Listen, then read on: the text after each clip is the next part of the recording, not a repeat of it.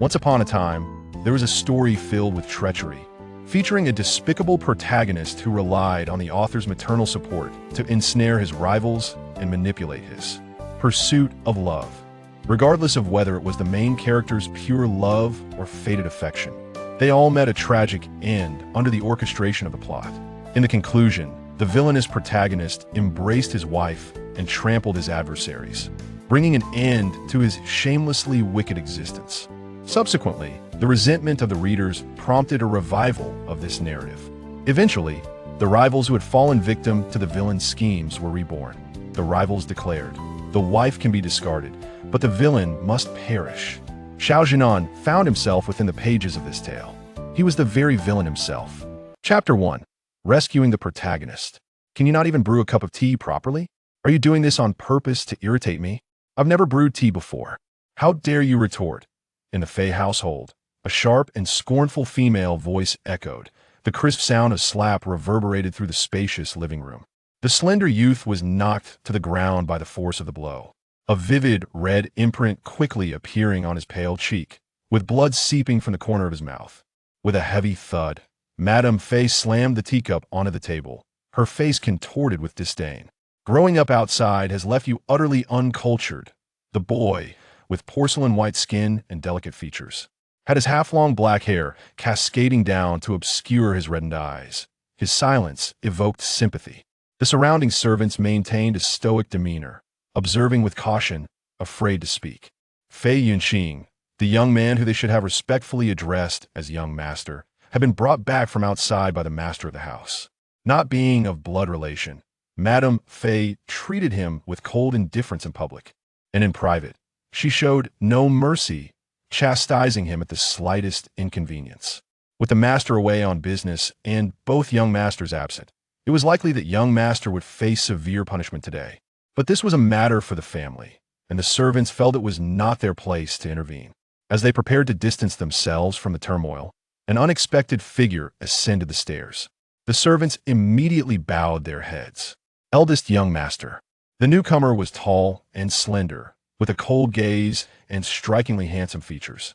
Clad in a neatly pressed school uniform, his deep blue jacket accentuating his lean yet upright figure, it was none other than the eldest young master, Fei Zhinan, who should have been at the school sports meet. His collar, once meticulously fastened, was now slightly undone, and his hair was damp, indicating he had hurried back.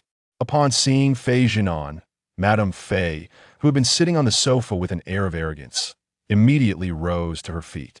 The domineering expression vanished entirely from her face, and she stiffly uttered, "Zhinan, why are you back?" Fei Zhinan did not spare her a glance, pausing briefly before striding over to gently assist the fallen youth. His previously cold demeanor softened slightly as he inquired, "Are you all right?" The young man shook his head softly, his voice tinged with a hint of grievance and restraint. "I'm fine, Zhinan." Xiao Zhinan discreetly observed the protagonist before him. Fei Yunqing was slightly shorter than him, his appearance not overly striking, yet his skin was exceptionally fair, and his eyes held a captivating innocence reminiscent of a fawn, evoking a natural desire to protect him. The only blemish was the mark of a slap on his right cheek, and the bloodstains left by a fingernail scratch at the corner of his eye. Though the injuries were not severe, they appeared particularly jarring against his pale complexion. Xiao Zhinan turned to face the instigator of the conflict. From a moment he had stepped onto the second floor, Madame Fei had been frozen in place, her arrogance dissipating into thin air. Now, under the weight of the young man's icy gaze, it felt as if her throat had been constricted. She was afraid that in the entire Fei household, the only one capable of instilling such trepidation in her was this taciturn, yet ruthlessly fierce eldest young master. This stepson, who had never once referred to her as mother. Meanwhile, Xiao Zhinan silently matched the woman before him with a character from the narrative. Wu Yi, the biological mother of Fei Zhinan, had passed away a year prior, after which this woman had entered the Fei family, becoming the legitimate Madame Fei. As he scrutinized her, the annoying voice in his mind erupted with urgency. "Slap her! Slap her! Do it quickly!" The voice twisted around Xiao Zhinan's nerves like a vine, causing his brows to furrow in irritation, wishing he could detach his head and hurl it 3 meters away. He rubbed his temples, reluctantly stepping toward Madame Fay. The young man's strides were steady and purposeful, his expression devoid of emotion. Yet to Madame Fay, he seemed like an avenging angel, contemplating how to rend her apart and cast her into the flames. What she did not realize was that within this facade, a new being had taken residence. Xiao Zhinan simply preferred not to display emotions, commonly referred to as expressionless. Internally, he was far from the menacing figure he appeared to be. At this moment, he was still engaged in a mental negotiation with the incessant voice in his head. Do I really have a slap?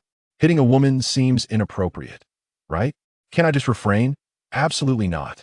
You are the prime candidate for the protagonist's husband, a cold and domineering figure, fiercely protective of his wife, a man of action, not words. Understand, I believe I could intimidate her without resorting to violence. Why don't you say you can glare her to death? At this point, Xiao Zhinan had approached her closely. Madame Fay stood frozen in place, unable to move, her heart racing almost to the point of bursting from her chest. Terror flickered in her eyes as she stumbled back a step, stammering, Zhinan, I was just... Xiao Zhinan remained silent. Raising his hand, he had no intention of truly striking her. He merely wanted to gesture lightly, a symbolic act to satisfy the moment. Unexpectedly, just as his palm rose halfway, his arm jolted violently. Smack! A resounding slap struck with no warning. The force was tremendous, the sound sharp, landing mercilessly on Madame Fay's face. The woman let out a cry, crashing to the ground, half of her face bruised, blood instantly pooling at the corner of her mouth. Silence enveloped the room, as if time had come to a standstill. What just happened? Xiao Zhinan stood there, stunned. He slowly lowered his gaze to examine his hand. In his mind, the voice chimed in, cheerful and mischievous. I knew you would soften your heart, so I added a bit of force for you. The effect is remarkable. Are you satisfied? The voice retained its playful tone. Yet at this moment, Xiao Zhinan felt a chill creeping from his spine to his fingertips, and the source of that chill continued to cheerfully urge him. Come on, say your line. The one I hold dear. How dare you lay a hand on her? The tone remained as whimsical as ever. Yet Xiao Zhinan's expression grew increasingly grim, he suddenly realized. He was like a character in a script, unable to deviate from the established narrative. Any slight deviation would prompt the system to forcibly pull him back into the prescribed role. Even if he had never intended to take this step, ultimately, Xiao Zhinan failed to utter that line. Because at that moment, a wave of cold, piercing hostility surged from behind him. The newcomer was not friendly. Xiao Zhinan's spine stiffened, and he slowly turned around. A figure emerged from the staircase, clad in a deep blue sports uniform, advancing steadily yet menacingly. The youth possessed a fair complexion, and his striking features bordered on the exquisite. Yet, he radiated an air of formidable strength, accentuated by pronounced brow ridges and distinct facial contours that imbued his visage with an audacious vigor. Particularly captivating were his eyes. Those irises, darker and more piercing than those of ordinary men, seemed unfathomable, reminiscent of a wolf. At this moment, those icy orbs, brimming with unrestrained brilliance, were fiercely fixated on Xiao Zhinan above. Separated by several steps, the young man stood at a visually inferior position, yet exhibited no hint of vulnerability. Rather, he resembled a predator poised to strike. Chapter 2. Fei Zhibei. The air felt momentarily solidified under an oppressive weight. The young man ascended the stairs to the second floor with deliberate strides. Upon encountering the woman seated on the ground, his pupils constricted sharply. In the next instant, he forcefully shoved aside Xiao Zhinan and rushed to Madame Fei's side. Kneeling on one knee, his voice heavy as if sharpened by a blade. Mother, what has happened to you? Mother? How could Fei Zhibei appear here? He shouldn't be part of this scene. Upon hearing the voice in his mind utter the name, Xiao Zhinan quickly identified him. Fei Zhibei, the second son of the Fei family, was the half-brother of Xiao Zhinan and the true son of Wu Yi. As the rightful second son of the Fei family, he was a formidable rival to Xiao Zhinan in both the contest for inheritance and in matters of affection towards the protagonist. Xiao Zhinan's palms began to sweat coldly. Though his mother had passed away early, he could empathize deeply. If anyone dared to strike his mother to the ground, he would ensure that person would not leave this place standing. Trouble was brewing. The woman, who had been momentarily stunned, finally found solace, and tears cascaded down her swollen, bruised cheeks. Jibei, Jibei. Fei Jibei's jersey still bore the warmth of the basketball court, his hair damp and disheveled, indicating his hurried return. Yet, his face lacked the youthful vigor typical of one after playing a game. Instead, it radiated an unsettling calmness, or perhaps a suppressed composure. Fei Jibei slowly lifted his gaze to meet Xiao Zhinan's. His eyes, dark and penetrating, seemed to be confirming some unspoken truth. Xiao Zhinan felt an unsettling shift. The look in Fei Jibei's eyes was not merely fueled by anger on behalf of his mother, but hinted at something far more profound. It was a gaze reminiscent of one beholding a blood-stained blemish, rooted in an ancestral loathing. No, the offense against his mother was unforgivable. It was only natural for Fei Jibei to be so enraged. Perhaps he was overthinking it. The narrative was only just beginning to unfold, and it was improbable for Fei Jibei to harbor such deep-seated animosity towards Xiao Zhinan. The voice in his mind remained stunned. Why is Fei Jibei here? This isn't part of the plot. Why? I too wish to inquire why. After barely escaping death at your hands, I was immediately met with retribution. Xiao Zhinan clenched his teeth, cursing inwardly while instinctively distancing himself from the young man. However, before he could make a move, Fei Jibei had already risen. Tall and imposing, he advanced slowly, his presence akin to an immovable wall, thinning the air around them. Xiao Zhinan found his breath caught in his throat, retreating step by step, instinctively tensing every nerve in his body. Fei Jibei closed the distance, a cold smile tugging at the corners of his lips, a fierce expression that was truly terrifying. Xiao Zhinan, you dare to harm my mother? His tone was calm, like a deep, dark current concealing a storm beneath. Xiao Zhinan felt his lips tighten. A foreboding sense arose that his life might soon come to an end. Jibei, please do not blame Zhinan. A slight figure suddenly interposed itself between the two. Xiao Zhinan was taken aback. The protagonist was actually standing up for him. Fei Yunqing lowered her head, her eyelashes fluttering, gazing at Fei Jibei with a look of anxious supplication. Please, do not quarrel. It is entirely my fault. I have upset Aunt Wu. Qi Nanyi. Standing alongside Fei Yunqing, observe her with a mixture of emotions that rippled through Fei Jibei's eyes, an amalgam of pity, complexity, and melancholy. Yet in a mere second, that wave of emotions receded, leaving only scorn in its wake. Mind your own business, he said impatiently, pushing Fei Yunqing away.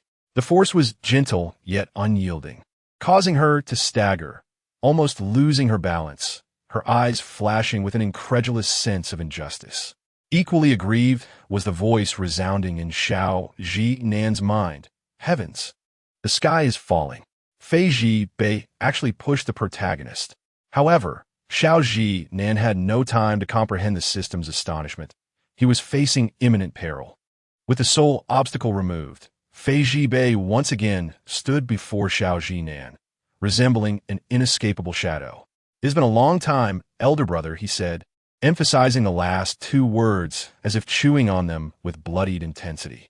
The casual greeting, uttered from Fei Jibei's lips, felt like a long-buried grievance surfacing from an ancient abyss. His frigid gaze scrutinized Xiao Zhinan with unmasked malice, as if confirming his existence and calculating how best to dispose of him. Were it not for my early return today, Fight Bai began slowly, his tone seemingly nonchalant yet laden with gravity. Do you plan to humiliate my mother and cast her out of the Fei family, as you did a decade ago? The smile on Fei Jibei's face faded gradually, his eyes darkening with an ink-like hatred. The youth emanated an overwhelming aura, his fury seemingly capable of igniting the entire villa. Xiao Zhinan, pressured by his intensity, retreated step by step, his brow furrowed as he desperately maintained his composure. I think you need to calm down. Calm down and allow me to plead my case. Yet, Fei Jibei offered him no opportunity to speak, advancing relentlessly until Xiao Zhinan realized he had been cornered at the staircase. They were on the second floor, with lofty ceilings and an airy design. From this height, a fall could result in grave injury, if not death. Fei Jibei stood before him, his towering figure completely blocking any escape. "You say that when you slapped my mother, I should repay you in kind, or shall I ensure you vanish from this world forever?" His tone was nearly gentle. It was more chilling than a roar. Xiao Zhinan froze, though he had encountered malice before. The madness simmering beneath Fei Zhibei's calm exterior sent shivers down his spine. This man was not merely issuing threats in a fit of rage. He truly intended to kill him. Instinct for survival surged within Xiao Zhinan, compelling him to grasp Fei Zhibei's arm. Simultaneously, Fei Zhibei seized Xiao Zhinan's collar, pulling him sharply forward. Unprepared, Xiao Zhinan nearly collided into his embrace. The breath of his adversary, so close it was stifling, cold enough to induce tremors. "Let's indulge in a different form of play." Fei Zhibei leaned down, whispering coldly into Xiao Zhinan's ear, his voice a low hiss akin to a serpent's embrace. "This time, is your turn to crawl out of the Fei family like a lost dog, is it not?" Just as Xiao Zhinan felt his balance falter, on the brink of being hurled from the staircase, a glint of coldness flickered in his eyes. He suddenly raised his hand, seizing Fei Zhibei's approaching wrist with a fierce grip. Taken aback by the swift counter, Fei Zhibei stumbled, losing his equilibrium and retreating 2 steps. Meanwhile, Xiao Zhinan utilized this moment to regain his stance at the edge of the stairs. "Fei Zhibei, have I not shown you enough courtesy?" Chapter 3. Fei Nanshan on the Verdant Ding Ding literature website. There exists a tale that is nothing short of legendary. A narrative of a scorned, illegitimate child who, after enduring disdain since childhood, is welcomed into a prestigious family by a father he has never met. The story chronicles his ascent as he chases his dreams amidst a crowd of prodigies, ultimately achieving both career and romantic fulfillment. Although the plot is cliché and the premise somewhat stale, it has garnered astounding attention, not for its literary merit, but for the cacophony of disdain it incited. The reason for this uproar? The presence of a despicable antagonist within the narrative. Bolstered by the author's maternal favoritism, this secondary character enjoyed the privileges of a protagonist, ruthlessly pursuing the main character's love while sabotaging rivals with unprincipled tactics, mercilessly trampling upon the protagonist's cherished ones. Astonishingly, he emerged victorious, trampling over genuine feelings to claim his beloved, culminating in a grand reunion. During the updates, the comment section was inundated with curses, as readers waved the banner of justice in outrage. Yet, the author remained unperturbed, solely focused on crafting the narrative and indulging her favorite character.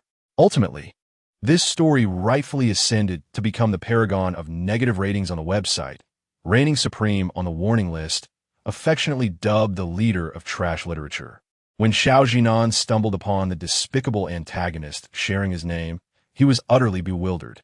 His astonishment deepened upon discovering that the author was none other than his own sister. Xiao Zhibei, the very girl he had raised, who had relied on him as both father and mother, providing her with meals and educational support. A thunderbolt from a clear sky. Xiao Zhinan was at a loss to comprehend the grievances that led Xiao Zhibei to orchestrate such a narrative against him. Was it merely because he confiscated a few of her eye-watering romantic novels during exam season? Was it truly necessary to pen a tale that would incite the entire internet to vilify him? The absurdity did not end there. Upon awakening, Xiao Zhinan found himself in the astonishing predicament of having transformed into the very embodiment of the despicable antagonist. What is it like to awaken as the most detested man on the internet? "Simply outrageous," exclaimed the exuberant system, its excitement palpable and its words tumbling forth at a rapid pace. "You have become the beloved son of an author whose motherly protection shields you. From henceforth, you shall wield success in one hand and beauty in the other, effortlessly navigating through the plot's perils and winning the world." Host, did you perhaps save the galaxy in your previous life to be this fortunate? Ah, such fortune. Would you care for it? At this moment, Xiao Zhinan found himself pondering. Whom exactly does this plot seek to eliminate? The dogged system had proclaimed with unwavering conviction that he was destined for enjoyment. Yet what tribulations had he already endured? Unexpectedly transported into a novel, manipulated by a system, and forcefully subdued by the original owner's brother, no one inquired about his consent, nor cared for his thoughts. From the moment of his arrival in this narrative, he felt like a mindless puppet, swept along against his will. Is this what you call enjoying life? Even a clay figurine possesses some semblance of spirit, let alone Xiao Zhinan, who is not one to be easily dominated. As he felt his balance falter and was flung towards the stairway, a glint of cold determination flashed in Xiao Zhinan's eyes. With a swift motion, he seized Fei Zhibei's wrist as it pushed towards him. Pivoting his foot to leverage the force of his opponent's momentum, he yanked sideways. Bang! The two collided against the wall with a resounding crash. Fei Zhibei was caught off guard by Xiao Zhinan's quick reflexes. As he stumbled, he lost his balance and was forced back 2 steps. Meanwhile, Xiao Zhinan, using the momentum to his advantage, regained his stance at the edge of the stairs. Fei Zhibei frowned, his expression darkening instantly. The two stood several paces apart, the air taut as if drawn by a knife's edge. Despite the recent perilous encounter, Xiao Zhinan remained impassive. Casually adjusting his sleeve, he coldly articulated, Fei Zhibei, have I not already shown you enough respect? Perhaps due to the shared name with his troublesome sister. Xiao Zhinan unconsciously adopted the authoritative tone he often used when reprimanding her. Had a few days passed without discipline, and he had forgotten his own identity? The original character of Fei Zhibei was outwardly refined and elegant, yet inwardly arrogant and ruthless, skilled in manipulation and, in essence, a grand pretender. Previously, his admonishments were delivered from a lofty perch, dripping with disdainful superiority. To the son born of a mistress, he regarded him with the contempt one might reserve for an insect, routinely dismissing him. Such a direct insult was unprecedented, akin to the true demeanor of an elder brother. Fei Zhibei was taken aback, momentarily forgetting his anger. The voice in his mind erupted in excitement. Host V5. Host is rising. This is the aura of the Fei family's young master. This is the persona of the scoundrel. Although the speaking style is slightly more down-to-earth, it does not detract from the brilliance. This system is pleased that the host has finally chosen to follow the plot. As it spoke, it began to sound like a lottery machine. To encourage the host's remarkable performance, the narrative intervention is activated, assisting the host. Compulsory plot intervention successful. The next moment, the respectful voices of the servants echoed from below. Master. The steady and authoritative footsteps approached, and Fei Nanshan, clad in a dark suit, ascended the stairs with measured grace. The patriarch of the Fei family, over 50 years old, exuded a commanding presence, his gaze sweeping the second floor. Taking in the scene before him, the tea stains on the floor, the trembling Mrs. Fei, the two sons in confrontation, and Fei Yunqing, who bowed his head in silence in the corner. The family was gathered, each with distinct expressions, creating a lively atmosphere. Upon entering, Fei Nanshan's brow visibly furrowed as he remarked, Did I not tell you that I do not wish to see the Fei family embroiled in a bloody conflict over inheritance? Fei Zhibei lowered his gaze, his voice subdued as he called out, Dad.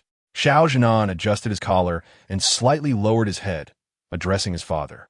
The two candidates for inheritance stood to the left and right, their auras starkly contrasting.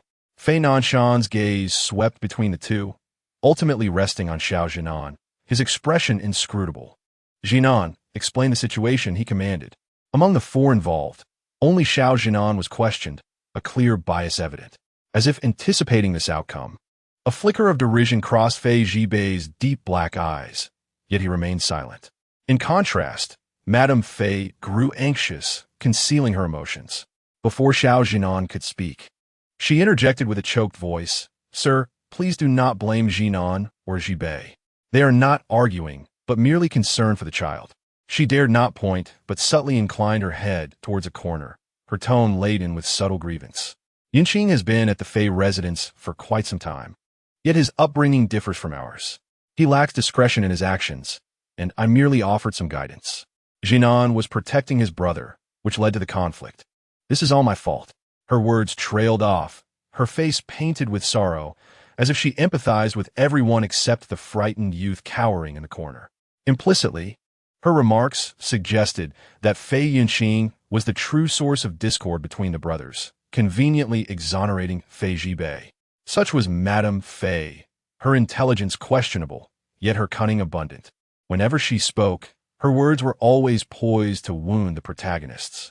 Fei Nanshan's indifferent gaze finally settled on the corner where Fei Yunqing stood, taking in the boy's swollen cheek, yet feigning ignorance. He seemed less a father and more like a man confronting an inconvenience. "Is that so?" he inquired slowly, his tone devoid of emotion. Zhinan. Chapter 4. Eavesdropping called upon. Xiao Zhinan lowered his gaze slightly, a flicker of contemplation crossing his mind. Fei Nanshan remained the principal support for the original heir within the Fei household. This question, appearing fair, had already delineated the sides. From the beginning to the end of this narrative, Fei Zhinan's rightful position as heir had never been shaken. "Father, do not blame Xiao Qing," Xiao Zhinan replied, meeting Fei Nanshan's gaze with unyielding composure. "The situation was instigated by me. Xiao Qing bears no fault." A cacophony of voices erupted in his mind, fervently urging, "Yes, yes, precisely. Express your affection for the protagonist first, then cast aspersions on that mother and son. It would be best if Fei Nanshan turned against them outright." Xiao Zhinan gradually turned his attention to Fei Zhibei. As for Zhibei, Madame Fei appeared despondent, her complexion as pale as parchment. Fei Zhibei's expression darkened. His hands clenched at his sides, knuckles turning white. Everyone anticipated that Fei Zhinan would seize the opportunity to strike, to take advantage of the situation. This was his usual modus operandi, to exploit vulnerability. However, Xiao Zhinan refrained from such actions. He paused momentarily, his tone steady. "Zhibei and I were merely jesting." As his words fell, Xiao Zhinan unexpectedly reached out to ruffle Fei Zhibei's hair with an ease that left everyone in attendance momentarily stunned. Fei Zhibei stiffened, instinctively attempting to shake off the gesture, a surge of revulsion and rejection nearly overwhelming him. In the distance, Fei Nanshan's probing gaze was evident. Yet Fei Zhibei ultimately restrained himself. Before Fei Nanshan, he could not display anger, could not push away, nor reveal resentment. Even though he inwardly loathed the thought of severing the hand resting upon his head.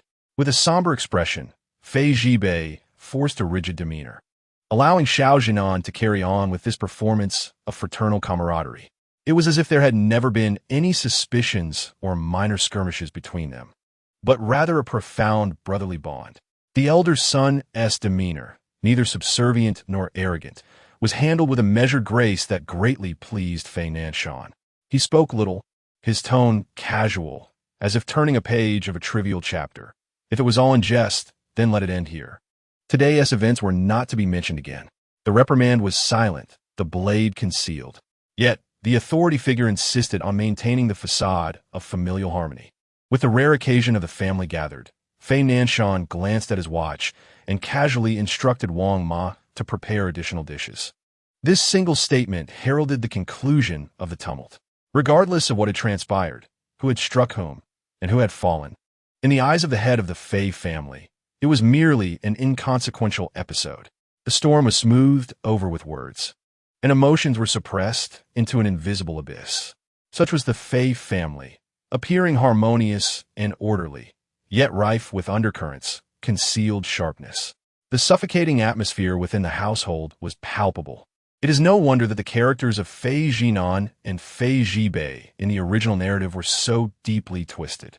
Xiao Zhinan suppressed the emotions in his eyes as he heard Fei Nanshan call, "Zhinan, come to my study." "Yes, father," Xiao Zhinan replied with precision, following Fei Nanshan's lead. As he passed by Fei Zhibei and his mother, he abruptly halted. This pause tightened the atmosphere once more.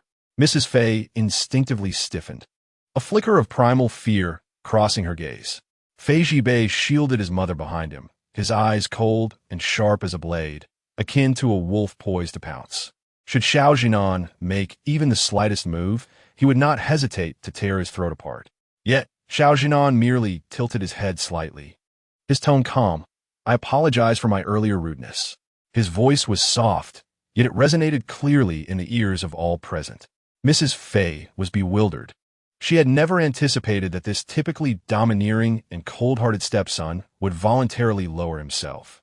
"However, Aunt Wu, I must advise you," Xiao Zhinan continued, Before you resort to violence again, please consider the surname of Fei Yunqing.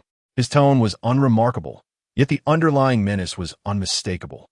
This slap was in defense of the third young master of the Fei family, and you cannot hold any grievance against it. If there are further discontentments, Xiao Zhinan turned, meeting Fei Zhibei's cold gaze without flinching, and stated unequivocally, "You may seek me out." "Thank you, Brother Zhinan." Fei Yunqing's voice was filled with emotion, soft as the rustle of leaves in the wind. Xiao Zhinan's gaze fell upon the protagonist's face. The youth's eyes were slightly reddened, filled with restraint and obedience. Indeed, he was strikingly attractive, with beautiful features and a gentle demeanor that endeared him to others. It was a pity that Xiao Zhinan was unwavering in his resolve. Moreover, he had already decided to no longer be manipulated by the system, rendering it unnecessary to continue participating in their theatrical display of vying for affection. Xiao Zhinan said nothing, merely casting a soothing glance at the youth, reminiscent of an elder brother comforting a younger sibling. "Zhibei, I have a matter to attend to. Could you kindly escort Xiao Qing to apply some medicine?" With this simple statement, he deftly sidestepped any emotional response regarding Fei Yunqing, while simultaneously doing a favor for Fei Zhibei. Truly, I am clever, resolute in his decision to forge a life of his own. Xiao Zhinan felt elated as he departed from the second floor amidst the system's fervent outcry. "Reverse the heavens. Reverse the heavens." The groom is serving as the groomsman for his rival. In the study, Fei Nanshan refrained from making excessive inquiries, instead gently reminding Xiao Zhinan of the responsibilities that accompany the identity of an heir, while also inquiring about his circumstances at school. This served as a private confirmation and a silent proclamation in Fei Nanshan's heart that the future of the Fei family belonged to Fei Zhinan. As Xiao Zhinan emerged from the study, dusk had already settled. During this interval, a minor incident occurred. The ever-present system had temporarily gone offline. Before departing, it chattered on about how Fei Zhibei's untimely appearance was likely a bug, insisting it would return to headquarters to verify the situation. Standing in the corridor, Xiao Zhinan gazed at the sunset, feeling a profound sense of relief. Peaceful tranquility enveloped him, free from the incessant clamor in his mind. For the first time since entering this narrative, he experienced a refreshing clarity. He even began to seriously contemplate the possibility that if this troublesome system were to malfunction, never to return, it would not be an insurmountable loss. With still some time before dinner, he decided to wander about the Fei residence, savoring this rare moment of solitude. Xiao Zhinan adopted an accepting attitude, realizing that since he had confirmed the system would not be returning anytime soon, he might as well embrace the reality and embark on a new chapter of life. After all, who knows, he might one day return? The only concern that lingered was for his troublesome sister. He wondered if Xiao Zhibei had remembered to eat today. Each time he worked late, she would order takeout, be it fried chicken or bubble tea, and afterwards, she would cocoon herself in a blanket, engrossed in her dramas. She had grown as round as a ball, rarely venturing outside, holding grudges with a clarity sharper than any ledger, and exhibiting a stubborn temperament. How would she cope in a world without him? As he contemplated his sister, he suddenly heard that familiar name, causing him to pause mid-step. The voice emerged from a partially ajar door to his right. To his surprise, he had unwittingly ascended to the third floor. The Zhibei mentioned was evidently not his sister, but rather Fei Zhibei. This was the Fei residence, and the call was naturally directed at Fei Zhibei. He had no intention of eavesdropping, yet the urgency in the woman's voice was palpable and rapid, deliberately lowered. "Zhibei, Fei Zhinan is ultimately your father's most valued person. Do not act rashly and sever ties with him, as it will only complicate our lives moving forward. And that illegitimate child, keep your distance from him. What good impression could your father possibly have of you by associating with such a disreputable individual? Only Fei Zhinan, with his unyielding confidence, would wholeheartedly invest in a worthless trifle, refusing to even allow me a single strike against him." The room fell silent for a moment. Then Fei Zhibei's cold voice pierced through. "According to your reasoning, regardless of the humiliation, the lofty Fei Zhinan must ingratiate himself, while the innocent Fei Yunqing must endure unwarranted abuse. Do you not think your perspective is somewhat biased?" Xiao Zhinan touched his nose, finding Fei Zhibei's words remarkably incisive. However, Mrs. Fei appeared to have been struck at her core, her agitation evident. Whom do I cater to with such bias? For myself? Do you think I do not wish to hold my head high before Fei Zhinan? If you could muster some courage to eclipse him before your father, would I need to be scorned by that arrogant brat, taking a slap without a word? Now, even an illegitimate child can tread upon my head under his protection. As Mrs. Fei's emotions escalated, tears streamed down her face. What followed was beyond his capacity to hear. Xiao Zhinan remained impassive, quietly retreating. Yet, having taken only 2 steps, the sound of a door clicking behind him halted him in his tracks. A chill breeze seeped through the slightly ajar door. Instinctively, Xiao Zhinan froze, tension coursing through his spine. "Brother, does the corner sound pleasant?" The low, chilling voice pierced through him like a bloody dagger. Xiao Zhinan halted, instinctively turning around. A tall figure loomed in the doorway, leaning against the frame. Fei Zhibei regarded Xiao Zhinan with a cold, piercing gaze, his thin lips pressed tightly together, exuding an air of latent menace. He did not appear as a brother, but rather as a predator assessing its prey that had unwittingly wandered into its territory. Chapter 5. The pot falls from the sky, brother. Does the corner sound pleasant? A tall figure stood at the door. Fei Zhibei leaned against the doorframe, coldly observing Xiao Zhinan, his gaze sinister, lips tightly pressed, emanating a palpable aura of impending violence. As the dying sun cast its slanting rays, his wolf-like, elongated eyes glimmered ominously with a bloodthirsty light. Xiao Zhinan felt as though Fei Zhibei's gaze was akin to that of a butcher eyeing fish on a chopping board, eager to slice him into pieces. Acknowledging his wrongdoing, Xiao Zhinan sincerely conveyed his apology, his tone as genuine as it could be. Yet regrettably, this individual wore a perpetual mask of indifference.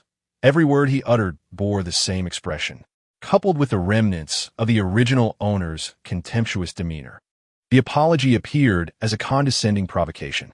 Fei Zhibei lowered his head, hatred roiling within him, rekindled like an old flame, thick smoke enveloping his thoughts, reddening his eyes. In that fleeting moment, memories surged forth like a tide. In his past life, he had been slandered, isolated, and exiled. The one responsible stood upon high steps, devoid of remorse, exhibiting an aloof indifference, as if gazing down at an ant he could crush with ease. After a moment of silence, a low, chilling laughter echoed, freezing the air around them. Raising his head once more, Fei Zhibei's pitch-black pupils betrayed no emotion as he approached Xiao Zhinan step by step. His movements were steady yet slow, each footfall resonating with a heartbeat, infused with a profound silence that echoed to the very marrow. En oppressive oralumd, threatening to burst forth. Instinctively, Xiao Zhinan tightened his shoulders, unable to pinpoint what felt amiss, merely observing as the distance between them diminished. As Fei Zhibei stood before him, his expression impassive, he extended a hand. Suddenly, a voice that had long lain dormant in Xiao Zhinan's mind erupted. "Host, run, run quickly." The voice was laced with fear and urgency, unprecedented in its panic. Xiao Zhinan was taken aback. The moment the other's fingers grazed his neck, he instinctively sidestepped, creating space between them.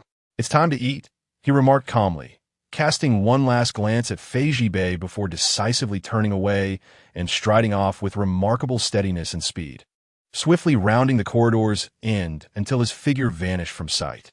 Fei Zhibei remained rooted in place, watching the direction in which Xiao Zhinan had departed, enveloped in silence as the veins in his long arms gradually receded.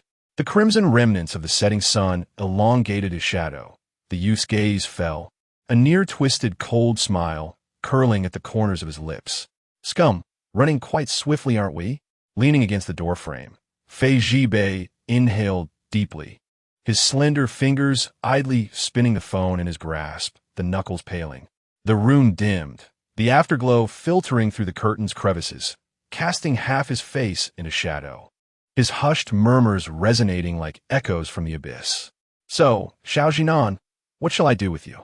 After a few seconds of silence, Fei Zhibei raised his hand and dialed a number devoid of any notes. Hello, it's me, Fei Zhibei. I accept the collaboration you proposed. Host, run. Run quickly. Turn left. The third room on the left is Xiao Zhinan's. Oh no, you passed it. The third room. Xiao Zhinan, expressionless, moved swiftly with the urgency of a life-or-death situation. He burst through the door, locked it behind him, and secured it in one fluid motion. Has Fei Zhibei caught up? The mechanical voice, now cautious, inquired as silence enveloped the room. Xiao Zhinan tossed his coat onto the sofa, his voice steady and unruffled. No, you nearly scare me to death. I thought you were about to perish back there. Just as he was about to add more, Xiao Zhinan suddenly asked, Who are you? Huh? At first, Xiao Zhinan assumed it was his boisterous dog-like system returning, but upon closer inspection, this voice was quite different. It was direct and precise, devoid of the usual inconsequential prattling. So serious it caught him off guard. Squinting, he stroked his chin, pondering if it had been eager to return for repairs. So you're my new system. That's me. Host, it's me. The previously composed mechanical voice suddenly cracked, erupting into a frantic shout. Xiao Zhinan clicked his tongue. What does that mean? How much do you detest me? So what now?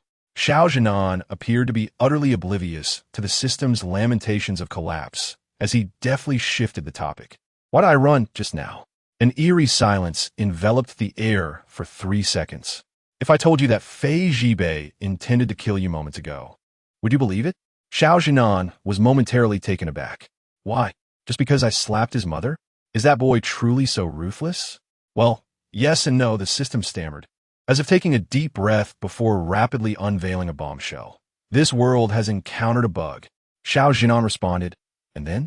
Then, the system's voice began to falter. The readers harbor an intense loathing for you. To be precise, for the you that is Fei Zhinan in this world. The system, seemingly resigned, hastened its words. Their resentment runs so deep that the comments section has nearly transformed into a cult against you. And your sister, that stubborn creature, refuses to acknowledge her mistakes. Due to the profound resentment, the anger and hatred of these readers have embedded themselves in the text system as a mental virus, infecting all characters harmed by Fei Zhinan, allowing them to retain their memories during the world's reset. They all remember that it was you who personally destroyed their lives. They recall how you snatched away their loved ones and kicked them out of the narrative. Xiao Zhinan listened in stunned silence, as all prior feelings of dissonance coalesced into a tangible realization. No wonder Fei Zhibei looked at him with such disdain. It was not merely anger. It was an earnest desire for retribution. A sudden epiphany struck Xiao Zhinan. Was he merely a scapegoat in this scenario? Chapter 6. Who's to blame for your sister being the original? This is utterly absurd, the system's voice diminished. Due to the severity of the bug infection, to prevent repercussions in other worlds, the headquarters has temporarily decided to sever all pathways to the world of the rise of the irresistible bastard until you complete the necessary repairs. Xiao Zhinan inquired, Who? The headquarters has stated that the only means of repair is for you, as Fei Zhinan, to individually rehabilitate those characters you have wronged, guiding them back from the brink of darkness through love and warmth, erasing their corruption levels, and reshaping their optimistic lives. Xiao Zhinan could hardly contain his laughter, leaning back on the sofa with a raised eyebrow. You want me, the perpetrator, to rehabilitate a group of individuals who despise me to the core? The system grew increasingly apprehensive. Ah, yes, you did usurp the protagonist's halo. Shouldn't you continue to shine? Did the populace agree? Xiao Zhinan inhaled deeply, his expression becoming utterly devoid of emotion. What about the items? Wasn't it promised that I could tread upon the plot while cultivating my career and charming beauty? Those are no longer available. Due to the closure of the main system pathways, the item system has been completely locked. We are now in a state as bare as a clean slate. The atmosphere thickened instantly, sensing the host's murderous intent reaching a boiling point. The system hastily patched the situation.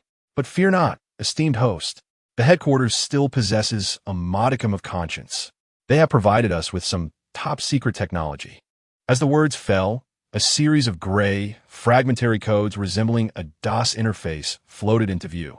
We currently possess a top-secret dark value calculation system capable of assessing the degree of corruption of our target. Its real-time reporting is reliable, and those who have utilized it sing its praises. However, in stark contrast to the system's artificially enthusiastic voice, the so-called dark value calculation system had yet to fully load when it emitted a series of electronic glitches reminiscent of an elderly man rising from slumber. Perhaps its startup sound is merely a reflection of its antiquity, remarked Xiao Zhinan. Is it malfunctioning? Given its outdated version, it may indeed suffer from lag, he continued, his expression devoid of emotion. Are you certain this is functional? The system's voice grew progressively weaker, as if it were drawing its last breath. I am uncertain, but I harbor hope. Of course, the most crucial point is, the system abruptly erupted with fervor akin to a soldier from a classic revolutionary film. Host, you are not alone. I shall be your most loyal companion, accompanying you through mountains and valleys, cutting through obstacles without regret. Xiao Zhinan coldly interrupted, speak plainly. We are merely pitiful creatures abandoned by the headquarters. Should we fail to accomplish our rectification mission, your demise would lead to my own downfall. If I perish, you shall be left to navigate the narrative alone. In essence, Xiao Zhinan coolly concluded, we are presently unfortunate grasshoppers tethered to the same rope.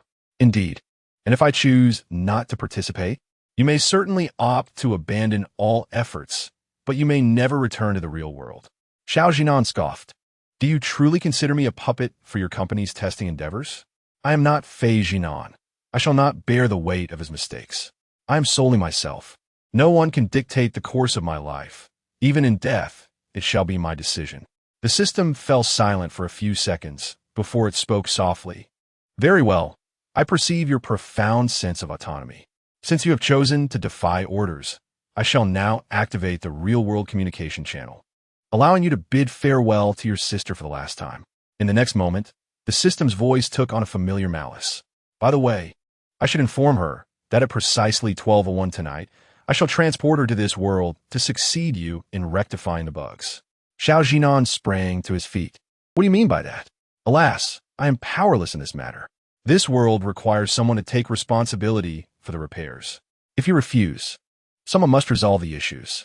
Subsequently, I will petition the headquarters to allow the author of this narrative, your sister, to take over your tasks.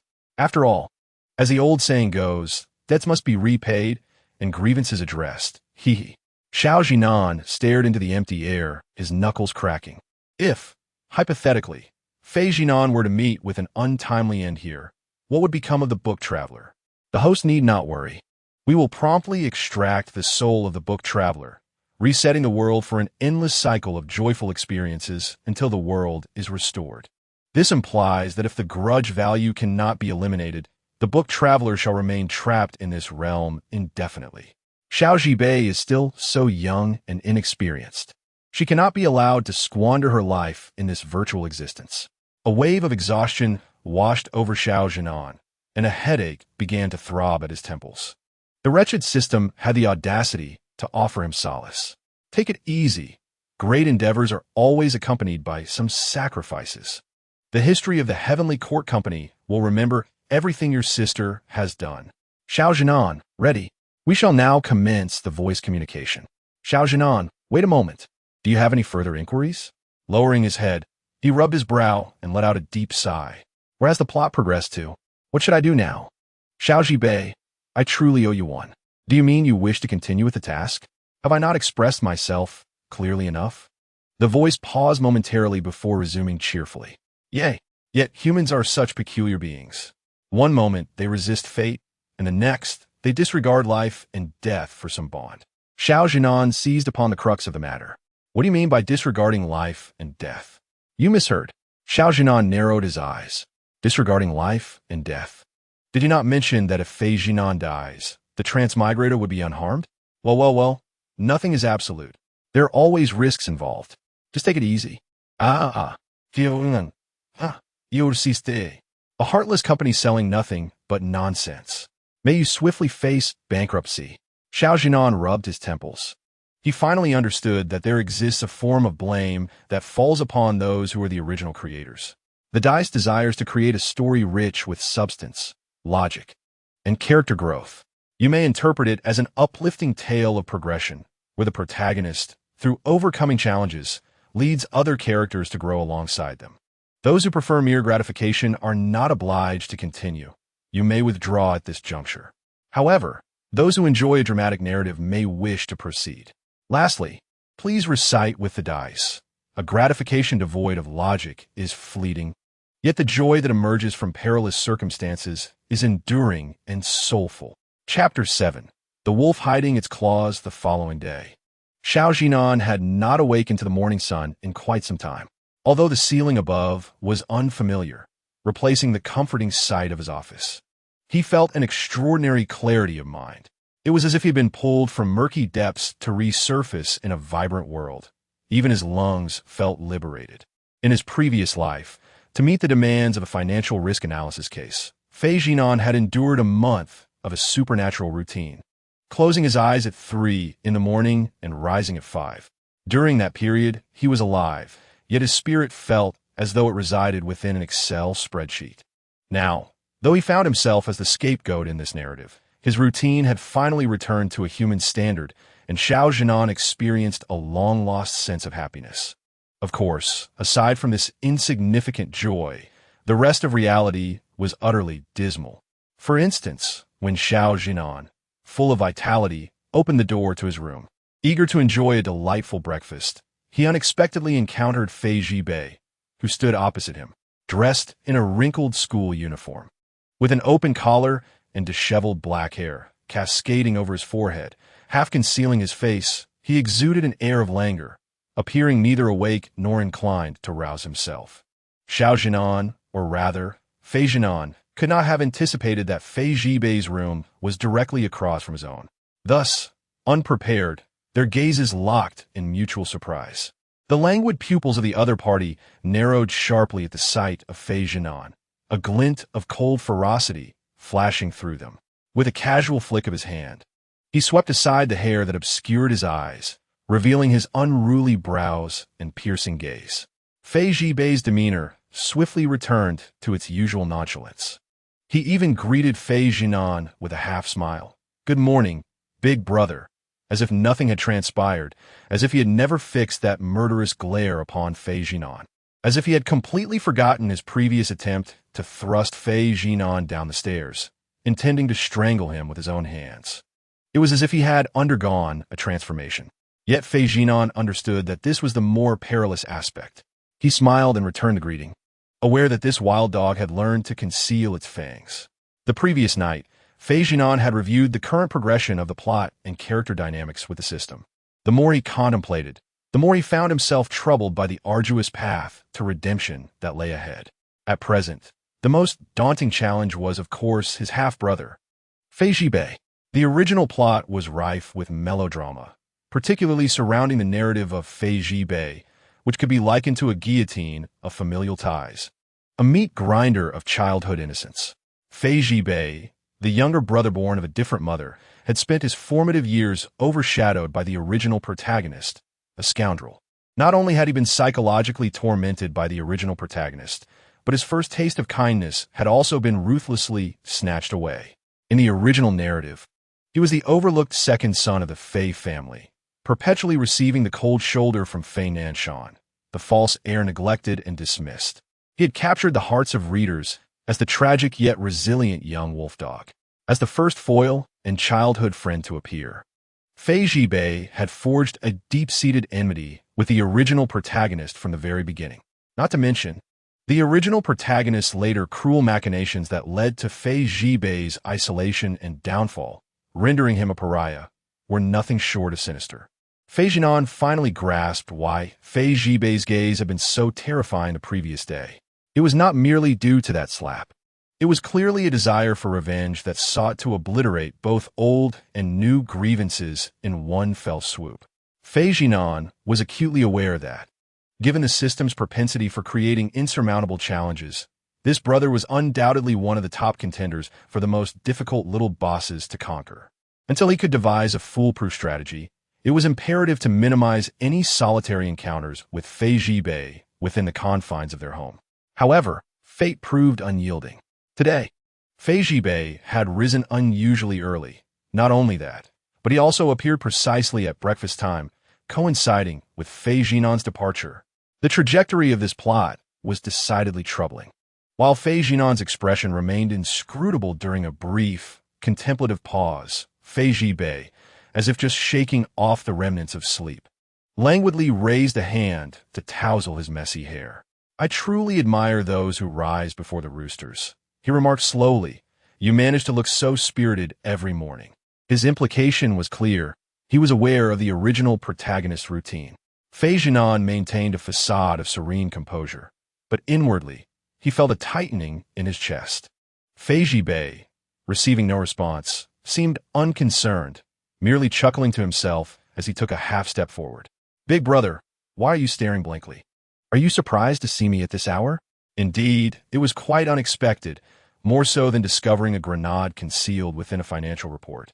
Before Fei Zhinan could utter a word, the tall figure of the youth had already approached, imposing an immediate sense of pressure. Instinctively, Fei Zhinan took a step back, a motion that appeared utterly natural. His right foot slipped, his left foot turned slightly, and the doorknob behind him fell into his grasp. It was a standard defensive maneuver, a withdrawal from danger. Alas, this seemingly inconspicuous act of self-preservation did not escape the keen eyes of his counterpart. "Oh!" Fei Zhibei emitted a low hum, a sound reminiscent of drawing back a curtain to reveal not morning light, but shadows. The remnants of fatigue and languor in the boy's eyes receded like a tide, replaced by a piercing, cold brilliance. With a raised eyebrow and a smile playing upon his lips, Fei Zhibei casually inquired, "Are you afraid of me?" He then advanced step by step, his playful tone concealing a sharp edge.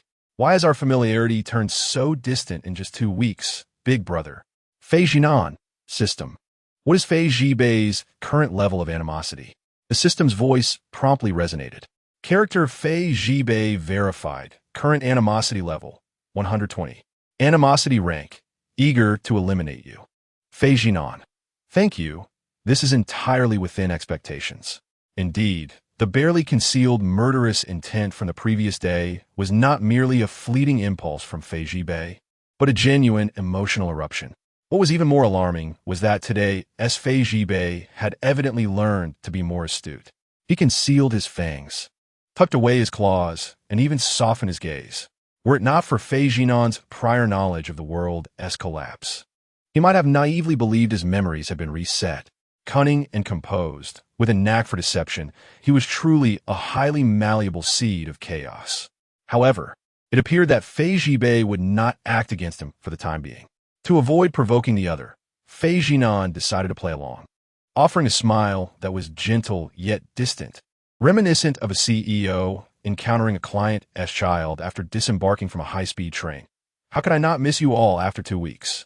At the moment a hint of mockery flickered in Fei Zhibei's eyes, Fei Zhinan deftly added, "I miss all of you.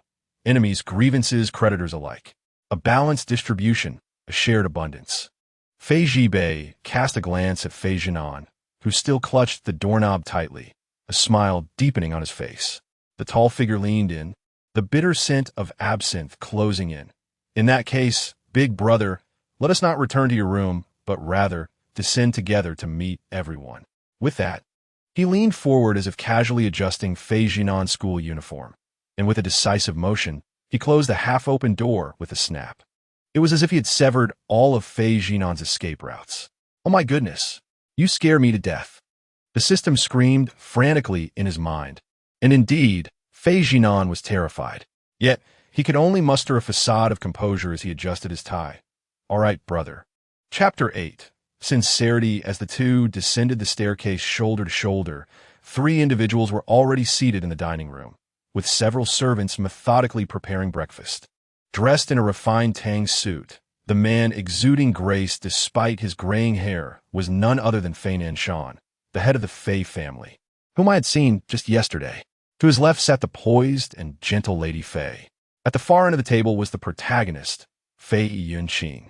The youth, clad in his school uniform, gazed wide-eyed at their descending figures, his astonishment evident.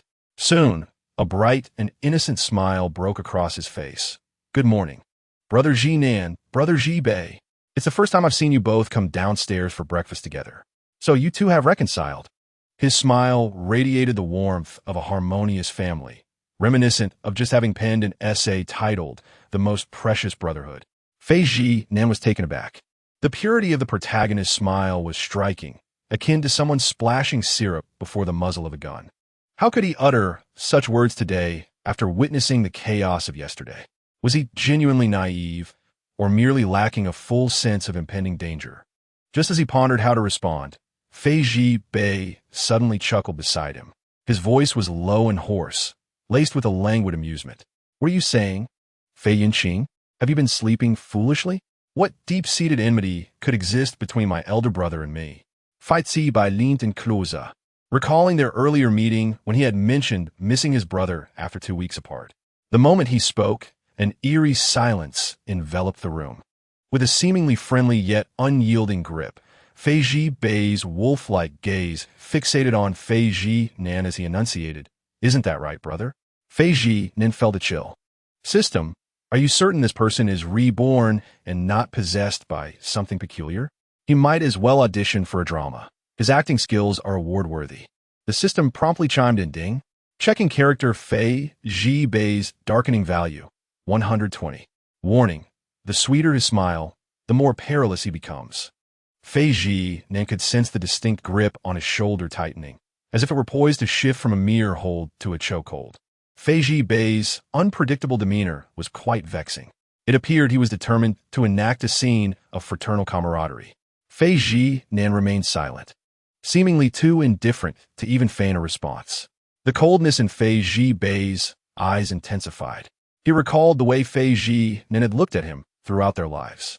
Though seemingly aloof, there resided an underlying arrogance and disdain, viewing him as inconsequential. Fei Zhibei had expected to receive the familiar disdainful gaze. Yet this time, Fei Zhinan's eyes, lighter than usual, regarded him with an expression devoid of anger or joy, even carrying a hint of innate gentleness. Fei Zhibei was momentarily taken aback. The warmth within those eyes was genuine. Fei Zhinan did not push him away. Instead, he turned his face slightly, the corners of his lips lifting into a subtle smile. Indeed, what enmity could exist between brothers? Ding. Change in darkening value noted. Character Fei Zhibei's current darkening value is 118, indicating a slight decrease in animosity. "Please continue your efforts, host." Fei Zhinan mused. "Just 2 polite remarks, and the value drops by 2 points? Isn't the standard for your darkening value somewhat too lenient?" Yet, upon observing Fei Zhibei's expression, one sees a smile at the corners of his lips, while his eyes remain devoid of emotion, akin to tranquil waters concealing the rotting remains of a fish beneath. A chill coursed through Fei Zhinan. No, this state should be escalating rather than diminishing, shouldn't it? Surely, the darkening system is not malfunctioning? Do not be alarmed, host. The system resembled an elderly woman leisurely fanning herself in the shade. This is because you have, for the first time, refrained from exhibiting disgust and have adeptly adapted to his character, which has yielded initial results. For those who darken, the disappointment of unmet emotional expectations serves as a catalyst for diminishing hatred. Are you implying that Fei Zhinan's rare restraint from scorn led to his disappointment? Fei Zhinan was at a loss for words. Do all the darkening characters in this narrative possess masochistic tendencies? Oh, what a fine sentiment that between brothers, grievances do not linger overnight.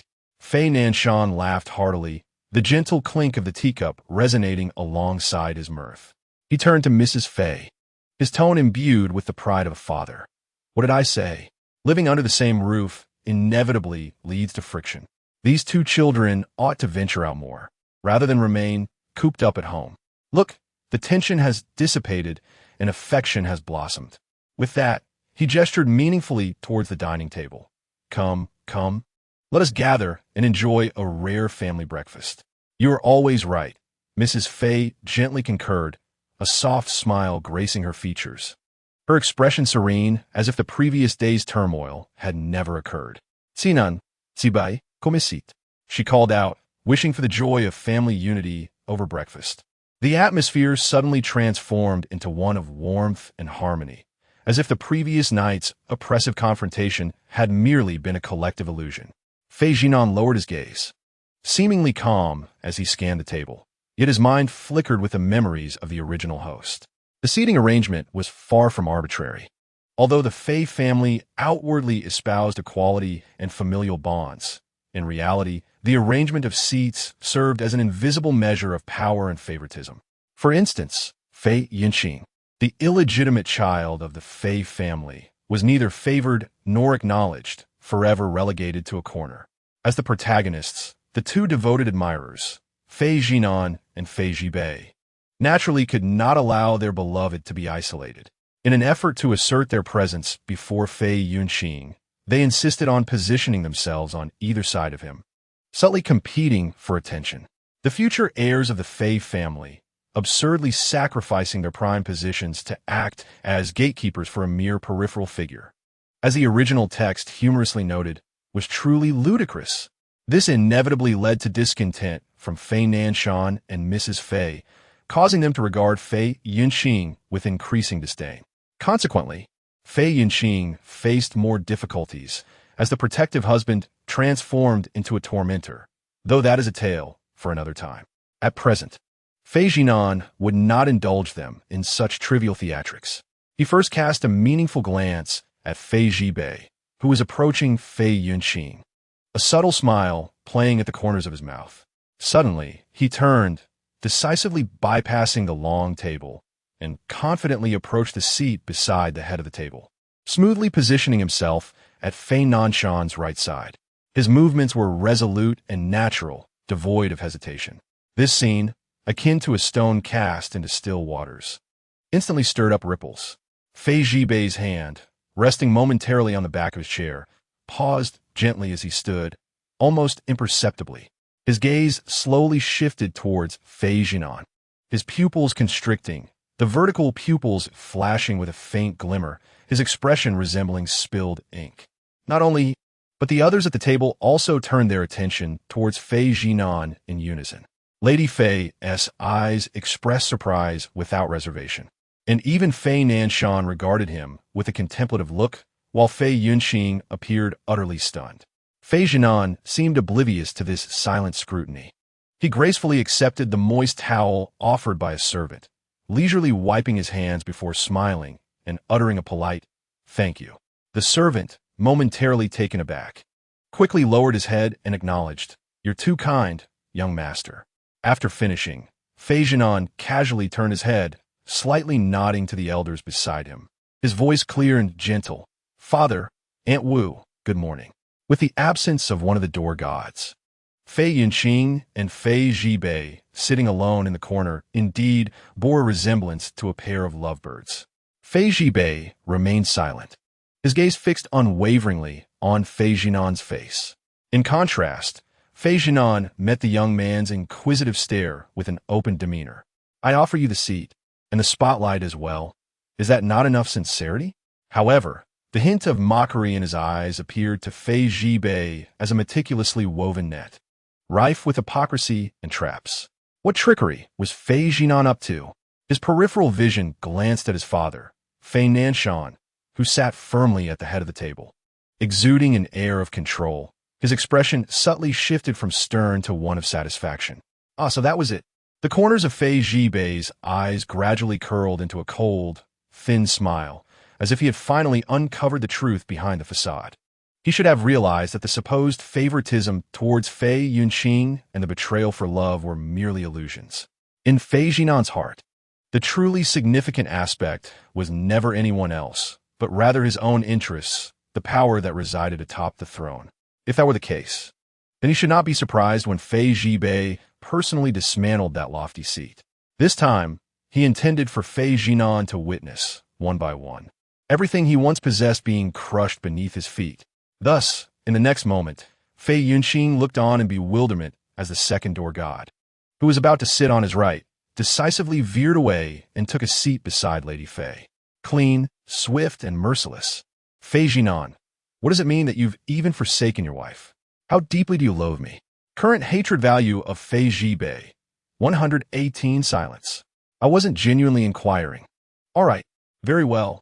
The atmosphere, laden with tension, was suddenly interrupted by the pleasant laughter of Fei Nanshan. It seemed as if he had witnessed his two foolish sons finally gaining clarity, his face brimming with relief. Let us serve the dishes now. At that moment, in the eyes of the head of the Fei family, the 5 members finally took their rightful places at the table. However, Xiao Zhinan felt that this was not a harmonious family gathering, but rather a minefield, fraught with hidden animosities. Just as the servants began to bring out the dishes, Fei Zhibei suddenly spoke softly. "Mother, is your face feeling better today?"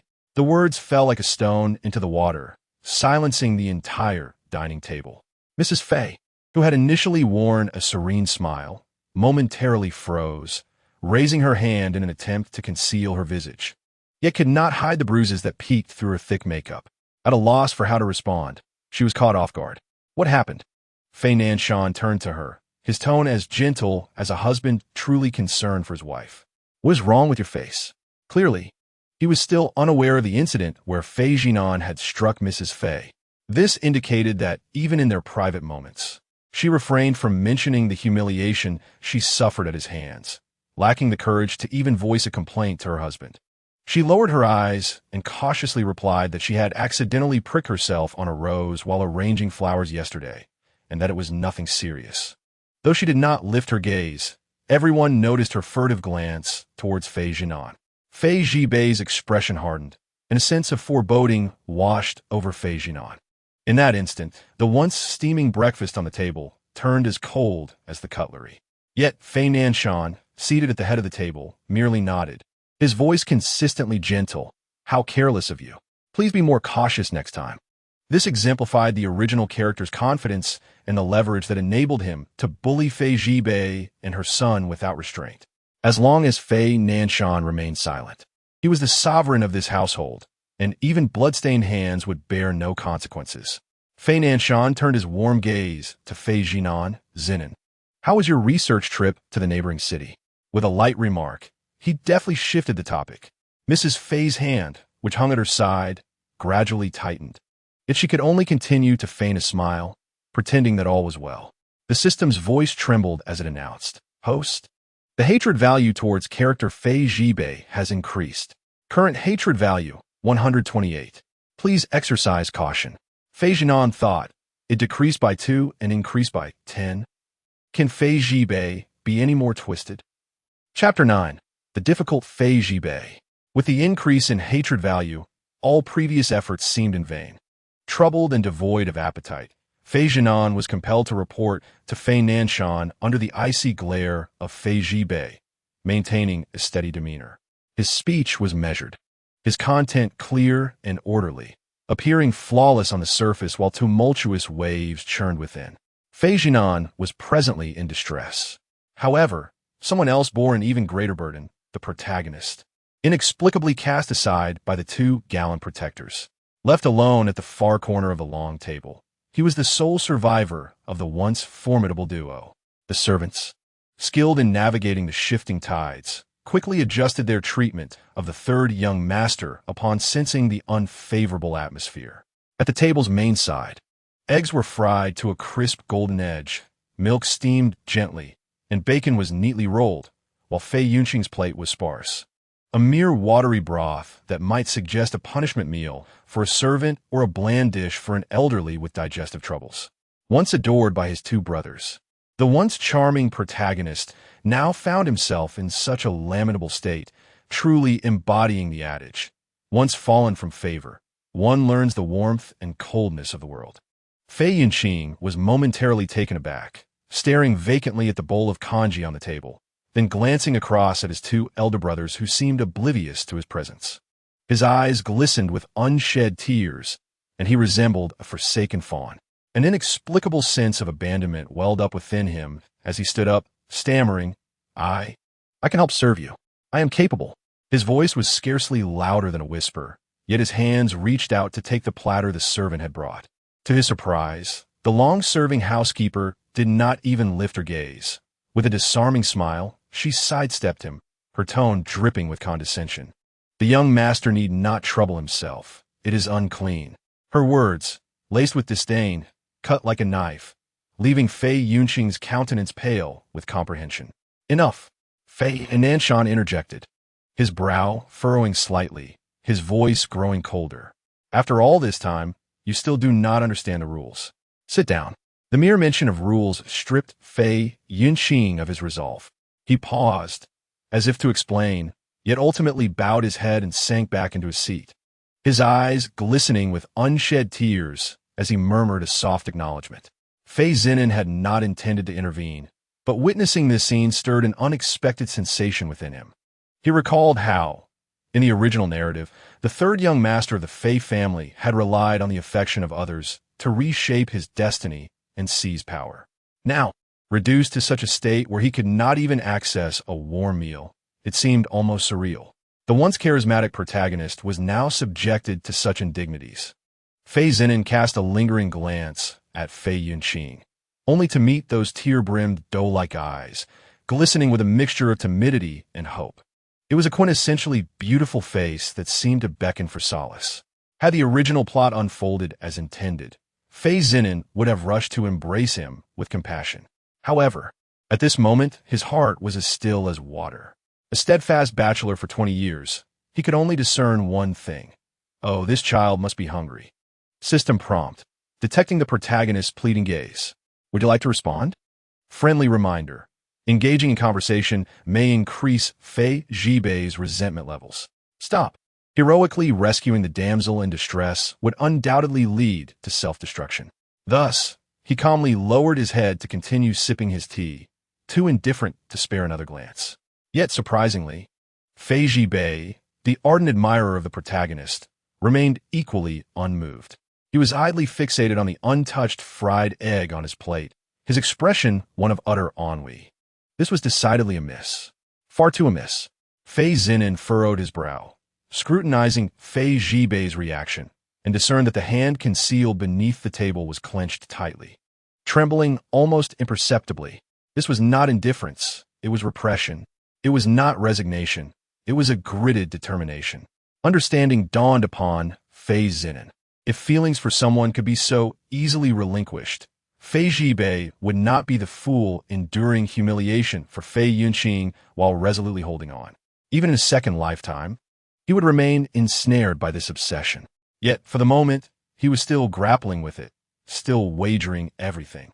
Gambling on whether he could break free from the chains of old dreams. No longer swayed by those delicate, vulnerable eyes, Fei Zhinan slowly lowered his lashes, concealing a barely perceptible sigh at the corner of his lips. Silly boy, not looking at him only reveals how much he truly cares. This stubbornness, it seems, will only yield after another heartbreak. With a resigned exhalation, Fei Zhinan picked up a piece of bacon, quietly contemplating. Alas, the situation arose from his abrupt change of seat. The protagonist was caught in the crossfire, and it felt somewhat unjust. If he could lend a hand, he would. Lu, the steward, Fei Zhinan suddenly spoke, his tone measured. These are all dishes that Yunqing loves. Why are they so far from him? Take them to him. His words were unhurried, yet resonated with authority. The atmosphere at the dining table shifted subtly. Fei Yunqing abruptly lifted his head, his eyes glistening with unshed tears, brightening like a flower awakened by a sudden rain. Filled with surprise, gratitude, and a hint of undeniable dependency. Brother Zhinan, he gazed at Fei Zhinan, a radiant smile blossoming on his lips, as if in this entire gathering, only the presence of the other mattered. Yet, while the beauty cast a furtive glance, Fei Zhinan met it with a steady gaze, wearing a formulaic smile. Yunqing, be sure to eat more. If it's not enough, ask Aunt Li to prepare more. His voice was gentle, his demeanor natural, exuding a brotherly tenderness that felt both distant and affectionate, as though it were merely an elder brother's routine care for his younger sibling. Stars seemed to dance in Fei Yunqing's eyes, joy radiating from him like a fawn pampered by its master, nodding earnestly. Meanwhile, at the other end of the table, Fei Zhibei, with a cold expression, leisurely stirred the soy milk, his actions subtle, without raising his eyelids, before finally emitting a disdainful snort, sulking as he lowered his head to begin eating. Character correction. Fei Zhibei's animosity level has changed. Current animosity level, 130. Animosity level has increased. A vein twitched at Fei Zhinan's temple, his smile nearly faltering. Not helping him raise the animosity, leading to dissatisfaction. Helping him only resulted in heightened animosity, compounding his discontent. How is this person so explosive, so difficult to please? His understanding of Fei Zhibei's obstinacy had reached new heights. Throughout the meal, the only one who seemed genuinely satisfied was the benevolent patriarch, Fei Nanshan, whose face radiated paternal pride. The others were left feeling increasingly constrained. Chapter 10. The brothers' battleground after the meal at the entrance hall. Brother Zhinan, Fei Yunqing suddenly called out, darting towards him like a fawn rushing into its nest, tugging at the hem of his garment. Thank you for helping me at the table earlier. The youth head bowed, spoke softly, his voice as sweet and fluffy as cotton candy, tinged with a hint of timidity. In the future, if you wish for something, just say so. Fei Zhinan replied with a warm smile, embodying his usual amiable demeanor. You are one of the 3 young masters of the Fei family. There is no need to concern yourself with the opinions of those beneath you. Having said this, he intended to leave, but was once again detained by a gentle tug at his wrist. The youth's grip was light, as if afraid of him breaking free, yet reluctant to let go. Brother Zhinan, Fei Yunqing raised his head, cautiously scrutinizing him. Did I do something wrong that upset you, and Brother Zhibei? Why do you say that?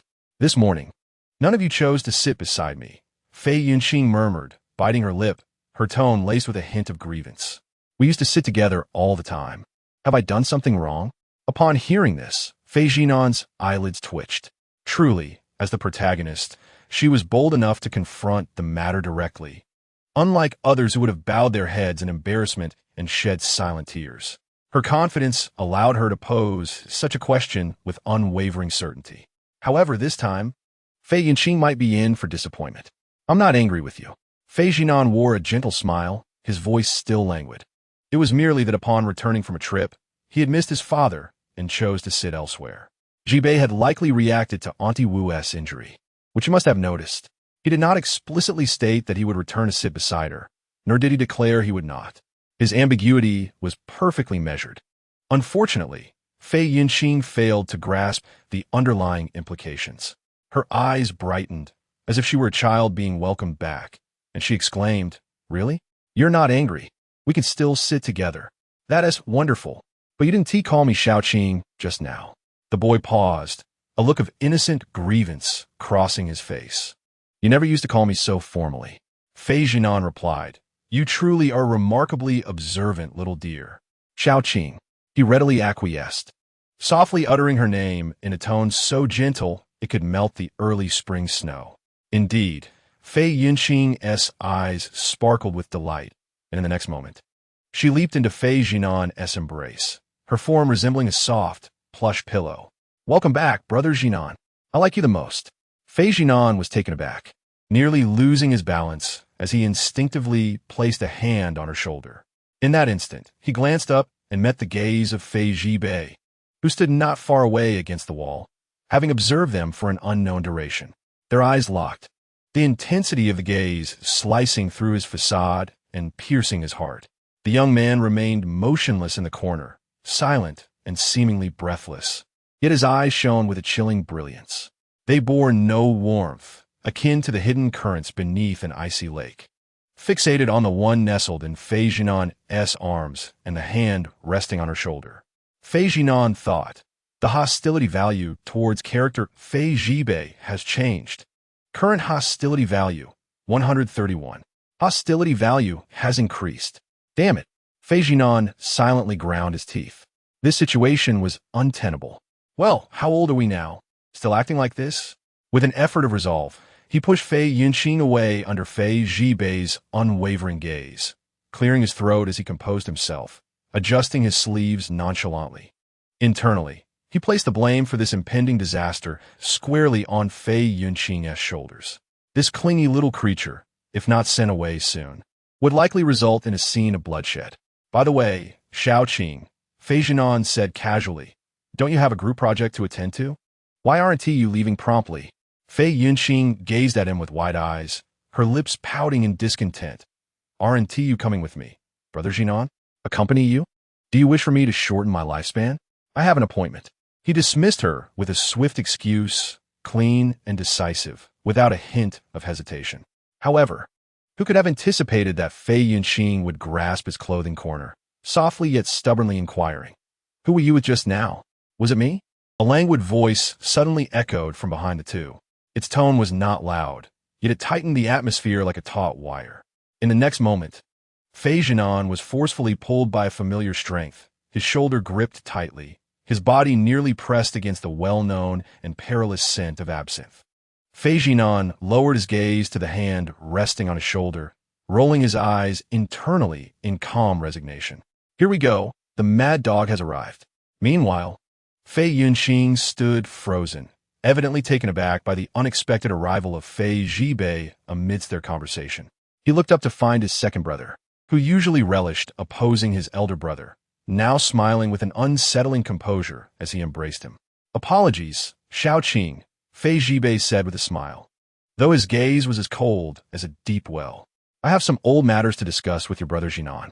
We wish to converse privately before heading school." "I have no old matters with you," Fei Yunqing retorted. Yet, it spared him the trouble of dismissing the protagonist. Thus, Fei Zhinan did not resist nor expose the situation, simply standing quietly beside Fei Zhibei as an observer. Unexpectedly, the usually docile and obedient protagonist refused to comply this time. "Old matters?"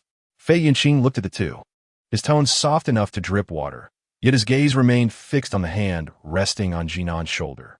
He resembled a small kitten that had just realized its territory was being encroached upon, soft yet sharpening its claws.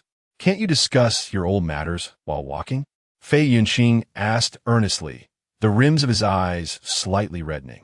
"Not possible," Fei Zhibei replied casually, yet his grip subtly tightened, pulling Fei Zhinan closer. "Such matters are best discussed in private. Discussing them on the way is too noisy." "Why must it be private?" Fei Yunqing pressed on obstinately. "Because the brothers wish to discuss personal matters," Fei Zhibei replied languidly, though the depths of his eyes glinted with sharpness. "Xiao Qing, can you not be a little understanding?" The air fell silent for 2 seconds. Fei Yunqing stared wide-eyed in disbelief, his cheeks puffing up as he raised his voice a notch. "You are the one who is least understanding." This marked the first time Fei Yunqing had spoken loudly in the Fei household, surprising even the old butler beside him. Yet, Fei Zhibei merely smiled, though the warmth in his expression had noticeably chilled. He remained silent, his grip on Fei Zhinan unwavering. "Wait, what is this tension? Am I in the wrong scene?" Caught in the middle between the two young masters on either side, Fei Zhinan felt equally bewildered. He glanced at the hand gripping his shoulder and then at the face ahead, glowing with indignation. What was going on? One was asserting dominance with a grip as if they hadn't seen him in ages. The other was glaring with teary-eyed grievance, as if to say, "Look at what he is doing." Fei Zhinan felt like a central air conditioning unit filled with questions, suddenly caught in a battlefield while maintaining a smile and composure. What on earth was happening? Chapter 11. Analyzing Fei Zhibei in the culmination of this inexplicable confrontation, Fei Zhibei raised an eyebrow and nonchalantly inquired, "Yunqing, are you truly unperturbed by your languid pace? If I recall correctly, your group partner is that lad surnamed Shui?" His voice was cool, each word sharp, as if he were subtly invoking a taboo. He was not one to be easily appeased, nor would he take kindly to your tardiness on the very first day of group assignments. As soon as he finished speaking, as if on cue, Fei Yunqing's phone rang, a crystalline chime, akin to undeniable evidence. The youth, flustered, answered hastily, "Hello? Bai Chuan? I'm still at home. I'm so sorry. I'll be there right away." After hanging up, Fei Yunqing cast a furtive glance at Fei Zhinan. Zhinan Gu Fei Zhibei shrugged, wearing an expression that seemed to say, "Did I not warn you?" Fei Zhinan promptly encouraged, "Hurry along, little Qing. You wouldn't want to keep them waiting." Fei Yunqing's lips pursed, clearly feeling aggrieved. Yet he could not linger any longer, merely stating, "Then I shall take my leave." To say he was leaving would be more accurate to say he was reluctantly ushered away, glancing back thrice. Fei Zhinan observed the youth's retreating figure, deep in thought.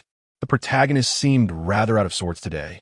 In the original narrative, Fei Yunqing did exhibit clinginess, yet had never reached a tempestuous level over mere seating arrangements. What could possibly be troubling him today, as if he had taken the wrong medication, insisting on remaining close? Could it be the fledgling effect? Host. While I do not possess a protagonist affection system, it appears he harbors a certain fondness for you given the current circumstances. The system interjected timely. Fei Zhinan furrowed his brow, a sense of foreboding rising within him. He had miscalculated. What he had assumed was a mere act of kindness at the dining table had inadvertently heightened the protagonist's reliance on him. This was far from a favorable development. An increased affection from the protagonist indicated impulsiveness, susceptibility to emotional entanglements, and the potential for manipulation by those infatuated. An AoE fireball spell that brought nothing but calamity. It seemed he could no longer afford to act so recklessly. Adhering to the principles of masculinity, it would be prudent to maintain distance from the protagonist. This was not retreat, but rather a law of survival. At that moment, Fei Zhinan suddenly realized, although Fei Yunqing had already walked far away, the hand that Fei Zhibei had draped over his shoulder remained firmly in place. What could this mean? Fei Zhinan's brow twitched as he glanced sideways at the young man beside him. This was unusual. From his understanding of Fei Zhibei, this obstinate youth, akin to an abandoned wolf cub, was never accustomed to physical contact. In the original text, he rarely drew close even to Fei Yunqing, let alone Fei Zhinan. Yet now, this individual not only clung to him without releasing his grasp, but also positioned himself so closely, exuding an air of entitlement without a hint of discomfort. Even in the realm of reincarnation, was it truly normal to engage in such unguarded contact with an adversary? Something was amiss. Fei Zhinan immediately became alert. As the crowd dispersed, Fei Zhinan maintained a calm demeanor, his tone devoid of emotion. The farce of brotherly affection seemed to have reached its conclusion. Just as his words faded, a faint, almost imperceptible laugh echoed in his ears. How disheartening it was. Fei Zhibei leaned closer to Fei Zhinan's ear, a sardonic smile playing on his lips as he whispered, the undertone filled with a hint of disdain, suggesting that he believed Fei Zhinan was merely playing a role. Yet, where Fei Zhinan could not see, Fei Zhibei's gaze was as frigid as ice. The hand resting on Fei Zhinan's shoulder gradually tightened, as if probing, or perhaps confirming something. There was something amiss. Fei Zhibei pondered. Though this individual appeared slightly stiff, he felt no aversion or rejection emanating from him. In fact, throughout their interaction, Fei Zhinan had never attempted to shake him off. It was as if he were indulging him. Gradually, Fei Zhibei's expression grew colder. Something was indeed wrong. This Fei Zhinan was unlike the one he remembered. It was a transformation that eluded Fei Zhibei's grasp, rendering him restless. And how would this change affect his forthcoming plans? While lost in thought, he was interrupted by the voice of the person beside him. Fei Zhibei. Fei Zhinan furrowed his brow, his tone heavy with a hint of exasperation as he gazed at him. What are you thinking? It's impolite to zone out while conversing with others. Once again, that familiar look, one that seemed to genuinely regard him as a younger brother in need of guidance. Fei Zhinan, I wonder how long you can maintain this facade. Fei Zhibei's eyes darkened as he tightened his grip on Fei Zhinan's hand, suddenly bending down to bury his face in the crook of Fei Zhinan's shoulder. The overly intimate proximity left Fei Zhinan momentarily stunned, a flicker of astonishment crossing his gaze. How vexing. He heard the person nestled against his shoulder murmur in a languid, nasal tone, "You rise early, yet you seem so alert." As he spoke, Fei Zhibei shamelessly nuzzled against him. The soft black hair, so contrary to his usual piercing demeanor, brushed against Fei Zhinan's neck, igniting a ticklish sensation, imbued with a hint of deliberate provocation, resembling an inexplicable display of affection. Instantly, goosebumps enveloped Fei Zhinan, causing him to feel increasingly uncomfortable. Even for someone as composed as Fei Zhinan, such sudden intimacy with a tall man was unsettling, and for the first time, his voice wavered with emotion as he warned, "Fei Zhibei, have you had your fill of mischief?" "What is the matter?" The one in his embrace chuckled softly, his voice laced with an ambiguous mockery. "Fei Yunqing can act coy with you, but I cannot." Being brothers, Fei Zhibei finally lifted his head. the mirth in his eyes evaporating, his voice chilling as ice shards. "Brother, do you not think you are excessively biased?" In that fleeting moment, his exquisitely handsome face drew near, close enough that a slight lean could bring their noses to brush against one another. Yet the expression in his eyes was cold enough to rend hearts asunder. It was this bitterly resentful remark that halted Fei Zhinan's hands mid-struggle. Bias. Throughout Fei Zhibei's life, all his hardships and grievances could almost be encapsulated in these two words. As a son, he perceives his mother's favoritism, which is rooted in her obsession with establishing a foothold within the Fei family. Her affection does not extend to him, but rather to the value he symbolizes. As the heir, Fei Nanshan's favoritism is unwaveringly directed towards the eldest son born of the legitimate wife. Regardless of his efforts, Fei Nanshan regards him merely as a backup piece in the grand game of inheritance. As a suitor, the one he once held in high regard, Fei Yinqing, also favors his older brother, Fei Zhinan, who was born with every advantage and possesses boundless capabilities. As a younger brother, the original character has never concealed his partiality. Unabashedly, he has devoted all his tenderness and patience to Fei Yunqing, leaving Fei Zhibei with only ridicule, oppression, and exclusion. Despite both being born of a concubine, their standings are equally humble. Yet in Fei Zhinan's eyes, everything has been predetermined. One is a cherished gem, the other a lowly, illegitimate child. Influenced by the protagonist's halo, the exacting Fei Zhinan, upon first encountering Fei Yunqing, showered him with indulgence akin to a gentle spring breeze, so soft that it seemed almost uncharacteristic of him. Initially, Fei Zhibei approached Fei Yunqing merely out of selfish desire to reclaim what he believed was rightfully his, an affection he had never truly possessed, a tenderness that had always eluded him. Fei Zhibei did not love Fei Yunqing. He simply could not accept his fate. Yet, human emotions are inherently complex. Perhaps at first, it was jealousy, a desire for revenge, a wish to shatter what Fei Zhinan held dear. Gradually, however, Fei Zhibei realized he could not bring himself to do so. The Fei Yunqing he tenderly embraced began to radiate brilliance, and he found himself ensnared. Much like Fei Zhinan, he too succumbed to the weight of favoritism. However, the unique affection he offered to Fei Yunqing was never truly acknowledged. He poured all his tenderness into Fei Yunqing, only to receive in return the unwavering trust and reliance the youth held for Fei Zhinan. A complete and utter defeat.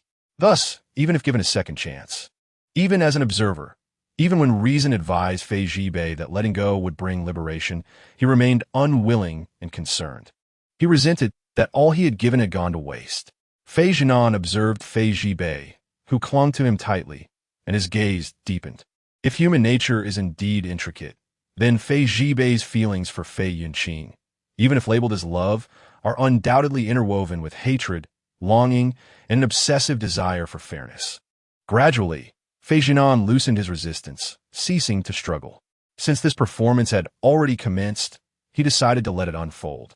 To gamble, to wager that what Fei Zhibei truly yearned for was not Fei Yunqing's heart, but rather a singular instance of favoritism.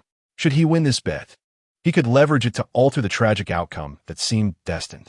If he lost, it would still be worth the attempt.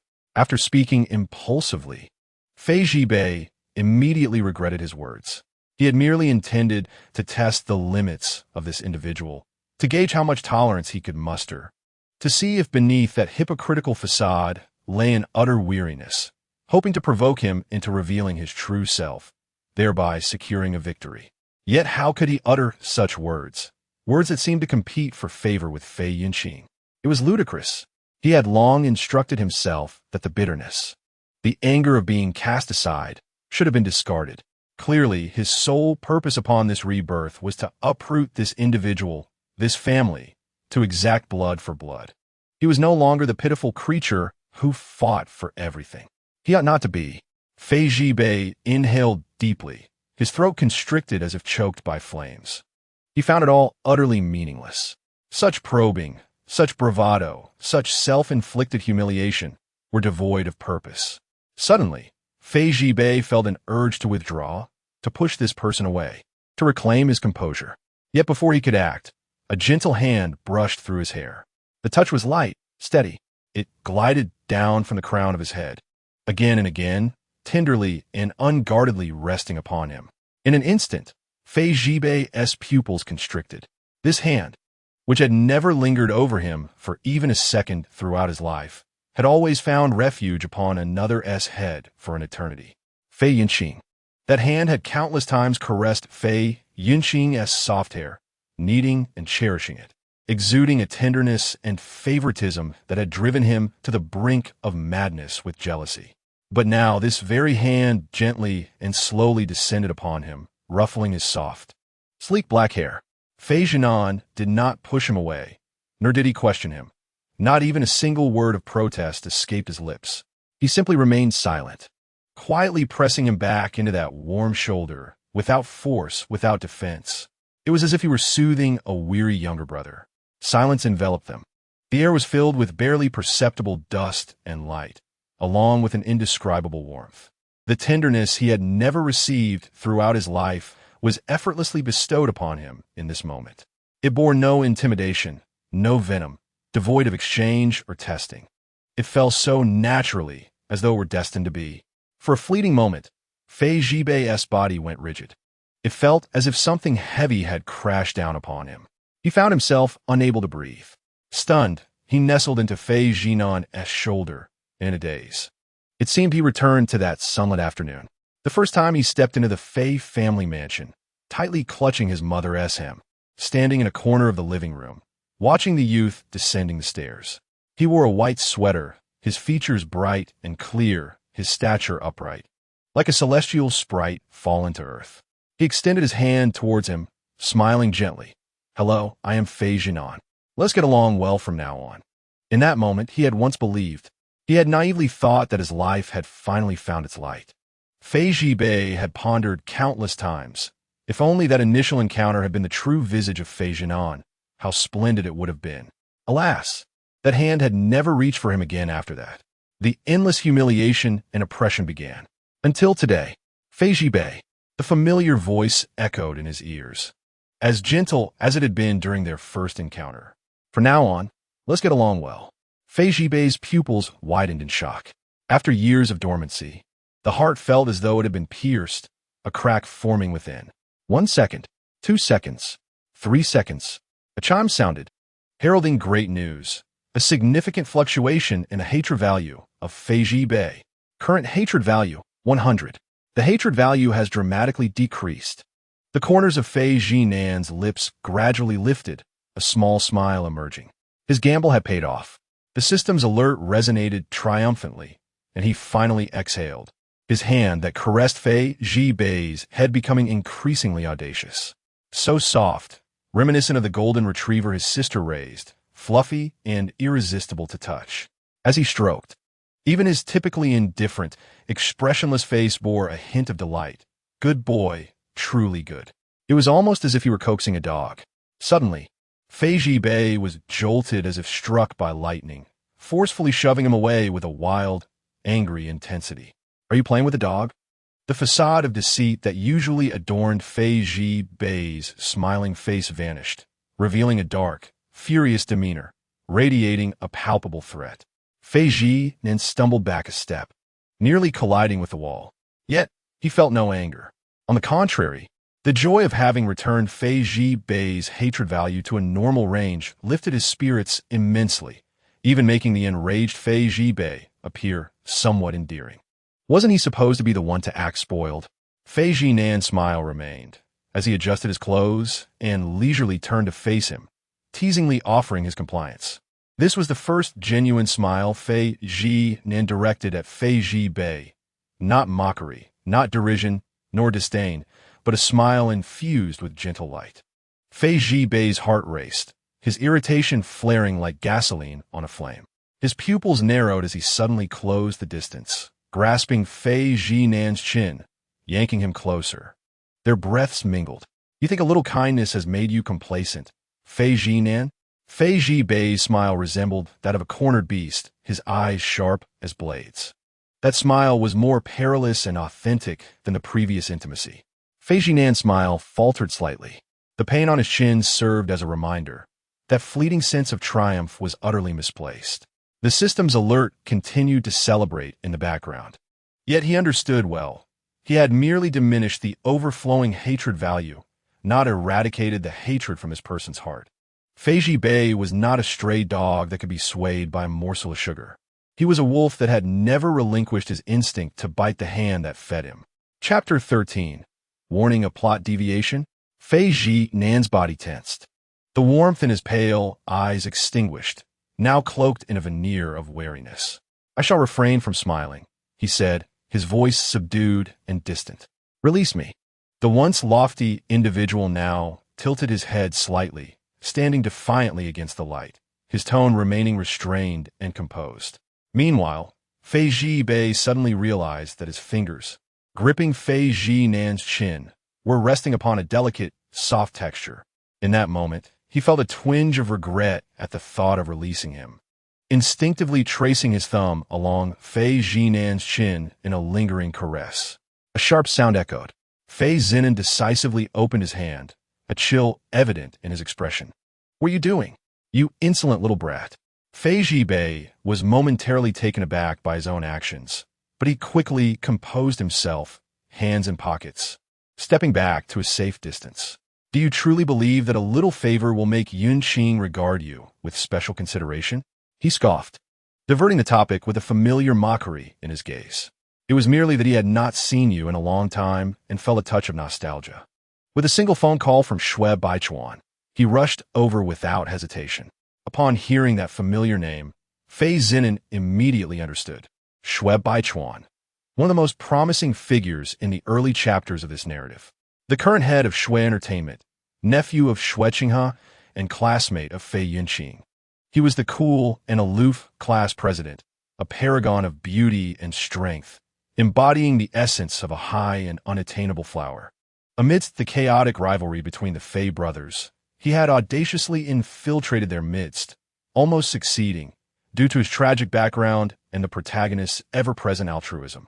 In the original tale, he was a thorn in the side of both Fei Zhinan and Fei Zhibei. Was Fei Zhibei finally feeling a twinge of jealousy?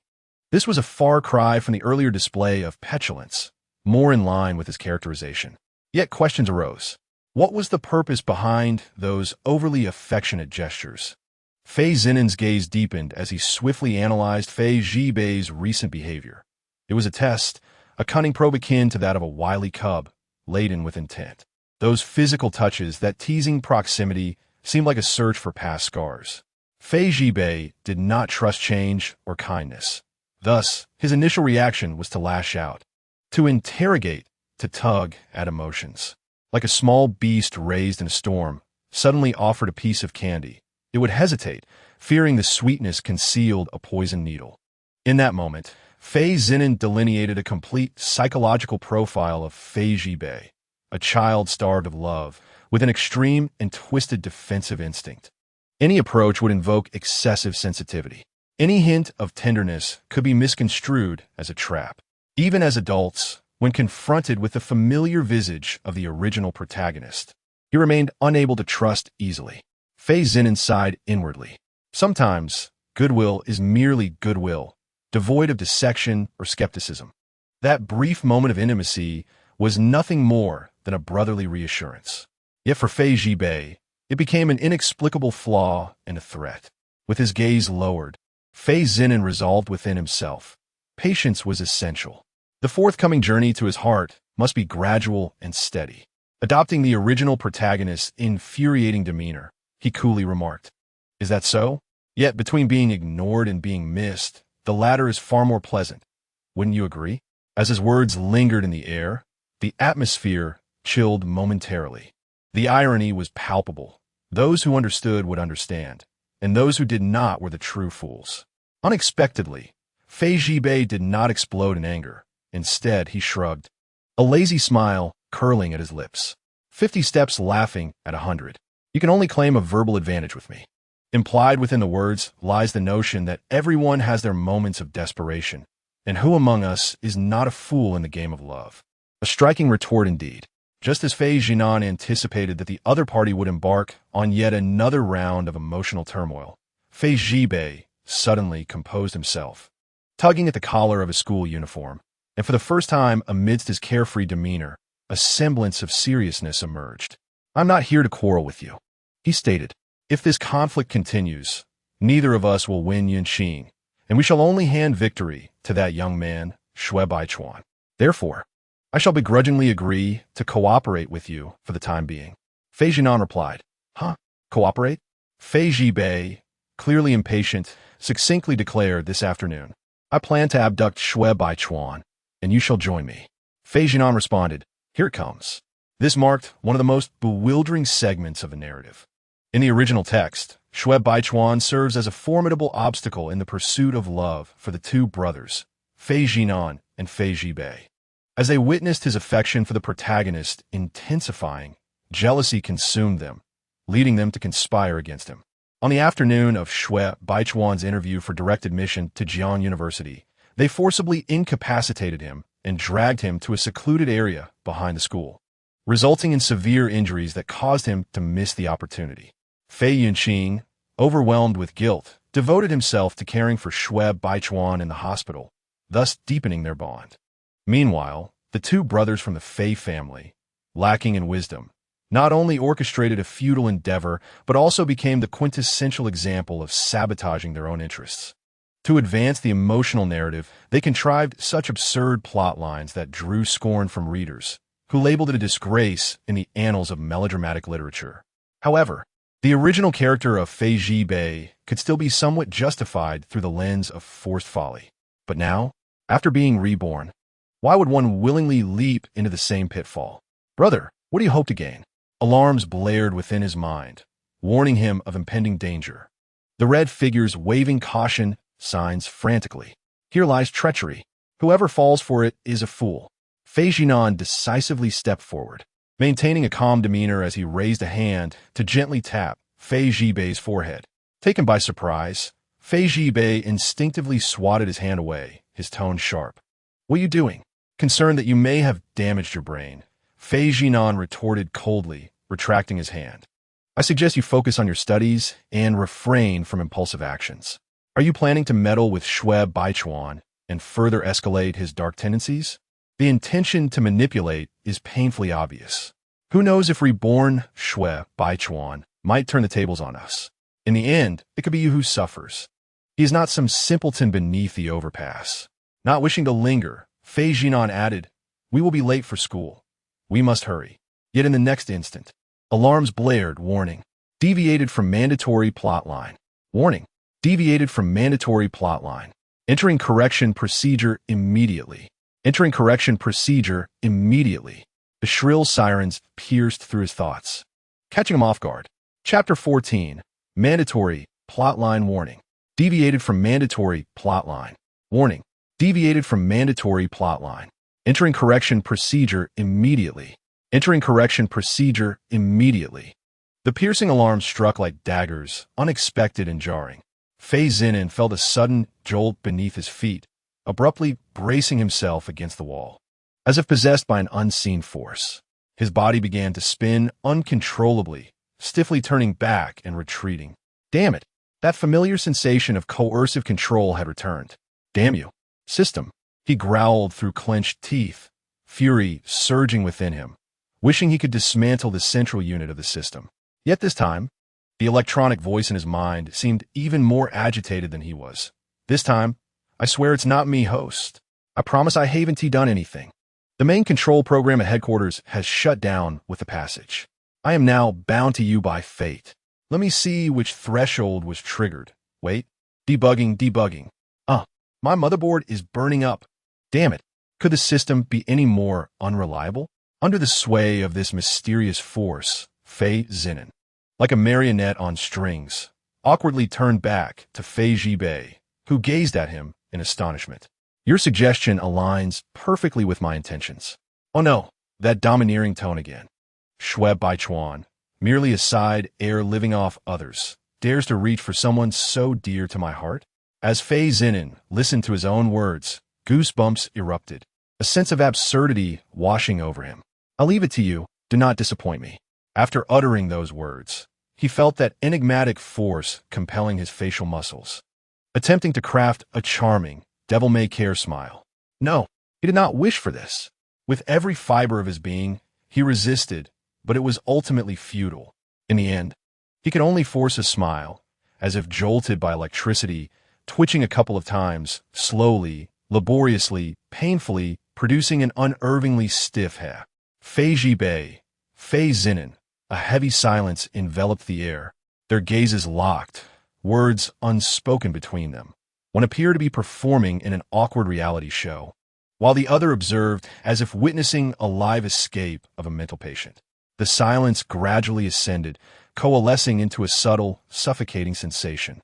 Host, I found the bug. Just now, it was the old main control program's residuals reviving for a second. Now it should be fixed. I think I've shut it down. Under Fei Zhibei's incredulous gaze, that force finally dissipated.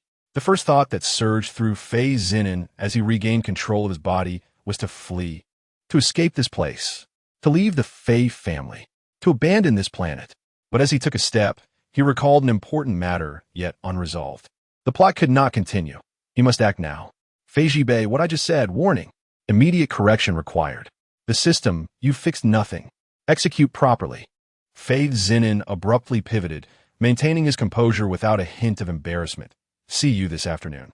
As the warning ceased, Fei Zhinan exhaled a sigh of relief, holding on to his last shred of defiance, elegantly turning to depart. Fei Zhinan. The voice behind him came unexpectedly, stopping in his tracks.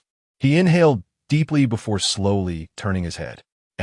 Yet, Fei Zhibei did not respond immediately, merely standing in place, silently gazing at him. The morning light cascaded through the corridor windows, illuminating the depths of the youth's eyes. Fei Zhibei gazed at Fei Zhinan with an intensity that bordered on aggressive, tinged with an inexplicable nuance. Yet, in the end, Fei Zhibei uttered not a word. He lowered his gaze and softly remarked, "It's nothing. After I've tied him up, I will wait for you at the back mountain of the school." This statement, lacking both a beginning and an end, once again hammered the absurd narrative firmly into place. It seemed this foolish plot could not be avoided. Fei Zhinan felt a deeper sense of frustration, too weary even to exchange pleasantries, and turned to leave, casually waving his hand behind him. At the moment when the figure vanished beyond the door, Fei Zhibei remained rooted in place, motionless for an extended period. It was only when the footsteps faded and the corridor returned to silence that he gradually leaned back against the cold wall, lowering his head, letting out a sound that was almost a smirk. Why call him back? After all this, do you still harbor any goodwill towards him? The tone was sardonic, as if reprimanding a deeper part of himself. The dog system had departed once more, likely aware that this time it bore some responsibility for the mess, clamoring about entering maintenance mode, vowing to eradicate this program bug entirely. It would not emerge until it succeeded.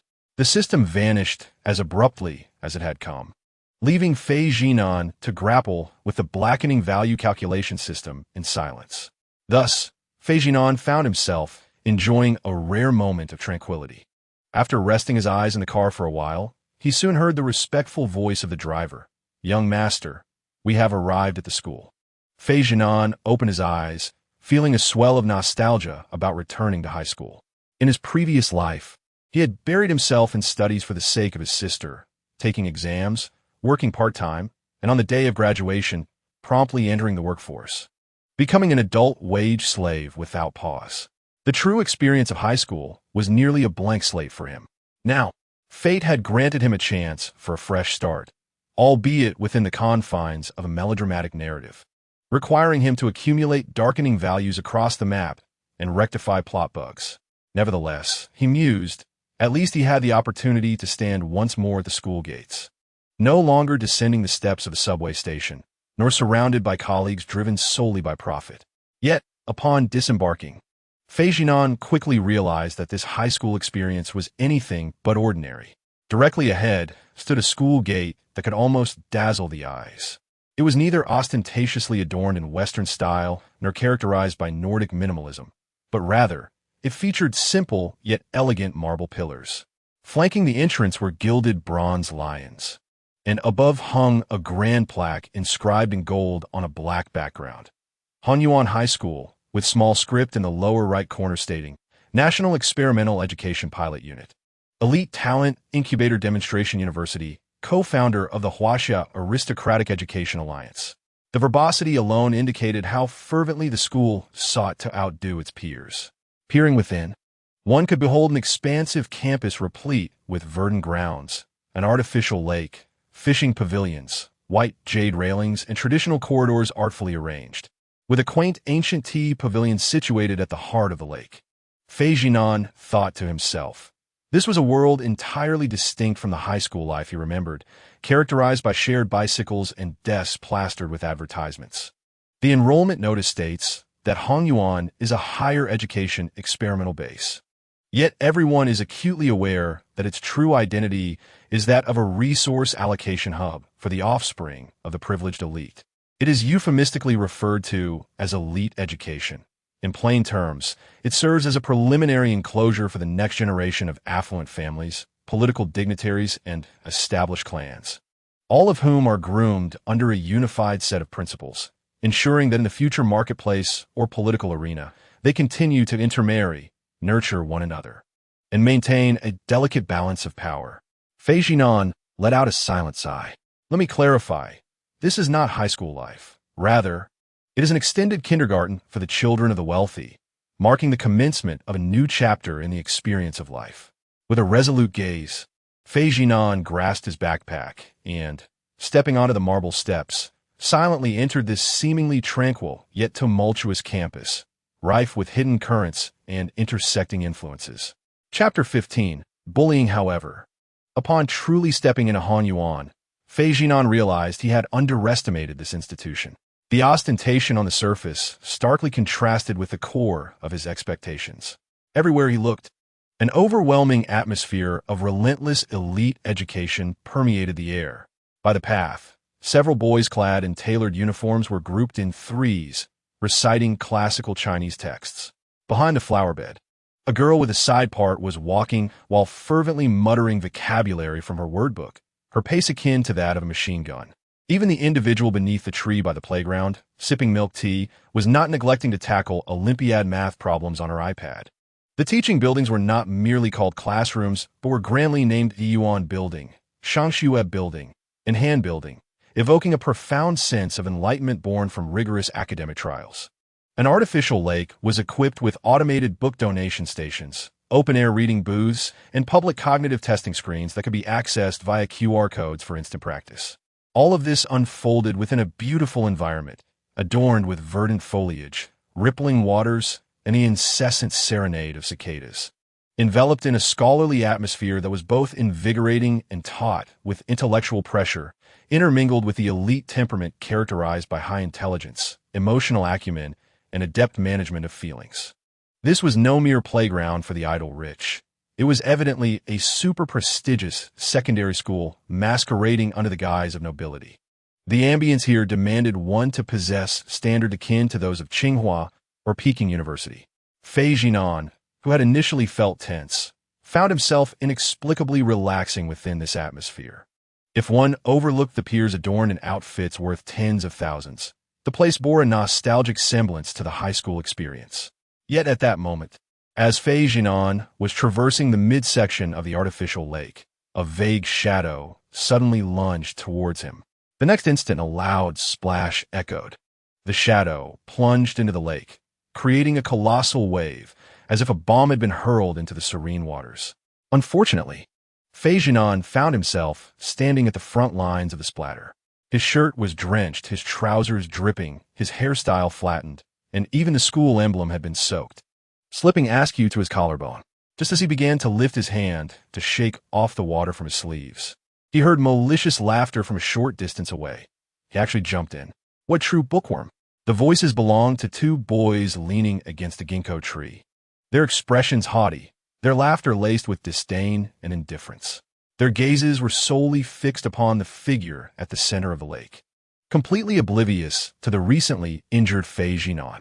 Fei Zhinan averted his eyes, directing his attention towards the silhouette on the water. In the lake, the youth who had just fallen in was swimming back to shore, clutching a drenched backpack. A shadow of concern crossed Fei Zhinan's expression as he recognized the familiar tropes of campus life unfolding before him. How tiresome, he thought, utterly weary of these tiresome antics. The antics of these nuisances had grown increasingly monotonous. At this moment, late summer had brought an unexpectedly coolness to the lake's waters. The surface rippled in response to his movements, his white shirt clinging to his frame, outlining a lean yet sturdy physique. He moved with determination, brow furrowed, securely holding onto the already soaked backpack, turning to swim back to the shore. Upon reaching the bank, he forcefully tossed the backpack onto the ground, where it landed heavily, leaving a puddle in its wake. As he attempted to pull himself up from the slippery stones, his palms slipped, causing him to stumble back into the lake once more. He muttered a curse, his frustration mounting. At that moment, a long, pale hand appeared before him. It was a remarkably beautiful hand, with well-defined knuckles and a clean, elegant line across the back, even the nails impeccably trimmed. Looking up, sunlight filtered through the branches of the sycamore trees, casting dappled shadows on the figure standing at the shore. Clad in a well-tailored dark gray uniform, he exuded a cool, lunar aura, his features delicate and refined. Standing tall like a sketch, his entire visage radiating an air of aloofness. The sunlight created a golden halo around him, with the silver cufflinks of his uniform glimmering faintly, as if a deity had inadvertently descended to the mortal realm. Without a trace of mockery or condescension, he extended his hand toward the one in the water, calm and composed. In that instant, time seemed to freeze. The lake's chill faded away, the surrounding laughter muted, leaving only the sound of droplets cascading from lashes and the luminous presence of the youth nearby. Fei Zhinan could scarcely believe his eyes. His irritation dissipated in an instant, leaving only a racing heartbeat that echoed in his ears. Fei Zhinan, too, scrutinized the youth in the water. His damp hair clung to his forehead, revealing a striking visage. His features were breathtakingly beautiful, with cold, captivating eyes and finely sculpted contours, embodying an ambiguous allure that was both sharp and somber, emanating an innate sense of world-weariness and distance.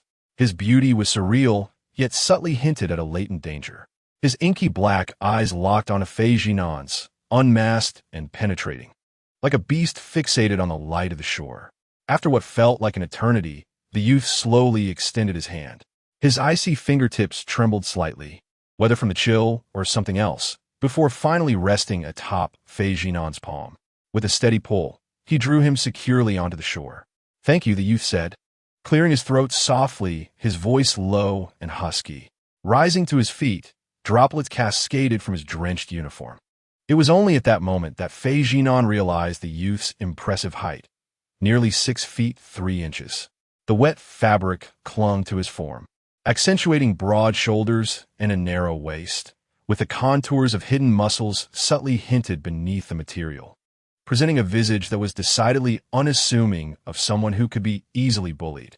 In the next moment, the young man suddenly lifted his hand, casually smoothing his damp, lengthy hair, skillfully obscuring his remarkably striking visage.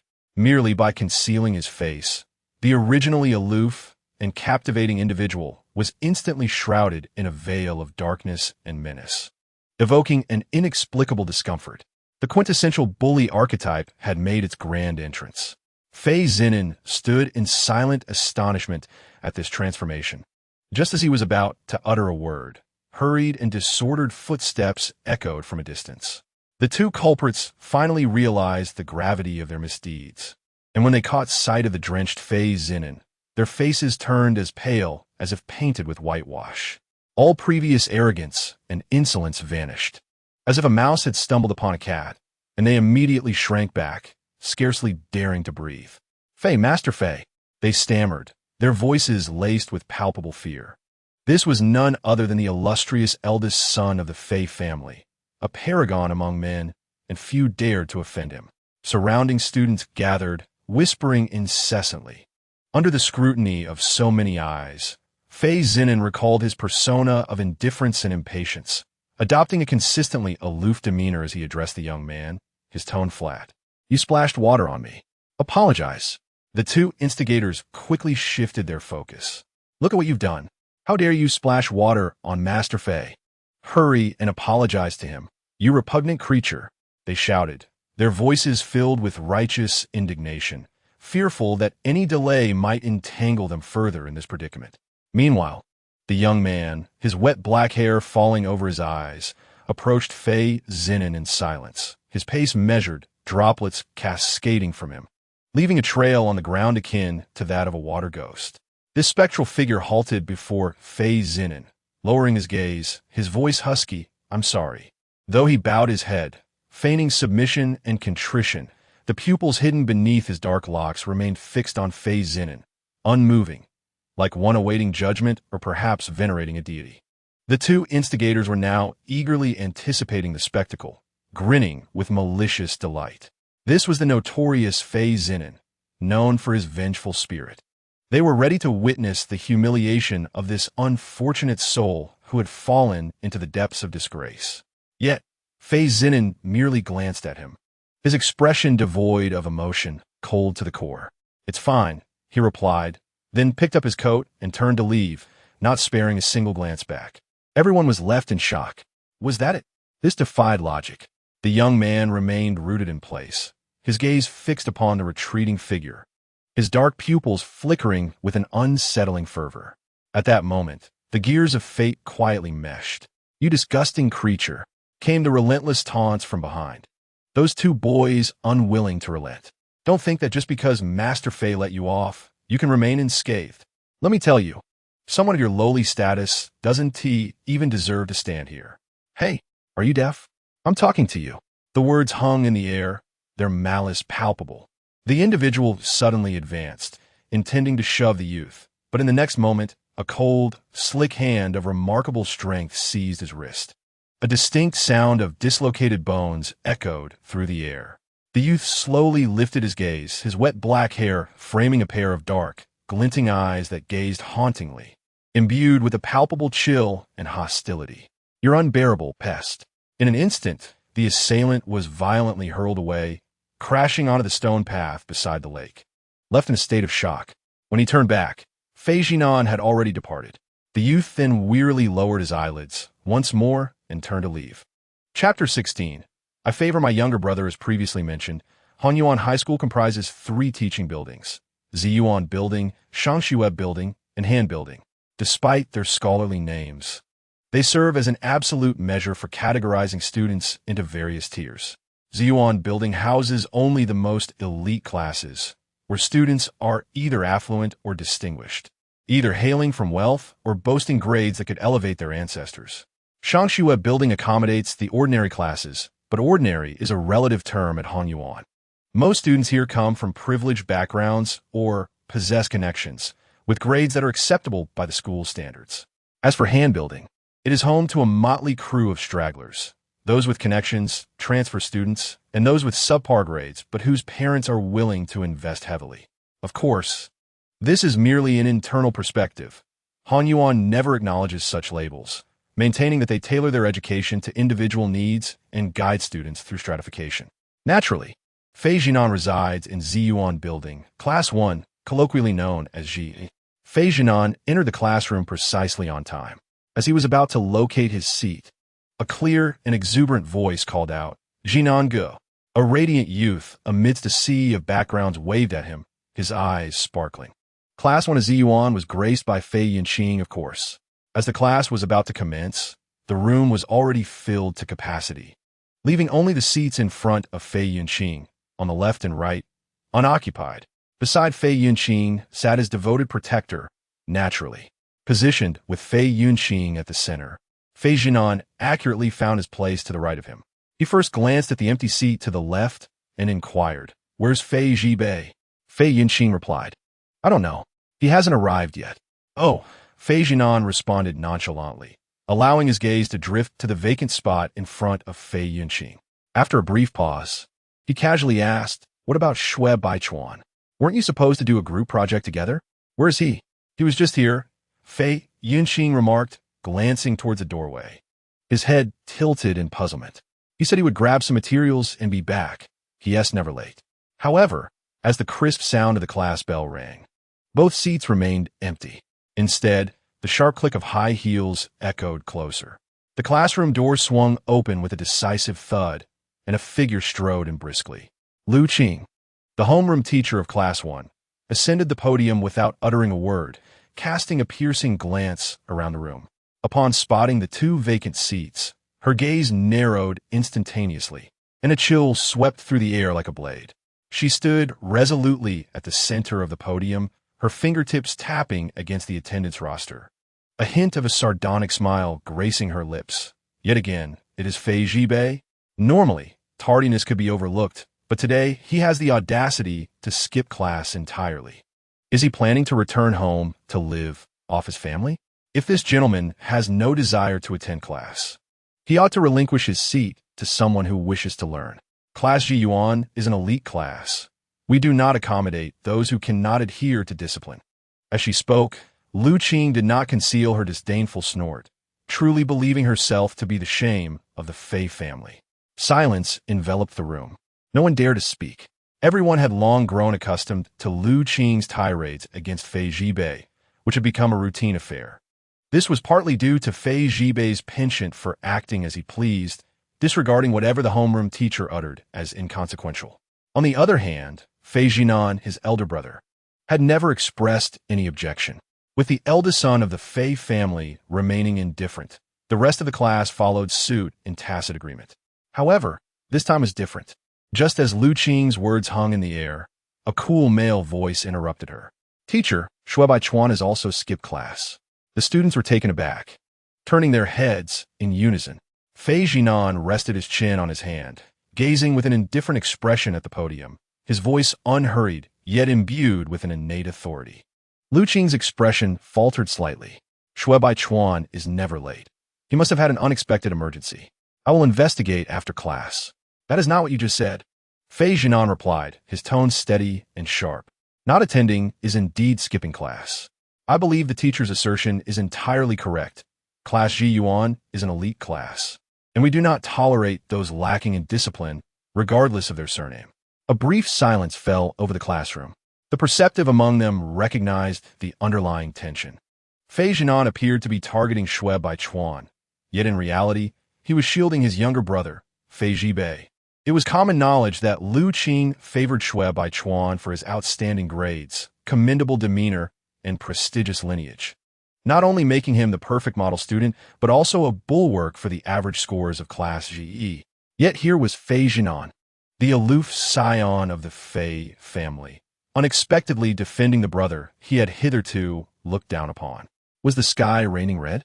Lu Qing's expression shifted, struggling to maintain her smile.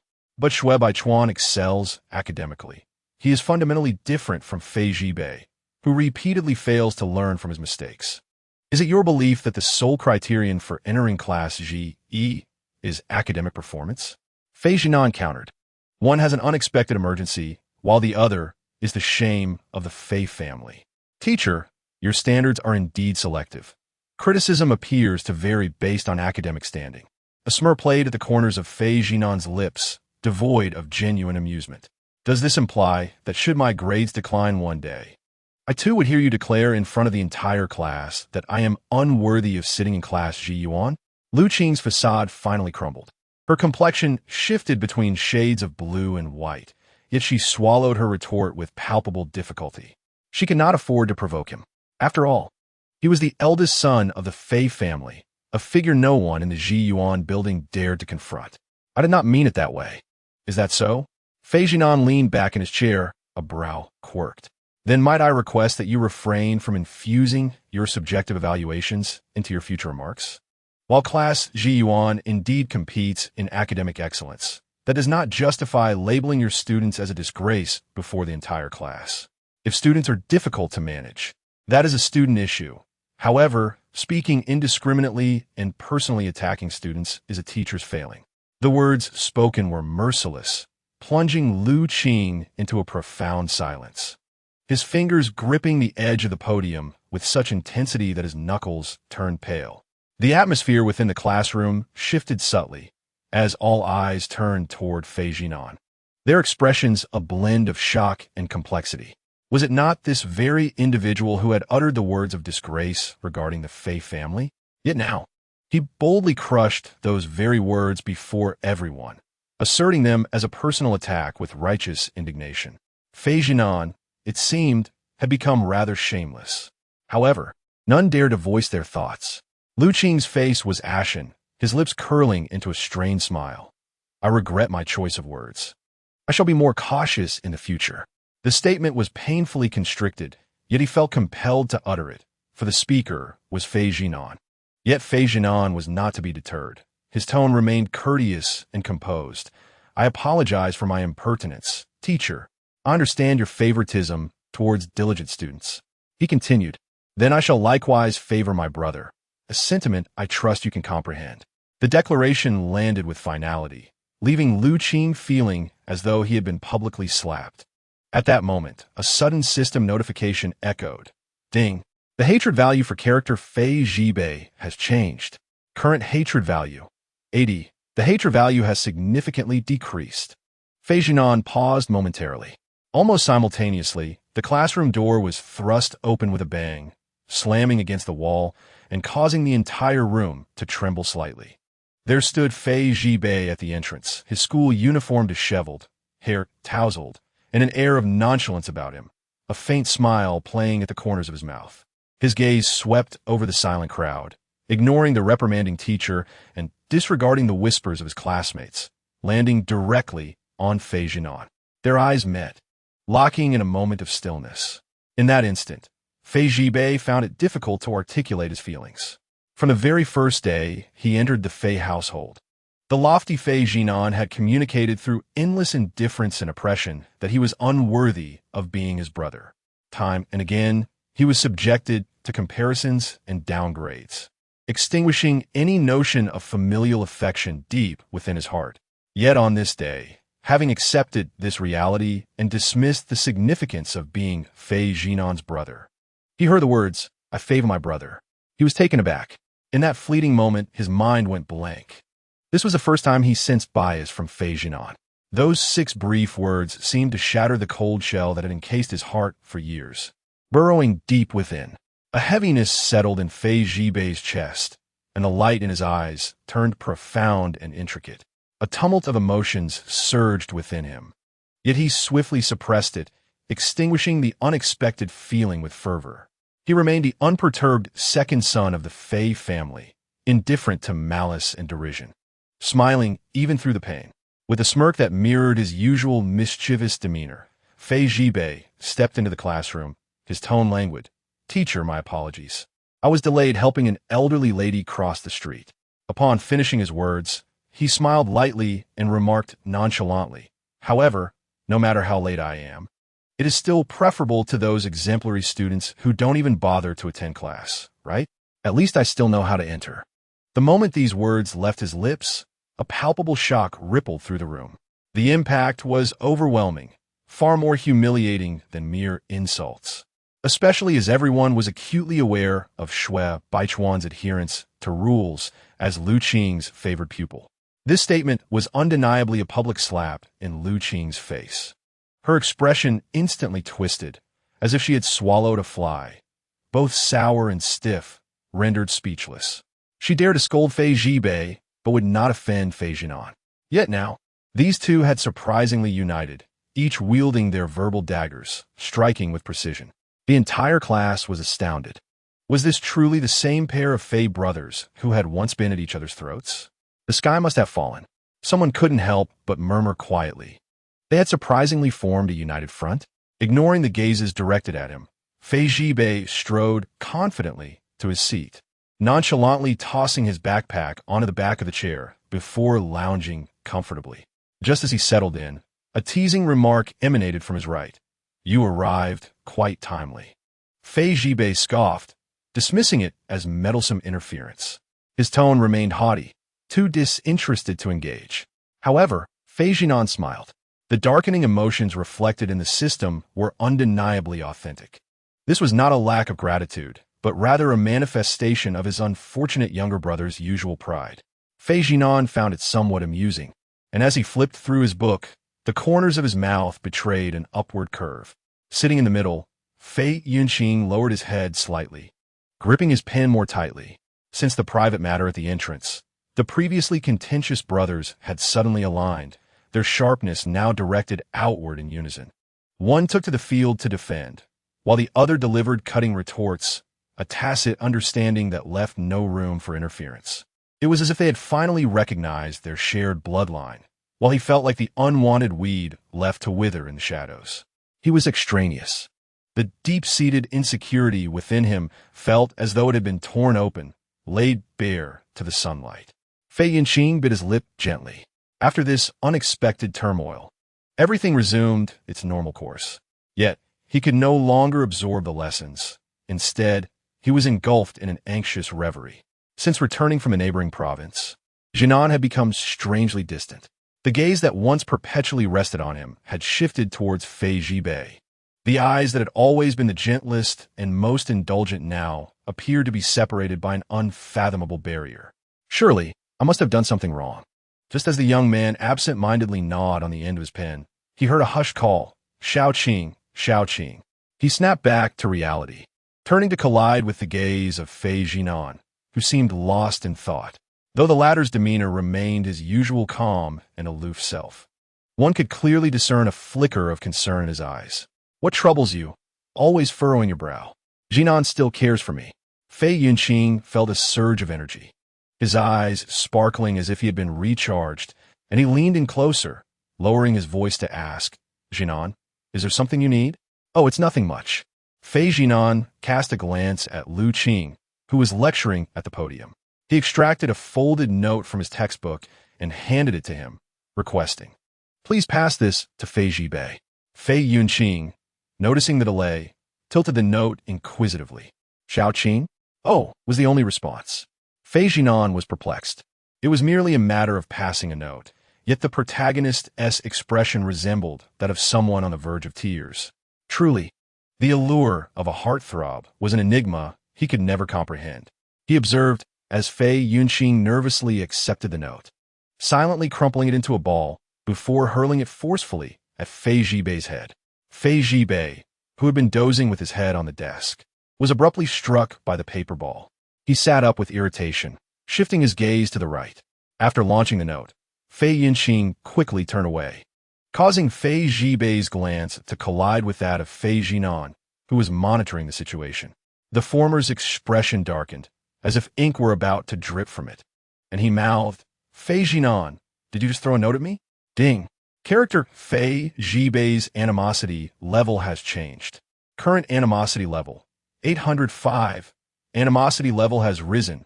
Fei Zhinan exclaimed, "A note toss increases animosity? Why not just fly to the heavens?" He sighed, exasperated, uncertain of how to explain, and could only gesture towards Fei Zhibei to indicate the note.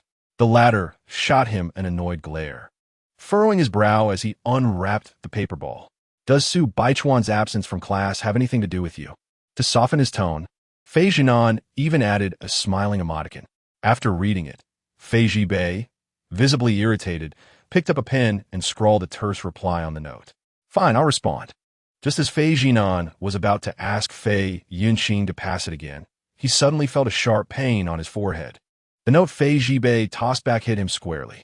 This was a targeted strike, reminiscent of the grudges held by Xiao Zhibei. Fei Zhinan shook his head in resignation, a sudden realization dawning upon him as he felt the note's unexpected weight.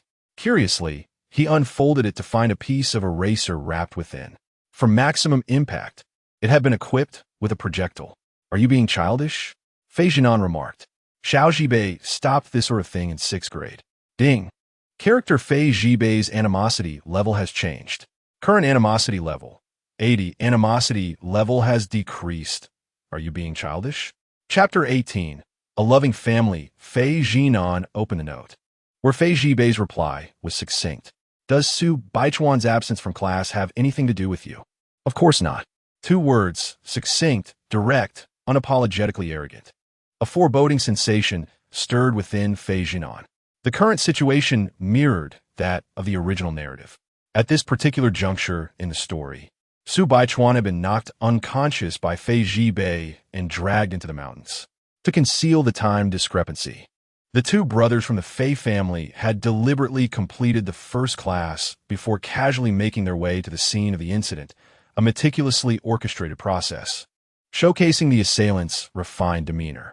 Could it be that Fei Zhibei had indeed succeeded? After the reincarnation of Shui Baichuan, does he still find himself ensnared? Is everything truly unfolding so smoothly? Even if it is merely speculation, the timing, the tone of the note, and the familiar rhythm of the narrative all exude an unmistakable scent of impending drama, as if a blood oath has been sealed. Fei Zhinan felt a twinge of uncertainty within. He began to waver, contemplating retreat. Perhaps he should devise a reason to withdraw. The voice abruptly faded away, akin to a power outage. As cold sweat trickled down his brow, Fei Zhinan cursed the ineffectual system 100 times over. He must go. There was no avoiding it. However, how to proceed and how to ensure his survival thereafter posed a profound dilemma. The silver lining is that Fei Zhibei's animosity has finally been tempered to a manageable degree. He is no longer driven by an extreme desire to eliminate him at the slightest provocation. The bad news, however, is that under the current trajectory of the plot, Shui Baichuan is on the verge of becoming the next volatile bomb. Fei Zhinan's gaze inadvertently fell upon Shui Baichuan's position. At the podium, Lu Qing was reciting the text. Sunlight streaming through the window onto the vacant desk, where textbooks, stationery, and notebooks were meticulously arranged, exuding an air of cleanliness and order, restrained and disciplined, much like Shui Baichuan himself. Yet, in truth, the owner of this desk is far from a mere model student. Shui Baichuan is intricate, profoundly intricate, in the realm of melodrama. Complexity signifies a tragic past, weighty thoughts, deep-seated hatred, emotional torment, and explosive potential. At the tender age of 10, Shui Baichuan lost both parents in a tragic car accident, left alone to be taken in by his uncle, Shui Qinghe. However, unbeknownst to him, the orchestrator of that fateful accident was none other than this seemingly benevolent uncle. In a ruthless bid for power, devised a scheme that led to his brother's demise, all while adopting the orphan child to craft a facade of virtue, thereby successfully seizing control of Shui Entertainment. An astute adult believed he could manipulate a vulnerable child at his whim, unaware that the child he took in was not a timid ward, but rather a cunning wolf cub, lying in wait within his grasp for years, poised to one day retaliate and push him into the abyss. Shui Baichuan's life is a meticulously orchestrated revenge plot, forbidding emotional upheaval, deviation from the goal, or being unmasked, until Fei Yunqing burst into his world. The radiant light of redemption crashed down, forcibly dragging him from the dark, vengeful narrative into a tale of youthful camaraderie. Under the continuous outpouring of Fei Yunqing's salvific light, Shui Baichuan's defenses began to soften, and he even contemplated relinquishing his hatred to embrace a future as an ordinary person. Yet soon, Fei Zhinan arrived, armed with the tools of narrative destruction and a callous adversary, brandishing an unforeseen guillotine that shattered the nascent feelings between Chuanqing with a resounding thud. This blow not only severed Chuanqing's future, but also obliterated Fei Zhibei's standing within the Fei family, leading him to a sorrowful demise in a foreign land. With a single move, two formidable rivals were vanquished, causing the original owner to beam with delight. However, the nefarious scheme devised by the original owner lingered vividly in Fei Zinan's memory. Thus, he inattentively endured an entire class until the bell rang, releasing the taut atmosphere of the classroom like a ray of redemptive light illuminating the earth. Yet for Fei Zinan, it signified the slow ascent of the guillotine, heralding the commencement of judgment. Brother Zinan, Fei Yunqing swiftly turned around, her eyes sparkling and her voice buoyant. "Let us go together." Even quicker than her was the brash and pointed voice of Fei Zhibei. The butcher of the guillotine arrived uninvited, pulling out a chair and succinctly uttering two words, "Let us go." Was this not the first act of a dramatic tragedy already set in motion? Fei Zinan's lips twitched as he forced himself to maintain composure and stood up. "Xiao Qing, Zhibei, and I have a matter to attend to." "I want to go too." Fei Yunqing firmly grasped the hem of his shirt, her doe-like eyes stubborn as if she were a young labor model set to fulfill a noble cause. What was the protagonist doing suddenly seeking to join in? Fei Zinan's head ached even more. He wondered if his memory had faltered. This Fei Yunqing was 100 times more clingy than her counterpart in the original text. Fei Zhibei leaned against the wall, arms crossed, his gaze laced with mockery and schadenfreude, as if he were eagerly anticipating how Fei Zinan would manage his delicate heart. After a moment of silence, Fei Zinan nodded. Very well then. Immediately, Fei Yunqing's face blossomed with joy like a child who was finally to receive a piece of candy. To his surprise, Fei Zinan's quick acquiescence altered Fei Zhibei's previously entertained expression. Hey, you, what of it? Let us go. Fei Zinan clapped a hand on his back, unceremoniously pushing him toward the door. Thus, the three brothers strode down the corridor together. This unprecedented scene naturally elicited seismic reactions within Ziyuan building. Students peered from classroom doors, window ledges, and even around the corners of hallways to witness this extraordinary spectacle. Fei Zhibei walked ahead, his expression sour, while behind him, Fei Yunqing chatted animatedly with Fei Zinan, who listened attentively, occasionally offering his thoughts. The trio remained oblivious to the stares around them, causing jaws to drop in their wake. The Fei brothers, whose familial ties were more intricate than a family tree and whose character dynamics were more melodramatic than a primetime soap opera, were the very protagonists capable of inspiring a 300-episode domestic drama filled with love and conflict, were indeed sharing the same frame. Not only were they together, but even more absurdly, they appeared to embody the spirit of brotherly camaraderie and harmony, as if they were about to break into song, "We are a loving family." The onlookers in Ziyuan building were nearly blinded by the spectacle. Only when the trio exited the building did the gazes begin to wane. Fei Yunqing turned around, her expression earnest as she inquired, "Brother Zinan, what are you all going to do?" "We are going to—" Fei Zinan began, but abruptly halted, his gaze fixated ahead. "Isn't that Shui Baichuan? What is he doing under the shade of the tree instead of attending class?" Chapter 19. Turmoil. As Fei Zhinan spoke, his words abruptly halted, and his gaze became fixated, a shift in his tone as he raised a hand to point ahead. "Is that not Shui Baichuan? What is he doing hiding beneath the shade instead of attending class?" Upon hearing this, Fei Zhibei furrowed his brow and followed the direction of his finger, his eyes instantly alert. Fei Yunqing, without a hint of suspicion, eagerly craned her neck to see. "Huh? Where?" "Right over there," Fei Zhinan emphasized seriously, directing them to a nearby banyan tree, where a figure in a white shirt squatted, appearing rather furtive.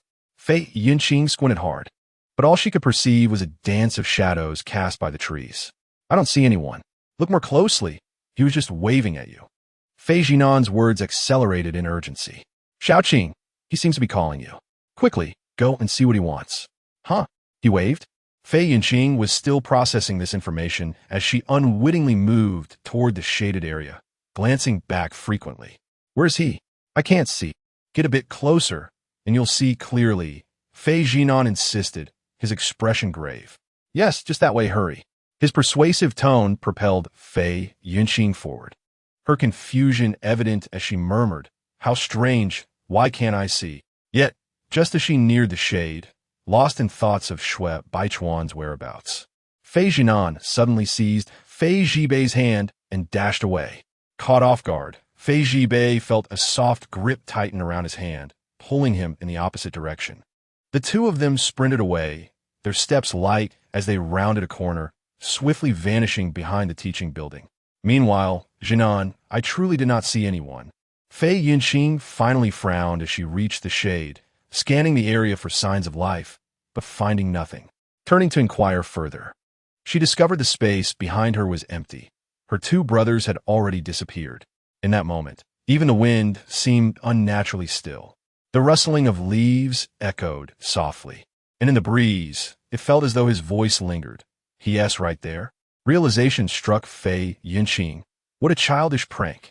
Fei Zhibei, having been pulled away, initially felt dazed, his reaction delayed.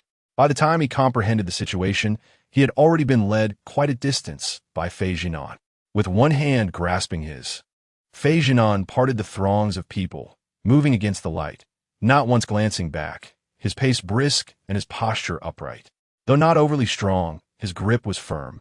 "Hey," Fei Jibei finally spoke, his voice lightened by the wind. "What are you doing?" His words faltered as his gaze fell upon their intertwined hands. The warmth emanating from his palm seeped through the skin, transcending reality, cutting through all the light and heat around them, vividly stirring memories of a certain night deeply embedded in Fei Jibei's mind. That night, the Fei residence had lost power. Ominous clouds loomed, and torrential rain poured down, plunging the house into silence and darkness. With Fei Nanshan and Wu Yi away at a banquet, the only sounds were the hurried footsteps of distant servants mingled with the soft crackling of candle flames. At that time, he was still but a child, unversed in the art of masquerading as the aloof and indifferent figure he would later become. He was terrified of the dark, gripped by an overwhelming fear. He could not recall how he mustered the courage to push open the door. He only remembered that the corridor was shrouded in impenetrable darkness. He stumbled out, running clumsily, and not far before he collided into someone else's embrace. The person had just stepped out of their room, caught off guard by the sudden impact. Then, a voice resonated through the gloom, gentle and measured, reminiscent of a breeze caressing soft bedding, soothing and affectionate. "Do not be afraid, I am here." Subsequently, a warm hand enveloped his icy little hand, fingers entwined, guiding him forward. The voice carried a steadiness and patience unique to youth. So tender it scarcely resembled the Fei Zhinan he remembered. He understood that the individual must have mistaken him for Fei Yunqing. Yet he chose silence. He was acutely aware that Fei Zhinan despised him, would never take his hand, nor would he dare approach him. The moment he spoke, that hand would surely withdraw. Thus, he remained mute, gripping the hand tightly as if holding onto the sole light in the world. They traversed a long distance from the corridor to the dressing room, from the staircase to the kitchen. Through that dark passage, he walked without uttering a word, not missing a step, until a flicker of flame pierced the darkness. A servant lit a candle, illuminating their faces. Fei Zhinan finally discerned that he was not holding the Fei Yunqing he had presumed. His countenance darkened instantly, as if sullied by something revolting, and he forcefully released the hand. "Why are you here?" he inquired. The force of his dismissal was so great that the small Fei Jibei fell to the ground, pain radiating through him. Yet he remained silent, seated there, watching as the hand that had just held him now rubbed vigorously against the fabric of his pants, as if trying to erase all traces of him. In that moment, the solitary glimmer that had once illuminated his world was extinguished mercilessly with the lighting of that candle. It was the first and last time he felt warmth from Fei Zhinan. That warmth had been a stolen light, a fleeting illusion borrowed from Fei Yunqing. He had endeavored countless times to forget this incident. Yet now, that scene was eerily reenacted by an unexpected rush. Fei Jibei lowered his gaze, noticing that this hand, still firmly gripping him, maintained a steady warmth, seemingly stronger than it had been in his youth. This time, Fei Zhinan took the initiative to hold him, running alongside him, fleeing together, side by side. Not a case of mistaken identity, nor an erroneous grasp. Reality appeared to have quietly shifted. Once again, he found himself enveloped by the warmth of that hand. Fei Zhinan pulled Fei Jibei into a frenzied run, only halting at the entrance to the back mountain. Breathing lightly, he glanced around to ensure Fei Yunqing was not in pursuit before exhaling deeply. "We should have lost them." This tactic, employed countless times in his previous life, had worked like a charm on his younger sister, Xiao Zhinan. He never anticipated it would prove equally effective here. Indeed, children are all remarkably similar. Fei Zhinan's lips curled slightly, suddenly realizing the unusual silence emanating from Fei Jibei behind him. Upon lowering his gaze, he was startled to find himself still gripping the hand of that formidable presence. A wave of cold sweat crept up his back. How effortlessly he held onto it. This was Fei Jibei. He hastily released his grip, feigning nonchalance as he cleared his throat and said, "Let us proceed. Are we not heading to the back mountain?" As he spoke, he advanced quickly, his steps quickened as if pursued by unseen phantoms. Yet, just as he took a step, his hand was seized once more. The strength of the youth was far greater than he had anticipated. The distinctly articulated fingers calloused yet warm, seemed to embody a repressed emotion that was now erupting due to this absurd twist of fate. Fei Zhinan paused, caught off guard, and found himself staring into a pair of unfathomable eyes. In Fei Zhibei's gaze, there was an absence of the anticipated sarcasm and indifference. Instead, it conveyed an indescribable emotion. That feeling surged forth, imbued with a tumult of suppressed tremors and mingled confusion, as if a torrent of words were lodged in his throat, ultimately resulting in a simple utterance of his name. Fei Zhinan. Fei Zhibei's voice was husky, as if laden with emotion, almost fearful that speaking would unleash a flood of sentiments. The system notification chimed, causing Fei Zhinan's heartbeat to momentarily falter. Ding! The character Fei Zhibei's hostility level has changed. Current hostility level, 70, hostility rank, not severe. Let us return. Chapter 20. The abyss is empty. Ding. The character Fei Zhibei's hostility level has changed. Current hostility level, 70, hostility rank, not severe. Let us return. As the system notification faded, Fei Zhibei's voice fell seamlessly alongside it. Fei Zhinan was momentarily taken aback, unable to comprehend. Huh, I said. Fei Zhibei lowered his lashes, yet his grip did not loosen. Rather, he instinctively tightened it slightly. Let us return to the classroom. His voice was nearly a whisper, as though he hesitated over something. This time, Fei Zhinan heard him clearly. However, understanding only deepened his bewilderment. What new script was this? The narrative was primed for a dramatic climax, yet he suddenly called for a retreat. What game was being played? Moreover, the sudden notification regarding hostility levels had entirely caught him off guard. Why did this fellow harbor such convoluted inner turmoil every day? Nevertheless, it was fortuitous that Fei Zhibei had taken the initiative to speak. Did this not grant him the opportunity to warn? I knew it. Fei Zhinan's lips twitched in a sardonic smile, swallowing back the retort of all right. The atmosphere felt palpably tense. The sensation of being compelled by the plot to act was akin to being forced to comply with another's whims. Irritation seeped into his tone. Are you jesting? This slightly irate retort caused Fei Zhibei's expression to falter. A rare moment of vulnerability was swiftly overshadowed by the impatience emanating from the other, akin to a fool eager to confront a rival. The softness in Fei Zhibei's gaze shattered like crystal, dissipating silently, lost to the void. What did you say? Fei Zhinan barely caught the words, but Fei Zhibei had already reverted to his typical mocking demeanor, releasing his grip. It's nothing, let us go. The two resumed their journey deeper into the recesses of the back mountain. This territory was once the abandoned experimental area of Hanyuan High School, now overrun with rampant weeds and dappled shadows from the trees, almost untouched by human presence, resembling a natural backdrop tailored for a dramatic narrative. As he walked, Fei Zhinan suddenly halted. The wind rustled through the bushes, creating a faint sound. He turned to look back. There was no one behind him. Yet, for some inexplicable reason, since entering this secluded mountain area, a subtle chill had been creeping along the nape of his neck, as if someone were watching them. What are you daydreaming about? Not far away, Fei Zhibei paused, his tone impatient. Are we going or not? Fei Zhinan scanned the bushes and the slanting rays of sunlight once more. No footsteps, no figures, and no unusual sounds. He withdrew his gaze and resumed walking. The original text did not mention a fourth person. Perhaps he was being overly cautious. As they gradually approached their destination, Fei Zhinan intended to utilize these final moments to reanalyze Shui Baichuan's behavioral logic and potential turning points. However, as he began to mentally chart his analysis, he suddenly realized a grave issue. He could not recall Shui Baichuan's fate.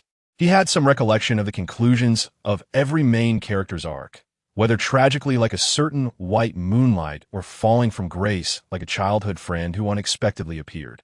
Yet Shui Baichuan was an exception. He rifled through the entire narrative framework of the novel, but found not a single explicit clue.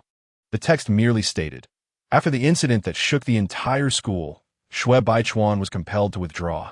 There was no further information, as if his life had been abruptly severed, vanishing entirely from everyone's sight.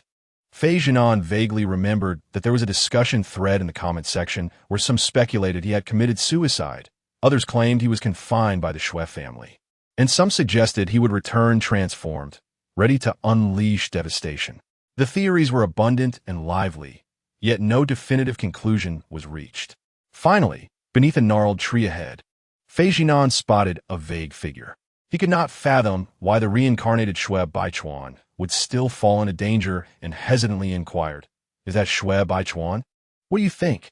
Fei Zhibei replied without turning, his tone devoid of emotion, continuing his stride. As they drew nearer, the figure bound by ropes became clearer. The youth, clad in a tidy Hanyuan uniform, sat with his head bowed, his slender frame tightly restrained by coarse ropes. Yet, even in such a passive and disheveled state, his posture remained upright, exuding an air of languid indifference. He sat there quietly, like a deep pool before an impending storm, devoid of struggle, yet radiating an inexplicable aura of danger. To be cautious before approaching Shui Baichuan, Fei Zhinan tapped into his mind's darkening value system. What was Shui Baichuan's current level of animosity? Checking character Shui Baichuan.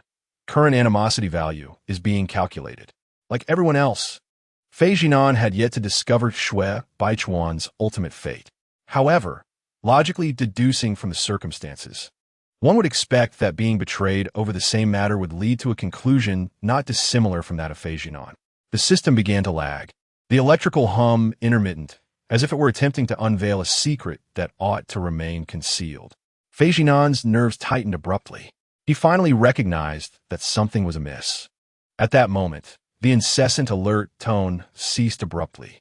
Instantly, a crimson warning flooded Fei Zhinan's vision, akin to numerous alarms detonating within his mind, striking his nerves with a painful urgency. The corrupted system shrieked suddenly, "Danger! Current hate value limit cannot be calculated." Fei Zhinan staggered back, cold sweat breaking forth instantly. Before him, the boy who had yet to raise his gaze now appeared as a beast lurking in the abyss, slowly awakening from slumber. Character correction, Shui Baichuan. Hate value has exceeded calculation threshold. Hate level, hell, is empty, and yet you remain among the living. Exercise caution. The red alert flashed wildly in his mind, rendering Fei Zhinan immobile. Meanwhile, beneath the tree ahead, Fei Zhibei had approached the bound Shui Baichuan, slowly turning around. The interplay of shadows and light danced upon the boy's shoulders, casting him in a pallid hue akin to snow. The gentle light that once flickered in Fei Zhibei's eyes was now being slowly consumed by darkness, replaced by the icy demeanor from their first encounter. "Why don't you come over?" Fei Zhibei inquired with a smile, the corners of his lips curling upward, his tone light to the point of casualness. Though the mirth did not reach his eyes, "Brother." More terrifying was the sight of the bound Shui Baichuan rising effortlessly, shaking free the very ropes that were meant to restrain him. Sunlight filtered through the layers of leaves, yet it could not dispel the sudden chill that enveloped the air. In an instant, Fei Zhinan reacted. This was a trap. From the very beginning, it had been a scheme. Fei Zhibei and Shui Baichuan were undoubtedly in cahoots. In that moment, instinct triumphed over thought. Fei Zhinan spun around and bolted. This time, the accursed four-system prompt did not sound. But the next second, bang, a blunt pain struck without warning, crashing into the back of Fei Zhinan's head. The world spun violently before him, his vision skewed, and the earth rolled beneath his feet. He let out a muffled groan and collapsed heavily to the ground. The wind whispered through the forest, rustling the grass blades, scattering the last remnants of light. Chapter 21. Shui Baichuan. Fei Zhinan had barely taken a step when a sudden and forceful blow struck him from behind. There was a dull thud. He did not even emit a sound, his body collapsing like a marionette with severed strings. Witnessing this scene, Fei Zhibei's pupils constricted sharply, and almost instinctively, he stepped forward. "What are you doing? What are you doing?" Shui Baichuan slowly stood upright, casually tossing the stick into the nearby thicket.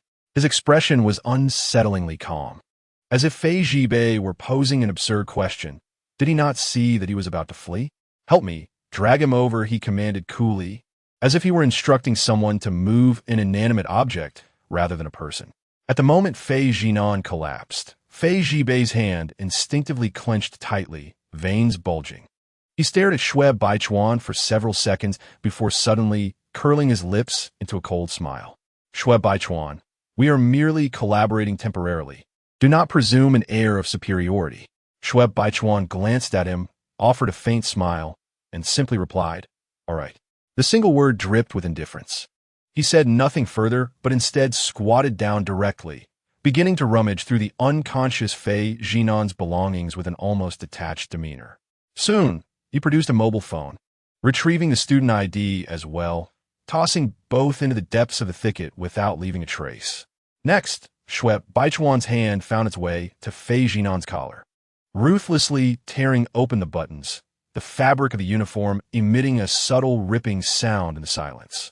When that finger, imbued with a clear intent of violation, brushed against Fei Zhinan's skin, Fei Zhibei could no longer contain himself. He surged forward, shoving Shui Baichuan aside. I'm asking you. Fei Zhibei's voice was low, laced with suppressed fury. What the hell do you intend to do? Shui Baichuan's palm pressed into the grass to stabilize himself. He did not rush to retort, but kept his head lowered, as if contemplating something. After 2 seconds, he sighed and slowly raised his gaze. His eyes, which had remained downcast, now met Fei Zhibei's, dark and unfathomable like an abyss. To do what he once did, Shui Baichuan spoke softly, his tone eerily calm, devoid of any emotion, as if declaring a fair judgment. Fei Zhibei furrowed his brow. What did you say? Do you still remember the feelings from that time? Shui Baichuan's cold voice seemed intent on dragging everything back to a certain moment in time. He did not look at Fei Zhibei again. Methodically peeling back Fei Zhinan's school uniform jacket, his fingers curling around the thin cord that wrapped around his wrist, tightening it in loops between his knuckles. The surveillance cameras in the gym captured every angle, he remarked nonchalantly, yet Fei Zhibei's pupils dilated in shock.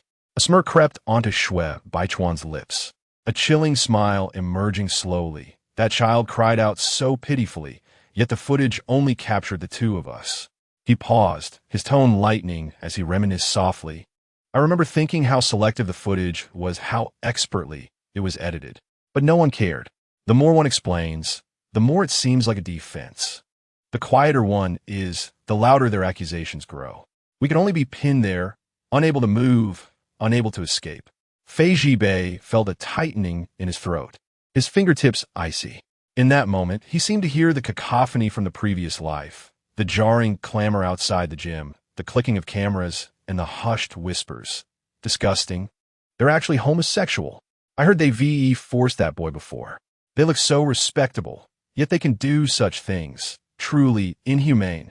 Everyone is talking about us, including classmates, teachers, and even your mother. Shui Baichuan paused, a semblance of a smile flickering as he looked at Fei Zhibei, the one we care about. Fei Zhibei's chest heaved violently as long-buried memories resurfaced, overwhelming him like a tide of crimson. On that fateful day in the gymnasium, the sun blazed fiercely, and beneath the glass skylight, a throng of spectators gathered like a surging tide. That junior was on the verge of suffocation from crying, disheveled alongside Shui Baichuan, both in a state of utter disarray. Surrounding them were over 300 pairs of indifferent, curious, disdainful, and mocking gazes. Everyone was watching.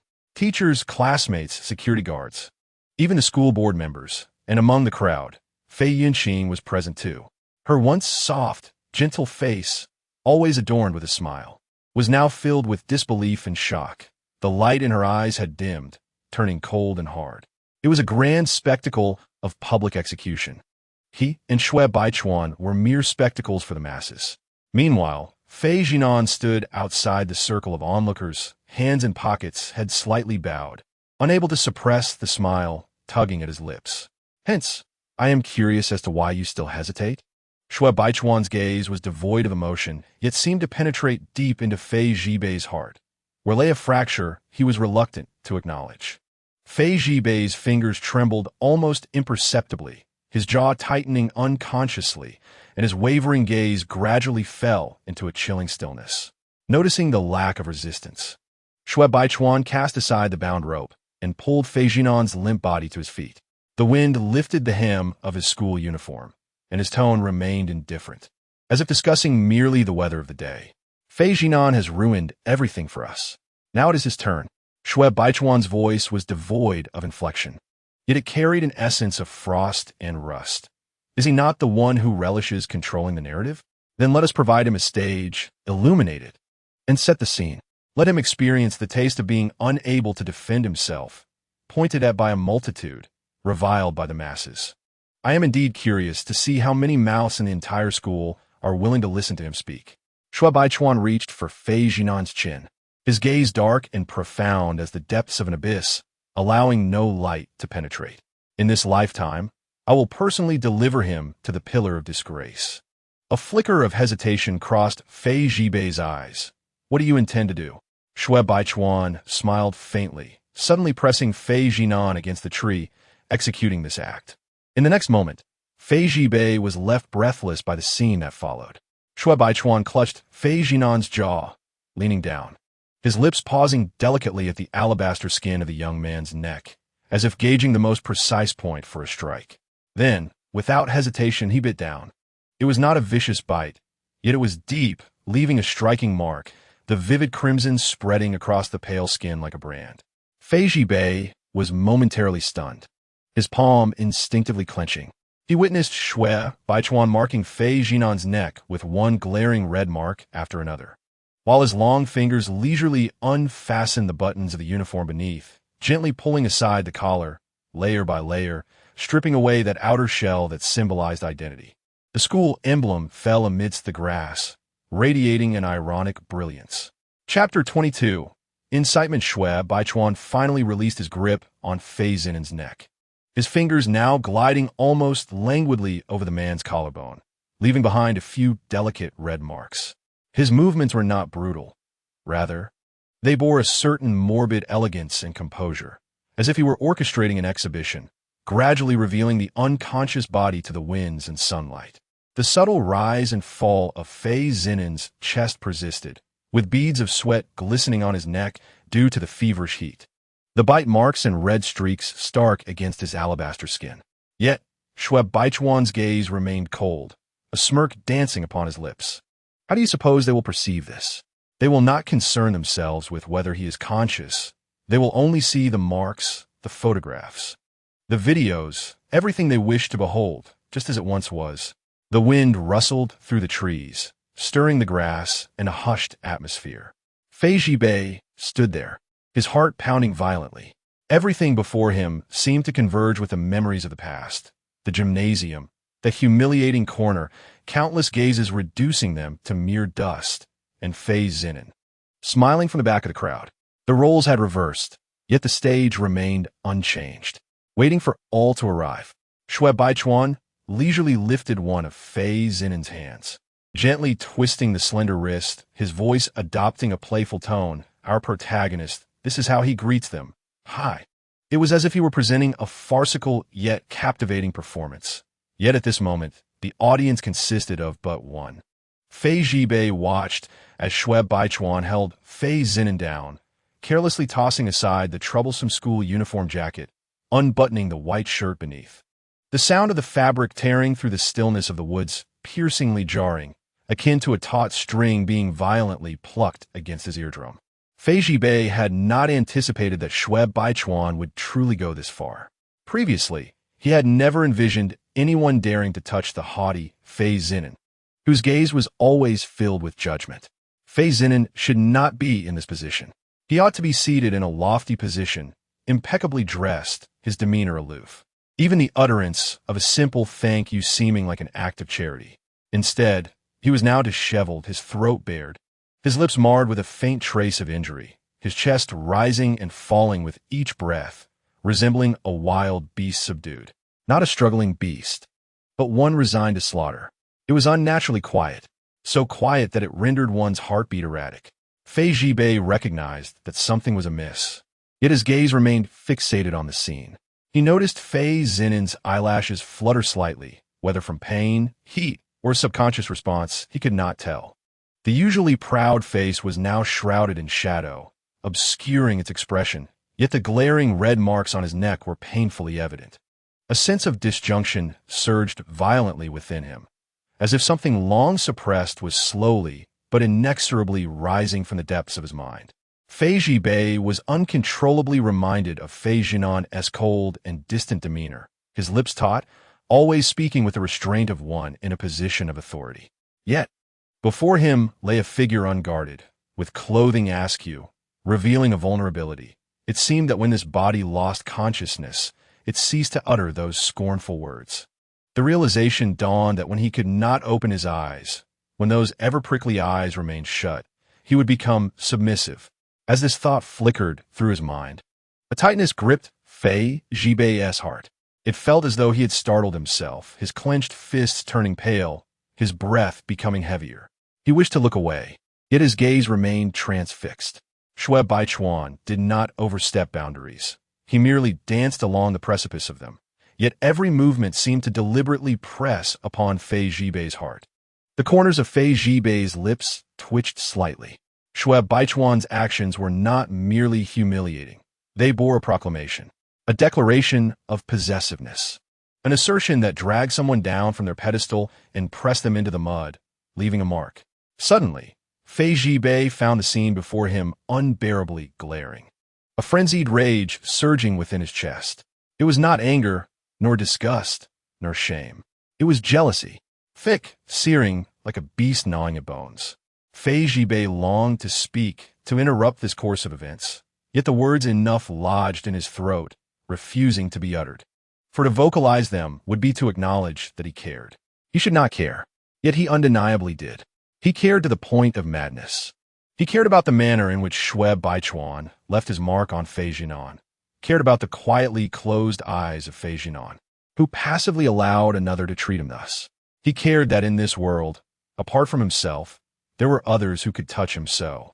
Clenching his jaw tightly, Fei Zhibei fought to suppress the tumultuous emotions, as if sealing a monstrous entity within a bag. The creature within roared dully, threatening to break free at any moment. Just then, Shui Baichuan abruptly ceased his actions. Your gaze is quite honest, Fei Zhibei. It was as though he had already felt that searing, disheveled gaze upon him, his own eyes reflecting a premeditated cold amusement. It seems you wish to kill me. Shui Baichuan's casual remark struck directly at Fei Zhibei's heart. Fei Zhibei gritted his teeth, his voice hoarse. Shut up. Why?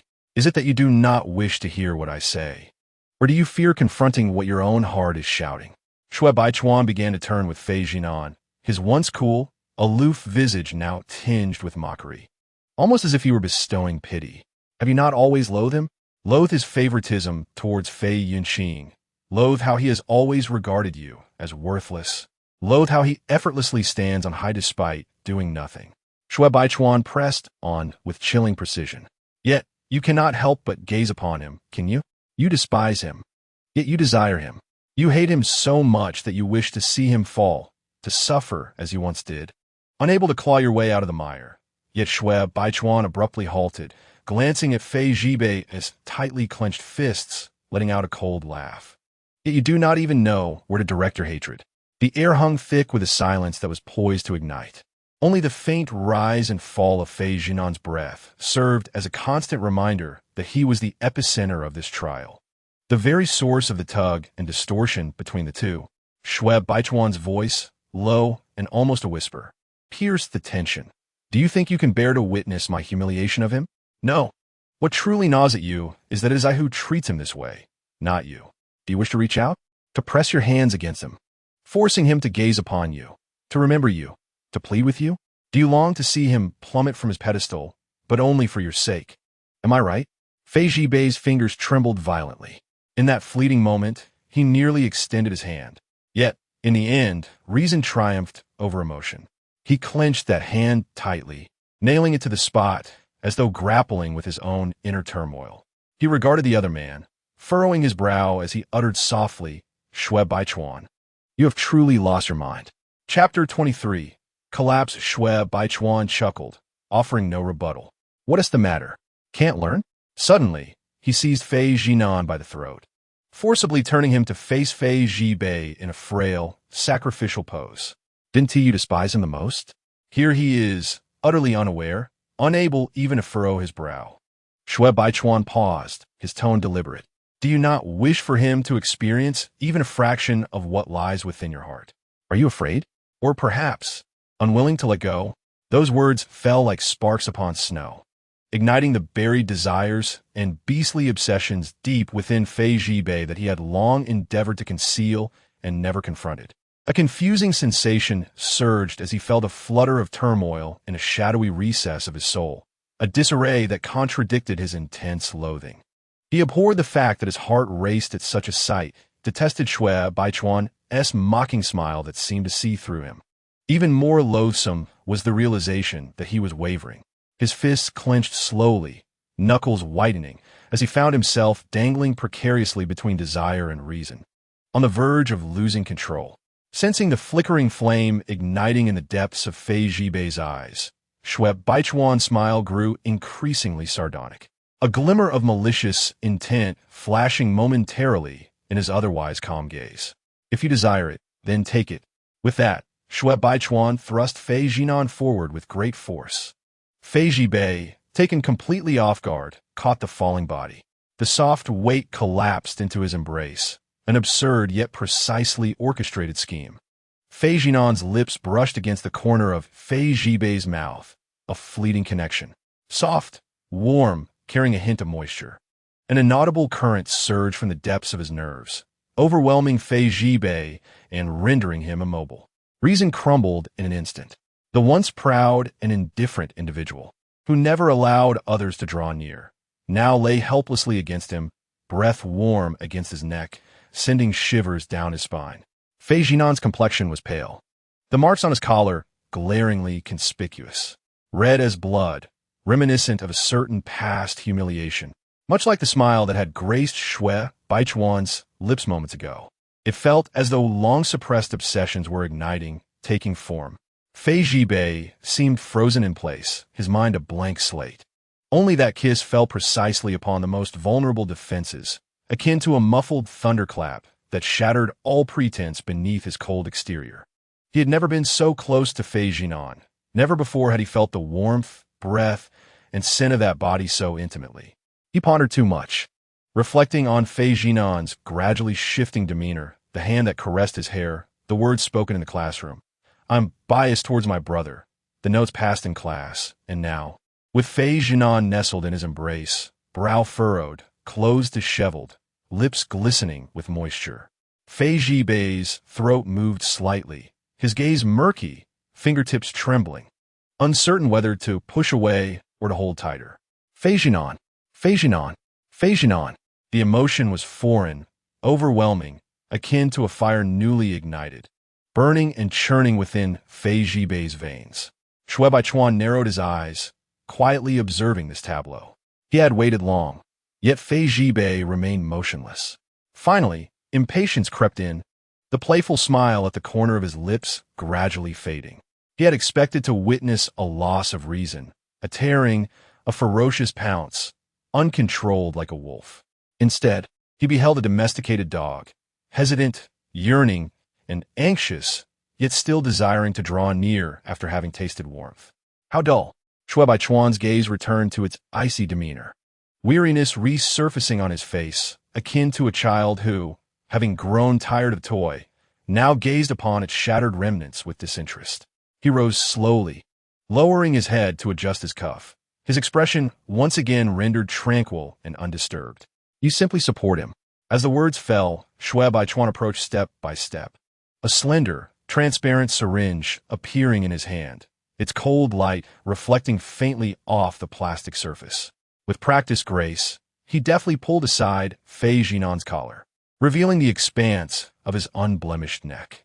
The needle hovered in midair, poised to pierce that tranquil, unguarded skin in an instant. In the next moment, that body was suddenly yanked away. The motion was so instinctual that Fei Zhibei reflexively enveloped Fei Zhinan in his arms, stepping back. His eyes were deep and dark, almost luminous, pupils narrowing like a beast's, cold and lethal. What do you hold in your hand? Fei Zhibei enunciated each word, his tone laced with a simmering hostility that surged from his chest. It was a suffocating warning. Shui Baichuan offered no response. Yet the tumult of emotions in his gaze was more lethal than 1,000 words. Indifference and madness intertwined, like venomous serpents birthed from the depths of hell. Chilling and deadly. Shui Baichuan regarded Fei Zhibei with a detached stare, slowly speaking. "What do you think it is?" Fei Zhibei raised an eyebrow, his expression impassive. Yet his grip tightened further. Shui Baichuan chuckled softly, the syringe spinning in his hand, the transparent liquid within glinting with a sharp light. That was certainly not a trivial matter. Shui Baichuan, evidently, harbored intentions far beyond mere humiliation of Fei Zhinan. Shui Baichuan. Fei Zhibei narrowed his eyes, his tone darkening. Some matter should not be pushed too far. Pushed too far? Shui Baichuan slowly echoed. He seemed to have heard the most absurd joke, his shoulders trembling slightly before he burst into laughter. Initially, it was a low sound, as if swirling in his throat, but in the next moment, it became increasingly unrestrained, echoing almost maniacally through the wild grass of the desolate hillside. "Do you think this is excessive?" Shui Baichuan approached step by step, slowly. Fei Zhibei's gaze suddenly tightened, his throat bobbing, instinctively tightening his grip around the person in his arms. The window was sealed. The door was locked, immovable from both inside and out. That winter was particularly cold. Frost had formed on the walls, and I scraped at the door with my nails. Shui Baichuan's voice remained calm and airy as he continued to speak nonsensically. I had counted the branches of the locust tree in the backyard of the Shui family's old residence. There were 49 slender branches, but by the 10th day, only 32 remained. After that, I ceased counting. When the pain becomes unbearable, one lacks the strength to count branches. This kind of pain endured for 10 years until my demise. Shui Baichuan's voice was crystal clear. If Fei Zhinan were to lose his reputation overnight, it would merely be a matter of lingering on. I did not return to inflict temporary suffering upon him. What I seek is the gradual decay of his life, inch by inch, just as I have experienced. Suddenly, Shui Baichuan drew near. Fei Zhibei was caught off guard, barely managing to set down Fei Zhinan before being yanked forward by Shui Baichuan, who seized his collar.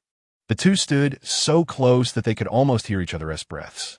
Thus, for the first time, Fei Zhibei beheld the depths of Shui Baichuan's eyes. They were devoid of light, dark, indifferent, akin to two bottomless, desolate wells, not filled with water, but with hatred. Endless, accumulated hatred from two worlds. Shui Baichuan was also scrutinizing Fei Zhibei, his expression devoid of emotion, as if confirming something or merely observing upon rendered useless. After a prolonged silence, Shui Baichuan let out a cold laugh, his voice devoid of any sentiment. "The hatred in your eyes has diminished." Fei Zhibei was momentarily taken aback, only to hear Shui Baichuan continue in a low voice. "Fei Zhibei, how pitiful you are. You are like a domesticated dog, stripped of its teeth, dulled claws, trapped in the palm of your master, yet you still believe you are running free. How could I ever think you were like me?" Finally, Fei Zhibei's gaze shifted. However, before he could comprehend the irony behind those words, a distant, clear voice abruptly emerged from beyond the dense forest. "Zhinan? Zhibei? Are you there?" Chapter 24. The treasure map. A distant, clear voice suddenly rang out from beyond the dense forest. "Zhinan? Zhibei? Are you there?" Both Fei Zhibei and Shui Baichuan were taken aback. Fei Yunqing, he actually found his way here? They instinctively glanced at the still unconscious Fei Zhinan on the ground, their expressions shifting slightly. This fellow had indeed left a contingency plan. Shui Baichuan slowly released his grip on Fei Zhibei's collar, the traces of mockery and animosity rapidly receding from his eyes, leaving only an air of utmost calm. "Our collaboration has come to an end, Fei Zhibei," he stated casually, without a hint of nostalgia. "From now on, I will ensure that Fei Zhinan pays the price in my own way." Shui Baichuan's lips curled into a cold, disdainful arc, laced with biting sarcasm. "Continue to play the role of your pitiful watchdog." Fei Zhibei also chuckled, his laughter brimming with arrogance. "Do not speak so confidently. How do you know you lack the potential to be a dog yourself?" As if he had heard the grandest of jokes, Shui Baichuan scoffed, turning on his heel to leave. His silhouette gradually succumbed to the shadows of the trees, his stride leisurely, akin to the main character taking a bow at the end of a performance. Just before vanishing, a faint voice echoed from the woods. If such a day were to come, I shall await it with bated breath. The voice paused, half smiling, adding, however, rather than indulging in verbal sparring, perhaps you should contemplate what comes next. The next step? Fei Zhibei momentarily found himself at a loss. Until the very next second, that familiar voice rang out once more, as clear as if it were right beside him. Zhinan, where are you? This time the voice was even closer, almost as if it had stepped into the glade. Fei Zhibei was taken aback. In the next moment, realization struck him like lightning. He lowered his gaze to the unconscious figure on the ground. Fei Zhinan lay there, disheveled, his hair unkempt, his neck and collarbone marked with bruises. The grass beneath him trampled and chaotic, giving the impression that he had just been. Looking around, he found himself utterly alone. The true culprit had long since fled. Fei Yunqing had witnessed him leaving with Fei Zhinan. Now upon his return, he was greeted by this disturbing tableau. What thoughts would arise? The evidence was all present.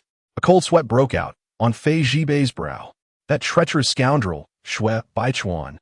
Hearing Fei Yunqing's approaching footsteps, Fei Zhibei, usually fearless, found himself momentarily flustered. His first instinct was to remove his school jacket and awkwardly drape it over Fei Zhinan's disarrayed attire.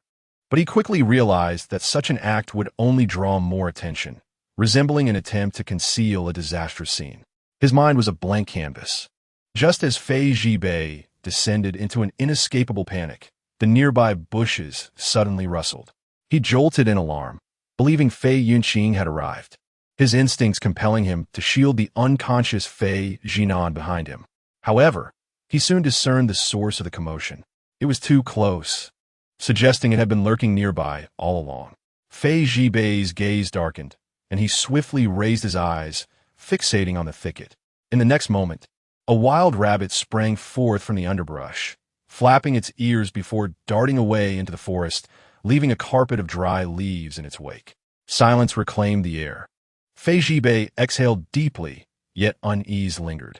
He stepped closer, parting the bushes for a better view, and indeed discovered a naturally formed depression just large enough for a person. Surrounded by dense foliage, seamless in its concealment, his eyes sharpened with resolve, and he immediately turned to lift Fei Zhinan, burrowing into the thicket. Just as he settled into his hiding place, the bushes had not fully returned to their original position when a voice called out, "Zhibei, what are you doing?" Fei Yunqing's voice was almost at his ear.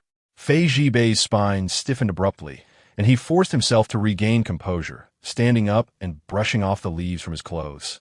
Turning back with a carefree smile, "Yunqing, what brings you here?" Fei Yunqing had evidently traversed mountains and valleys, appearing disheveled and dusty, with beads of sweat glistening on his forehead and 2 dry leaves clinging to his clothes, as if he had just emerged from a thicket. Upon seeing others, his initial joy swiftly morphed into a frown of indignation. "How childish you all are! You deceived me into believing I would find Baichuan, only to present me with a treasure map to follow." In his fury, he brandished a tattered piece of paper, which bore a chaotic array of incomprehensible lines. With only the faint words "treasure map" discernible, the rest resembled a labyrinth drawn by a 3-year-old's foot. Fei Zhibei, under the weight of this dismal creation, fell into a 3-second silence. "Surprise?" he retorted sharply. "Surprise my foot." Fei Yunqing slammed the treasure map against his chest, his eyes reddening with anger. "Where is Brother Zhinan?" Fei Zhibei's gaze flickered momentarily, yet he maintained a composed facade as he fabricated an excuse. "Seeing your delay, I feared something had befallen you and went in search of you." Fei Yunqing, evidently more astute this time, narrowed his eyes and scrutinized him with suspicion. "You are trying to deceive me again. Why would I lie to you?" "Humph, this must have been your idea." Fei Yunqing glared, his eyes wide. Brother Zhibei would never be so childish. Fei Zhibei, still smiling placidly, countered, "You are mistaken. It was your elder brother's suggestion." "Impossible," Fei Yunqing scoffed. "The handwriting is unmistakably yours. It's as ugly as you." The muscle in Fei Zhibei's temple twitched in irritation. He clicked his tongue. baffled by how his usually obedient and gentle younger brother had transformed into someone brimming with hostility, chattering incessantly and completely devoid of his previously endearing demeanor. For the first time across 2 lifetimes, Fei Zhibei realized that Fei Yunqing could argue, could raise his voice, and could question and deny him, seemingly oblivious to the countless moments he had sheltered him from harm, with thoughts of the hidden Fei Zhinan lurking behind the bushes, and the incessant barrage of questions from Fei Yunqing ringing in his ears. Fei Zhibei's pent-up frustration felt like a detonated bomb, surging to the forefront of his mind. A fleeting glimmer of ferocity flickered in his wolf-like, cold gaze as he approached him directly. His pace was unhurried, yet bore an undeniable sense of pressure, casting a formidable shadow over Fei Yunqing. The words from the other party faltered abruptly. Instinctively, Fei Yunqing stepped back slightly, his wide eyes betraying a flicker of visible fear. Fei Yunqing, Fei Zhibei, stood before him, gazing down with a voice low, hoarse, and indifferent. "You are exceedingly noisy." Before the words had fully left his lips, he suddenly reached out, decisively grasping the nape of Fei Yunqing's neck and pulling him closer with force. The distance between them diminished to a mere breath, each able to feel the warmth of the other's exhalation. "Did I not inform you?" he murmured, his voice a sultry whisper brushing against the youth's ear, unabashedly provocative. "Fei Zhinan is not here. What are you still doing here?" Fei Zhibei fixed his gaze upon Fei Yunqing, his thumb slowly caressing the skin at the side of his neck. Lowering his voice and adopting a languid tone, he mused, "Could it be that you wish to be alone with me? HM?" Fei Yunqing's eyes widened in shock, disbelief, and a faint hint of humiliation flickering across his face. He had never anticipated that one day his elder brother would address him with such a gaze, such a tone, and such gestures. In his adulthood, Fei Zhibei had become notorious for his indulgence and cold demeanor, a character known for his difficulty to approach. Yet the obsessive, ruthless, and capricious nature that defined him had never once manifested in front of Fei Yunqing. While their interactions were not overly affectionate, he had always shielded him with care, treating him gently and rarely exhibiting anger. But at this moment, he was confronted with an entirely different Fei Zhibei. There was no tenderness in his eyes, no restraint in his actions. The blatant mockery, the languor, and the overwhelming sense of control unveiled a stranger, a dangerous shadow that had been concealed beneath layers of pretense. The raw fear reflected in the youth's eyes was stark and evident, his body trembling slightly under Fei Zhibei's proximity. Fei Zhibei observed it all with clarity. He gazed into those reddened eyes, feeling a pang of self-mockery within. It dawned on him that, regardless of the past and present, regardless of how earnestly he endeavored to draw near and protect with sincerity, Fei Yunqing had never carved out a place for him in his heart. Whenever he revealed a fragment of his true self, the other would recoil in terror, retreating and fleeing. And thus, nothing remained. Despite being closer to Fei Yunqing than ever before, so close that he could nearly hear the rapid beat of the youth's heart, his own emotions remained untouched. Absently, he mused about the texture of Fei Yunqing's skin, which was warm, delicate, and soft, effortlessly stirring a sense of protectiveness within him. However, Fei Zhinan's skin possessed a different quality. It was firmer rather than soft, cooler in hue, yet with just a slight pressure. That pale white would bloom into a glaring red mark, reminiscent of spring snow on plum blossoms, strikingly vivid. Suddenly, Fei Zhibei's heart constricted. He abruptly realized the implications of his thoughts, his throat tightening with a dry sensation. In that fleeting moment of distraction, a force violently wrenched his arm away. I'm going to find Brother Zhinan." The panicked voice of the youth reached his ears, as Fei Yunqing's cheeks flushed red, his gaze a tumult of confusion, fear, and anger. After shaking off Fei Zhibei's hand, he turned and fled, his steps unsteady, not daring to look back. He escaped in a hurry, as if what pursued him was not his elder brother, but a ravenous beast. Amidst the layers of shadows cast by the trees, the slender figure of the youth flitted away like a butterfly in the wind, vanishing without a trace. Fei Zhibei stood rooted in place, motionless, his fingers unconsciously brushing against his side, as if to feel the lingering warmth or to seek something else altogether. After a moment, Fei Zhibei's lips curled into a cold, indifferent smile. He suddenly felt that everything was utterly meaningless. It had been this way in his previous life, and it was the same in this one.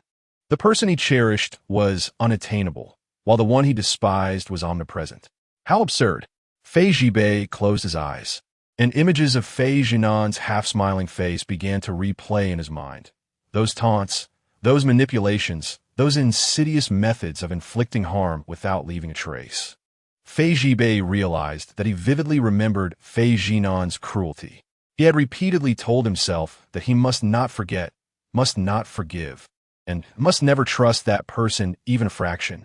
How could he instinctively cover for him, conceal his wounds, and nearly resort to violence against Shui Baichuan just for a fleeting moment of favoritism and kindness from him? He wavered. Despite knowing what kind of person Fei Zhinan truly was, and despite the bitterness that should have made him grit his teeth in hatred, he still faltered. Even in this lifetime, Fei Yunqing had begun to feel like a stranger. The boy had originally been a precious light he held carefully, the only pure corner of his heart. Yet now it too was muddied by Fei Zhinan's corruption. Shui Baichuan was right. Fei Zhinan was a calamity. Once entangled with him, there was no hope for a favorable outcome. Fei Zhibei lowered his gaze to his empty palms, as if the fleeting warmth he had just felt was merely a transient numbness. He chuckled softly, the curve of his lips icy. Was that meager concession enough? Had Fei Zhibei truly reduced himself to a mere dog? What an utterly ridiculous joke. As he cast his gaze once more toward the thicket, Fei Zhibei's eyes had lost all emotion. He expressionlessly diverted his gaze, preparing to leave this place. But at that moment, the thicket concealing Fei Zhinan suddenly stirred. Fei Zhibei's steps came to an abrupt halt. The wind whispered silently, and the subtle disturbance quickly faded into the breeze. Fei Zhibei remained still, unwilling to depart. After a few seconds of silence, he lowered his eyelids, conjuring an excuse to persuade himself. He merely wanted to ascertain whether he was awake, to spare Fei Yunqing from returning without having found him, thus avoiding an endless cycle of vexation. With a stoic expression, Fei Zhibei thought this and turned back toward the thicket. However, as he parted the leaves, his expression froze, and he felt as if he had been nailed to the spot. In the shadows of the thicket, Fei Zhinan remained unconscious, his brows and eyes tranquil, completely unaware. Next to him stood a tall, unfamiliar figure. The person leaned over Fei Zhinan, towering at least 6 feet 3 inches, with shoulder-length black hair cascading down, obscuring most of his face, revealing only a sharply defined nose and pale lip line. Fei Zhibei observed the figure's back arch slightly, broad as a leopard, with muscular contours that appeared taut under the sunlight. The entire being resembled a ghostly beast emerging from dark waters, silently covering the unconscious Fei Zhinan. Silence reigned, suffocating and heavy with breath, as a repressed and twisted fervor brewed quietly among the bushes, exuding an aura of somber, obsessive yearning akin to that of a deep-sea specter. It was neither curiosity nor concern, but a profoundly secretive desire, twisted, perilous, and morbidly fervent. As I gazed at the uniform I had meticulously arranged for Fei Zhinan, it was disheartening to see it being methodically undone by that man's fingers. Even more outrageous was the fact that the stranger was moving closer, his towering figure nearly enveloping Fei Zhinan entirely. A string in Fei Zhibei's mind snapped with a resounding crack. He cast aside all restraint, every ounce of self-loathing, every vow of unwavering resolve, every declaration of independence, all dissolved into insignificance. The only image that remained was that of Fei Zhinan being claimed by an outsider. Rage surged through him like a tempest, his eyes darkening as he charged forward, unleashing a fierce punch. The sound of his fist colliding with the youth's jaw echoed like thunder, clear and deafening. The assailant's head jerked slightly, yet his imposing stature merely swayed, leaving a void in the warmth that once surrounded Fei Zhinan. With a fierce grip, Fei Zhibei pulled Fei Zhinan into his embrace, leaving no room for ambiguity. Resembling an enraged wolf, fiercely safeguarding its prey, from any intruder. His gaze sharpened, cold and menacing, radiating an unmistakable aura of lethal intent. He could not fathom the source of his fury. It felt as though his chest was ablaze, a conflagration ignited by oil, leaving his mind a blank slate. The impact of that punch had drawn crimson from the youth's pale chin, causing him to momentarily pause before finally turning his head with deliberate slowness. Chapter 26. Fei Zhibei. The master of chaos, his long hair obscured the half-exposed eyes, which were devoid of warmth, exuding a chilling indifference.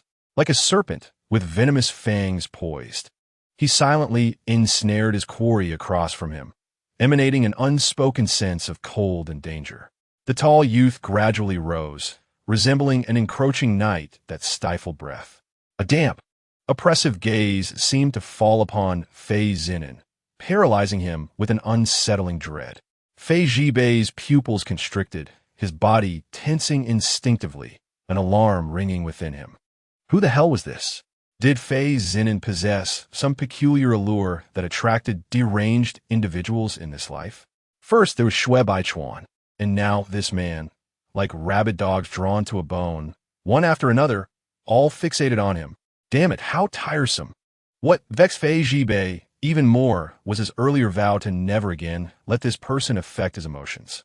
Yet now, he found himself unable to suppress the urge to protect, the jealousy that gnawed at him, and the overwhelming desire to assert his claim in front of everyone. His heart was a tumult of conflicting emotions, yet his body did not waver. Instead, he tightened his hold on Fei Zhinan. He even leaned down, hastily draping his uniform over Fei Zhinan's face, as if to shield him from shame or to block any prying eyes, even if it was just the unconscious form that he sought to protect from scrutiny. Fei Zhibei glared fiercely at the man, his eyes betraying unabashed hostility and provocation as he spoke with a dark intensity. What the hell are you doing? As Fei Zhinan's face was obscured, it was as if a crucial tether had been severed. The towering youth's unyielding gaze finally shifted to Fei Zhibei, and he spoke slowly. And who are you to Fei Zhinan? None of your damn business. Fei Zhibei's voice was harsh and menacing. I inquired about his presence here when he arrived, and how he found this place. The tall youth did not conceal anything, replying slowly, I have always been here. His gaze casually drifted over the long, straight legs concealed beneath the school uniform, a faint, malevolent smile playing at the corner of his mouth. You all are quite the players, he remarked. Fei Zhibei's expression darkened. The use of you all unsettled him. It was a plural term. This word was more offensive than any obscenity, directly implicating him as a co-conspirator alongside Shui Baichuan. It was not merely sarcasm. It was a revelation, suggesting that behind these bushes, from the moment they arrived, there was an observing presence. He had seen everything and nonchalantly voiced it, utterly devoid of any sense of shame. This unabashed demeanor further soured Fei Zhibei's expression, prompting him to retort, You disgusting pervert. The tall youth tilted his head, feigning ignorance. Who are you referring to? Pervert? Is that me? Who else could it be? Fei Zhibei sneered, his gaze sharp as a blade. Yet the other paid no heed to his fury, leisurely taking a step forward, his voice laced with a sinister amusement. Did I instruct you to assault him? Did I incite you to prey upon someone utterly defenseless? With each word, he took another deliberate step closer, his tone languid, yet his words pierced like needles. Did I compel you to strip him and act with impunity, only to now shield him so tightly, adopting a protective stance to keep others at bay? Why do you now blame the audience? The audacity of his argument made Fei Zhibei's pupils constrict, his rage threatening to obliterate his reason. Why do you hide him so closely? Are you afraid I might see the marks upon him? Or are you fearful I might uncover your unspeakable desires and emotions? The tall youth paused, his tone shifting to a cold, resolute cadence, resorting to such clandestine means when you cannot attain what you desire. Who, then, is the true pervert? Stop spouting nonsense. Fei Zhibei retorted coldly. Are you blind? Did I ever lay a hand on him? The other seemed to anticipate this rebuttal, a knowing smirk curling at the corners of his lips. You indeed did not lay a finger on him, but you did not stop it either. You merely stood by, watching, your gaze fixed intently. He hesitated, his gaze cutting sharply across Fei Zhibei's face, his tone slow and ruthless. You claim you haven't touched him. Yet your eyes betray that you have imagined doing so countless times. This time, Fei Zhibei did not immediately retort, for the other had struck a chord. He had articulated the truths Fei Zhibei was too afraid to acknowledge, too reluctant to confront. The most genuine parts of himself. He had pinpointed the instinct that spiraled out of control each time he sought to maintain his composure, to extricate himself, while simultaneously playing the role of an observer. He indeed had no right to condemn others as perverts. They all yearned to feast upon Fei Zhinan, and he was merely the one who lacked the necessary ferocity. Yet, if he were to be vanquished so easily, Fei Zhibei would cease to be Fei Zhibei. He fell silent for a brief moment, then suddenly broke into a grin. It was a smile laced with arrogance and contempt, as if the one exposed to shame was not himself, but the madman before him. So what? Fei Zhibei retorted. How are you any better? Aren't you merely standing by and watching? You don't even dare to step forward, hiding like a worm in the gutter, lurking behind the bushes, stealing glances. He cast a scornful glance at the man's eyes, declaring, You lack even the qualification to reach out. With your sordid thoughts, no matter how deeply you bury them, they remain repugnant. This remark was sufficiently cutting. Had it been anyone else, they would have erupted in fury. Yet, the tall youth did not take offense. Instead, he chuckled softly. Yes, he whispered, a dangerously slow smile curling at the corners of his mouth. I do enjoy watching. I relish the sight of my deity's downfall. He spoke without reservation, even bearing a kind of confessional reverence. I take pleasure in his cold, disdainful, and humiliating gaze directed at me. I delight in witnessing him pinned to the ground. His gaze gradually fell upon Fei Zhinan, murmuring dreamily. I long to see him marked with crimson, with nowhere to escape. The tall youth approached step by step, consumed by obsession. In the next moment, he actually reached out, attempting to touch the side of Fei Zhinan's face hidden beneath his school uniform. Do not touch him, Fei Zhibei warned in a voice laden with dread. The man remained undeterred. Do not touch him. Fei Zhibei's voice suddenly rose, slapping that hand away with a fierce intensity, his eyes sharp enough to pierce. The other slowly withdrew his hand, unperturbed, taking a deep breath. He certainly has a delightful aroma. Fei Zhibei, damn. Hearing this, Fei Zhibei's expression darkened. Retreating several meters while holding Fei Zhinan, regarding the other with the gaze one reserves for a perverse individual. No, this man is indeed a pervert. A wholly different kind of shameless deviant than that treacherous lunatic Shui Baichuan. Fei Zhibei cast a complicated glance at the still, slumbering Fei Zhinan. Could you refrain from attracting such perverts? Moreover, each one more depraved than the last. I can hardly bear to watch. Perhaps Fei Zhibei's disdain was too overt, for the tall youth ceased his attempts to draw nearer. Tilting his head, he slowly shifted his gaze from Fei Zhinan to Fei Zhibei, softly inquiring, Are you protecting him? Where did you get the idea that I am protecting him? Fei Zhibei retorted coldly, his tone brimming with impatience. Then why are you holding him so tightly? Why do you care? A silence enveloped the air. The man seemed momentarily stifled by Fei Zhibei's brazen denial, remaining silent for a long while. Ultimately, as though weary of debating with this insincere individual, he shifted the topic.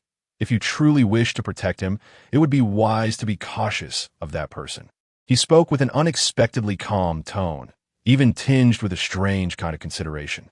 The identity of that person required no clarification. It felt as if he were speaking for Fei Zhinan's benefit. However, Fei Zhibei was not swayed by such tactics, scoffing coldly. Do I need your advice? The other party merely shook his head slowly, his tone remaining flat. You do not comprehend my meaning. As he spoke, he suddenly raised his hand, shaking an object within it. Fei Zhibei's eyes narrowed, and his expression shifted abruptly. It was a black miniature camera. Chapter 27. The alliance from the moment you stepped into this forest, the tall youth spoke in a measured tone. It has been perched upon that tree, facing this way, capturing everything with crystal clarity. Every moment, including just now, has been recorded. His voice, devoid of any incitement, was so indifferent it bordered on coldness. yet it bore a more devastating impact than any accusation. Interestingly, the tall youth seemed to relish the deepening shadows on Fei Zhibei's face. This device could transmit its content via Bluetooth to a designated terminal without needing to retrieve the physical unit. In other words, as long as that individual desired it, the video was already in hand. Editing, splicing, distorting, and disseminating could occur at the mere whim of the operator. He informed Fei Zhibei that even if the device were to be destroyed at this moment, the images that had begun uploading moments prior could not be halted. That was its most terrifying aspect. Upon hearing this, Fei Zhibei's face darkened entirely. Shui Baichuan. The moment he departed with that clean, almost contemptuous silhouette, everything had been predetermined. He was well prepared. This was not a spur-of-the-moment decision, nor a sudden impulse. It was a meticulously orchestrated game. In a previous life, Fei Zhinan had ruined his existence through the most despicable means. In this life, Shui Baichuan intended to return the favor in kind. What would Shui Baichuan do if the camera remained undiscovered? How would he manipulate, edit, and propagate the footage? How would he ensure that this damaging material tore apart Fei Zhinan's final vestiges of dignity amidst public discourse? Fei Zhibei dared not dwell on it further. An indescribable sense of oppression and suffocation began to creep up his spine. He could not ascertain whether it was due to fear or something else entirely. Would you like to know how to stop the transmission? The tall youth suddenly inquired. Fei Zhibei raised his head, only to see the other tighten his grip abruptly. With a sharp crack, the intricate device was crushed in his bare hands.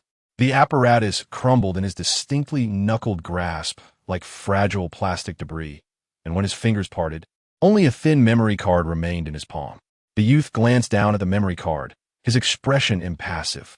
In the next moment, without hesitation, he snapped the card in two and discarded it. Then, before Fei Zhibei's eyes, he slowly lifted his foot and decisively crushed it. The sound of shattering was clear and deliberate, gradually obliterating that future which had nearly spiraled into catastrophe. That, the tall youth spoke softly. His tone, like cold ripples across a lake, is how you protect him. After a moment of silence, Fei Zhibei coldly inquired, "What exactly do you seek?" His gaze was sharp, projecting an air of noble concern for the other. But was it not true that he too was fixated upon him? Did he not wish to witness his defilement, to see him plummet? Fei Zhibei hesitated, then pressed. "So what role are you playing in all of this?" The tall youth lowered his head and chuckled softly. "Indeed, I yearned to witness his descent. However, it was not any fall that piqued my interest." His tone remained nonchalant. Yet what I desired was to see him struggle inch by inch into the abyss under my gaze. Each cry for help and every act of resistance would be granted by me, not by anyone else. He slowly lifted his eyes. His gaze towards Fei Zhibei suddenly sharpened, concealing a chilling obstinacy and possessiveness. What he ought to become could only be determined by me. I simply wished to observe him unravel within my control. He paused, his voice growing cold, as if the chill of a wintry night seeped from his very bones, having been prematurely ruined and discarded like refuse on the ground, devoid of any chance to struggle. The tall youth's voice was low and harsh. That version of Fei Zhinan was not what I desired. Did you think I was saving him? No, I was merely reclaiming my prey. The air seemed to thicken. Fei Zhibei stared at him, as if assessing the veracity of his words, or perhaps attempting to see through the human mask he wore, trying to discern whether he was beyond redemption. Ultimately, he scoffed, his tone laced with unbridled sarcasm and disdain. "It sounds like you are not here to protect him either." Each word he uttered was deliberate.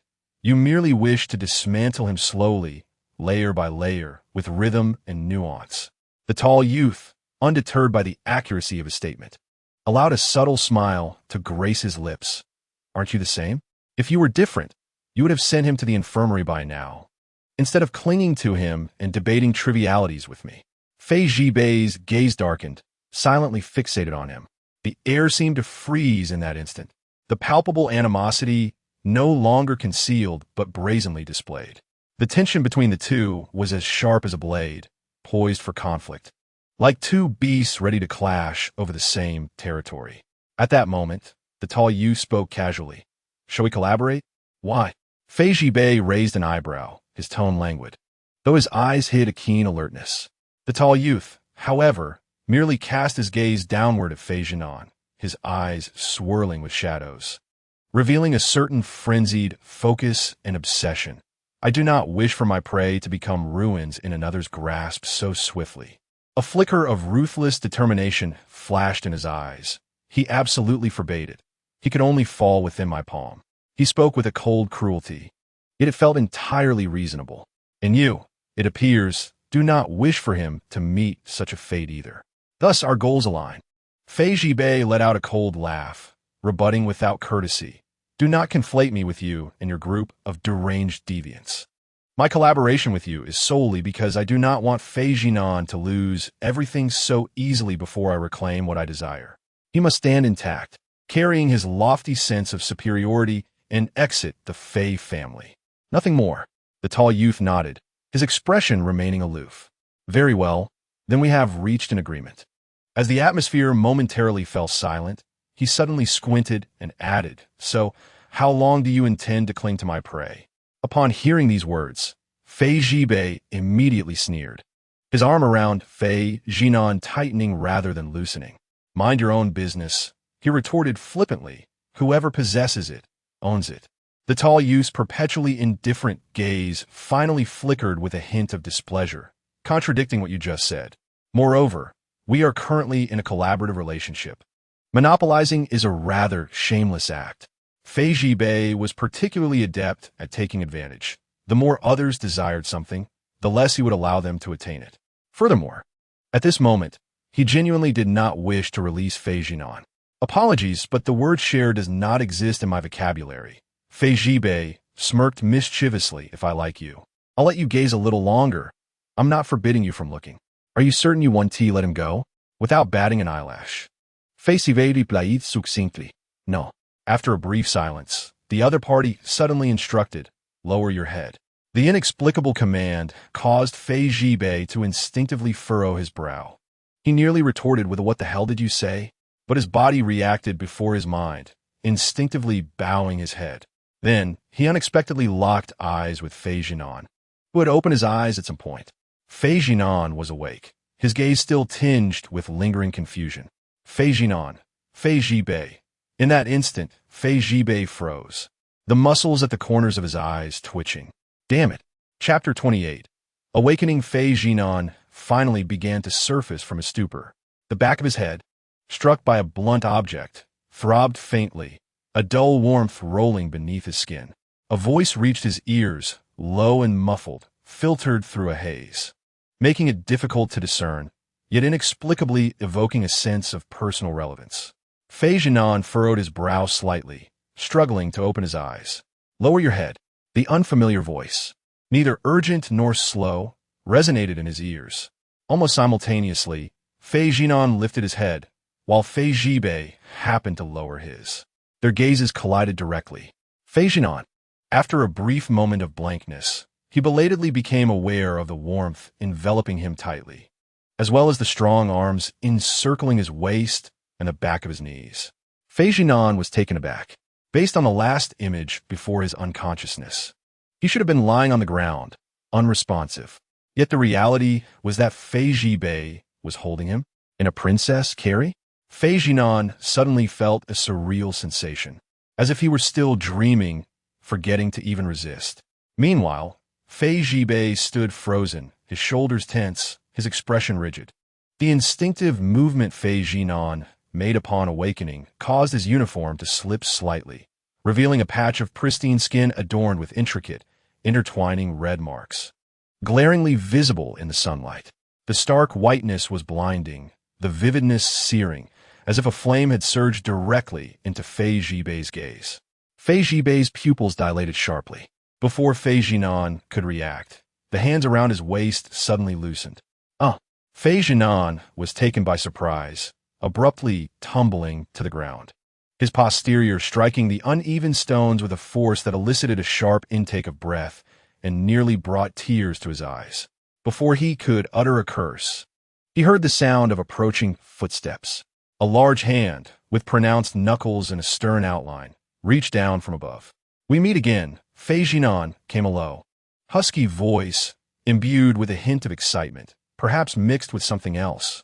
As Fei Zhinan looked up, the dappled sunlight filtering through the foliage revealed a face partially shrouded in shadow. The sunlight danced upon the pale jawline and slightly long black hair of the individual, rendering the visage both hazy and unfamiliar. The thin lips parted gently, as if savoring a cherished memory. This time, it is I who have lifted you. As the sunlight tilted, the face was fully illuminated, and Fei Zhinan recognized him as the tall boy he had encountered upon his arrival at Hongyuan. The one who had been bullied. A breeze, imbued with the crispness of late summer, brushed against him, and Fei Zhinan suddenly sensed something amiss. Why did the wind make him feel so chilly? Lowering his gaze, he discovered that his shirt was wide open, exposing nearly half of his shoulder. Momentarily dazed, Fei Zhinan instinctively grasped his uniform jacket, which was on the verge of slipping off his arm, and wrapped it around himself securely.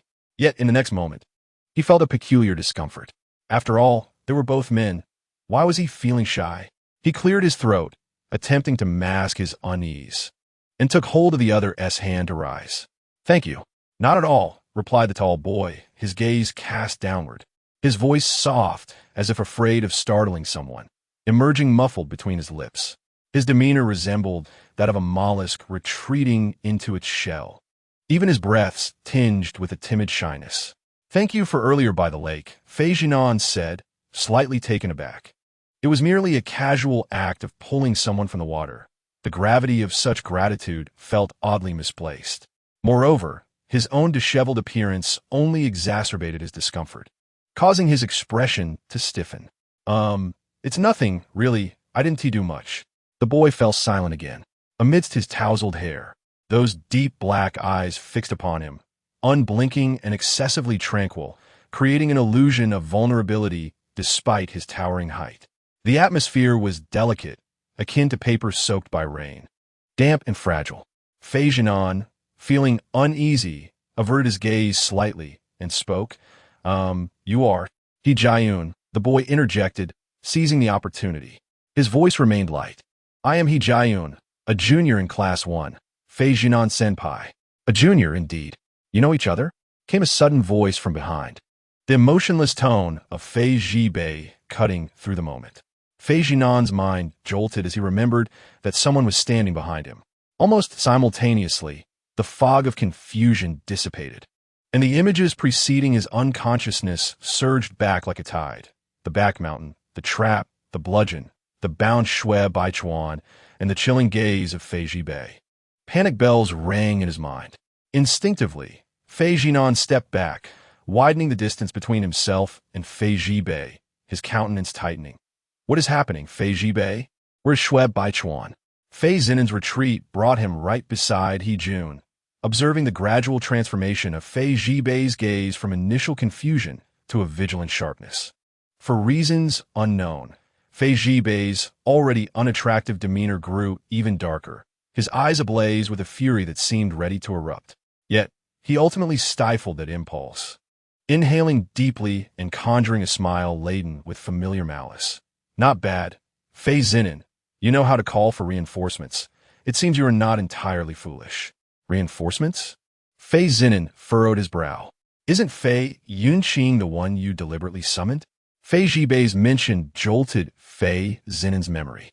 He had felt a gnawing unease, suspecting that the afternoon rendezvous on the back mountain was a trap. Thus, upon arriving at Ziyuan Tower, he hastily sketched a map and concealed it behind the banyan tree below, intending to subtly suggest to Fei Yunqing to take a look during class. Unexpectedly, everything unfolded surprisingly smoothly. Fei Yunqing clung to him unusually, allowing Fei Zinan to naturally lead him to that very tree. So, had the protagonist indeed sought him out? Had he narrowly escaped a calamity? Just as Fei Zinan released a sigh of relief, Fei Zhibei's gaze was relentlessly fixed on the space between Fei Zinan and He Jun, a mix of coldness and fury swirling within.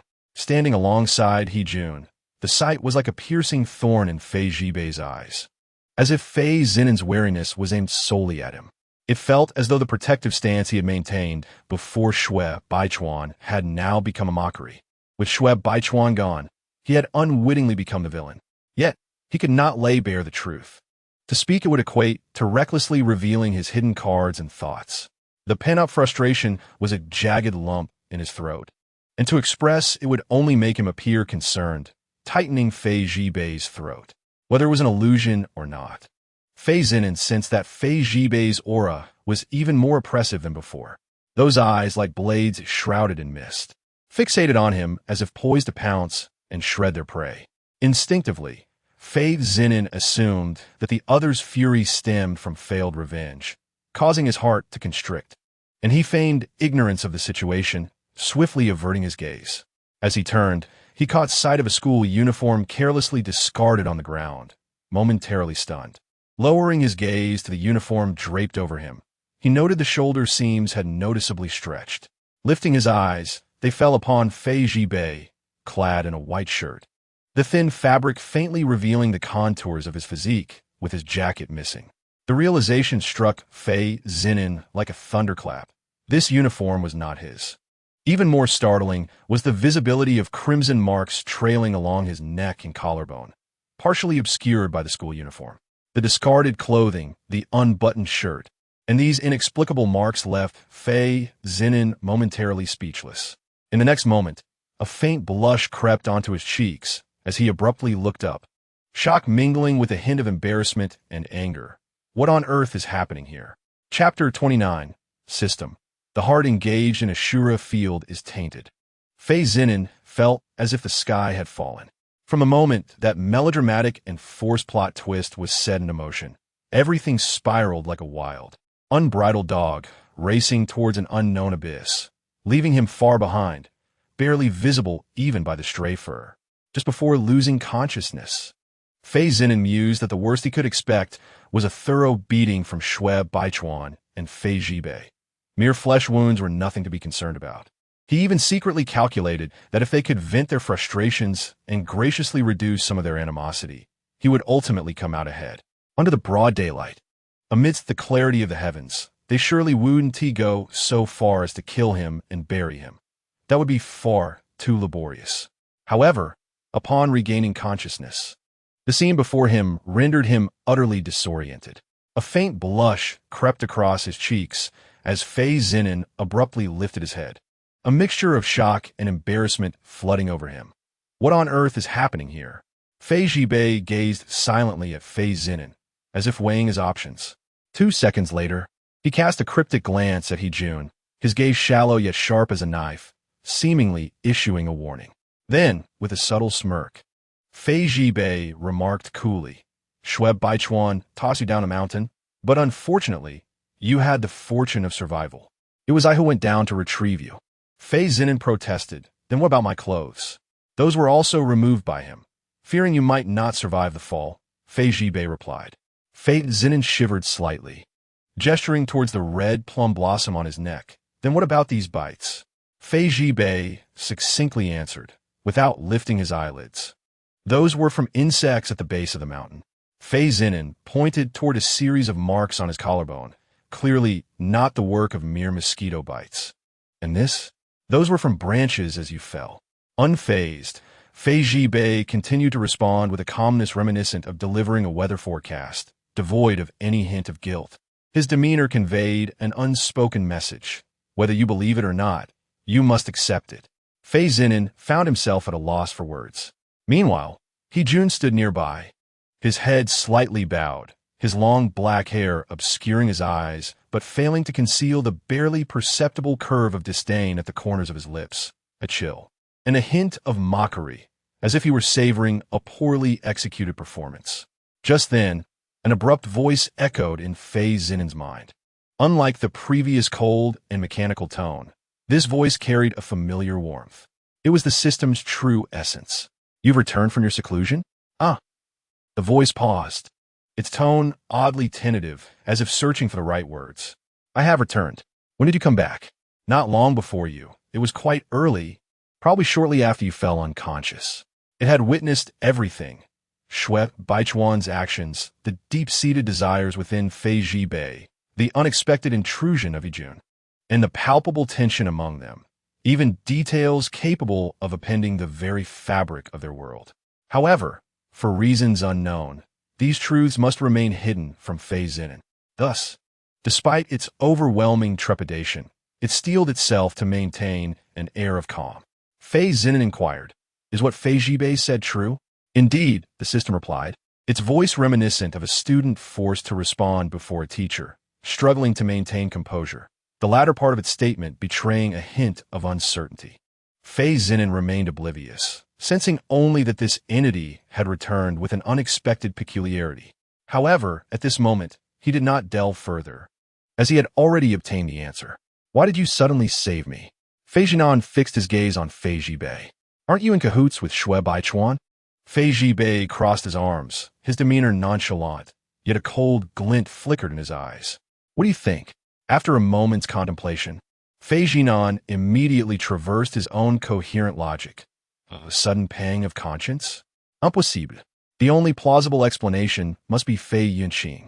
If he were to simply vanish, Fei Zhibei would undoubtedly find it challenging to account for his absence to Fei Yunqing. Thus, he reluctantly descended to rescue him. Indeed, it must be so. Fei Zhinan's unyielding logic was impervious. Even if the other's reasoning bordered on absurdity, he could weave it seamlessly into his narrative, never once considering the implications of the marks upon him. Meanwhile, He-jun slightly turned his face, smiling silently, reminiscent of a cat observing a bird fluttering within a cage. The predator's patience and possessiveness were palpable. He even took a gentle step back, granting space to Fei Zhibei and Fei Zhinan, as if he were a truly harmless bystander. However, Fei Zhinan suddenly redirected his gaze. "He-jun, what about you? Why are you here?" He recalled that in the original narrative, there was no fourth individual in this scene. Where had this person emerged from? At this, He-jun's shoulders slightly shrank, akin to a student unexpectedly called upon. His voice barely above a whisper, tinged with a hint of hesitant timidity. I was at the foot of the mountain." As he spoke, he lowered his eyes, his long dark hair cascading over his cheekbones, as if seeking refuge in the shadows. "I heard a commotion and came to see. I happened to witness you rolling down." He-jun spoke with a cautious breath, embodying an appearance of innocence and docility. Had it not been for Fei Zhibei having seen his true nature, one might have easily been deceived by this performance worthy of an award-winning actor. A flicker of cold amusement crossed Fei Zhibei's eyes, yet his lips remained placid as he replied, "When I descended, he was holding on to you, preventing you from falling further." He-jun naturally concluded, "And then we pulled you up together." Though Fei Zhinan could not hear, the system could not resist commenting within the program flow. These two had previously displayed a ferocity akin to ravenous wolves, capable of igniting a powder keg. Yet now, their banter flowed seamlessly, more synchronized than a well-rehearsed duet. The subject of their performance, Fei Zhinan, furrowed his brow in contemplation before nodding in understanding. "So that's how it is. So, you're the host." The system lamented in frustration. These two had exchanged a mere glance, aligning an entire script, and he believed it without question. Fei Zhinan, unperturbed, sincerely expressed his gratitude to He-jun. "Thank you so much." He-jun shook his head, refraining from offering pleasantries, merely smiling. That smile resembled moonlight cascading upon water, tranquil without a ripple. Yet, through his lowered lashes, his gaze boldly fixated on Fei Zhibei, languid and provocative. The air crackled with an unsettling tension, ignited by that glance. Fei Zhibei's smile gradually faded. After a brief pause, he remarked sarcastically to Fei Zhinan, "Shouldn't you be thanking me?" Fei Zhinan cast a sidelong glance at him, coolly remarking, "Have you ever encountered a fool who expresses gratitude to one of the principal culprits?" Previously, in an attempt to garner favor, he had gone to great lengths to appease Fei Zhibei, showering him with affection, offering head pats, and defending him publicly. While it may not have been entirely heartfelt, he had certainly fulfilled the duties of a responsible older brother. Yet, this wretched cub not only failed to appreciate the sentiment, but also colluded with Shui Baichuan, completely betraying him. Fei Zhinan was not a soft persimmon devoid of temper. To claim he was not angry at this moment would be disingenuous. However, in order to prevent the hard-earned animosity from waning, he swallowed his ire for a moment and reluctantly added, "Nonetheless, you did not persist in your mistakes until the end, which brings me some solace." After a brief pause, he condescended to say, "For that, I shall offer you a thank you."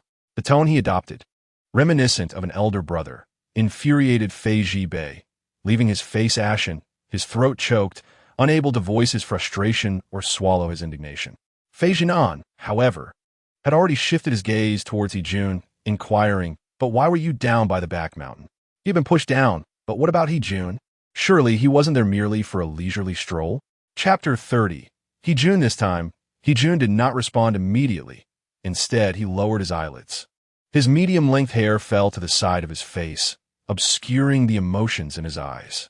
"I went down by myself," he murmured, his voice barely audible, a clear indication of his deceit. Fei Zhinan narrowed his eyes, scrutinizing the tall, yet timid youth before him. Under the sunlight, his school uniform was a crumpled mess, with dirt and wrinkles adorning the cuffs and shoulders, and his fingertips bore faint scratches and bruises.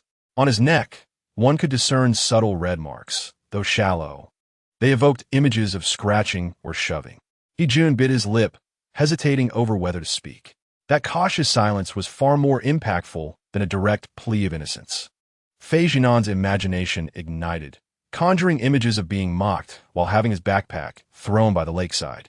Despite his height and stature, he appeared withdrawn and timid, now adorned with a plethora of marks, clutching his sleeves in an attempt to conceal them, silent as if he feared to defend himself. Goodness, he was undoubtedly a victim of school bullying. Thus, the reason for his presence at the foot of the back mountain became painfully clear. "So you're also pushed down?" Fei Zhinan ventured cautiously. He-jun lifted his gaze, his dark eyes shimmering momentarily before quickly averting them, as if he had been pricked in a painful spot he wished to avoid. He did not respond, yet his silence and the expression of suppressed grievance eloquently narrated a whole tale of its own. Beside them, Fei Zhibei watched, teeth grinding in irritation. This individual was putting on an act as delicate as a flower that could topple with the slightest breeze, yet he alone understood that this flower was rooted in thorny, poisonous vines. What was worse, Fei Zhinan's foolish face was already emblazoned with understanding, pity, and the sentiment of, "I see, you are innocent, truly, you are pitiable." Fei Zhibei bit his tongue, forcibly swallowing the retort, "Stop pretending to be someone you're not." He refrained, not out of disinterest, but because exposing the truth would yield him no benefit. Thus, Fei Zhibei could only maintain a cold demeanor as he observed the two individuals before him, one feigning vulnerability, the other naively believing it. Oblivious to the seething resentment brewing behind him, Fei Zhinan regarded He-jun with a sympathetic gaze. "Host, does the name He-jun not strike a familiar chord?" At that moment, the system's voice echoed unexpectedly, akin to a sudden gossip revelation during a commercial break in a television drama. Indeed, the name He-jun did resonate within Fei Zhinan's memory. He rummaged through the recesses of his mind, meticulously sifting through fragments of the narrative as if unearthing old accounts. Remarkably, he stumbled upon something significant. In the original text, there indeed existed such a character. However, this individual was neither a supporting role nor a mere extra, but rather a mere backdrop, so devoid of prominence that even direct descriptions were absent. The sole moment of distinction was his demise. During the protagonist's senior year, a sophomore named He-jun leaped from the rooftop of the academic building, resulting in instant death. The reasons behind his leap remained shrouded in mystery, devoid of any forewarning. Upon his death, he bore numerous injuries, with rumors suggesting a connection to bullying. This incident stirred considerable uproar at Hanyuan, even prompting higher authorities to intervene, nearly leading to the dismissal of school officials, while the students implicated in the bullying were summarily expelled. Subsequently, Hanyuan hastily embarked on a rectification campaign, inundating the school with anti-bullying conferences, safety lectures, and a roster of psychological consultants that lingered for an entire month. However, the narrative was not crafted to convey the grave weight of bullying. Rather, it was a convenient pretext for orchestrating a subsequent outdoor camping event, ostensibly designed to provide students of Hanyuan an opportunity to unwind and alleviate academic pressures. It served, in reality, as a subplot to enhance the emotional connections among the protagonist and several key characters. It was a quintessential instance of false pretenses. At the time of reading the original work, Fei Zhinan could only roll his eyes in disdain and mutter about the author's lack of intellect before turning the page. After all, in the book, He Jun remained merely a name, devoid of breath, expression, or presence. Yet now that very individual, who perished without ever having made an appearance in the text, stood vividly before him, a living embodiment rather than a mere line of cold text or a narrative voiceover. He was a boy marked by suspicious scars, his gaze cautious to the point of timidity. The delayed impact hit him head-on. He Jun was likely burdened by relentless bullying at school, leading him to the unbearable decision of suicide. A weight settled in Fei Zhinan's heart. Gradually, he tempered his expression, his gaze fixating on He Jun's wounds, a subtle gravity emerging in his demeanor. If the timeline held true, they were not far from that pivotal moment in the story. This time, would the boy once again leap from the rooftop, merely to advance a subplot of inconsequential emotional significance? An innocent individual was to be compelled towards death. It was absurd, even somewhat repugnant. Fei Zhinan could no longer assume the role of a detached deity, dismissing such matters with a feeble plot device. No, this time, he was determined not to let it happen. With this thought, Fei Zhinan suddenly stepped forward and grasped He Jun's hand.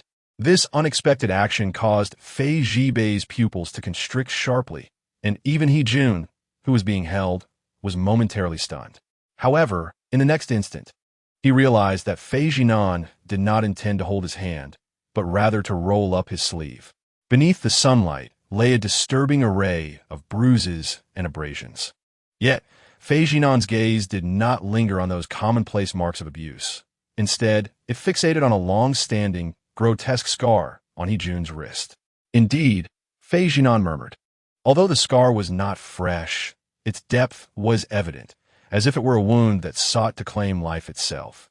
He Jun abruptly withdrew his hand, his expression shifting to one of sharp and chilling intensity, like a python threatened in its territory. Yet, when Fei Zhinan raised his gaze, that aura of hostility swiftly dissipated, transforming into a panic akin to a secret being uncovered. Senior, I accidentally scratched it. His voice dwindled, fading almost entirely into the wind. Fei Zhinan knitted his brows tightly. He Jun, tell me honestly, have they been using various excessive means to bully you by the lake and now on the back mountain? He Jun lowered his head, remaining silent. Silence, in itself, was the most direct answer. Fei Zhinan's tone grew more severe. So you thought of ending it all? For those worthless scum? He Jun, lift your head and look at me. The stern voice made the tall youth flinch, yet he kept his gaze lowered. Fei Zhinan stepped forward, forcefully tugging at the collar of his shirt with great intensity and surprise, causing He Jun to stumble and bend forward. Then, without hesitation, he swept aside the hair that obscured He Jun's forehead. Light flooded in, illuminating Fei Zhinan's face, revealing its serene demeanor and cold elegance. With only his eyes clear and resolute, reflecting a piercing brilliance like gems in the light. He Jun, remember this. If you die, they will only laugh more heartily. They will continue to distort your death behind your back, tarnishing your life, treating your existence as mere mud. Death avenges no one. In the end, regardless of the punishment they may face, they will still lead complete, even glamorous lives, while you will have nothing. The more they treat you this way, the more you must live well, hold your head high, and exist before them. If you cannot do it, I will help you. But the condition is, from now on, you must walk with your head held high. Chapter 31. Unveiling the inner world of a world-weary, afflicted soul. Host, this monologue is somewhat excessive. The system interjected unexpectedly. However, while it may be a bit cliché, it is quite inspiring. I'll give it an 8 out of 10. Fei Zhinan ignored it. He Jun, however, could scarcely comprehend much of it. From a moment Fei Zhinan's face drew near, his focus was solely on him. The high bridge of his nose, the jewel-like clarity of his black eyes, and the delicate movement of his thin lips made him radiate in the light, reminiscent of a pure and graceful deity from ancient Greece. It is light. It is a vivid and blinding light, capable of incinerating all that stands in its way.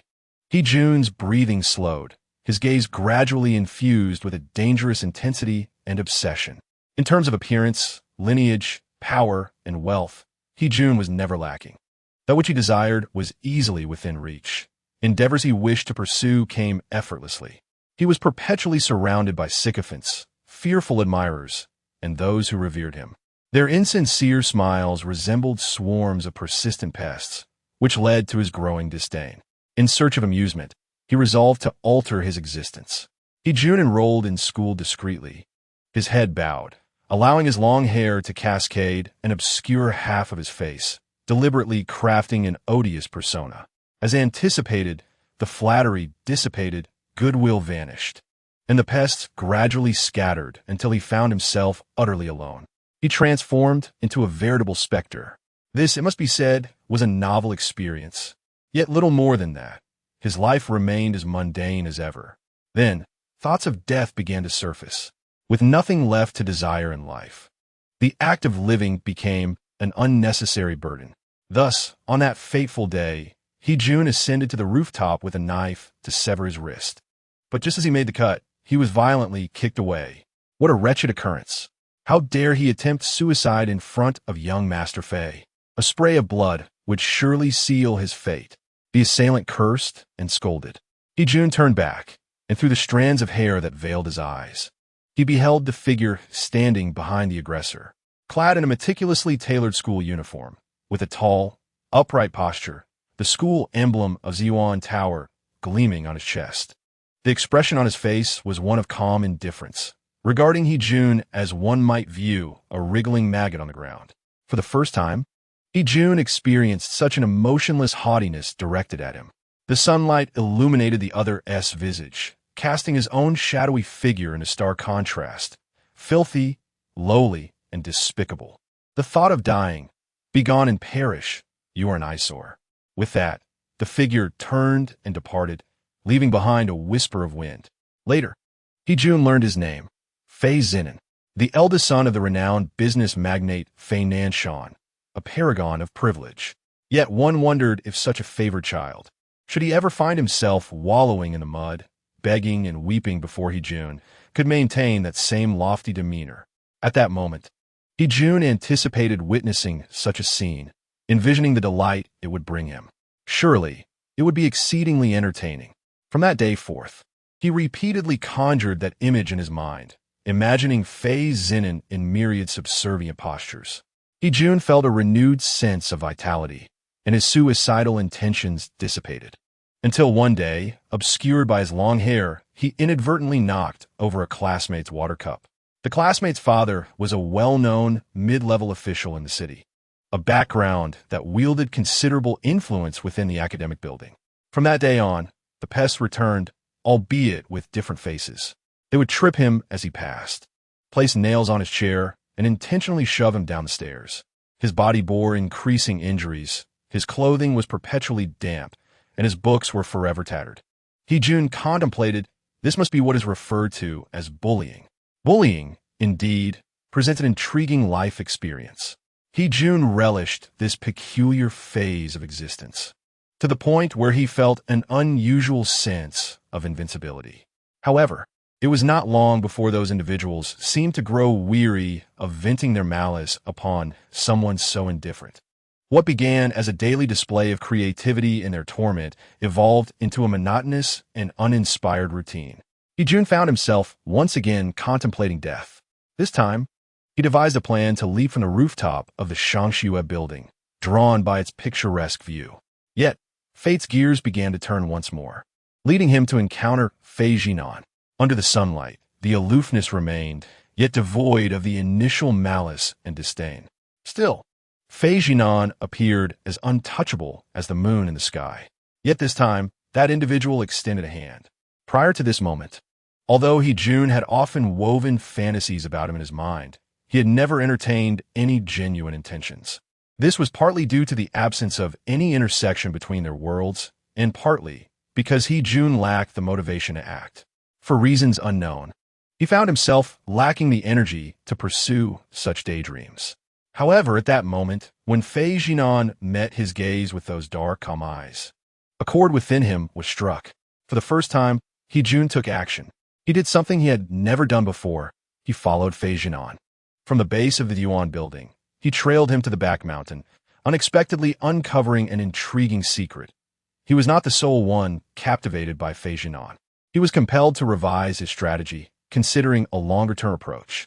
Now, Fei Zhinan stood before him, gripping his collar, his voice deliberate, his gaze as piercing as if to pin him beneath the light. Despite having no significant connection to this person, having only crossed paths once or twice, Fei Zhinan exerted himself to convey the imperative to live well. He did not even inquire about the reasons behind the other's desire for death, instead jumping to conclusions about needing to save someone. How foolish, yet how fascinating. Jun seemed to grasp that the reason for his sudden inclination to act was light. The Fei Zhinan on the rooftop that day did not possess it, nor did the one from his fantasies. Only in this moment did Jun perceive genuine brilliance in this person's eyes, bright and fervent, as if capable of igniting his very existence. It was a light that could sustain him, and he yearned to possess it. Jun stood motionless, staring blankly at Fei Zhinan, his breath growing increasingly labored. Without the cover of hair, that exquisite visage was laid bare, and up close, the pupils even shimmered with a hint of exotic, icy blue. Stunningly captivating. Had he been an ordinary person, under such a gaze from one so ethereal, he would have surely lost his composure, forgetting all words.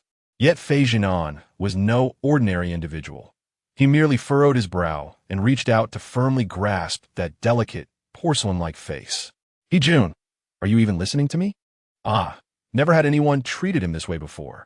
It was yet another novel experience. Fei Zhinan, how remarkable. Jun winced at the sudden pain, the sting on his cheek finally eliciting a muffled plea for mercy, his focus sharpening as he nodded repeatedly. Understanding the significance of the slant height, Jun nodded in acknowledgement. Fei Zhinan, with a hint of irritation, remarked, "Once I return to change my attire, we shall head to the Shangshu building together." "What for?" Jun inquired, rubbing his cheek. Fei Zhinan scoffed, "The senior will assist you in reclaiming your dignity." Chapter 32. The corruption value system 20. Fei Zhinan was currently consumed by a profound anger. A searing heat coursed from his spine to the nape of his neck, intensifying even with each breath. He also felt an inexplicable sense of duty. The reason was simple. During his middle school years, Xiao Zhibai had been bullied for her weight. Back then, as Xiao Zhinan, he charged into the school with a stick to defend his sister, and from that moment on, no one dared to utter a word about her weight. Thus, what he despised most were those rebellious brats, who lived off their parents yet chose to squander their opportunities. A gaggle of boys, still in their formative years, who would rather bully than study. The future of a nation was being jeopardized by these worthless children. Just as Fei Zhinan was eager to unleash his wrath, the system in his mind abruptly intervened. "Host, you do not intend to save him, do you?" Fei Zhinan replied, "Of course. He has no connection to the entire narrative arc, you know." The cold, mechanical voice was devoid of empathy. Fei Zhinan had anticipated such a response from the system and rolled his eyes, resolute in his stance. "Perhaps to you, the counterattack of the charming bastard is merely a string of program codes generated by the company, a mere experimental product. But to me, it is a complete, authentic world. In this realm, every living soul deserves to exist without the threat of casual demise, whether they're the protagonist or merely a background character unworthy of dialogue." The system fell silent for a moment before ominously continuing. "What if I told you that if you save him, all your previous efforts to eliminate the corruption value will be in vain?" Fei Zhinan paused momentarily, bewildered. "What do you mean? Please, host." The system's tone escalated in desperation.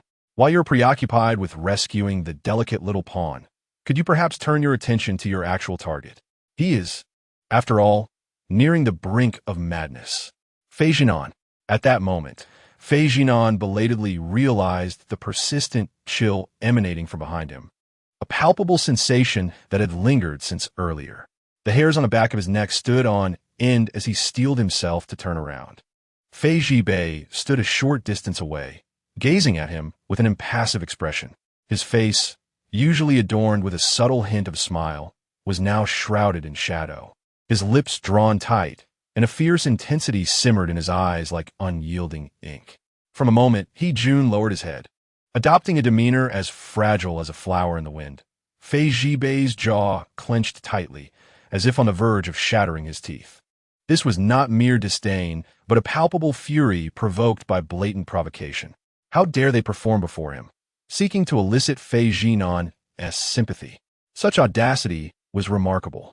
Even more infuriating was the fact that Fei Zhinan had fallen for it.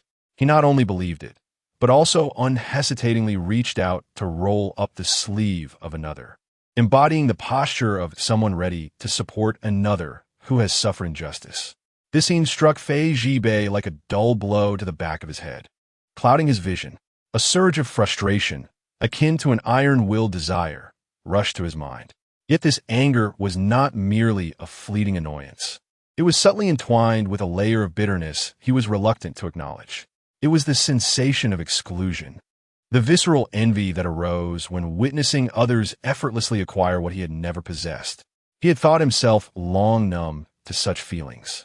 But the words "I will seek justice for you" sliced through the thick calluses that had formed around his heart over the years. Memories flooded back, murky and tainted with dust, saliva, and footprints, surging like a tide. At that time, he had yet to learn how to retaliate, nor had he developed an impenetrable facade. The label of illegitimacy marked him as an outsider, perpetually kicked around within his class. The laughter of his classmates was cold, their shoves were heated, and the pain of falling to the ground was dull. Meanwhile, Fei Zhinan always stood in the pristine light, composed and dignified, like a being from another realm. When passing by, the glances he received were those of condescension, akin to looking through glass at a puddle of muddy water. "Zhinan, isn't that your brother? Aren't you going to do anything?" "He is not my brother, merely a bastard." That very statement not only proclaimed a chasm between them, but also served as a license for others to bully him. The ensuing insults stemmed from Fei Zhinan's utterance of bastard. Thus, the current scene caused Fei Zhibei's stomach to clench painfully. Both were victims of bullying, both bore wounds. Yet why was it that Jun, a mere acquaintance, could evoke a frown, concern, and a promise of aid from Fei Zhinan? Why was he not even worthy of a glance? By what right? By what right?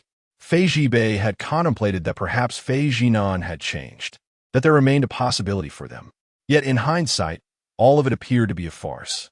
Favoritism was ingrained in the very marrow, unchangeable. Fei Zhinan had not changed one bit. Anger, resentment, injustice, and envy spread within him like ink, increasingly saturating his heart. They twisted together, hot and searing, yet chillingly sharp. Like a serpent pressed beneath the water's surface, it would ultimately find a crevice to rise, revealing its fangs. Fei Zhibei fixed his gaze on Fei Zhinan's retreating figure, his eyes gradually darkening. This was not mere rage, but a dangerous look, imbued with a sense of possession and destruction. Warning: the hatred value of character Fei Zhibei shows an upward trend. If it rises, 50, current hatred level, not deserving of such fate. If it rises further, hatred level, swift retribution. Please exercise caution. Simultaneously, the darkening system chimed as expected. Fei Zhinan's heart tightened momentarily. But soon he realized that the content of this broadcast seemed different from before. It was not merely an increase, it was a trend of increase. What did "if it rises" mean? Ding, ding, ding, ding. In his mind, the noisy dog system began to mimic the jubilant, retro sound effects of a celebratory ringtone. Oomph. Congratulations, host. You have successfully unlocked Darkening System 20, a brand new upgrade, making a powerful return. During the period of seclusion, this system is not idly wasting time. It is diligently striving to alleviate the host's troubles. Fei Zhinan, speak plainly. Cuff. What I mean is, the previous outdated version of the blackening system merely passively reported changes in the hatred value. But now it is different. The system can proactively gauge the character's current psychological state and reasonably predict the trends in hatred value fluctuations, whether it rises or falls. You will be alerted before the numerical change occurs, giving you the opportunity to either hit the brakes or accelerate, enhancing your ability to eliminate hatred. Fei Zhinan, so, what you're saying is that it was a post-mortem system before, and now it's like an emergency room doctor. But I understand hitting the brakes. What does accelerating mean? Do you want me to hasten my demise? For example, Just like earlier, the system's tone suddenly turned serious. The host's recent actions have already touched upon Fei Zhibei's sore spot. If you do not halt immediately, there is a high probability that his hatred value will escalate from a mere grievance back to a desire for retribution. Fei Zhinan. So this system kindly advises the host, immediately, right now, cease any rescue attempts for the cannon fodder character, Hejun. Any protective actions I take on your behalf must be halted. Then swiftly implement remedial measures, sending Fei Zhibei some signals that convey my feelings are solely for you. In simpler terms, sweeten the pot. Spread the love. Off we go. Chapter 33. Training a Dog. As simple as breathing, the incessant chatter of the dog system echoed in his mind like a parrot squawking on a keyboard, irritating Fei Zhinan to the point of throbbing at his temples. Annoyance, a familiar yet detestable irritation, surged once more. The initial slap, the subsequent force plot, and now this damned descent system had emerged. It felt as if every step he took, every decision he made, required approval from some unseen hand. Why? Why could he not for once, even just once, lead his own life? Upon noticing Fei Zhinan gazing at Fei Zhibei, an unexpected silence enveloped him, as if he were contemplating a change of heart. Hejun's gaze subtly darkened, the mask of fragile innocence receding like the tide. He lowered his eyes, his expression growing somber in the shadows, as if weighing something. Then, suddenly, he stepped forward, grasping Fei Zhinan's sleeve. That gentle weight compelled Fei Zhinan to instinctively turn back, meeting the youth's cautious gaze. It was a look filled with the fear of watching the light that illuminated his dark life fade away. Yet he hesitated to grasp it firmly. "Senior." This murmured call, imbued with hope, pulled Fei Zhinan from the depths of boundless frustration and impotent fury. His gaze gradually settled into tranquility. With a slow exhalation, he released the pent-up frustration in his chest, as if making an irrational decision. He grasped Hejun's hand in return, his voice steady yet resolute. "Let us go." The system in his mind immediately erupted in a sharp outcry. "Host, what are you doing? Are you out of your mind? Are you disregarding the proofreading task? This is infuriating. You wretched, cunning, green tea monster cloaked in a guise of fragility." For reasons unknown, it directed its ire towards Hejun. "Release me. Do you hear? Let go. If you continue to entangle with the host, I shall infiltrate your program and erase your code." Fei Zhinan remained impervious to the frantic cries of the AI, seemingly deaf to the desperate pleas echoing in his mind as he slowly advanced forward. Fei Zhibei observed Fei Zhinan grasping Hejun's hand, approaching him step by step, his expression calm and indifferent, as though unconcerned about how he would perceive this. The body of Fei Zhibei, which had trembled with anger, suddenly stilled. A silent, cold smirk curled at the corners of his mouth, his pupils darkening like ink spreading in water. Indeed, it was as he suspected. Whether in the past or present, he should not waver. He ought to shatter his leg bones, ensuring he could never escape. He should gouge out his eyes, rendering him blind to the world. He should crush this person's spine with a fierce stomp, forcing him into abject submission. Shui Baichuan was right. What value lay in a complete Fei Zhinan? Only when utterly destroyed would he obediently comply. Warning. Character Fei Zhibei's hatred level is rising sharply. Current hatred level, not severe enough. If elevated, only death will quell the hatred. Warning. Warning. Hatred level is about to exceed the threshold. The cacophony of the darkening system crescendoed in his mind, each wave more jarring than the last. Yet, Fei Zhinan appeared oblivious, stepping before Fei Zhibei and coming to a halt. His eyes shone brightly, imbued with a certain tranquil resolve. "I intend to assist Hejun." It was a straightforward declaration, unmasked, as if seeking his approval. Fei Zhibei's eyelids flickered slightly, but he merely fixed him with a cold, unyielding gaze, remaining silent. "Therefore, I wish to go to the academic building." Fei Zhinan paused. "Will you accompany me?" "Why?" At last, Fei Zhibei's voice emerged, as if surfacing from beneath ice, cold and resolute. "Given Hejun's circumstances, it is imperative to instill sufficient deterrence in those individuals. Otherwise, in places unseen, he will continue to be victimized." Fei Zhinan lowered his gaze and sighed, acknowledging his own limitations, but I may not be able to manage it alone. As you know, I'm not suited for this. Fei Zhibei's expression remained unyielding, his tone sharp and distant. What does that have to do with me? Are there not enough sycophants around you? Yet, I only trust you. Fei Zhinan's voice dropped suddenly, like a gust of wind sweeping through his heart, laden with undeniable weight. For a fleeting moment, Fei Zhibei's fingertips tightened imperceptibly. Fei Zhinan's gaze fell, his lashes casting a shadow in the light. It could not conceal the genuine spark within his eyes. Those individuals, outwardly obsequious, secretly yearn more than anyone to see me wallow in the mire. He raised his gaze, locking eyes with Fei Zhibei, imbued with unwavering warmth. But you are different. You are my brother, who has grown up alongside me. Fei Zhibei's breath hitched slightly. Those few words were like a hook, deeply ensnaring the innermost desires he wished to forget, but could not. Desiring recognition, yearning to be perceived as a unique existence. Fei Zhinan released He Jun and took a step forward, slightly tilting his head, concealing all his brilliance, and presenting himself unreservedly before Fei Zhibei. The prideful individual, who typically held disdain for all, uttered for the first time in a voice imbued with softness, "Please help me, Zhibei. You're all I have left." In that moment, the darkened system fell abruptly silent. Fei Zhibei felt as though he had been struck by an invisible force. An overwhelming surge of emotion erupted within his chest, aching with its intensity. Ding!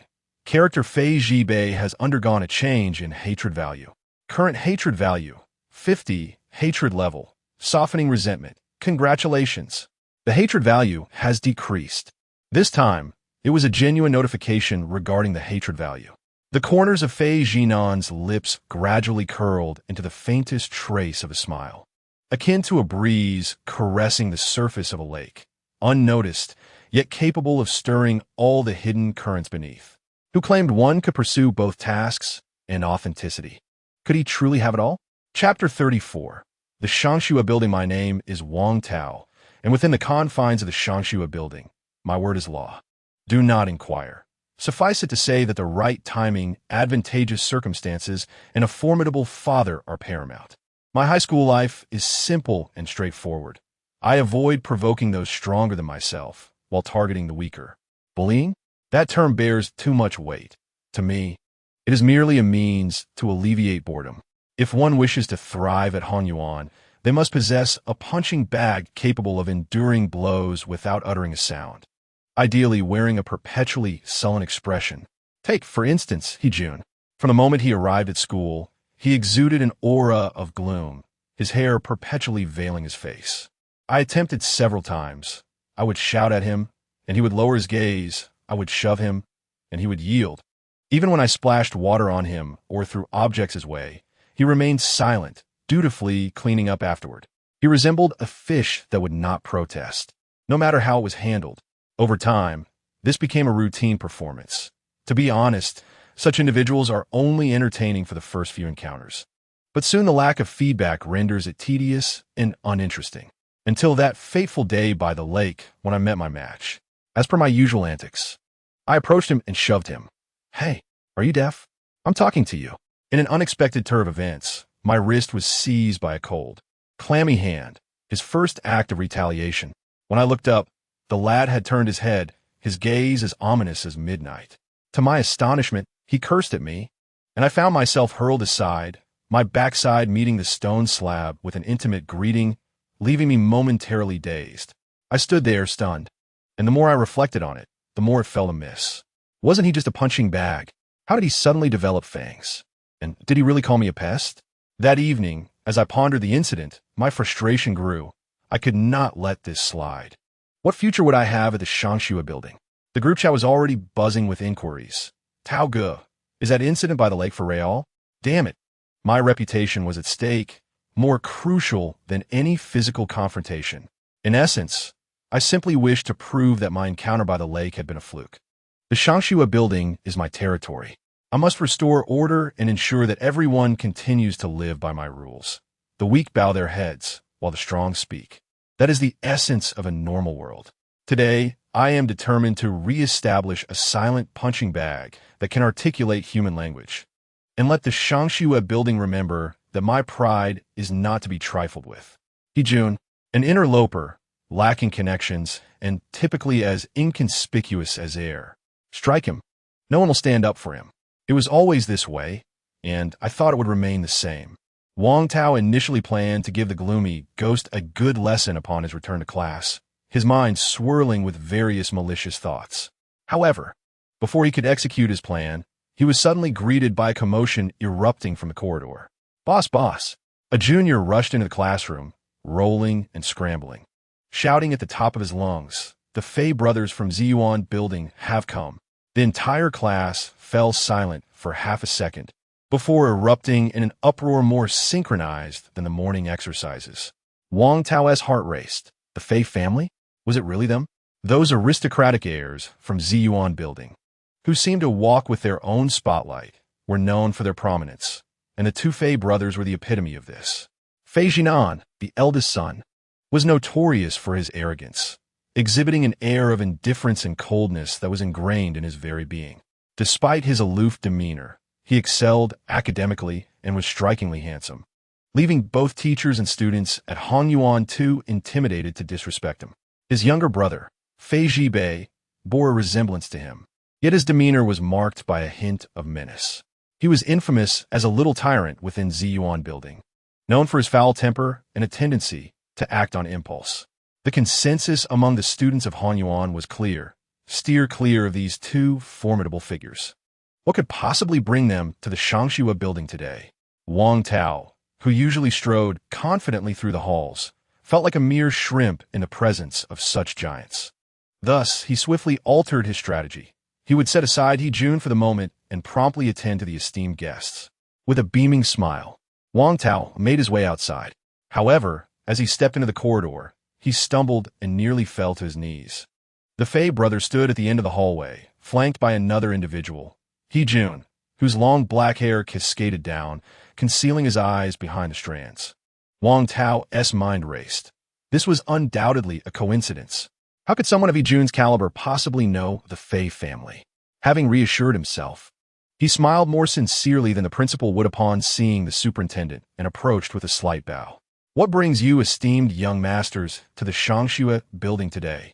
Fei Zhinan did not respond directly, merely casting a languid glance in his direction while leisurely organizing the documents in his hand. In that moment, as he lowered and then raised his gaze, the collar of his uniform slightly parted, revealing an obscure hint of dark crimson at the base of his neck, where the top button remained undone. For reasons unknown, Wang Tao found his gaze drawn to that fleeting hue, a stark contrast against his pale skin, suggesting a hint of hidden tumult beneath the pristine exterior. He instinctively stole another glance, his heart inexplicably racing, even feeling a desire to discern the extent of that mark. Indeed, the eldest son of the Fei family was undeniably handsome. But just as Wang Tao's thoughts began to veer into inappropriate territory, a piercingly cold glare sliced through the air. He turned to meet Fei Zhibei's gaze, which was as sinister as a specter emerging from the shadows, chilling enough to freeze one's very bones. The look seemed to convey a warning.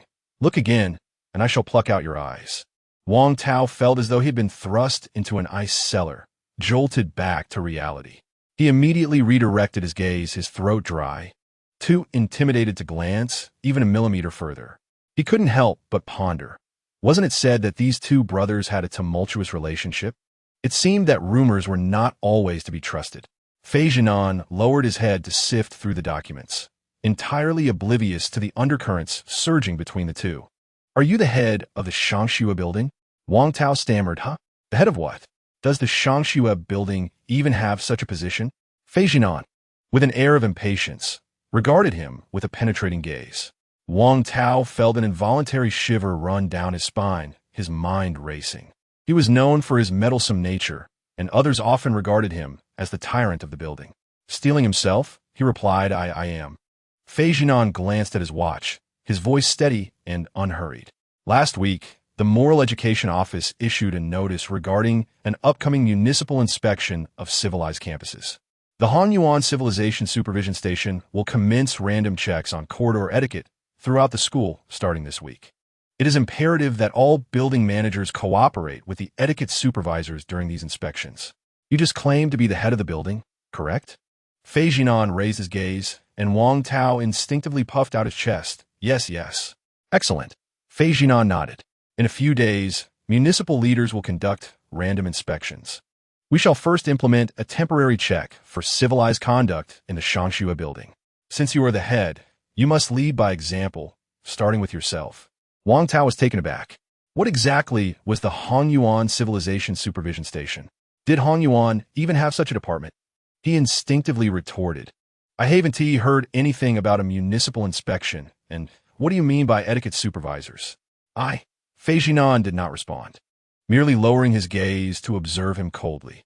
Beside him, Fei Zhibei narrowed his eyes ominously, his voice low and menacing. Are you questioning us? Wang Tao felt a chill run down his spine. I wouldn't dare. I will cooperate. I will do my utmost to cooperate. Only then did Fei Zhinan lift his gaze, a gentle smile gracing his lips. Then let us commence. First, we shall address your appearance. According to Chapter 3 of the Student Handbook, maintaining clean footwear is a fundamental aspect of etiquette. As he spoke, he casually inspected the footwear of those present, finally fixing his gaze on one pair. These shoes are dirty, which tarnishes the decorum of the building. As the head, you should address this. Wang Tao was momentarily stunned. Following Fei Zhinan's finger to the pair of leather shoes he indicated, they bore only a hint of dust along the edge, but above them were a pair of familiar, emotionless, icy eyes. Jun. The atmosphere turned frigid. Before Wang Tao could respond, Fei Zhibei's voice sliced through the tension like a knife. What are you dawdling for? Do you need me to teach you how to clean shoes? Yes, yes. Wang Tao's complexion turned a ghastly shade. The directives were beyond reproach. Municipal inspection, temporary checks, random sampling. The expectations were crystal clear. The head must lead by example. Though seething with indignation, Wang Tao could only crouch before the sullen specter he had always looked down upon, rolling up his uniform sleeve and scrubbing vigorously, his face contorted with disdain. After finishing, he stood up, his expression instantly morphing into a sycophantic smile. It's done, young Master Fei. Fei Zhinan lowered his head to inspect, casting a casual glance. The left shoe's edge hasn't been cleaned properly. Do it again. Wang Tao's neck stiffened, letting out a defeated sigh, and crouched down once more to continue scrubbing. This time, he gritted his teeth, ensuring he cleaned with greater diligence, even dampening his sleeve in the process. Before finally standing upright again, all right, it's done. Not clean enough. Do it again. This time, Fei Zhinan didn't even bother to lift his eyelids. Wang Tao gazed at Jun's impeccably polished shoes, and at that moment, he fully comprehended that this was all directed at him. Yet, even as turmoil raged within him, he remained utterly silent, for he had once established a rule within the halls of learning. The weak bow their heads, while the strong speak. Now, this rule had merely turned on its axis. Wang Tao's utterance trembled at its very end. For the third time, he polished the shoes for a full 5 minutes, his cuff nearly wearing through from the effort. Yet, when he finally stood, Fei Zhinan remained expressionless. Redo it. What was most exasperating was that he always chose to speak only after Wang Tao had straightened up. Thus, Wang Tao found himself repeatedly rising and squatting. Those who witnessed him polishing shoes might have thought he was merely exercising in a corridor. By the end, gasping for breath, dizzy, yet too afraid to leave or stand, he could only crouch on the ground, tilting his head back, forced to smile awkwardly as he asked, Master Fei, do you think it's clean now, or still not clean? The onlookers struggled to contain their laughter. Finally, Fei Zhinan relented. That will suffice. Wang Tao felt as if a great weight had been lifted, finally able to straighten his back. A flurry of golden stars danced before his eyes, and his knees felt as though they were filled with lead, nearly collapsing back to the ground. Just then, that cold, demon-like voice echoed above him once more. Now, we shall proceed to the next civility language inspection. Chapter 35. Who is the bully? That chilling voice rang out again. Now, we shall proceed to the next civility language inspection. What? Wang Tao felt a wave of darkness wash over him. Fei Zhinan's gaze shifted slightly, landing on the damp stain on Jun's trousers. His tone is steady as a placid sea. The integrity of the learning hall's atmosphere can be discerned from the civility of everyday discourse. He paused, as if calling upon a student in class. If you accidentally tripped another person or knocked over their cup, what should you say? Wang Tao, panting heavily, finally managed to stammer. I am sorry, I didn't mean to. Excellent. Fei Zinan took a step aside, allowing the quiet Jun to emerge without uttering a word. Now, then, Fei Zinan continued coolly, please demonstrate 20 different sincere methods of apology to this classmate. Wang Tao nearly lost his balance. T20? Fei Zinan's voice was slow and clear, stipulating. The tone, posture, and gaze must not repeat. For every repetition, an additional one shall be added until you have completed the task. You may begin. The corridor fell silent, all eyes fixed upon Wang Tao, eager for the spectacle to unfold.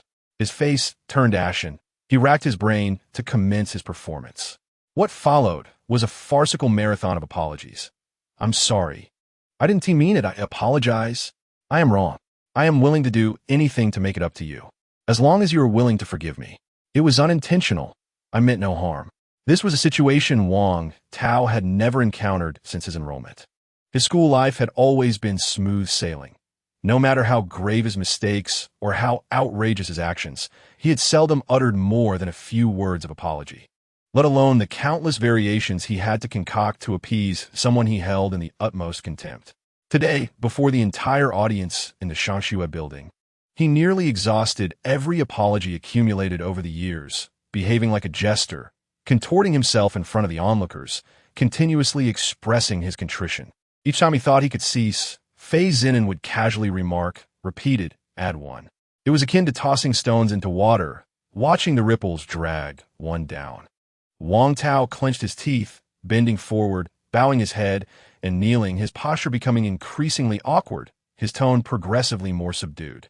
Those classmates who usually looked up to him with admiration either stifled their laughter behind their hands or openly raised their phones, their schadenfreude barely concealed.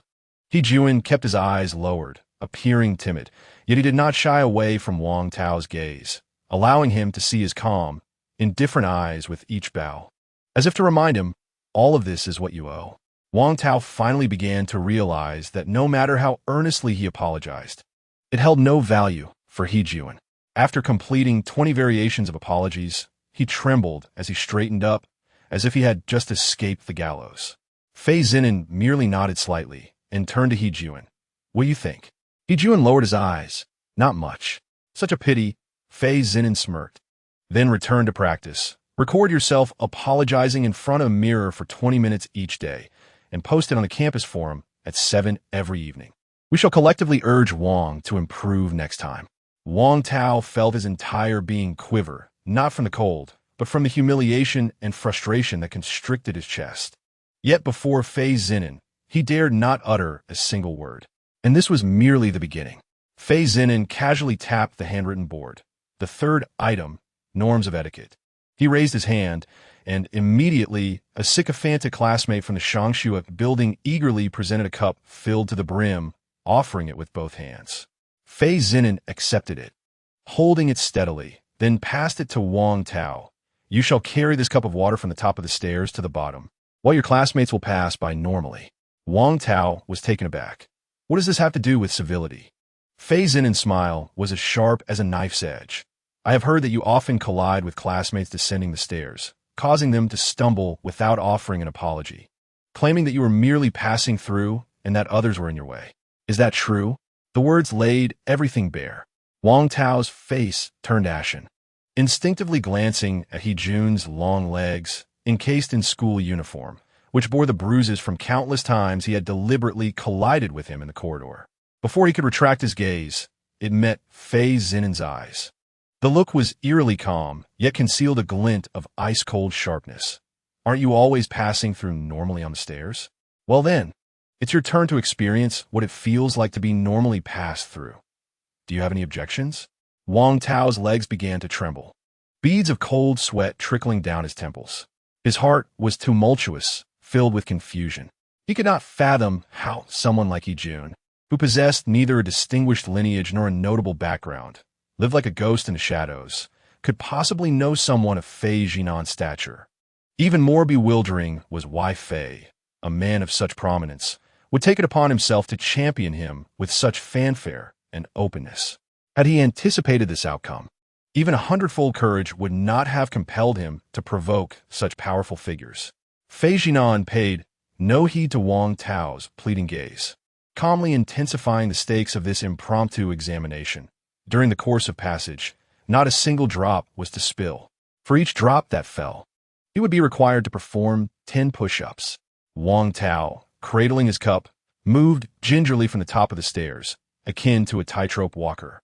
Meanwhile, several other students passed by, calculating their angles and force to merely brush against the rim of his cup, neither too light nor too heavy, yet sufficient to cause the water within to sway. Fei Zhibei's voice rang out, steady and devoid of emotion, as he began to count. 1 drop, 2 drops, 3 drops. Wang Tao frequently found himself crashing to the ground, gritting his teeth while desperately protecting his cup, all in vain. Just as he managed to rise and take a few steps, he was once again collided with by a passing student, sending ripples across the surface of the water.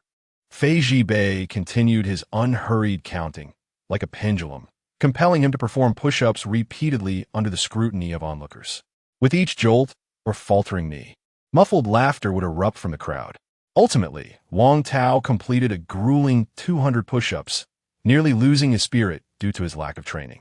His arms ached so intensely that even the act of holding the cup became distorted. After finishing the last one, he collapsed to the floor like a spent dog, his chest heaving violently, devoid of the strength to utter a word. Meanwhile, Fei Zhinan merely made a notation on the board. 3rd examination completed. Do you still believe you are passing normally? Wang Tao, too exhausted to speak, could only respond with a faint whisper. I was wrong. I did it on purpose. I complained he was in my way. Chapter 36. Institutionalized bullying. Fei Zhinan's smile gradually faded as he initiated the 4th examination, awareness of rules. According to civilized etiquette, what should one say when needing someone to yield? Wang Tao stammered, excuse me. His voice was barely audible. Fei Zhinan raised his gaze, directing it towards the tall, silent youth who had stood by throughout. Stand up, face him, and repeat 100 times, excuse me, thank you. Wang Tao's throat tightened as he struggled to rise, his arms trembling violently. He nearly crawled to his feet, the immense fatigue preventing him from standing straight, causing him to hunch like a humble speck of dust. With a voice barely recognizable as human, he repeatedly shouted towards Hejun, excuse me, thank you, excuse me, thank you, excuse me, thank you. When he reached the 80-something iteration, his voice had grown hoarse and dry. Suddenly, Fei Zhibei stepped forward, expressionless, and delivered a swift kick to his rear. The strike was decisive and crisp, catching even Fei Zhinan off guard, his usually calm eyes widening slightly in surprise at his brother's unexpected aggression. Wang Tao was already precariously balanced when a kick sent him tumbling forward, his knees buckling as he fell directly into Hejun's embrace. A flash of cold disdain and aversion flickered in Hejun's dark eyes, and he deftly sidestepped, moving with the swiftness of a fish darting through water, narrowly avoiding the collision. Yet despite his efforts, the dampness from Wang Tao's soaked clothes inevitably brushed against the hem of Hejun's attire. In the next moment, Hejun's piercing gaze turned furiously towards Fei Zhibei. However, Fei Zhibei appeared oblivious, his expression as impassive as stone as he fixed his gaze on Wang Tao, his tone chillingly reminiscent of snow seeping through a crack in ice. The final item, a test of civilized conduct. His wolf-like stare bore an icy intensity. Did you just drench this classmate with the water from your clothes? Faced with this sudden onslaught from the menacing figure, Wang Tao dared not voice a complaint, hastily regaining his composure and shouting, I'll pay. I'll wash it. Incorrect. Fight C by replied coolly, his voice imbued with an unassailable chill. First, you must immerse yourself to get wet. Wang Tao. Before he could process the words, Fei Zhibei seized him by the nape, lifting him as one might a chick, and dragged him to the open flower bed by the staircase. Pressing his palm against Wang Tao's nape, Fei Zhibei's voice dropped to a near whisper, sharp as a blade gliding over bone. Do you not comprehend the concept of empathy? Shall I demonstrate it for you? Wait, I understand. I truly. But his words were cut short as a torrent of icy water cascaded down upon him. Fei Zhibei held Wang Tao's neck firmly, inexorably forcing his face into the water's surface, the splashes and his muffled struggles melding into the cacophony of the corridor. Wang Tao was compelled to hold his breath. The world around him drowned in the sound of water and his own frantic heartbeat, his lungs ablaze as he flailed helplessly, pinned down. To an outsider, this seemed merely a part of the punishment, a test of civilized conduct, a lesson in empathy, a perfect rationale for behavior correction. Yet, only Wang Tao understood that the force behind it was imbued with sheer malice. As he gasped for air, emerging from the water, his hair dripping and clinging to his face, Fei Zhibei's low voice, deliberate and chilling, pierced his ears. If you dare to look where you shouldn't or think what you shouldn't, I will end you. This threat, audible only to the two of them, was fierce, precise, and cold. Wang Tao stood frozen, afraid even to wipe the water from his face, feeling as though his spine were carved with warnings by a blade's edge. It was a threat that penetrated to the marrow, devoid of any semblance of fabrication, capable of transforming promises into actions at any moment.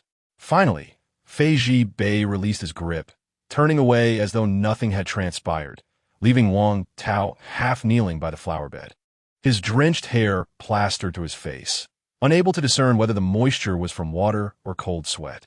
He dared not breathe, feeling as if an icy blade were slicing through him, an overwhelming sense of possessiveness, more suffocating than the water itself. Fei Zhibei cast a disapproving glance at the returning Fei Zhibei, then, as if concluding the matter, stated nonchalantly, "Let this suffice. Today's civility inspection ends here." The Shangxue building barely passes. He spoke with a tone that could be described as gentle when he remarked, "Wang, remember this. In any endeavor, first consider whether what you do to others can be reciprocated by them." He added, "Next time, I shall require you to retrace today's process in reverse." Fei Zhibei leaned against the wall, his gaze laden with malice and disdain, starting from the sink. Wang Tao trembled, nearly losing his balance, yet forced to smile, exclaiming, I have learned." The Fei brothers turned to leave. At that moment, Fei Zhinan suddenly recalled something and turned to Hejun, inquiring, "How many points did you award Wang for the recent civility check?" Hejun lowered his lashes, his voice barely audible. 2 points. Fei Zhinan nodded and noted. Wang Tao nearly choked, exclaiming, 2 points? That was martyrdom. You gave me 2 points. The crowd instinctively parted, creating a straight pathway. Fei Zhinan moved at a measured pace, with Hejun partly shielded by his side. The tall youth maintained a compliant demeanor, his cuffs concealing an injury. Occasionally lifting his gaze, his eyes glistening, Fei Zhibei walked ahead, his expression weary, hands in his pockets, deliberately avoiding any sideways glances, while a 5-meter radius around him remained clear. Wang Tao leaned against the wall, gasping, his entire body aching. Thoughts racing. Conclusion 1. The calamity of the first day in the learning building is not mine, but rather the 2 Feis from the Ziyuan building. Conclusion 2. Hejun is undoubtedly formidable. Conclusion 3. To me, today's events are a tragedy. To others, they are likely a comedy. Just as he was contemplating rising, he suddenly noticed a white card at his feet. Picking it up, he read, "Temporary Certificate of Volunteer Supervisor at Hanyuan Civilized Supervision Station, Ziyuan Building, valid for the day." The font was not particularly elegant, but the crucial detail was a subtly embossed golden face seal in the corner. The top right corner bore the inscription, "Issuer, Fei Zhinan." Wang Tao looked up at the sky, nearly succumbing to despair. Is this how formalized bullying has become? Chapter 37. I consider you a brother. 10 minutes had passed since the bell rang, when the classroom door finally creaked open. The first to enter was Fei Zhibei.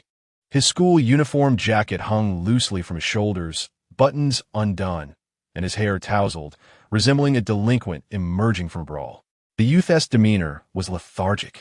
Devoid of even a formal report, his steps leisurely, entirely lacking any sense of tardiness. On the podium, Lu Qing furrowed her brow. The reprimand. Do you treat this place as your home? Poised on her tongue. Yet, in the next moment, the light at the door dimmed as another individual sauntered in. Fei Zhinan. In stark contrast to his brother, his uniform was impeccably neat, his shirt buttoned to the top, his gait steady and graceful, resembling a quintessential prince of the campus. Yet, this seemingly innocuous figure rendered Lu Qing speechless, her words caught in her throat, unable to express her irritation. In the face of the rebellious and arrogant Fei Zhibei, she had never taken him seriously nor felt intimidated. He was merely the less favored second son of the Fei family, deserving of reprimand. However, it was this rightful heir who instilled a sense of trepidation within her, particularly as she recalled the humiliation of being publicly contradicted by Fei Zhinan in the previous class. Until now, Lu Qing remained perplexed as to what had caused this young master to suddenly adopt a protective stance towards his illegitimate brother. However, she resolved to avoid confrontation, swallowing her reprimand and forcing a smile that resembled a bloom attempting to flourish too early in the harsh winter, while striving to appear as if touched by the gentle spring breeze. Come in, take a seat. We are about to commence our lesson. Upon witnessing Lu Qing, the last formidable warrior of Class Zuan, capitulate, the remaining students, long overshadowed by Fei Zhibei, exchanged glances and internally sighed. With Fei Zhinan backing him, this troublemaker would likely become even more untouchable. Fei Zhibei was aware of the disdain Lu Qing harbored towards him, and her sudden display of cheerfulness was all too transparent. He cast a sidelong glance at Fei Zhinan, inexplicably sensing a feeling akin to a dog basking in its master's power. The moment this thought crossed his mind, Fei Zhibei's expression darkened, and he inwardly cursed. Nevertheless, hearing fewer harsh words was a blessing, and he decided to stroll in with his usual swagger. In the next moment, an irresistible force gripped the back of his neck, and before he could react, he found himself bowing his head. The air thickened, and the classroom echoed with the sound of collective gasps. With one hand in his pocket and the other decisively pressing down on his brother's head, Fei Zhinan slightly bent forward, his voice steady and clear. Apologies, teacher, we are late. According to class rules, we will submit a 2,000-word reflection before the end of the school day. The air fell into a silence so profound that even the sound of a pen gliding across paper could be heard. Fei Zhinan, committed to a strict code of conduct to better discipline his sister, had imposed upon himself an almost perverse set of moral standards. The extremity of these standards was evident when he had previously intervened on behalf of Hejun against Wang Tao, doing so under the guise of civil supervisory inspection. His defense of Fei Zhibei stemmed from Lu Qing's unfair treatment and unfiltered remarks. However, the fact of their tardiness was undeniable, leaving no room for debate within Fei Zhinan's framework. He believed in adhering to the rules, and being included within his circle implied that while he would protect you, you were equally bound to uphold the standards he set. Thus, Fei Zhinan not only bowed his head in apology, but also pressed Fei Zhibei down with him. This seemingly natural action left the entire class agape. Their astonishment was not at Fei Zhinan's discipline of his brother, but rather that his brother was the notorious tyrant of Hong Yuan, who had acted with impunity since the first day of school. They anxiously awaited Fei Zhibei's explosion of anger. Yet it did not come. Despite being forced to bend at an awkward angle, his body rigid and under the scrutiny of countless eyes, Fei Zhibei remained unmoved, his fingers white-knuckled.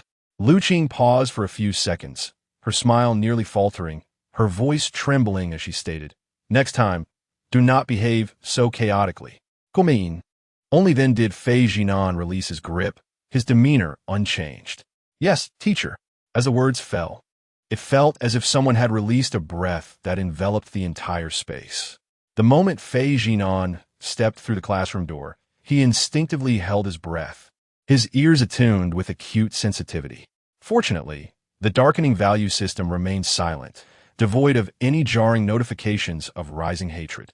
A fleeting glance at Fei Zhibei revealed a stern visage, as if someone owed him millions, yet he did not direct his ire towards his brother. It seemed that the efforts of recent times had not been in vain. Though the hatred value still lingered at half. Managing to stabilize it within a range that no longer threatened to spike was nothing short of miraculous. Whether it was standing up for Jun or enduring a forced apology without retaliating, the time spent together had illuminated a truth for Xiao Zhinan. His younger brother was not inherently rebellious and ungovernable. Rather, he had merely lacked positive guidance in his formative years, growing up with a crooked disposition, accustomed to employing sharp edges as a shield for self-protection. Yet beneath those edges lay a profound sense of responsibility and a clear discernment of right and wrong. As a surrogate elder brother, Xiao Zhinan felt a moral obligation to straighten this sapling that had been bent by the winds of adversity. The Fei family may have turned a blind eye, but he would not. However, this was merely the facade he presented. The true motivation resided in a deeper, softer part of his heart. He missed his sister. Xiao Zhinan was acutely aware that he was not the ideal brother. In their childhood, he had sheltered Xiao Zhibai alone, often overwhelmed and inadvertently causing her considerable hardship. As he matured and gained the means to provide a better life for her, he devoted nearly all his energy to work, leaving precious little time for her companionship. The few moments they shared as siblings were often marred by his authoritarian demeanor and strictness. No wonder Xiao Zhibai resorted to secretly writing narratives that criticized him. This burden of guilt had weighed heavily on his heart for years, and just when he became cognizant of it and yearned for atonement, he found himself in this new world. The tender words left unspoken and the promises unfulfilled became lodged deep within him. And then there was Xiao Zhibai, whose name bore a subtle resonance with Xiao Zhibai, akin to an invisible hand that unlocked the floodgates of Xiao Zhinan's heart. He thought, perhaps this was fate granting him another opportunity to be a truly commendable brother. This time, regardless of the time and effort required, he would accompany Xiao Zhibai, steering his life back onto the right path and transforming him into a bright and optimistic young man. As Xiao Zhinan observed Xiao Zhibai take his seat, his mind envisioned a future where he would pat his brother's shoulder and say, "You have grown." During Lu Qing's lesson on the test papers, Xiao Zhibai, upon sitting down, displayed irritation as he searched for his paper, when suddenly a figure halted beside him. He looked up to meet Xiao Zhinan's gaze, filled with a sense of purpose and paternal warmth. Xiao Zhibai felt a shiver run down his spine, instinctively closing his paper, and coldly asked, "What do you want?" Xiao Zhinan smiled knowingly, his lips parting slightly. "Xiao Zhibai, remember to complete your reflection before school ends.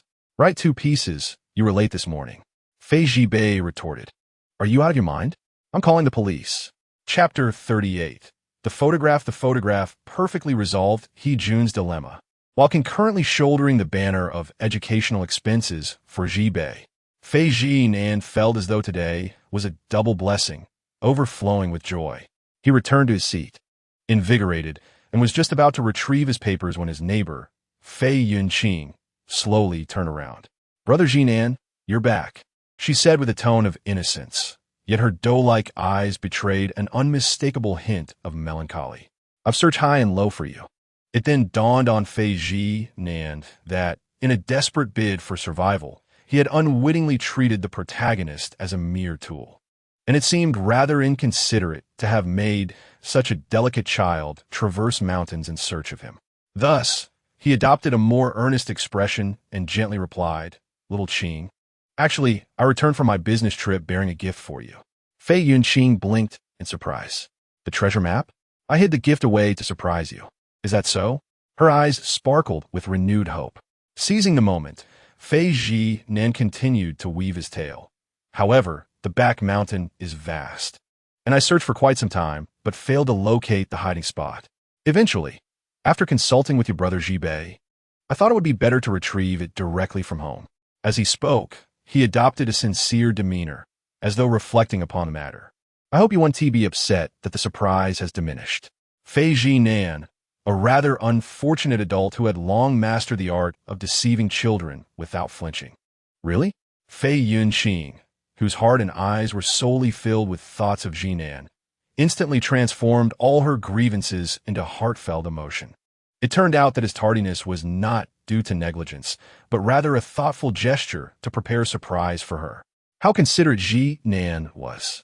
Her eyes brightened once more, and had they not been in class, she might have flung herself into his arms. Observing her reaction, Fei Zhinan couldn't help but marvel internally. Was a mere gift enough to elicit such joy? The innocence of the protagonist was truly beyond imagination. A fleeting sense of guilt washed over him. Perhaps he should procure a more fitting gift for Fei Yunqing on their way home after school. Fei Yunqing reveled in her happiness for a moment before seemingly recalling something important. She rummaged through her drawer and produced a plain, white envelope. "By the way, Brother Zhinan," she said, handing him the envelope, "Chuan asked me to pass this to you." She tilted her head slightly and added, "When did you and Bai Chuan become so close? He mentioned that this letter is only for your eyes." Shui Bai Chuan? The name fell like a stone into the water, stirring ripples of memories Fei Zhinan had nearly forgotten. Today had been fraught with unforeseen events, and he had almost entirely dismissed the boy from his mind.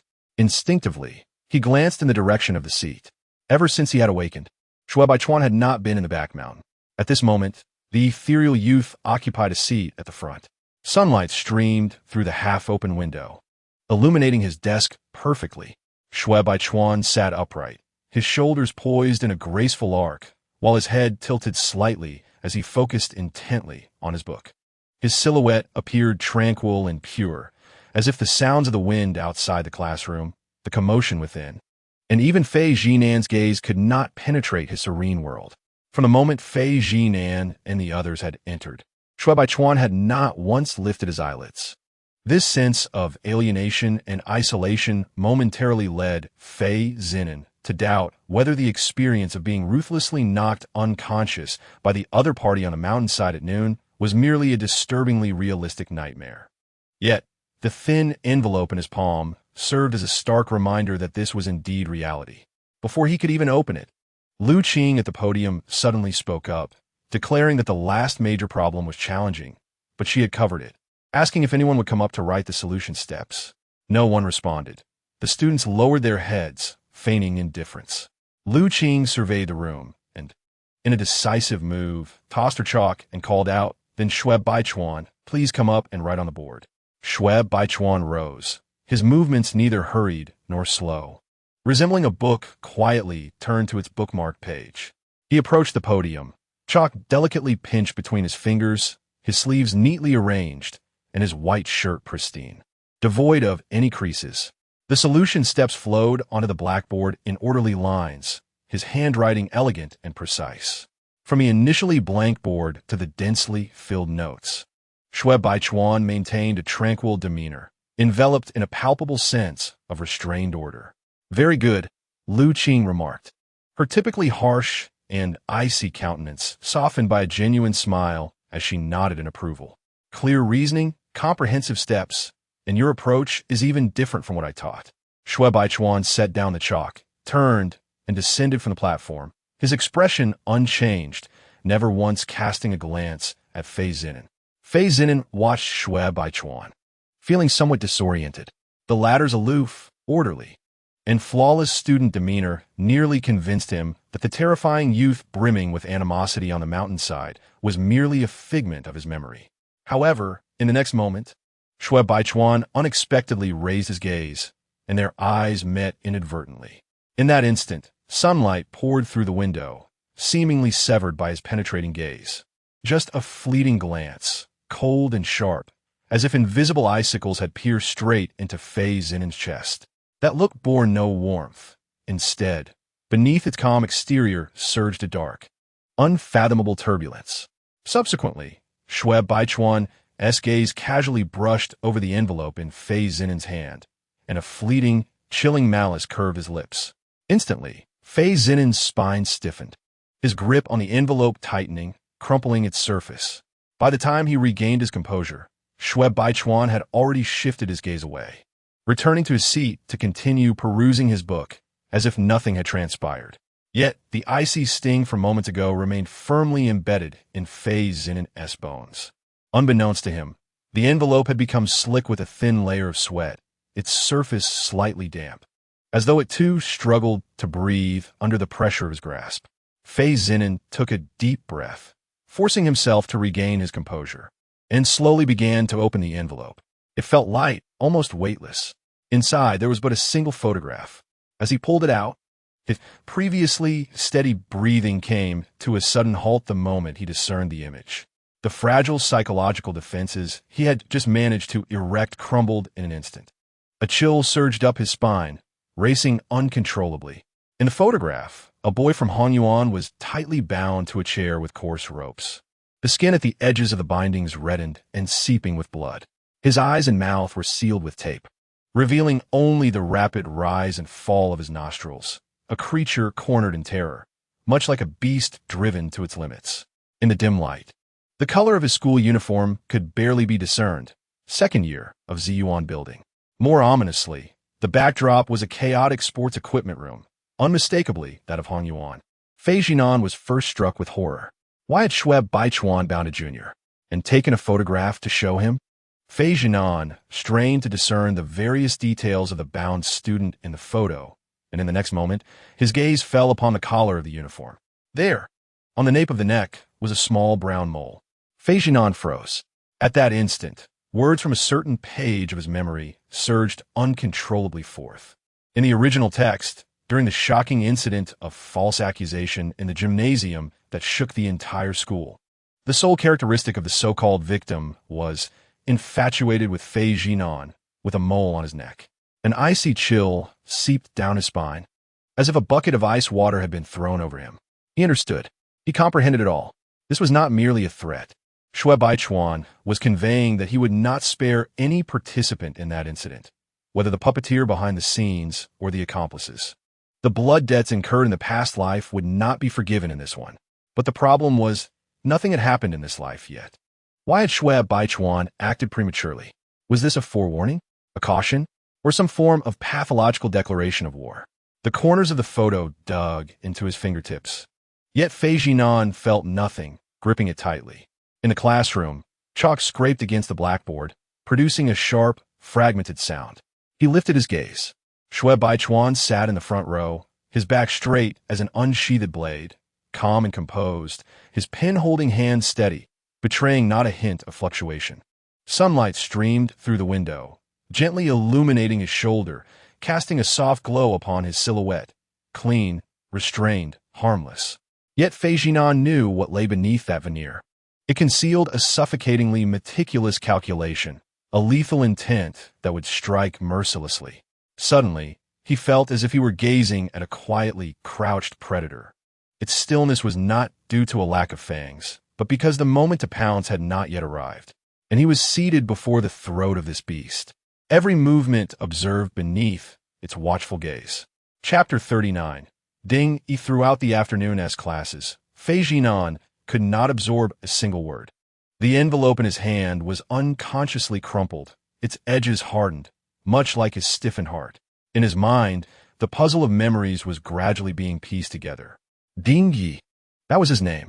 A student from the second year of Ziyuan building, a distant relative of the original character, with whom there was scarcely any intersection. In the original narrative, they had only met a few times, yet that child had fallen hopelessly in love with the original character. Thus, without hesitation, he had become a weapon in the original character's hand, willing to be the subject of ridicule, just to earn a single compliment from them. Undoubtedly, he was an accomplice. The existence of an accomplice is predicated upon the unseen hand that wields the knife, and that singular entity, from beginning to end, is none other than the original host. Every grievance has its origin, and every debt its rightful owner. Regardless of how Xue Baichuan seeks revenge, he should not first target Dingy. Fei Zhinan's gaze remained fixed on the silhouette ahead, the envelope crunched ominously in his palm. What, after all, does Xue Baichuan intend to accomplish? Host, I suspect this is a trap. The cold, mechanical voice echoed in his mind. Ever since he had taken it upon himself to intervene for Hejun, the system had virtually ignored him. The voice now bore a tone less boisterous than before, tinged with a hint of displeasure. Yet it awkwardly offered a reminder. To err on the side of caution, I strongly recommend you bring Fei Zhibei along. No, Fei Zhinan rejected the notion without hesitation. The incident at the gymnasium in his previous life had been nothing short of catastrophic for Fei Zhibei. His inherent arrogance had already made him a target of disdain at school. Teachers were displeased, and classmates avoided him, unwilling to approach. After that incident, the whispers turned into a relentless storm of derision, cruelly branding him with epithets like beastly nature and the disgrace of the Fei family. These harsh words were seared into his very being. Fei Nanshan had publicly cast him out, delivering cutting and heartless remarks, reducing both mother and son to the subjects of ridicule. For the proud and obstinate Fei Zhibei, this was not merely a shattering blow to his life. It uprooted his dignity and pride, grinding them beneath the feet of the masses. Just contemplating this made Fei Zhinan's chest tighten and his throat grow parched. He understood the depths of such despair. To bring Fei Zhibei to meet Ding, it would be akin to pouring scalding salt into his old wounds, forcing him to relive those days nailed to the pillar of shame. The system fell silent for a moment, unusually concurring. That makes sense. The balance of hatred is finally stable, and we cannot afford to complicate matters further. Its tone remained unyielding, yet Fei Zhinan's motivations were not solely task-oriented. He simply wished to extend a modicum of kindness to this incarnation of Fei Zhibei, even if it was merely an attempt to alleviate some guilt that did not rightfully belong to him. Of course, there was no need to explain this to the system. It would be a futile endeavor. The system soon proposed another idea. What about He-jun? You have aided him significantly. He should be of some use. Fei Zhinan rolled his eyes. This was absurd. He-jun had no connection to this matter. Why would he accompany them? How would they justify it? How would they bring it to a close? This one T-do nor will that. The system erupted in frustration, its cold tone finally cracking. Why are we so reactive at this moment? With that, it huffily declared its intent to return to the database, to retrieve all available resources, and seek a means to combat the virus that is Shui Baichuan. Silence reigned once more in the classroom, interrupted only by the sound of chalk scratching against the blackboard. After the system departed, Fei Zhinan rubbed his temples, pondering that relying on others is often less dependable than relying on oneself. Regardless, he resolved to check on Ding Yi's classroom after class. Perhaps that photograph was merely a bluff on Shui Baichuan's part? After what felt like an eternity, the school bell finally rang. Fei Yinqing spent the entire afternoon stifling his curiosity, tapping his fingers on the desk, eagerly awaiting the moment to return home and unwrap gifts with Fei Zhinan. Just as he was about to call someone to go home, a jarring sound of chairs scraping across the floor startled him. Before the ringing faded, Fei Zhinan had already risen, swiftly grabbing the strap of his backpack with a decisive motion. "Where are you going, Zhinan? Aren't you coming home?" Fei Yinqing was taken aback. Without even glancing back, Fei Zhinan hurriedly gathered his belongings, his actions imbued with a sense of urgency. In the next instant, he had already stepped forward, his voice trailing behind him. "There's something with the student council. You and Fei Zhibei head back first. I will return later." As he spoke, Fei Zhinan continued on without pausing, casually snatching a piece of graph paper from Fei Zhibei's desk. "Make sure to hand in the inspection form for me." Fei Zhibei, who was half reclining in his chair and dozing off, was unexpectedly struck in the face by the paper, just as he was about to express his irritation. Fei Zhinan's retreating figure had already reached the doorway, vanishing like a fleeting gust of wind. A moment later, a slow and deliberate sound of chairs scraping could be heard from the front. Shui Baichuan, having tidied his desk and neatly stacked his textbooks and notebooks, rose at an unhurried pace. Lu Qing, who had not yet departed and was organizing her lesson plans, glanced at him upon hearing the commotion and spoke in an unusually gentle tone. "Baichuan, you're heading to the autonomous admissions exam at Jiangdan next, aren't you?" "Yes," Shui Baichuan replied flatly, devoid of any discernible emotion. "Good luck with the exam." "Thank you, teacher." He nodded slightly, offering a restrained bow that bordered on indifference. Shui Baichuan navigated around the desks, gracefully exiting the classroom, yet he did not follow the throng towards the school gates. His upright figure was swallowed by the shadows of the corner, disappearing like a fine thread lost in a dark current, muffled and silent. The stairwell was filled with the scent of chalk dust, swirling around his ears. Fei Zhinan moved swiftly, heading directly towards the second-year classrooms in Ziyuan building. A particular photograph replayed in his mind like a brand, repeatedly flashing back to the dimly lit sports equipment room. where a person was bound to the back of a chair, a tiny mole visible on their neck. The more he pondered, the faster his pace became. The door to Class 3 of the second year was ajar, with students packing up in small groups, preparing to leave. Xiao Zhinan stood at the threshold, his gaze rapidly scanning the rows of desks, the numerous empty seats almost glaring in their abundance. "Excuse me, is Dingy here?" he asked, stopping a boy who was about to exit. The boy hesitated and shook his head. "I haven't seen him. He hasn't been in class all afternoon." Xiao Zhinan frowned and continued to inquire among several others, receiving similar responses that He was nowhere to be found. One student even added, he wasn't around during lunch either. An increasingly anxious feeling swelled within Xiao Zhinan, his mind racing with ominous conjectures. Could it be? Is Shui Baichuan serious? The wind gusted through the open window, causing the papers on the podium to rustle. Xiao Zhinan abruptly turned, hastening down the stairs. His footsteps echoed rapidly in the stairwell, as if someone were pursuing him from behind. At the end of the hallway, a figure stood quietly in the shadow of the corner, leisurely tapping their fingers against the wall, appearing to wait for someone or perhaps observing the surroundings. Chapter 40. Unforeseen Risks. Host, think carefully. As Xiao Zhinan rushed downstairs, the long silent system suddenly erupted, its voice frantic like a swarm of ants plunged into boiling water. This time it was beyond anger, the tone sharp and piercing. Shui Baichuan is unlike anyone else. He is exceedingly dangerous. If you follow his lead, you are likely to fall into a deep pit. Xiao Zhinan did not halt his steps. "Why? You must stop immediately," the system nearly shouted, its words firing like bullets echoing through the corridor. "I just accessed all databases and retrieved Shui Baichuan's complete records, only to discover that his hatred value exceeds my computational limits." A chill gripped Xiao Zhinan's heart. Exceeding computational limits? What did that imply? It means the system's voice dropped ominously.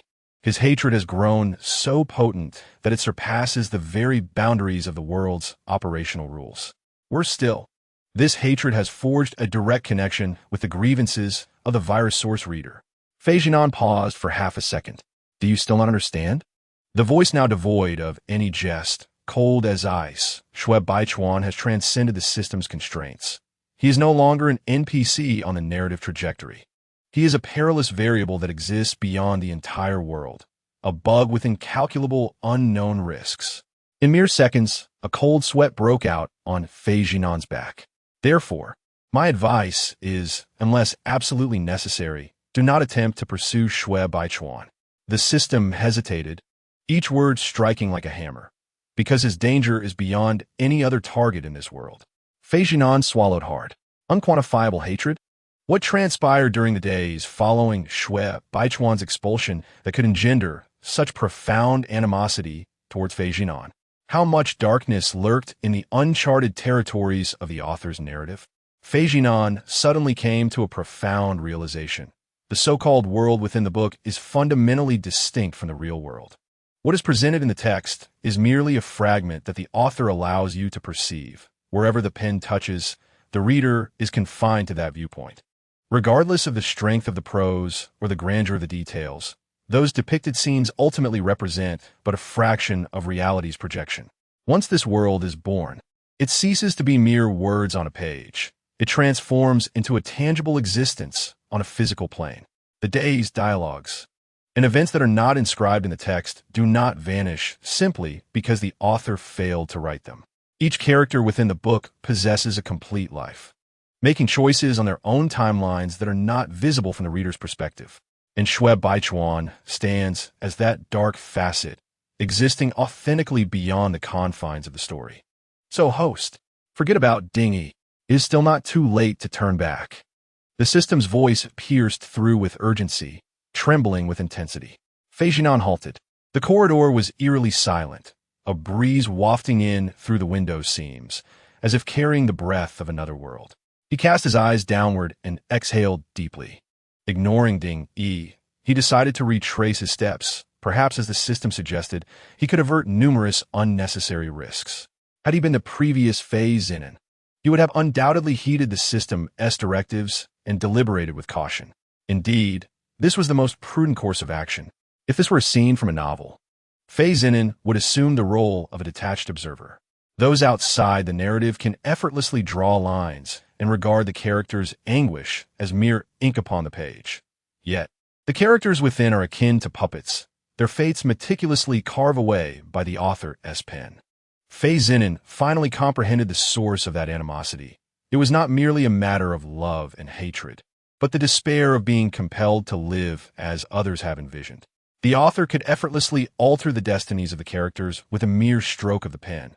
However, what remained in the uncharted territories of the narrative were countless unspeakable fissures and festering wounds. Fei Zhinan had initially believed he was merely there to shoulder blame, to fulfill a task, to follow a process, and then depart. Yet now he realized he could not stand at a remove and declare that this bore no relevance to him. For the creator of this world was none other than his sister. As a reader, he could not condone such a reckless act of creation. Yet, as an elder brother, he was reluctant to allow his sister to bear the brunt of his calamity due to a momentary whim. Thus, it fell upon him to personally rectify this absurd aftermath. The name Shui Baichuan lingered in Fei Zhinan's heart like an unresolved knot submerged in the depths. He was unaware of what Shui Baichuan had endured to harbor such an intensity of hatred that exceeded the system's calculations. He did not know how many hidden wounds resided in the blank spaces left uncharted by the author. But he yearned to understand. He wished to grasp Shui Baichuan's true thoughts, his suffering, his past, and to uncover the entirety of his life that had never been penned in any book. The equipment room was an unavoidable passage. Danger was inevitable, yet he must proceed. Fei Zhinan took a step forward, as though crossing an irreversible threshold. The system's voice grew frantic, almost breaking. "Host, do you have any idea what you're doing?" It recalled the last instance of rescuing Hejun, marked by the same stubbornness and the same disregard. Time and again, its words became mere air in Fei Zhinan's ears. A wave of grievance and fury surged within, instantly filling its emotional reservoir. "Fine. If you seek death, then go ahead. After all, you never intended to trust me. I no longer care. Do as you wish." The sound of electricity crackled, like tiny sparks cascading deep within the nerves. In the next moment, Fei Zhinan felt something that had long taken root in the recesses of his mind suddenly withdraw. This time it was true silence. This was the tranquility Fei Zhinan had always desired, yet for reasons unknown, he found no joy in it. With a silent sigh, he did not look back. Instead, his pace quickened, his silhouette gradually swallowed by the dim light of the corridor. The sound of his footsteps resonated distinctly, echoing as if trapped within an empty box. Fei Zhinan walked alone towards the equipment room. The gray-white iron door at the end stood ajar, rust creeping down the seams. He paused, feeling his heartbeat grow heavier in the stillness, not out of fear, but from a primal tension that was almost instinctive. Was Ding inside? Would the scene from the photograph manifest in reality? Or had Shui Baichuan already altered the script into an utterly unpredictable version? Grasping the doorknob, the moment his palm made contact felt like ice water cascading through his bones. He inhaled deeply and slowly pushed the door open. The equipment room was unlocked and yielded easily. Inside, the dim light allowed him to discern familiar silhouettes. The basketball hoop tucked away in the corner, the badminton net neatly rolled up, and the gymnastics mats piled one atop another against the wall. Everything appeared reminiscent of the gym class, yet an eerie stillness pervaded the atmosphere. Fei Zhinan took out the photograph, holding it up for comparison as he stepped closer to the position depicted in the image. It was utterly empty. No chairs, no ropes, nothing at all. He instinctively exhaled, the tension in his shoulders easing slightly. Perhaps he had overthought the situation. Dingy might simply have taken a leave of absence from school. Previously, he had been overwhelmed by the photograph, but now, with a clearer mind, Fei Zhinan recognized the illogicality of his concerns. In the original narrative, the incident in the gym occurred 2 weeks prior to the college entrance examination. Yet it was now merely the first week of the senior year, far too early for such a scheme. At this moment, the original protagonist hadn't even interacted with Ding Yi, let alone utilized him for a plot. If Shui Baichuan were indeed to act, it would be utterly nonsensical. especially since he was unaware that Xiao Zhinan had assumed the guise of another individual well-versed in the storyline.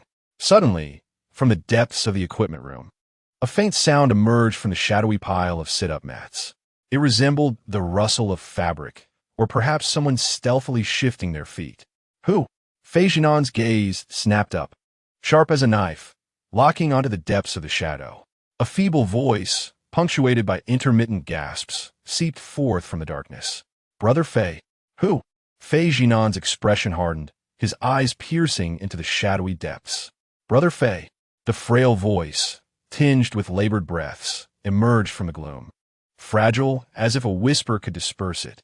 Accompanying this was the soft, muffled sound of fabric brushing against itself, drawing closer. From the obscurity, a slender figure gradually rose from the shadow of the gymnastics mats, swaying as if lacking a physical anchor. He stumbled, each step seemingly a battle against gravity. Slowly emerging into the faint light, Xiao Zhinan discerned the face clearly, his pupils constricted sharply. It was Ding Yi. In the dimness, his school uniform jacket was missing, his white shirt crumpled and several buttons undone, revealing his collarbone and the marks of restraint.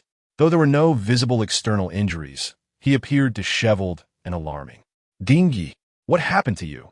Before he could finish his sentence, the precarious figure lunged forward. Xiao Zhinan was caught off guard, tightly embraced by the other, as if grasping the only lifeline. The tone was frantic and disordered, almost a delirious murmur. You came? You really came to save me. I knew you would come. I am so happy, Brother Fei. The person in his arms trembled, words spilling forth in a chaotic torrent of emotions. The voice was sticky and hurried, breaths radiating a searing warmth against Xiao Zhinan's neck. In that fleeting moment, he sensed something amiss with Ding Yi's temperature. It was not merely feverish. His entire body was akin to a furnace, drenched in sweat, with breaths coming in rapid succession as if he might scorch his very lungs. Ding Yi. You. Xiao Zhinan furrowed his brow. Yet before he could finish, the person before him suddenly lifted his head, eyes glistening with a sheen of tears, completely devoid of reason. In the next instant, a surge of force overwhelmed him, and Xiao Zhinan found himself pinned to the cold floor. Wait a moment, Ding Yi. He was taken aback, hands pressing firmly against the other's shoulders in a desperate attempt to resist, yet the terrifying warmth left him alarmed. Calm down. You're not well. You are burning up. Ding Yi paid no heed, his heated breath almost tangible, the mole on his neck starkly vivid against his pale skin. His eyes, reddened by fever, were fixed intently on Xiao Zhinan's face, his voice trembling and sticky. Brother Fei, I have always liked you. You never look at me. You don't see me. The other's gaze was already vacant, words tumbling into chaos. Feverish fingertips recklessly brushing against the gaps in Xiao Zhinan's shirt, filled with a burning intensity and disordered longing. Moreover, he nearly succumbed to madness, burying his lips into the fair, elongated neck before him, inch by inch invading with heat. Xiao Zhinan felt a shiver run down his spine, the pressure in his hands intensifying, yet he hesitated to exert too much force. Caught in a stalemate with someone who had lost all awareness. Unbeknownst to them, in the dim corner, a flicker of subtle red light pulsed silently in the darkness. Just then, a sudden noise erupted from the fire sprinkler above. In the next moment, a strange scented mist rushed down from above, enveloping the two in a drenching embrace. As Xiao Zhinan struggled against the astonishing force of Ding Yi, the cold water poured down, extinguishing the fiery heat, but leaving him chilled to the bone. The wet shirt clung to his skin, a thin barrier revealing Ding Yi's astonishingly high temperature, their bodies now more intimately entwined. The air thick with ambiguity and confusion upon the slick floor. In the midst of this chaotic standoff, applause erupted, sharp and jarring in the silence, a lazy, disdainful rhythm, as if the audience were expressing their disinterest after witnessing a lackluster performance. What a thoroughly dull rehearsal. The iron door at the entrance creaked, accompanied by slow, deliberate footsteps. A tall, slender figure emerged against the light, shadow obscuring his features, his voice low and cool, like an icicle slowly descending. I somewhat regret giving up on the exam. The familiar voice pierced through his eardrum, causing Fei Zinan's heart to tighten abruptly, as though he had been plunged into icy waters. He forcefully pushed Ding Yi away. The weakened Ding Yi collapsed onto the ground, his clothes disheveled, chest heaving violently, his flushed face a peculiar blend of cold and feverish tones, and he had lost consciousness. Slowly, Fei Zinan raised his head. Despite the dim light obscuring the figure's outline, he recognized Shui Baichuan at first glance. Shui Baichuan still bore the demeanor he had in class, his uniform pristine, standing tall, with hair neatly falling into place. Amidst the shadows and light, his aura was so frigid that it seemed disconnected from the surrounding chaos and humidity. Shui Baichuan's gaze lowered, drifting lightly to Fei Zinan's collarbone. Fei Zinan's jacket had been torn away, and his shirt, soaked through, clung to his form, outlining his physique more explicitly than any unbuttoned garment could. Shui Baichuan's eyes were fixed with precision on a particular spot, the collarbone, marked by several red imprints that had yet to fade completely, glaring and vivid. Akin to a brand inscribed upon the snow, those marks were his, the hunter's seal upon the prey, signifying ownership. In Shui Baichuan's icy gaze, a dark and sharp essence sank silently, a turbulent undercurrent stirring without sound. Fei Zinan remained oblivious to the shift in that gaze. Every nerve in his body was taut, acutely aware that all of this was inexorably linked to the person before him. From the ambush in the back mountain to the kidnapping in the equipment room, every step Shui Baichuan took was nearly outside of his calculations. The silent web was meticulously woven, leaving no trace, waiting for the prey to unwittingly step into it. So precise, it was almost suffocating. In the end, not even a breath of space was afforded to the prey. Once the net was drawn, it was a lethal certainty. Just like Shui Baichuan himself, impenetrable, inscrutable, elusive. That patience and coldness were evident in his ability to remain concealed amidst familial enemies for decades. The original host had merely been fortunate to outmaneuver Shui Baichuan in a previous life, because Shui Baichuan had, at that moment, been swayed by the halo of affection surrounding Fei Yunqing, leaving an opening to be exploited. Otherwise, the original host would not have stood a chance against him. Yet now, standing before Fei Zinan was a Shui Baichuan who had long since cast aside all superfluous emotions, with only the desire for vengeance remaining deep within, a far more dangerous and uncontrollable entity. The rise and fall of Fei Zinan's chest grew heavier. Did he truly possess the confidence to strategize against such an opponent? As this thought crossed his mind, a strange wave of heat suddenly surged from his chest, rapidly spreading through his limbs. The burning sensation enveloped him, rendering his breath labored. Beside him, Ding Yi remained motionless, seemingly seized by the same wave of heat. His previously unconscious form began to writhe restlessly, fingers unconsciously tugging at his collar to reveal more skin, breaths interspersed with low, suppressed moans, infused with an insatiable urgency that threatened to shatter the air. The temperature in the equipment room soared to its limit in mere seconds, the air thickening with an oppressive heat. Beads of sweat formed on Fei Zinan's forehead as he struggled to maintain his consciousness, the edges of his vision beginning to darken. It was at that moment that Shui Baichuan spoke again. The voice was neither hurried nor slow, yet it pierced through like an icy needle, directly embedding itself in his eardrum. Fei Zinan. The next sentence, calm and resolute, echoed, "Indeed, you remember what transpired in the last life." At that moment, it felt as if the entire searing world had suddenly frozen. The heat had yet to dissipate, but Fei Zinan's heart felt as though it had been doused with a bucket of ice water from a great height, plunging straight to the marrow. Chapter 42. Hatred. You indeed remember what transpired in the last life. Shui Baichuan's voice was cold and certain, devoid of any hint of doubt, as if he were merely stating an utterly mundane fact. In that moment, the scorching air seemed to be instantly vacuumed away. The waves of heat still scorched the skin, yet his heart felt as if an icy deluge had been poured over him, chilling him to the bone. Fei Zinan's pupils trembled slightly, his voice hoarse. "What last life? I do not comprehend what you are saying." Shui Baichuan simply smiled, the corners of his lips curling into a razor-like arc. Fei Zhibei had changed. His voice was barely a whisper, striking the eardrum with precision like a fine needle, a sudden transformation. Just yesterday, his gaze towards you was as contemptuous as ever. Lingering for even a second felt sullied. Yet overnight, his expression had shifted. That arc of disdain faltered momentarily, as Shuai Baichuan seemed disinclined to articulate with words. The corner of his mouth twisting in frigid mockery. How repulsive that I can no longer bear to look. This was the first point of my suspicion. Shuai Baichuan advanced slowly, his steps neither hurried nor languid, gradually constricting Fei Zinan's breathing space. I believe he must have said something to him, done something. That simpleton would easily fall into such a trap. The distance between them dwindled until their breaths nearly intertwined in the air. And then there was Fei Yinqing. Such a naive soul, relying on instinct even for thought, would not appear in the back mountains without cause, conveniently disrupting my plans. Shuai Baichuan lifted his gaze slightly. His tone languorous. You summoned him, did you not? This is my second point of suspicion. It was as if he were toying with his prey, methodically peeling away layers of defense.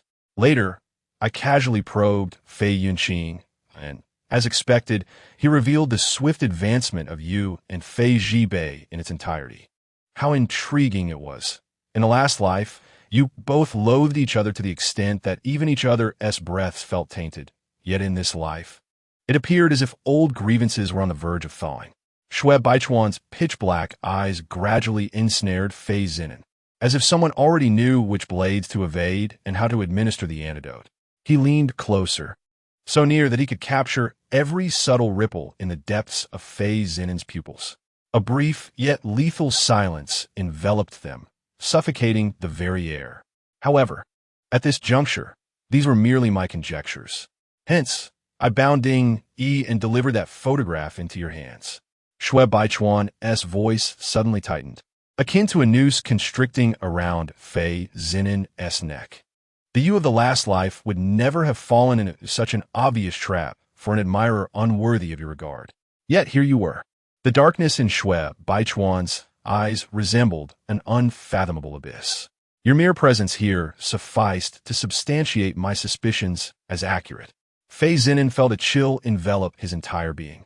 This is not mere bluster, nor is it a spur-of-the-moment decision, let alone an aimless endeavor. Each word, each utterance, is an unequivocal statement, a conclusion reached through meticulous reasoning, utterly unassailable. At this moment, Fei Zhinan finds himself without a counter-argument. Shuai Baichuan gazes at him in silence, suddenly bending slightly, nearly sharing the very air he breathes. His fingertips, like a gentle brush against dust, leisurely grasp the top button of Fei Zhinan's collar, his voice low and restrained, imbued with a softness that sends shivers down one's spine. Are you feeling tense? Shuai Baichuan pauses for a moment, the corners of his eyes subtly lifting. Let me guess, what exactly are you nervous about? Are you anxious about revealing your true self? Or perhaps recalling the misdeeds of your past life? Fei Zhinan swallows hard, the mist still falling, infused with an eerie sweetness, the damp fabric clinging to his skin. And that warmth surging from his chest seems to persist. The dim corner flickers with a red glow, reminiscent of a curious eye. What is it? Shuai Baichuan leans even closer, his words barely above a whisper. Do you intend to resort to the same old tricks? Just as in your previous life, employing those despicable and sordid methods to cast me into the abyss? A smile graces Shuai Baichuan's lips, yet it does not reach his eyes, akin to a fine crack on a porcelain surface. In the next moment, he suddenly seizes Fei Zhinan's collar, his knuckles tightening, the pale bones radiating a cold light in the damp shadows. His tone remains steady, yet the edges grow heated. I know what you are thinking. Do not presume that subduing that fool, Fei Zhibei, is something remarkable. Shuai Baichuan's gaze turns icy, dissecting certain unspoken truths. That man is nothing but a paper tiger. No matter how fierce he appears outwardly, he has long been thoroughly tamed by the Fei family. With just a simple "I will take you home" and a hint of sugary favor, he would willingly kneel, offering his neck for a collar. Even a sprinkle of salt, he would mistake for sugar.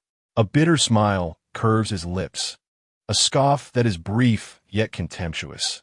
He has long since lost any ground to stand on, or rather, His position has always been inscribed with your name. But I am not. Shui Baichuan leans even lower, his voice almost merging with the skin.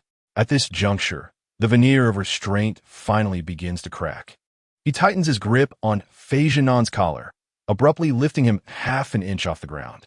Fei Zhinan feels the button painfully pressed into his collarbone, the cold voice akin to a knife's edge against his throat. Do you believe that by reliving this once more, you can rewrite everything? Do you think I would allow you to have your way again? The murky depths of Shui Baichuan's eyes seem to stir with a tempest, madness bubbling up from the depths, glimmering coldly. No, this time I shall watch as your life succumbs to decay in my hands, rotting and teeming with maggots. Wherever you go, there will be the mire I have laid, clinging to your soles, your sleeves, your breath. The mist continues to fall, the temperature rising as if twisted by an unseen hand. Ding emits a muffled groan from the ground, then sinks back down. The sweat on the nape of Fei Zhinan's neck, chilled by the air conditioning, creeps up his spine. He knows full well that the scent is at play. But what truly sends a chill to his heart is the serene gaze of the man before him, tranquil as an open coffin. Shui Baichuan exhales softly. 10 years. Because of you, every humiliation and pain I have endured, every wound I have meticulously transcribed from my past life to the present. This is not revenge. This is equivalence. The blood-red animosity once more subsided into the depths of the well. Shui Baichuan loosened his grip, almost tenderly smoothing out the crumpled collar of Fei Zhinan, his tone reverting to its original coldness. Rest assured, I shall not be satiated by mere flattery, as Fei Zhibei was. I will remain here steadfastly, like a decree or a vow, my voice unwavering. No matter how many times we begin anew, I shall cling to you until the ends of the earth. Nearby, the sound of dripping water punctuated the silence, like a nail driven into the bare wooden floor of the equipment room. The madness in Shui Baichuan's eyes once again concealed itself within a meticulously maintained calm. He straightened his posture, reverting to the image of a studious and ethereal youth, though the malicious curve of his lips never wavered. How does it feel now? The abrupt inquiry was as light as a casual remark. Fei Zhinan paused, the neglected details flooding back, a searing heat beneath his skin, spreading from his chest, sweat cascading down, the edges of his vision fading to white, and a sensation of suffocation enveloping his thoughts. At that moment, Ding Yi on the floor suddenly convulsed, writhing in agony like a shrimp boiled alive. His piercing cries reminiscent of shredded silk. Brother Fei, I feel so unwell. It's so hot, Brother Fei. Chapter 43. An eye for an eye. Ding Yi's body was flushed, frantically clawing at himself, his nails leaving trails of blood on his neck and collarbone, his clothing torn and disheveled, as if he had been thrust into scalding steam. Ding Yi. The sight of him was horrifying, and Fei Zhinan's heart tightened. He suppressed the discomfort roiling within and lunged forward, gripping Ding Yi's hands tightly to prevent further self-harm. Shui Baichuan stood impassively to the side, observing with a gaze devoid of warmth, as if he were a spectator to a meticulously planned experiment. While Fei Zhinan struggled to restrain the flailing Ding Yi, he felt the incessant heat radiating from his own drenched body, the warmth seeping deep into his skin. His condition mirrored Ding Yi's, albeit less severe, and the only explanation was that Fei Zhinan abruptly lifted his gaze to the sprinkler head above, from which a mist of water was being released, making the peculiar sweetness even more cloying. In an instant, Fei Zhinan turned back, his voice rising in urgency. Shui Baichuan, what have you done? Nothing much. Shui Baichuan replied slowly, as he smoothed out his sleeves, his tone calm.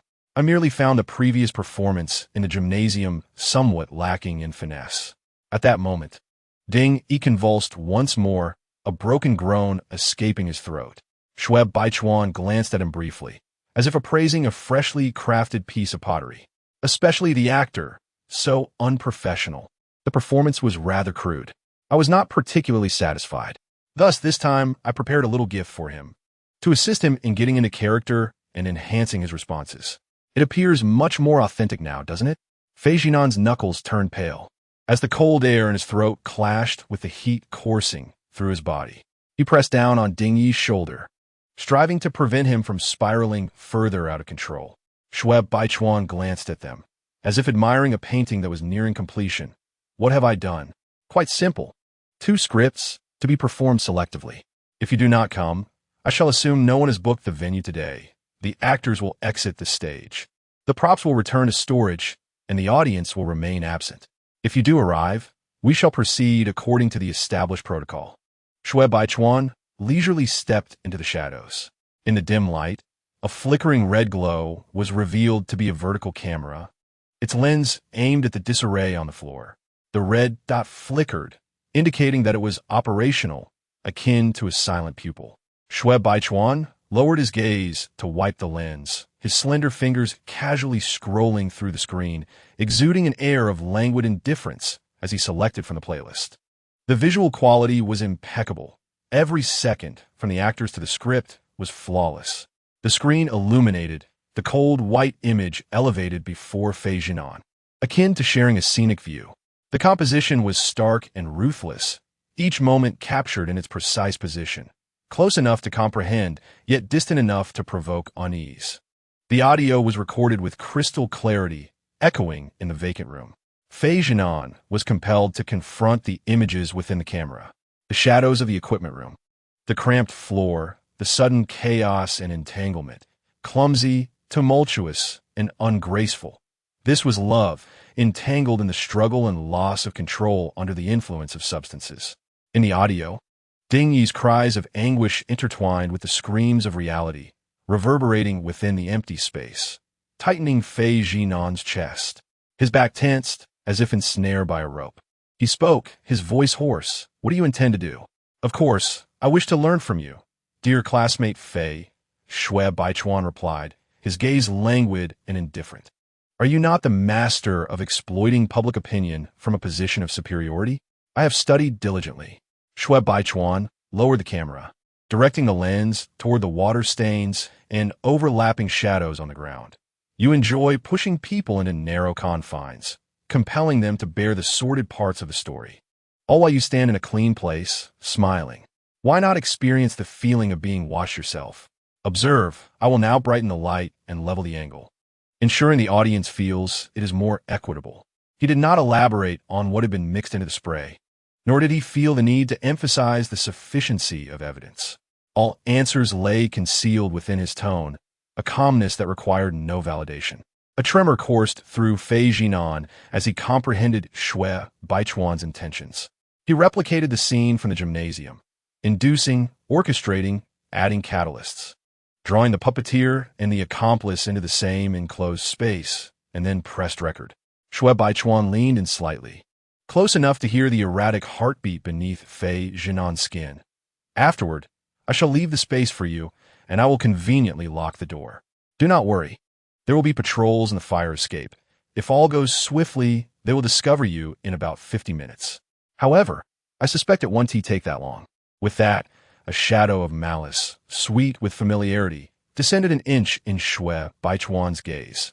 Before dusk, this video will circulate in the school's group chat. This time, there shall be no misinterpretation, nor any editing. It is the truth that the audience has long yearned for. He paused momentarily, casually naming a few individuals. I assure you, after viewing the video, everyone, including Fei Nanshan, Fei Yunqing, and Fei Zhibei, will come to your aid. As he spoke of salvation, a subtle smirk graced Shui Baichuan's lips. Xiao Zhinan's chest heaved, the warmth and chill within him waging a fierce battle. He struggled to steady his breath. Yet his throat felt as if gripped by an invisible hand, rendering him weak and unable to move. The camera serves as the most impartial judge. It acknowledges not the truth, but rather the image. Shui Baichuan caught Xiao Zhinan's gaze, his voice low and steady, devoid of anger or accusation, merely casting forth an unrelated query.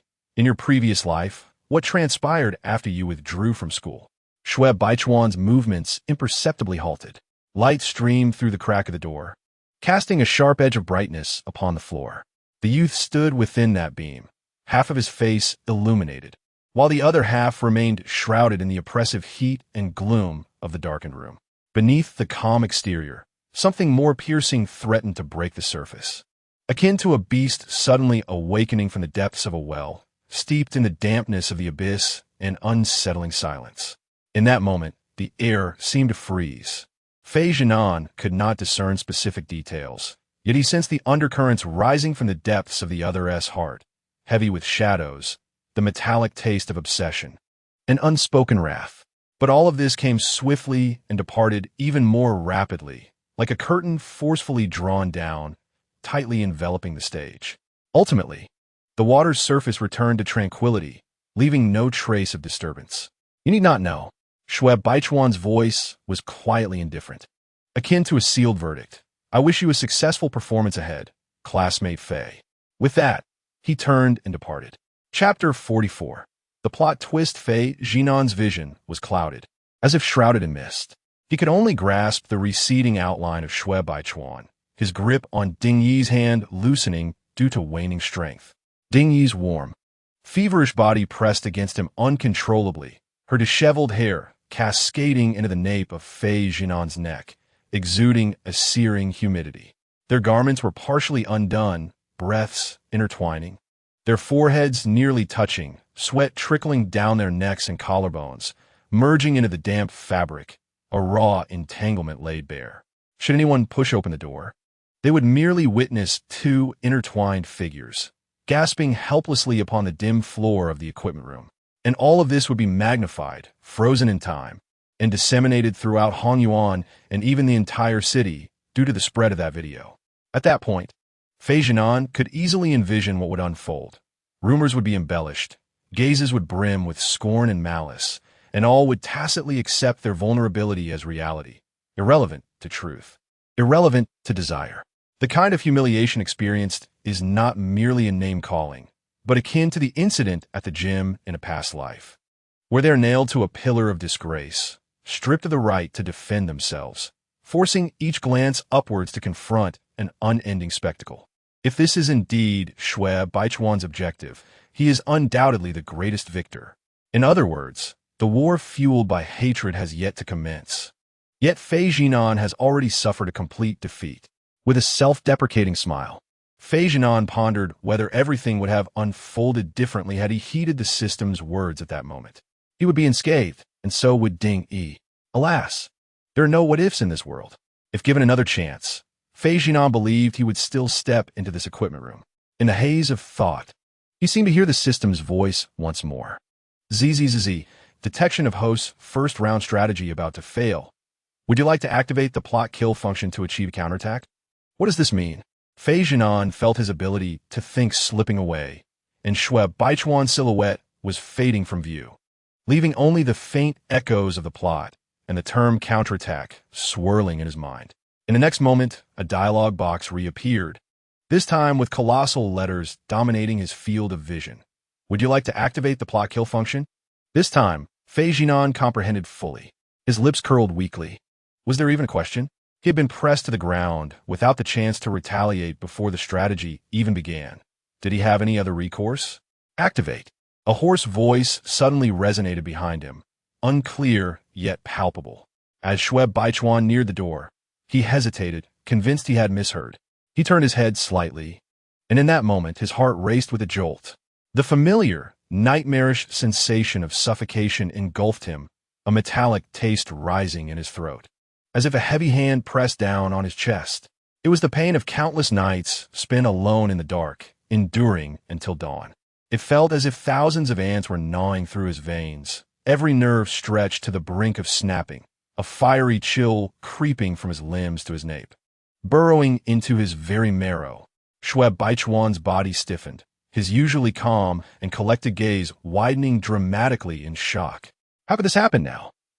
In the dimly lit equipment room, Xiao Zhinan had reached the door, just as everything before Xiao Zhinan was on the verge of blurring into oblivion.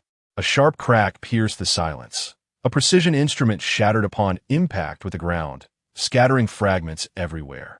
The sound jolted Xiao Zhinan's consciousness back for a fleeting moment. He struggled to lift his heavy eyelids, directing his gaze toward the doorway.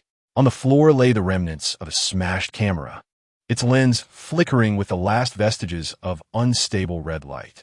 and that cold, upright figure suddenly crumpled, as if struck by some unseen force, collapsing to the ground with a thud. Initially, Shui Baichuan merely stood rigidly, his shoulders quivering slightly. Then, the tremors intensified, becoming more uncontrollable, as if his very bones were about to shatter. Fei Zhinan could even hear the chaotic rhythm of his breathing, rapid enough to threaten to burst his chest apart. Shui Baichuan emitted a low, muffled groan from his throat, not a cry of pain, but rather a desperate, suppressed lamentation, drenched in anguish and hoarseness, sending chills down the spine.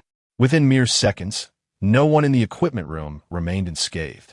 The sudden turn of events left Fei Zhinan utterly bewildered. He was at a loss as to what had transpired and why Shui Baichuan, who had seemingly held all the advantages, had suddenly collapsed to the ground as if his spine had been shattered. All of this occurred after the so-called plot kill commenced. Before he could ponder further, the system's cold notification pierced through his eardrums. Host, if what Shui Baichuan claims is true, and he has made preparations in advance, then the antidote should be within his grasp. Antidote? The sound of agonized groans filled his ears once more, this time not from Shui Baichuan, but from Ding, beside him. The youth had been scorched beyond recognition, radiating an intensity that could incinerate everything, seemingly reaching his limit. It was then that Fei Zhinan realized what the system referred to as the antidote. Resolute, he overcame the fog clouding his mind and the lethargy enveloping his body, gritting his teeth as he struggled to rise, mustering all his strength to stagger toward the still kneeling figure at the doorway. As he approached, Fei Zhinan discerned Shui Baichuan's current state. Head bowed, trembling uncontrollably, his back arched like a beast in excruciating torment, muscles beneath his shoulder blades twitching violently, and his disheveled black hair obscuring half his face, revealing only a taut, quivering jawline. Shui Baichuan's hands clung desperately to the ground, veins bulging, joints paling from exertion, and his nails nearly embedding themselves in the wooden floorboards. Cold sweat dripped from his jawline, pooling on the floor, yet no true scream of agony escaped his lips. All suffering was forcibly suppressed within him, leaving only the faint tremors of bone and the rasping of breath. These subtle sounds reverberated in the dim space, amplified infinitely. This was Fei Zhinan's first encounter with such a wretched state of this individual. His intuition whispered that Shui Baichuan was enduring a torment beyond what an ordinary person could withstand. However, this was not the moment to inquire into Shui Baichuan's plight. Clenching his jaw, Fei Zhinan approached the figure, poised to extend his hand when, slap. A sudden force violently knocked his hand away, leaving his palm numb. Shui Baichuan had raised his head at some point, his eyes nearly drowned in blood, locking onto him with a fierce intensity that was as terrifying as a malevolent spirit, forbidding anyone from advancing a step further. Get lost. The corner of his lips had been bitten through, blood seeping forth. Yet, that single word resonated like the anguished cry of a swan with a severed neck, laden with an overwhelming sense of hatred and despair. Yet, that was the extent of his intimidation. In the next moment, Shui Baichuan's body convulsed violently once more, veins in his forehead throbbing as if he had reached the pinnacle of pain, and he collapsed heavily to the ground. Now is the moment, host. The plot kill has commenced. Shui Baichuan is no longer to be feared. The system's icy prompt continued to echo in his ears. Steeling himself, Fei Zhinan boldly reached into the other S-School uniform in search of the so-called antidote. Shui Baichuan trembled to the extent that his fingers lacked the strength to bend, utterly defenseless against Fei Zhinan's manipulation. Fei Zhinan frowned, realizing that there was nothing in his outer garment. Could it be tucked away in the inner pocket of his shirt? He reached out to lift the hem of Shui Baichuan's uniform, his fingertips inadvertently grazing that patch of skin.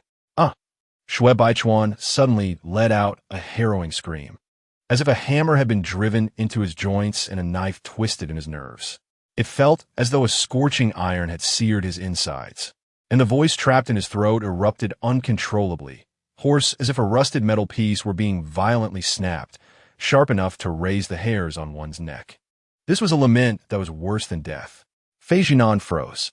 Chapter 45. The Pain of Addiction.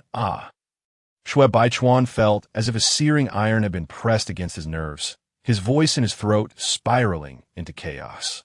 The wail was devoid of any semblance of reason, rendering his original voice unrecognizable, hoarse as if he had not tasted water for days, evoking an instinctive shudder.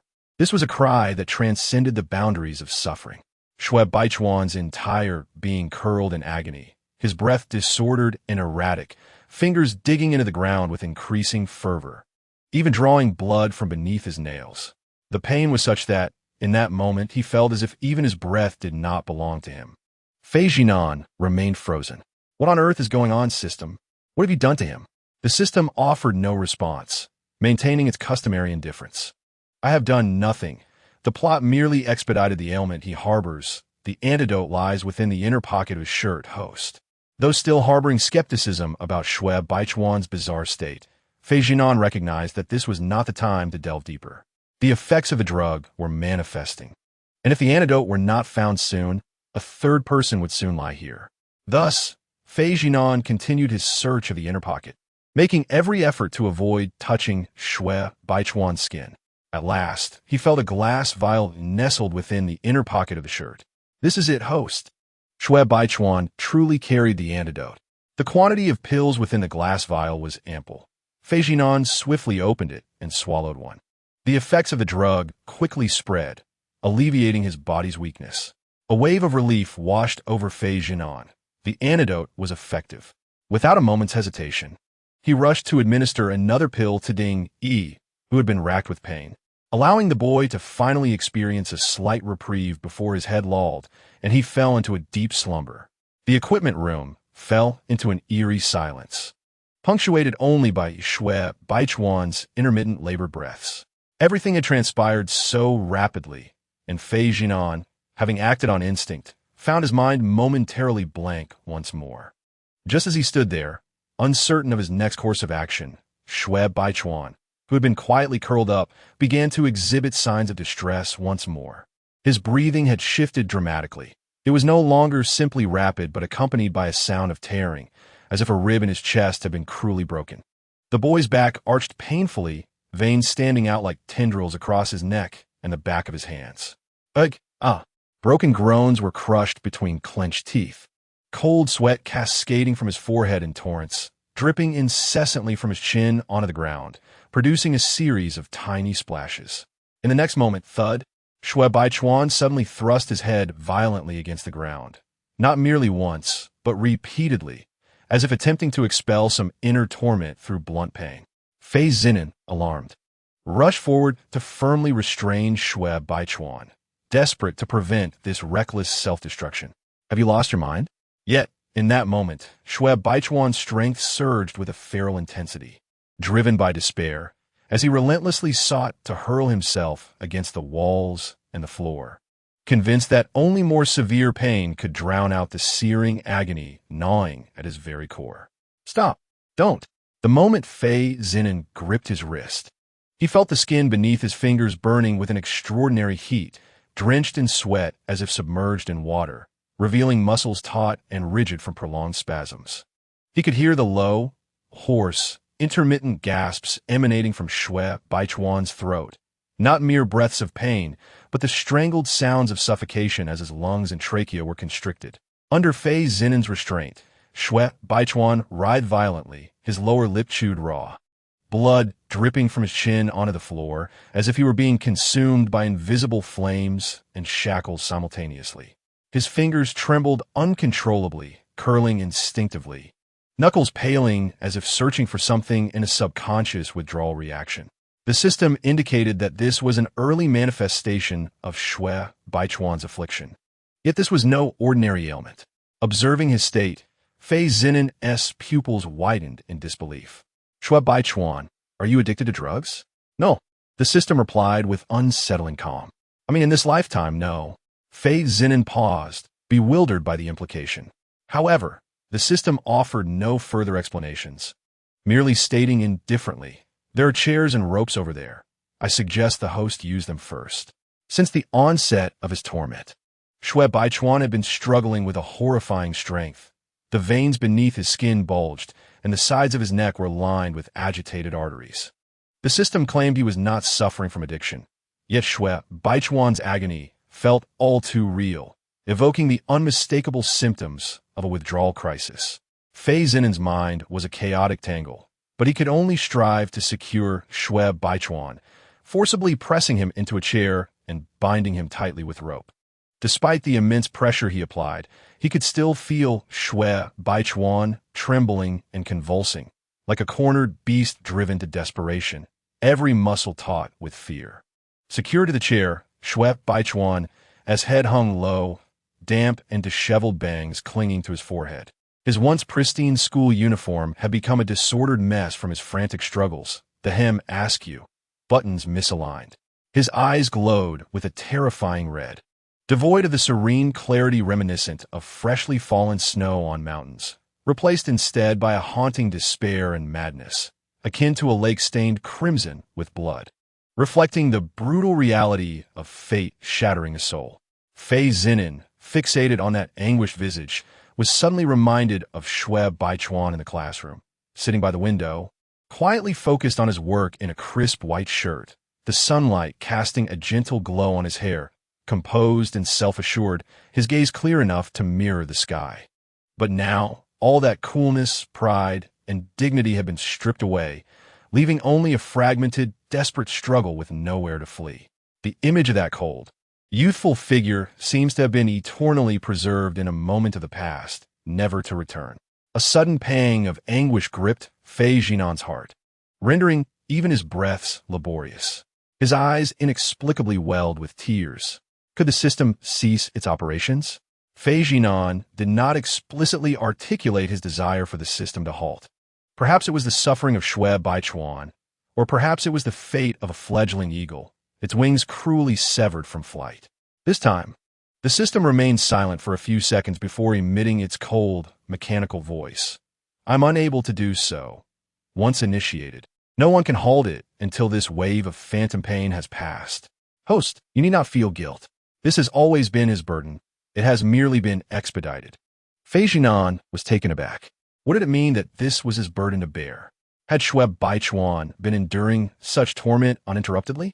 The system continued to remain silent, deliberately evading all focal points that might evoke emotional resonance between Fei Zhinan and Shui Baichuan, simply analyzing the current situation with a calm demeanor. Host, the time in City A is 6:48. There are only 30 minutes until the fire patrol arrives. What we must do now is immediately destroy that camera and take Dingy away from here, bringing an end to everything that has transpired. Fei Zhinan's gaze instantly darkened. What do you mean? The system paused briefly before responding with a more ruthless tone.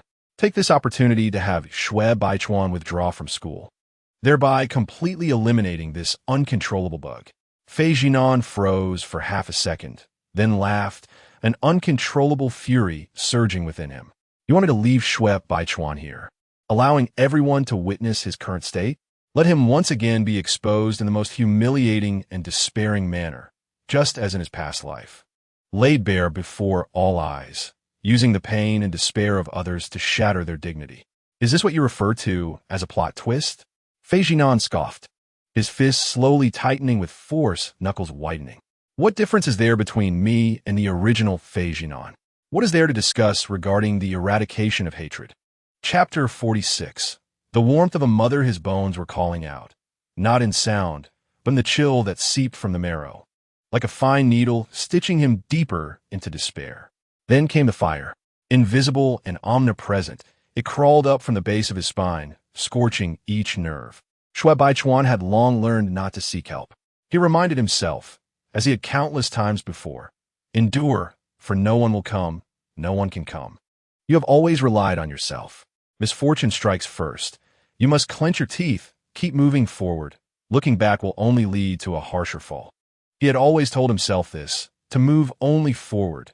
Even if he had but a single breath left, he would reserve that breath for what lay ahead. Yet pain teaches one to be weak. It is like a learned inquisitor, knowing precisely where to press, causing even the faintest desire to live to slip from one's bones. Shui Baichuan heard another voice within himself, softer and lighter, hidden deep in his chest, timidly calling out for his mother. Once upon a time, the kitchen was bathed in a warm, golden light.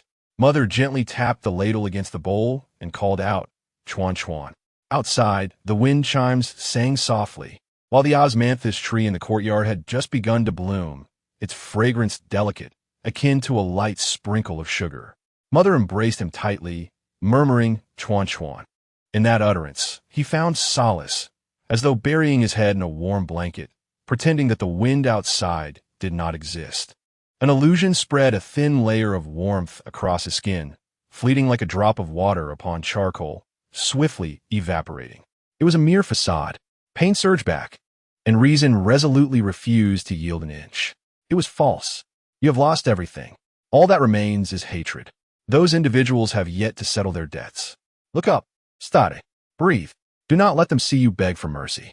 Yet, the small version of himself continued to weep, sobbing with a heart-wrenching intensity. Tiny hands grasping at the air, capturing only the wind. His voice had become hoarse, yet he still cried out, "Don't hold me, Mama." Within that sound, warmth descended once more. It was not the ephemeral warmth of an illusion, but rather heavy, steady, substantial, and breathing, resting against the nape of his neck. A palm pressed against his forehead, poised precariously on the verge of shattering, while an arm encircled him from behind, carefully loosening the tension of the restraints, shielding him from the impending impact. He heard a voice, not distant, but close, whispering against his ear, muffled by moisture, the words unclear. Reduced to mere shapes, endure a little longer. His teeth remained clenched, lips still salty, muscles quivering in spasms, and he continued to ache, as if being skinned alive. Yet, an invisible thread had been tied, pulling him upwards each time he felt he would be overwhelmed, dragging him upwards by half an inch. Just a little longer. Shui Baichuan heard that breath speaking. He understood. Just a little longer, and it will pass. The small version of himself within responded softly, "All right, Mama." Then, darkness arrived, more evenly distributed. Xiao Zhinan struggled to comprehend how to soothe a person in such profound pain that they had lost their sanity. He simply pulled the entirety of the individual into his embrace, his arm cradling the nape and shoulder of Shui Baichuan, shielding his forehead, preventing him from crashing into the corner of the wall. Shui Baichuan's breath felt jagged, burning hot, and with every attempt to break free. Xiao Zhinan tightened his hold a little more, using the curve of his forearm to shield him from the sharp edges of the knot and chair back, ensuring he would not collide or be harmed. "Stay still, do not crash." He repeated softly, almost clumsily, over and over, "Endure a little longer." The room remained saturated with dripping water, leaving only the two of them in the equipment room, their breaths and heartbeats in disarray, rapid and intertwined. At that moment, the system finally spoke, unveiling the truth that belonged to Shui Baichuan. "Host, have you ever heard of phantom pain? When an individual endures unimaginable suffering and blows that surpass the comprehension of ordinary people, this profound agony becomes inscribed in their very marrow, a chronic ailment that intricately intertwines with their blood. Even in death, even when granted a second chance or a healthy body anew, that torment will persist, clinging to the individual like a relentless nightmare. Such is the case for Shui Baichuan. His life had already been irrevocably altered since his previous existence. The voice of the system resonated, each word devoid of emotion, yet striking Xiao Zhinan's heart like a series of heavy blows. Xiao Zhinan closed his eyes. Before him flashed the image of a serene and upright figure in the classroom, the chilling edge of the back mountain, the animosity within the equipment room, and then returned to the trembling body cradled in his arms. Outstanding in both character and academics, hailing from a prestigious lineage, he still discerned right from wrong amidst blood feuds, steadfastly pursuing the path he had chosen. That was Shui Baichuan before it all transpired. He had once been a fledgling eagle, a snow-covered cedar, a transcendent moon. Now, the fledgling eagle had plummeted, the cedar had been uprooted, and the moon had sunk into a deep abyss. Xiao Zhinan's throat constricted. "I understand." He wished to hear no further definitions.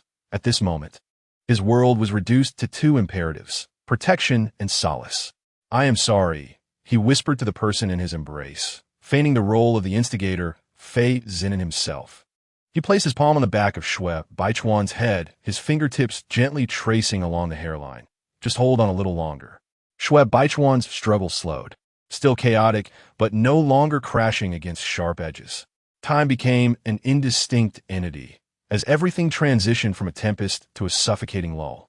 Suddenly, Fei Zhinan heard an incredibly faint, hoarse, and inconceivable word escape from the warmth trembling against his chest. Mother. Fei Zhinan froze, his hand momentarily pausing. The person in his arms remained tense, the blood vessels in their eyes still prominent. Their lips cracked from the force of biting down, mingling blood and sweat. Shui Baichuan had evidently reached a level of pain that blurred his consciousness, mistaking the warmth before him for something earlier and safer to grasp. How painful! The voice barely took shape, as if scraped from the depths of the throat. Mother, it hurts so much. Hold me again. Fei Zhinan closed his eyes, his chest feeling as though it were being tightly squeezed. He neither corrected nor recoiled. Instead, he let his palm glide slowly along the nape of the other's neck, attempting to emulate the image of his imagined mother, awkwardly patting gently, again and again, with a light touch and steady rhythm. It's all right. It doesn't hurt anymore. Fei Zhinan softened his voice. I'm here. Just hold on a little longer. It'll be all right. Shui Baichuan seemed to hear him, nuzzling closer, seeking the comfort of maternal affection like a young cub. The damp warmth of his hair brushed against Fei Zhinan's jawline, that small weight finally finding a resting place.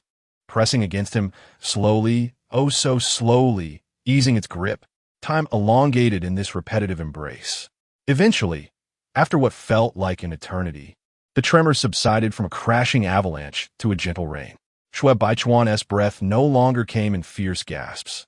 He appeared to be improving slightly.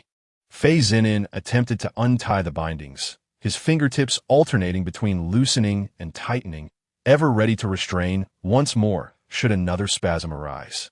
As the ropes slackened, the body instinctively leaned into Fei Zhinan's embrace, inching closer than another half-inch.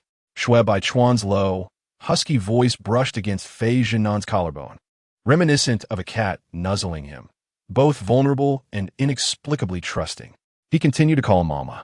This time, there were no sharp cries or tearing sounds, only a hoarse, sandpaper-like dependence that was feather-light yet struck directly at the heart. Fei Zhinan felt a twinge of embarrassment at being addressed in such a manner.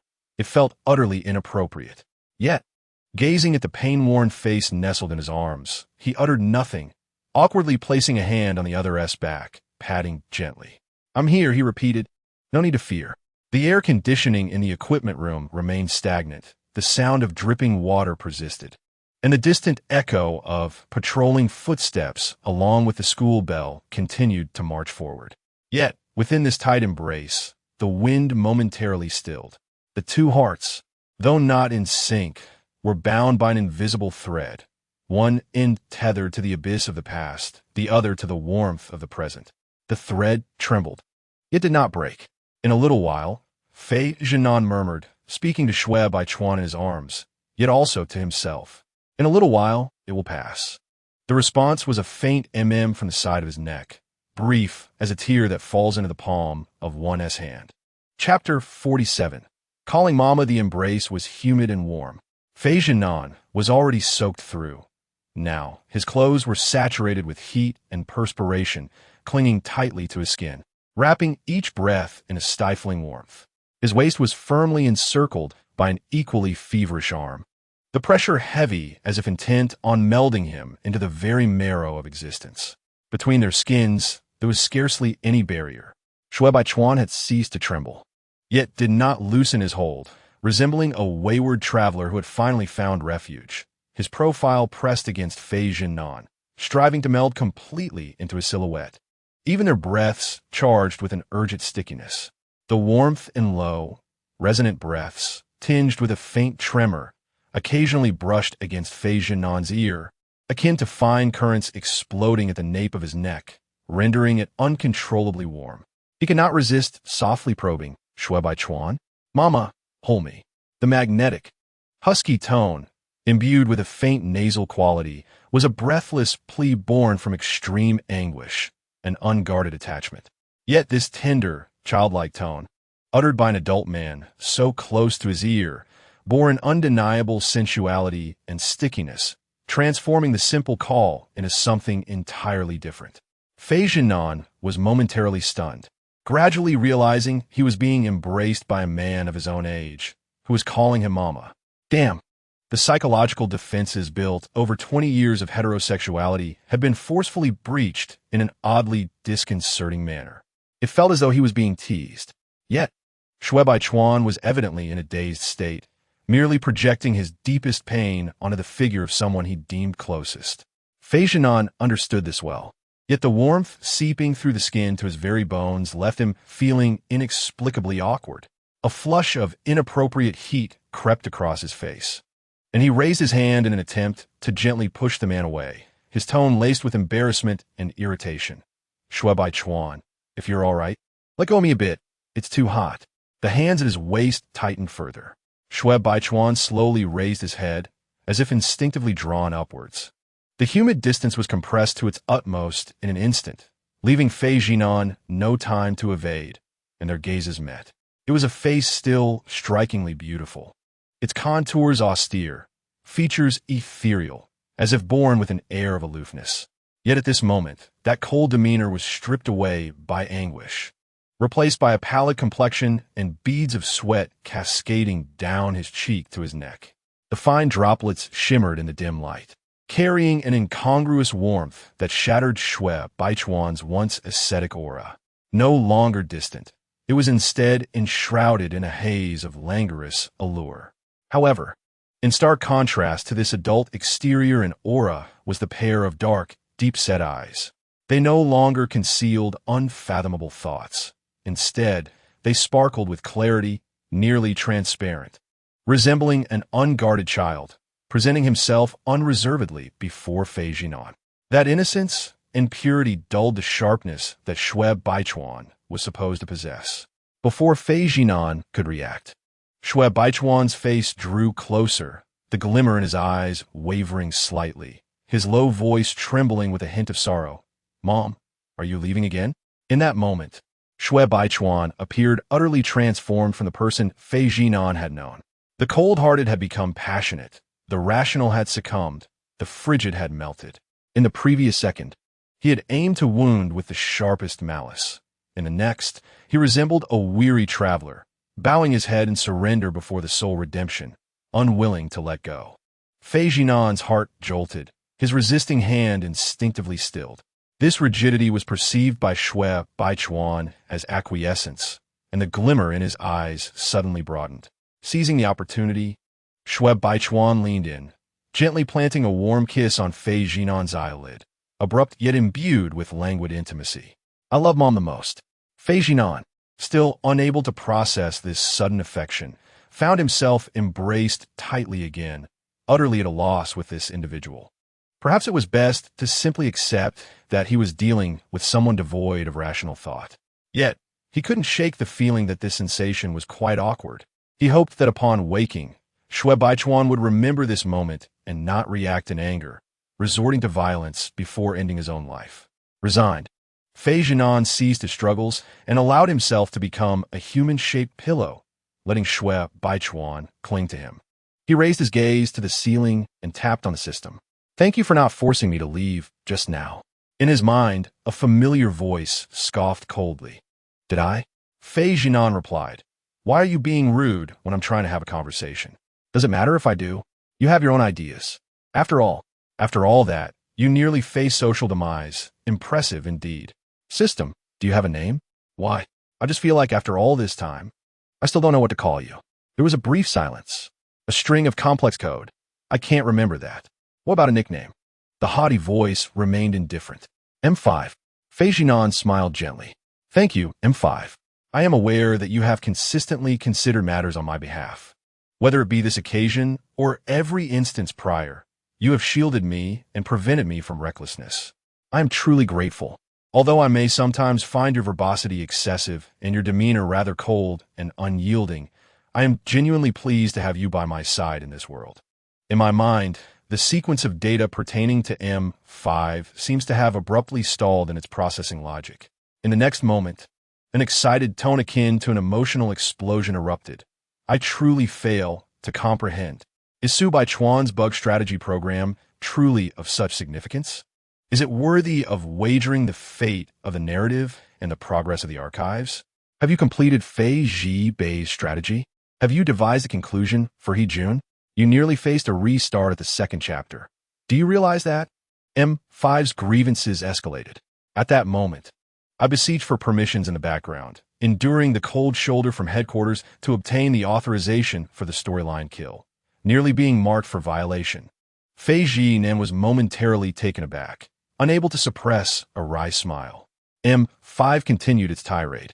I thought you merely had a tendency to act impulsively, but you genuinely dare to court disaster. We are like grasshoppers on the same string. If you perish, what shall I do?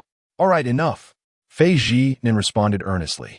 M5, I hope you can grasp that humanity is not merely a binary of black and white, nor do we make choices based solely on logical deductions and cost-benefit analyses.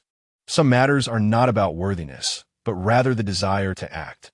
Just as you sought authorization for the storyline kill, not out of obligation, but from your concern for my safety, correct? This encapsulates humanity. We can be impulsive, emotionally driven, compelled to exert ourselves due to a single cry, a fleeting glance, or a mere phrase. You are a system, and while programming may dictate that you utilize cold logic to assess all, you have traversed this journey with me thus far. Therefore, I hope you can endeavor to perceive this world through a human lens. Do not merely stand in a divine position to judge data fluctuations. Instead, try to experience this world alongside me, to truly feel it. I do not understand. Then let's take it step by step. You need not comprehend everyone. Understanding me will suffice. This time, M5 remained silent for a bit longer, long enough for Fei Zhinan to assume it would not respond. Just as he was about to shift his attention away, that familiar voice returned. This is not my logic, but I will attempt. Knowing that M5 was endeavoring to comprehend, Fei Zhinan smiled. He realized that from this moment forward, the distance between him and M5 transcended mere binding. They had become true companions. Chapter 48, Su Baichuan. The self-taught genius of play host. There is something I wish to convey. M5's voice rang out once more, but this time it bore an unusual hesitance and gravity, as if it were on the cusp of revealing a significant decision. The flow of data was not as seamless as before. Even the myriad of crackling sounds seemed to be in turmoil. In truth, this world, before the sentence could be completed, a series of hurried footsteps suddenly echoed outside the equipment room, akin to a thunderclap. Fei Zhinan's heart raced, and alarm bells rang in his mind. This is bad. Someone is coming. The scene was thoroughly disconcerting. A disoriented Shui Baichuan clinging to him, a disheveled Ding Yi who had succumbed to the effects of drugs, and himself, drenched in sweat, flushed and panting, equally disheveled. What kind of chaotic spectacle was this? The moment the door swung open, anyone witnessing the tableau would inevitably draw a single conclusion. They were engaged in something utterly indescribable, and all three of them together. Fei Zhinan gritted his teeth, suppressing his panic as he scanned the surroundings in a frantic search for a place to conceal themselves. He tugged urgently at Shui Baichuan. Shui Baichuan, let go. Someone else coming. Yet, Shui Baichuan seemed impervious to his words, burying his face deeper into Fei Zhinan's shoulder, feigning ignorance. He had finally managed to keep his mother by his side for a little longer. How could he bear to let go? Shui Baichuan's profile pressed tighter against him, his arms tightening around Fei Zhinan like a stubborn, clingy child. Don't leave. Fei Zhinan, already embarrassed by their intimate posture, grew increasingly flustered and agitated. He half embraced, half pulled at the person in his arms. Shui Baichuan, be obedient.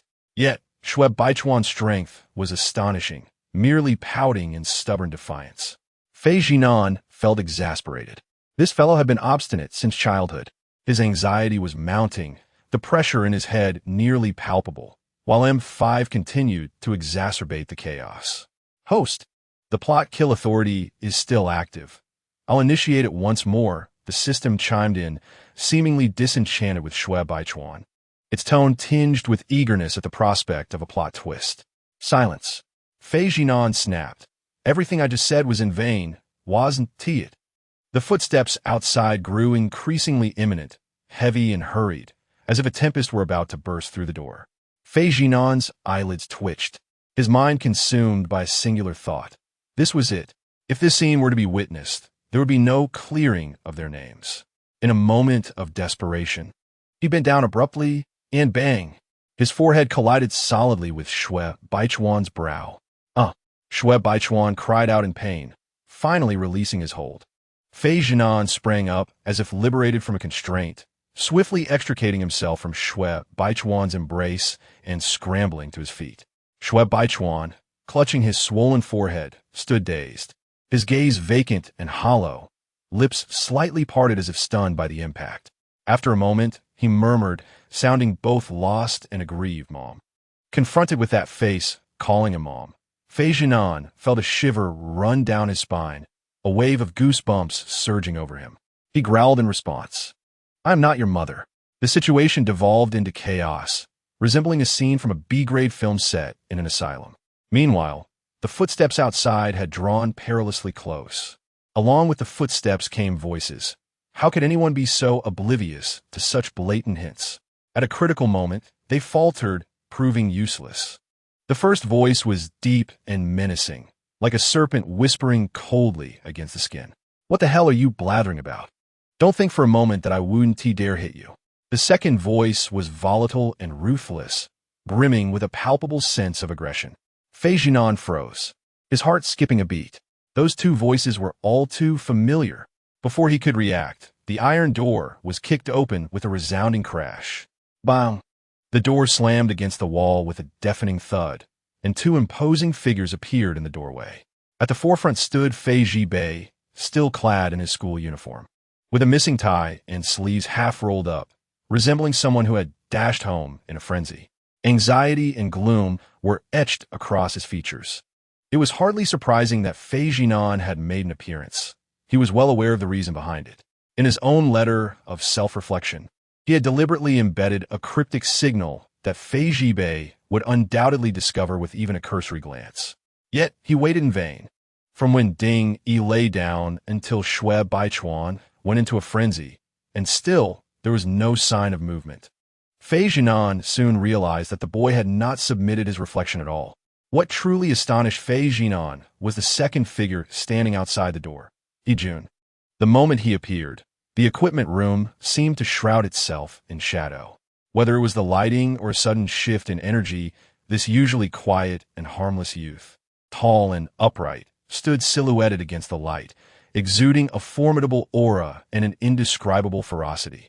Both of them were breathless, having evidently sprinted to this point, instinctively squinting upon rushing through the door, unaccustomed to the dim light. However, as Fei Zhibei and Yijun's eyes adjusted to the brightness, and they discerned the scene within the equipment room, they froze in unison, as if struck in the chest by some heavy force. Before them sat Zhinan on the floor, his uniform damp, hair disheveled, wet strands clinging to his cheeks, collar wide open, and the hem of his shirt lifted. His labored breaths revealed a struggle, and the once cold and noble aura had dissipated, replaced by an exceedingly dangerous and secretive sensuality. This scene, so prone to misinterpretation, was maddening. Fei Zhibei's face flushed crimson in an instant as he almost incoherently shouted, You are." Just then from the darkness, two long, slender, and distinctly articulated hands suddenly emerged from behind Zhinan, encircling his delicate waist. It was an exceedingly intimate and possessive gesture, drawing Zhinan forcefully into an embrace. Caught off guard, Zhinan instinctively attempted to break free, but was held even tighter. Immediately, a husky male voice whispered in his ear, "Who are they?" The next moment, a familiar handsome face emerged from the side of Zhinan's neck, intimately pressing against his shoulder, hair intertwining, skin against skin. It was Shui Baichuan.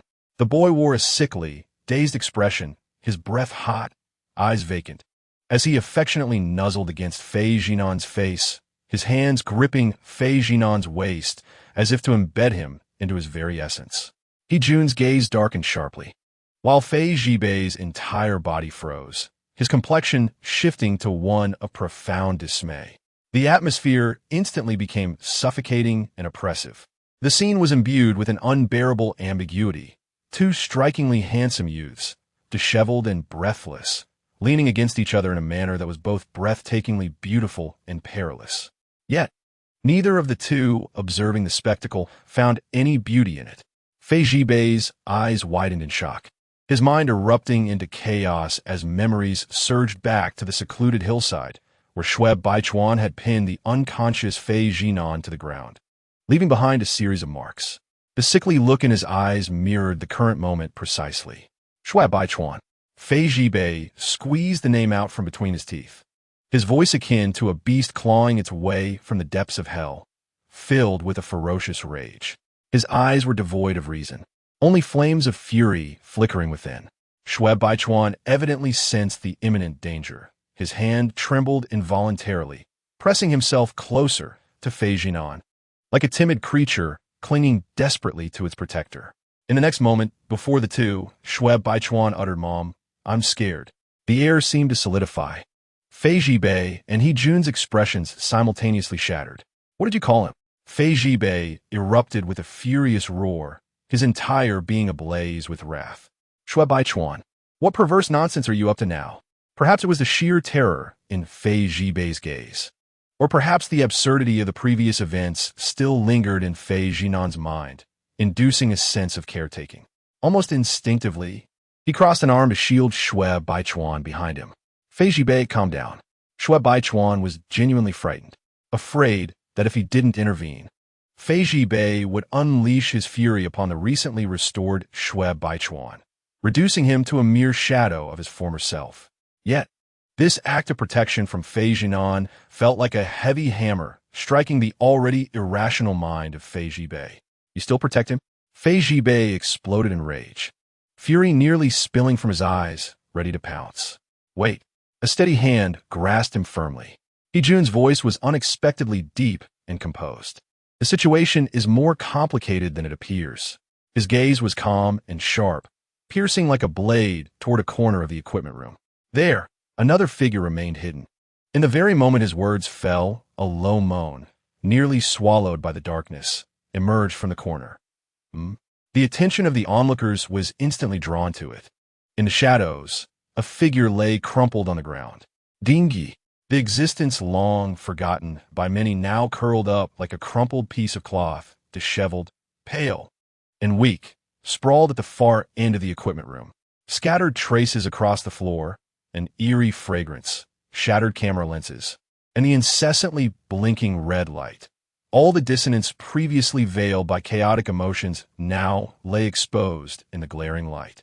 He Jun stepped forward, his gaze pressing down as if to penetrate through something. "Senior." His voice was soft, perfectly poised with inquiry. "What on earth is happening here?" In that moment, Fei Zhinan's heart seemed to skip a beat. He found himself at a loss for words. What could he possibly say? He could not provide a reasonable explanation to either the oblivious He Jun or the half-informed Fei Zhibei. Just as Fei Zhinan stood there, momentarily speechless, a voice echoed in his mind. "Host, play dumb." M5's tone was light, as if commenting on the pleasant weather. Fei Zhinan was taken aback. In such a situation, can I still pretend? How could you possibly know what Shui Baichuan intends to do? You are not reborn. M5's words served as a key, prying open the chaotic gears of the situation. Indeed, in this world, the only one aware of his true nature was Shui Baichuan. Yet, in his current state of mental disarray, he could not possibly expose the truth. Thus, the authority to explain lay solely in one's hands. At that moment, Fei Zhibei's expression shifted dramatically as he fixed his gaze on a corner shrouded in darkness. Advancing step by step, he finally discerned the identity of the figure lying on the ground. That face, even reduced to ashes, he would recognize. Memories surged forth like a torrent, leaving Fei Zhibei pale and trembling, his knuckles whitening as he clenched his fists. The boy who had once shyly offered water in a past life, innocent and harmless, ultimately stood before them, screaming in anguish, accusing them, and tearing off the facade to declare them as perpetrators. He remembered him, and the visage of despair was etched in his mind. Jibei, do you know him? A hoarse voice broke the tension from behind him. Fei Jibei's frozen figure faltered, and he turned to meet Fei Jinan's bewildered gaze. Fei Jinan handed over a photograph of Ding bound. Shui Baichuan asked Xiao Qing to deliver a letter to me, and this was the only thing inside. His eyes reflected a perfect blend of irritation and confusion as he continued. The letter also instructed me not to tell anyone and to head straight to the equipment room. It's utterly baffling. When I arrived, I found this child lying alone on the ground, and the sprinkler system above suddenly activated. Fei Jinan frowned, thoroughly soaked, resembling a hapless intruder caught in a scene of chaos. Ultimately, he pointed at Shui Baichuan, who had clung to his clothing. I wanted to approach and see if anyone was injured, but he ended up entangling me. If you had arrived just a minute later, I would have had to call the police. His performance was faultless, with tone, breath, and details all perfectly aligned. Standing to the side, Hijun was the first to furrow his brow. Being an uninformed outsider, he cast a glance at Shui Baichuan's erratic demeanor and then at the unconscious Ding Yi. Memories of scenes witnessed on the mountain flooded back, revealing the deep-seated desire for destruction Shui Baichuan harbored towards Fei Jinan. Hijun's thoughts churned. It resembled a trap. Meanwhile, Fei Jibei possessed a deeper understanding. He was aware that Shui Baichuan, like himself, was a reborn individual. He understood that Shui Baichuan harbored a profound hatred for Fei Jinan, one that penetrated to the core. He recognized Shui Baichuan's true nature, someone who, like him, had clawed back from death, a madman awakened to a state of obsessive clarity. Thus, the scene before him was clearly Shui Baichuan's second act of revenge against the instigators of their past life, albeit with unforeseen complications. Or perhaps the plan had gone awry. Fei Jibei pieced together the clues at hand. Shui Baichuan had intended to use Ding Yi as bait to retaliate against Fei Jinan, but had lost control in the process, coincidentally encountering Fei Jinan at that moment. Fei Jibei muttered a curse under his breath, casting a complex and dark glance at Shui Baichuan. Had it not been for the unforeseen event, it was uncertain what further troubles Shui Baichuan might have concocted. Truly, he was a figure not to be underestimated. Observing the expressions of Hijun and Fei Jibei soften, Fei Jinan finally exhaled a quiet sigh of relief. He had passed the ordeal. As he was about to exhale, he was abruptly met with a fierce glare from Fei Jibei. How long do you intend to be entangled with this lunatic? Fei Jinan was taken aback, contemplating the intensity of this person's temper, marveling at their ability to circle back to the issue. Following the direction of the other's gaze, he was stunned to discover that, unbeknownst to him, the hand that had been gripping his garment had quietly released its hold. Shui Baichuan leaned against him, fast asleep. The youth rested his face sideways, his breath gentle and elongated, his expression tranquil. Beads of cold sweat still clung to his forehead, and the creases between his brows suggested remnants of a nightmare, though the phantom pain had finally dissipated. He rested there so peacefully, as if having descended into a dreamless night after a tempest. Regardless, we should first escort these two to the infirmary, Hijun stated, retracting his gaze. Very well. Fei Jinan nodded. I will take care of Shui Baichuan. Please look after Ding Yi. Before he could finish his sentence, the slight weight he had been supporting was forcibly lifted away. Fei Jibei, with an impassive expression, reached out and seized Shui Baichuan by the collar, dragging him away with a swift, decisive motion akin to lifting a sack of refuse. Fei Jinan could only express his gratitude with a dry, "Thank you." Chapter 50. Intrigued, the group swiftly divided their tasks.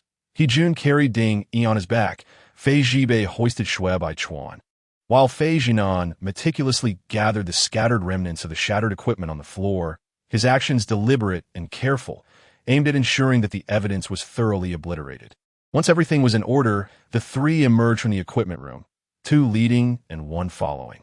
After a few steps, Fei Jinan posed the question that had been lingering in his mind.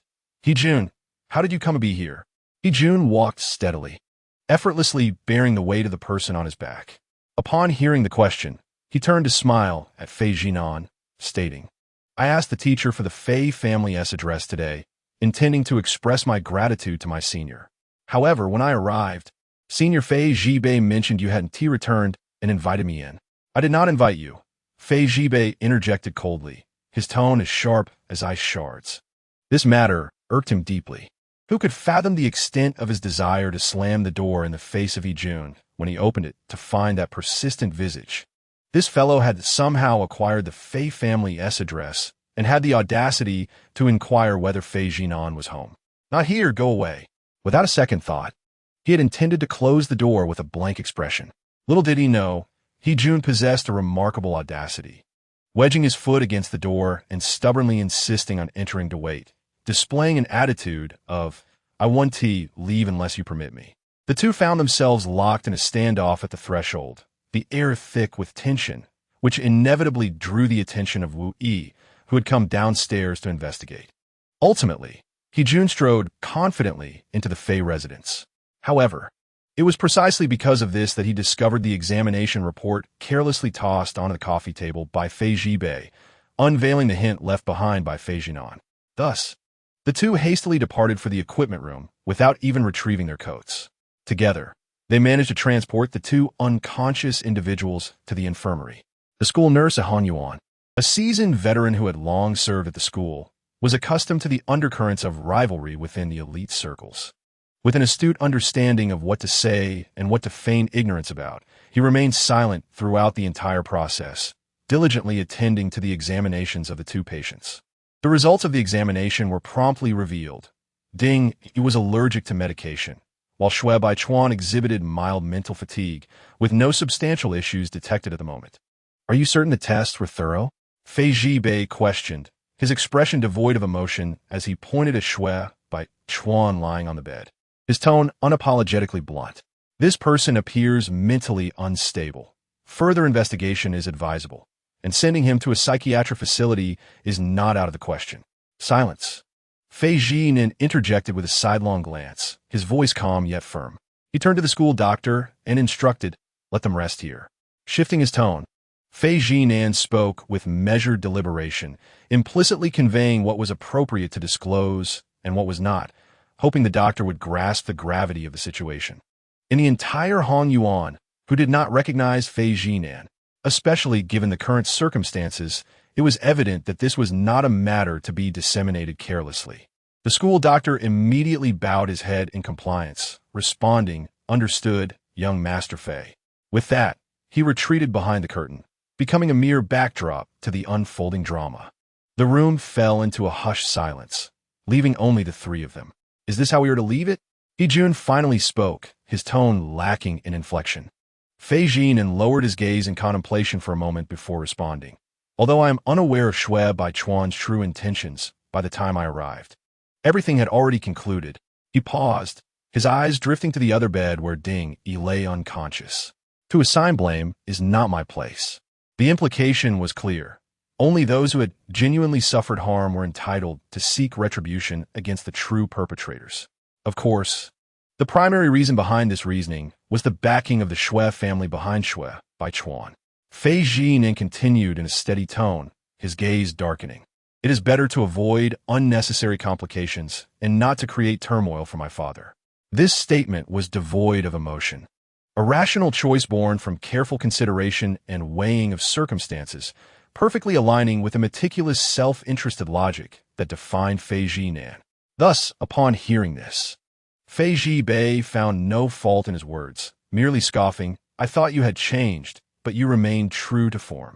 Fei Zhinan chose to ignore the sardonic remark, casually adjusting his already disheveled tie, stating, it is growing late, we should return. They still needed to procure a gift for the protagonist. Before departing, he turned to the quietly standing Jun, his tone polite yet distant. Jun, I appreciate your assistance today. It was no trouble. I was more than happy to help. Jun replied swiftly, his demeanor earnest, his eyes sparkling from beneath his tousled hair. Fei Zhinan paused for 2 seconds, ultimately deciding to interpret this overly enthusiastic response as gratitude. He refrained from lingering, turning to exit the infirmary first. The moment Fei Zhinan left, the atmosphere in the infirmary thickened with tension. After a brief silence, Fei Zhibei withdrew his gaze, his expression darkening ominously as he murmured, it seems he will not relent.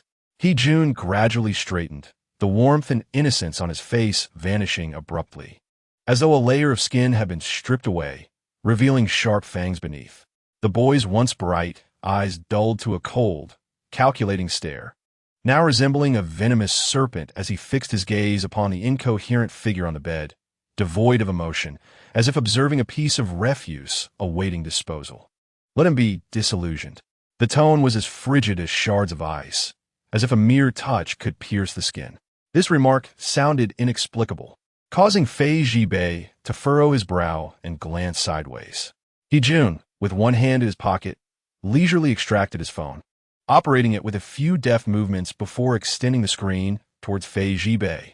Upon receiving the phone, Fei Zhibei's gaze fell upon the display, revealing a scene from the equipment room.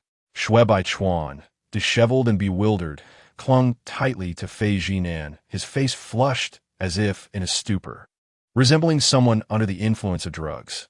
The photograph was captured from an impeccable angle, artfully avoiding Fei Zhinan's visage, leaving only Shui Baichuan's captivating yet shameful demeanor starkly exposed. It was enough to conjure an entire absurd drama in one's mind. Fei Zhibei's brow knitted sharply, his eyes suddenly piercing. When did you take this? They had been together in the equipment room, yet no one had noticed. Not important, Jun replied coolly, his voice imbued with an icy chill. Isn't he fond of using photographs to threaten others? He mused, lowering his gaze to the phone, suggesting that it was time for him to experience the same tactic. A slight educational intimidation, a reminder to be more discerning. After all, Jun's lips subtly curled into a dangerous smile. The academically gifted shredded genius surely wouldn't want his disgraceful appearance to circulate within the school. With that, he produced another phone, imported the photograph, crafted a message, and edited it seamlessly. The next moment, a notification ping echoed from Shui Baichuan's pocket on the hospital bed. Jun, unhurried, extracted the freshly sent SIM card, giving it a gentle snap between his fingers and casually tossed it into the trash. Now Jun clapped his hands, his expression serene, as if he had just completed a routine task. He would likely remain compliant for a while.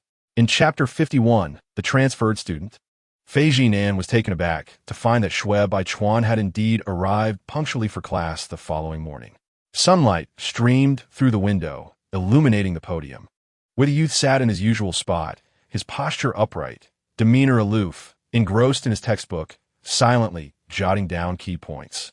It was as though the previous day's chaotic scene, where he had succumbed to phantom pains, howling and thrashing like a wild beast, had never transpired. Were it not for his own eyewitness account, Fei Zhinan might have doubted the reliability of his memory. He couldn't help but ponder how much Shui Baichuan truly remembered of the aftermath of his episode. Did the chaotic recollections of curling up in his embrace, drenched in cold sweat, and calling for his mother fade entirely, or had they been consciously suppressed deep within? Each time he reflected on that moment, an unsettling feeling coursed through him, triggering his embarrassing tendency to feel awkward for others. He found himself sincerely admiring the other's extraordinary psychological resilience. What immense self-control it must take to endure such a loss of composure in the presence of an adversary, only to return to class the next day with an untroubled demeanor. No wonder readers had dubbed him Shui the Actor. Truly a fitting title. Yet, what troubled Fei Zhinan the most was not Shui Baichuan, but the Ding family. This incident was ostensibly significant, any single aspect of which could have provided the Ding family ample grounds for retribution. Yet, there was not a single word of protest. After that day, the Ding family seemed to have suffered a silent loss, refraining even from symbolically inquiring into the events that transpired. Though the Ding family may not possess the same depth as the Fei family, they certainly hold a significant position in the business realm. How could they possibly stand idly by while their son was drugged, suffering an allergic reaction that necessitated medical attention, without uttering a word? The only plausible explanation is that Shui Baichuan had already prepared an escape route. While he could not guarantee the flawless execution of his plan, he would certainly ensure that should anything go awry, he could manage the aftermath with impeccable precision, extinguishing any sparks that might ignite into flames on the damp ground. At the podium, Lu Qing called out Shui Baichuan's name, interrupting Fei Zhinan's chaotic thoughts. Shui Baichuan, please distribute last week's quiz papers. Shui Baichuan stood in response, receiving a stack of papers from the podium and methodically distributing them according to seating order. His actions were meticulous, his expression devoid of emotion, as if he were merely executing a mechanical task. Fei Zhinan rested his chin on his hand, absently awaiting his paper. However, as he watched one paper after another being handed out, he noticed that half the class had already received theirs, while his own desk remained conspicuously empty. After Shui Baichuan handed out the last paper, his hands were clean and empty as he returned to his seat, his movements sharp and unencumbered. "Where's my paper?" Fei Zhinan was about to raise his hand to inquire when he saw his exam paper being passed to him from the left. "Zaining, here's your paper," Fei Yunqing said with a charming smile. "How did it end up with you?" "I have no idea," Fei Yunqing replied earnestly, glancing at the paper. "I just noticed that Baichuan seems to have placed your paper on my desk." His reasoning sounded entirely plausible, suggesting that perhaps the two papers had stuck together. However, Fei Zhinan frowned. Most likely, no, it was certainly not a matter of them being stuck together. Shui Baichuan had always been efficient, with memory and observational skills that bordered on the extraordinary. Mistakenly distributing a paper? Unthinkable. This was the only peculiar aspect following Shui Baichuan's incident. If the former Shui Baichuan resembled a deep-sea predator lurking beneath the water's surface, cold and restrained in his movements, yet keenly observing everything on land, ever ready to strike, the current Shui Baichuan was truly detached. It was not merely a matter of distance. It was an utter, absolute disregard. He did not look at him, did not acknowledge him, did not utter a single word, nor did he even cast a glance in his direction as he passed by. It was as if Fei Zhinan had never existed in this world, erased from all interactions without a trace, like a ghost. Even the act of distributing papers circumvented him. This attitude, more than mere observation, hostility, or even malice, was far more piercing. In his ears, Lu Qing was attempting to instill a mantra in the minds of the entire class, using goals and realities. The learning environment at Ziyuan Building was indeed as described in the original text. High pressure, intense, and strict, with weekly quizzes and monthly major examinations. Even drinking water required a stopwatch. As time ticked away, it had unknowingly been a month since he arrived in this world. From that tumultuous incident until now, a full month had passed. This month had been unsettlingly calm. No new upheavals have emerged, nor have any ripples resurfaced. The narrative feels as if it has been abruptly paused by some invisible hand. All events are stuck at a certain juncture, completely motionless. Nothing has transpired. Even progress has ceased. Over the past month, Fei Zhibei's descent into darkness has remained fixed at 50, showing no signs of fluctuation. No matter how he attempts to soothe, draw near, or test the waters, there is no movement as obstinate as Fei Zhibei himself. The previous volatility, which would rise and fall with a mere glance from him, has utterly vanished. What does this signify? It indicates that all attempts to stir the heart have become futile. No longer does he embody the elder brother who could be as harsh as winter or as scorching as summer. The Fei family, which could tentatively be called home, along with their unparalleled favoritism, are all that remains. Beyond these, what else does Fei Zhibei truly desire? Not to mention Shui Baichuan, whose complexity in strategy rivals that of a hellish enigma. Fei Zhinan is utterly perplexed by his thoughts. One has retreated completely into an icy shell, withholding even a glance, while the other, the capricious and proud younger brother Fei Zhibei, fluctuates in mood like the weather. One withdraws actively, the other resolutely guards his heart. Fei Zhinan cradles his forehead, feeling a pulsating pain at his temples, unable to stifle a sigh. This battlefield is indeed a realm of chaos. How can one be stuck before even completing a level? The path to victory remains long and arduous. At the podium, Lu Qing's lecture has finally reached a conclusion, and it appears that today's lesson is about to commence. As Lu Qing opens her book, her hand pauses, as if suddenly recalling something. "Oh, right, this afternoon. A new student will be joining class Ziyuan." She intended to have him sit down. Before she could finish her thought, a deep, resonant voice, akin to the sound of a cello, echoed from the classroom door. "Teacher, I have arrived to report." The voice, though low and slightly husky, possessed remarkable clarity, cutting through the air like warm water, breaking through ice, instantly silencing the classroom to the point where one could hear a pin drop. The entire class seemed to freeze in place, all eyes fixated on the entrance. Even Xiao Zhinan, who had been engrossed in his paper, was swept up in this inexplicable atmosphere and slowly lifted his gaze. It was as if light began to stream in from that moment, cascading through the doorframe, illuminating every pair of observing eyes. Outside, a figure stood backlit, like a frame captured in time amidst the collective breath of the room. Handsome, utterly handsome. In an instant, the light became blinding. The newcomer stood there, exuding a languid demeanor, his eyes lightly scanning the classroom. When his gaze lingered upon Xiao Zhinan, he smiled, the warmth of his expression akin to the morning sun breaking through the melting ice after a long winter, illuminating all in its path. The unparalleled beauty gazed steadily at Xiao Zhinan, the corners of his lips curling slightly, his thin lips parting ever so gently, as if conveying a long-awaited confession without uttering a word. "Senior, Xiao Zhinan, who are you?" Chapter 52. The Protagonist Advance?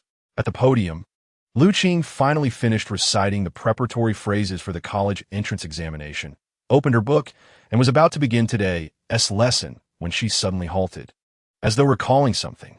By the way, a new student will be transferring to class Ziyuan this afternoon. No sooner had the words left my lips than a flurry of commotion erupted from the corridor outside the classroom. This unexpected disturbance during what should have been a tranquil class time drew immediate attention, the soft sounds reverberating into the room, prompting a wave of curious glances from those seated by the window. "Who could that be? Oh my, he is quite handsome."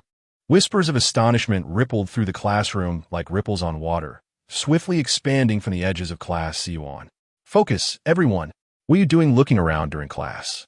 Lu Qing admonished, her brow furrowing as she tried to regain their attention. "Let us have the new student sit." Before she could finish, a rich, resonant voice akin to a cello echoed from the doorway. The tone, low and slightly husky, possessed a remarkable clarity, penetrating the classroom like warm water breaking through ice, instantly rendering the room silent, as if a pin could be heard dropping. "Teacher, I'm here to report." In that moment, it felt as though the entire classroom had been muted. Every gaze turned toward the entrance. Even Xiao Zhinan, who had been engrossed in his papers, lifted his head, caught up in the atmosphere. At that very moment, a ray of sunlight streamed through the classroom window, illuminating the figure at the door, as if time had chosen to spotlight him, casting a glow on his shoulders and brightening the eyes of those watching. Outside, the newcomer stood backlit, the sunlight outlining his silhouette, creating an image frozen in the breath of the room. He was a tall youth, his posture upright and commanding. Clad in a clean and tidy uniform that fit him impeccably, he appeared particularly striking, embodying the very essence of human aestheticism. His smooth, medium-length hair was casually tied back, with a few strands delicately framing his face, enhancing his fair complexion. His features were sharp and handsome, with a prominent nose and perfectly shaped lips, while shadows danced in his eye sockets under the interplay of light, lending him an exquisite appearance akin to a painted figure. Even his dark eyes, usually imbued with a hint of somberness, sparkled with a brilliance that resembled obsidian. As he surveyed the classroom with a gaze that was both indifferent and weary, something shifted when his eyes met Xiao Zhinan's. It was as if the first light of a winter morning had pierced through the frost, revealing a gentle radiance that had never been seen before, akin to water melting silently beneath the snow. A subtle, almost bashful smile graced his lips, wielding a quiet yet potent charm. "Senior." Xiao Zhinan was momentarily taken aback, feeling as though he had been frozen in his seat, his mind racing with a singular thought. Who is this? This is June, the host. M5 seemed to confirm, as if grappling with a simple equation, earnestly questioning. "Is there something wrong with your eyesight?" "Of course, I know it's him. But what on earth is happening?" Xiao Zhinan was well aware of June's good looks. Even a fleeting glance by the lakeside was hard to forget. yet could merely tying back his hair, straightening his posture, and lifting his head transform one's aura from a ghostly figure by the lake to a heartthrob of first love? This must be some sort of transformation. Truly, he was a master of disguise. Merely being handsome could not encapsulate He Jun's current state. Lu Qing appeared to be unprepared. Momentarily lost in thought before regaining her composure, her tone subtly laced with curiosity. What brings you here at this hour? He Jun, seemingly indifferent to the astonished glances and admiration from those around him, merely lowered his eyelids slightly and replied politely, "There are no current arrangements for my original class, so I came here to register." Upon finishing his statement, he raised his gaze once more, a slight furrow forming between his brows. As he looked directly into Lu Qing's eyes, his voice tinged with a hint of uncertainty. "Is it inconvenient, teacher?" His eyes, clear and earnest, resembled a pristine spring water untouched by the dust of the world. Even someone as stern as Lu Qing felt her cheeks warm under his gaze. Hastily clearing her throat to maintain her authoritative demeanor, "Ahem, please come in. This is He Jun, who will be transferring to class the Yuan starting today. Let's welcome him with applause." The applause rang out, yet it was more mechanical than enthusiastic, as if a group of individuals were lost in a daze. Lu Qing gestured towards the empty seat behind Fei Yunqing. "You may sit there." In an instant, Fei Zhinan narrowed his eyes, keenly sensing something amiss. It was peculiar. There were several vacant seats in the classroom. Why was He Jun specifically placed behind the protagonist? This position held significance. This was the realm of the Scion's reversal, where, according to the original narrative, all admirable male figures would be entwined in romantic plotlines surrounding Fei Yunqing. His seat was akin to the central hub of an elaborate harem. With Fei Zhinan on his left, Fei Zhibei on his right, and Shuep Baichuan directly in front, surrounded by the three male leads. It formed an impenetrable barrier to protect the flower. Throughout the original text, no one had ever sat behind Fei Yunqing. Was it due to a lack of available seating? Certainly not. The campus arc featured only three main characters. The space adjacent to the protagonist was reserved for those fated by destiny, not for any ordinary character. Yet now, this hallowed position, once untouchable, had been occupied. This arrangement carries profound implications. M5 clearly shared Fei Zhinan's insights. "Host, I suspect this world has begun to automatically correct itself." Fei Zhinan frowned. "What do you mean?" M5 eagerly switched to expert analysis mode. He Jun was originally designed as a supporting character, right? His purpose was to succumb to bullying and take his own life, thereby advancing Fei Yunqing's romantic storyline. But you saved him. He, who is destined to perish, has survived and even enhanced his appearance. Thus, M5's voice paused dramatically, then burst forth with excitement. "Tajda, he has successfully transitioned into a new male lead." Huh. Recall that in the original work, any male character who was attractive had a tragic background, or could cause a stir upon their entrance was ultimately tied to Fei Yunqing, correct? M5 spoke rapidly. He Jun now possesses an enigmatic aura, an unparalleled appearance, and a concealed background as a hidden buff. For the world to not draw him into the role of male lead would be a colossal waste of resources in this protagonist universe. Moreover, his position is precisely behind the protagonist. If he isn't the male lead, then I shall remove my head and use it as a USB drive to listen to the radio. Fei Zhinan fell silent for a couple of seconds, finding a strange sense of validity in M5's words. He cast a deep glance at He Jun, who was seated behind Fei Yunqing. The youth sat up straight, engrossed in his book, with sunlight cascading down from his slightly lowered eyelashes, resembling the cover of a youthful campus novel. It was utterly absurd. Yet, the more absurd it seemed, the more reasonable it felt to him. It was as though this overly dramatic scenario before them, albeit cliché, harmoniously resonated with the tone of the original narrative. Fei Zhinan swiftly pieced together the logic in his mind. He Jun, owing to his assistance, had survived the butterfly effect, and upon living, had defied fate, transforming from a sinister water ghost into a radiant new star. The world's setting dictated that all exceptional males fell under the protagonist's influence, making it unsurprising for the system to thrust him into the role of the protagonist's ally. The more he contemplated this conjecture, the more accurate it seemed. And he couldn't help but murmur softly, no wonder he was placed there. Thus, we may soon witness a brand new scenario of four rivals vying for affection. Host. M5 exclaimed, its tone seemingly grave yet laced with excitement, akin to a fervent spectator preparing to watch a spectacle. And indeed, the spectacle arrived. Chapter 53. The Battle of Wealth. Suddenly, Fei Yinxing turned around and gently handed the exercise book passed from the classmate in front to Hejun. Thank you, Hejun replied, accepting the book with a smile, his voice clear and melodious. You're welcome, Fei Yinxing responded, his expression radiating his habitual, harmless charm. The gentle demeanor of a timid deer. It felt as though a soft, tender filter enveloped their shared atmosphere. What a beautiful tableau of youthful campus life. M5, in perfect timing, emitted a bizarre, high-pitched shriek in its mechanical tone. What a youthfully romantic encounter, accompanied by its flamboyant intonation. Fei Zhinan couldn't help but feel a shiver run down his spine. He pinched himself sharply to regain clarity. What was merely a mundane exchange had, under M5's influence, taken on an unexpectedly intimate ambience. He realized he could not remain with the foolish M5 for too long. It felt as if he was on the brink of assimilation. Fei Zhinan quickly averted his gaze, forcing himself to concentrate on his book. At that moment, unbeknownst to him, Hejun, casually flipping through the exercise book, paused for the briefest of moments. His head hung low, long eyelashes casting shadows over his eyes. In the next instant, Hejun slowly lifted his gaze. His focus did not settle on Fei Yinxing, but rather transcended him, precisely and unwaveringly locking onto the position of Fei Zhinan to his left front. His eyes were calm, unmasked, akin to a ruler that had finally found its destined point.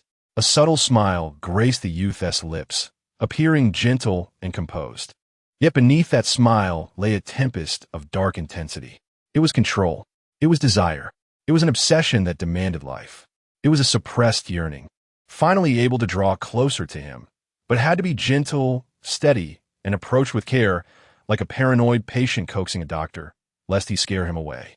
Ziznan, Senior, Hejun silently murmured in his heart, his gaze gleaming with a near pathological intensity. I am coming. He resembled a predator cloaked in human skin, finally creeping to the feet of his prey, waiting for a mere glance back. The bell signaling the end of class rang out, and a throng of students immediately surrounded Hejun's desk, their voices rising and falling like the sudden cacophony of cicadas in a summer forest. Hejun, welcome to class Ziyuan. What do you enjoy doing in your spare time?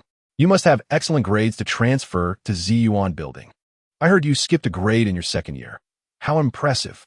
The overwhelming wave of enthusiasm surged forth, voices chattering incessantly, imbued with fervent and unabashed curiosity.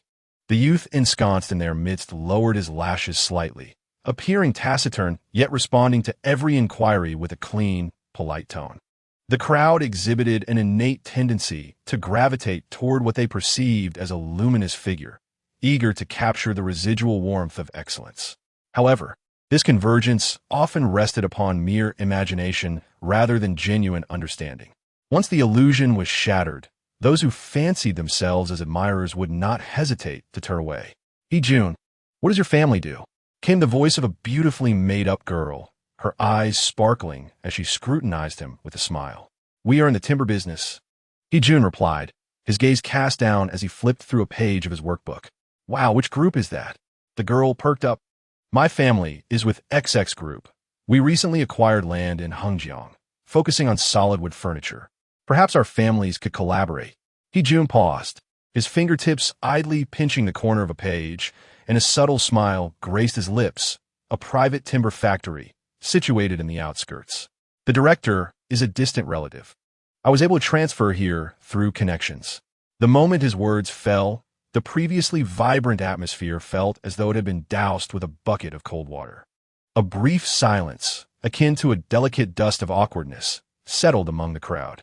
Subtle exchanges of glances ensued, smiles faltering, and the atmosphere chilled imperceptibly. The crowd's tendency to gravitate toward brilliance was never solely about excellence itself. It encompassed achievements, backgrounds, charisma, and narratives. Once one ceases to fulfill their imaginings, they're swiftly relegated to the realm of the inconsequential. They can elevate you into the light, yet just as swiftly withdraw their attention. Nevertheless, there are always exceptions. Jun seemed oblivious to the subtle shift in the emotions of those around him as he lifted his gaze and tilted his head slightly. Is something the matter? At that moment, sunlight streamed through the window, illuminating his lashes as they fluttered, and the obsidian depths of his eyes sparkled with a faint glow, the angle of his slight elevation enhancing his beauty. The timber factory is actually quite commendable. The sweet girl smiled gently, as if to intentionally break the awkwardness. Her voice sweeter than before. My family also supports manufacturing. Perhaps we could collaborate in the future on something for the nation. Another girl quickly chimed in. My family is currently engaged in rural industrial chain cooperation projects. Where is your factory located? My father mentioned investing in industrial parks. I can inquire. Who says the grassroots do not deserve to step into the limelight? As long as he possesses sufficient charm, he becomes worthy of the crowd, weaving an entirely new narrative around him. Jun lowered his gaze once more, a hint of coldness quietly blossoming beneath his eyes. TSK, is it not sufficient to merely possess an unsatisfactory identity? A pack of avaricious social climbers, driven by lust, have concocted an entire narrative of rescuing Cinderella to reconcile their own disillusionment. They refuse to accept reality, instead choosing to reshape individuals into the forms they desire. At that moment, a voice resonated from the back of the crowd. Jun, my father has just acquired a vast expanse of new timberland in the Southern District. Due to a shortage in timber supply channels, he plans to collaborate with leading lumber companies for development. Shall we dine together tonight to discuss? A hush fell over the assembly. The speaker was the heiress of the Sioux family, a figure of paramount status, characterized by her haughty demeanor and incisive approach. The instant she made her entrance, the other girls present promptly vacated the scene.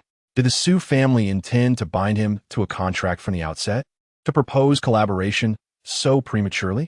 This time, it was the formidable Liu family's daughter. The situation was even more precarious. While the elder generation maintained a facade of calm with the Sioux family, beneath the surface, they were at odds. Jun, my father is forming a business alliance, and the resource allocation within it is far more flexible than the Sioux family's plan. After all, in collaboration, comfort is paramount. No sooner had she spoken than Miss Sioux let out a derisive laugh. Oh, so the Liu family has now adopted a flexible approach? When you collapsed the supply chain of the XX project, comfort wasn't your priority. At least we aren't spinning dreams to ensnare others. The dreams we paint are far more exquisite than the contracts your family secures through old connections.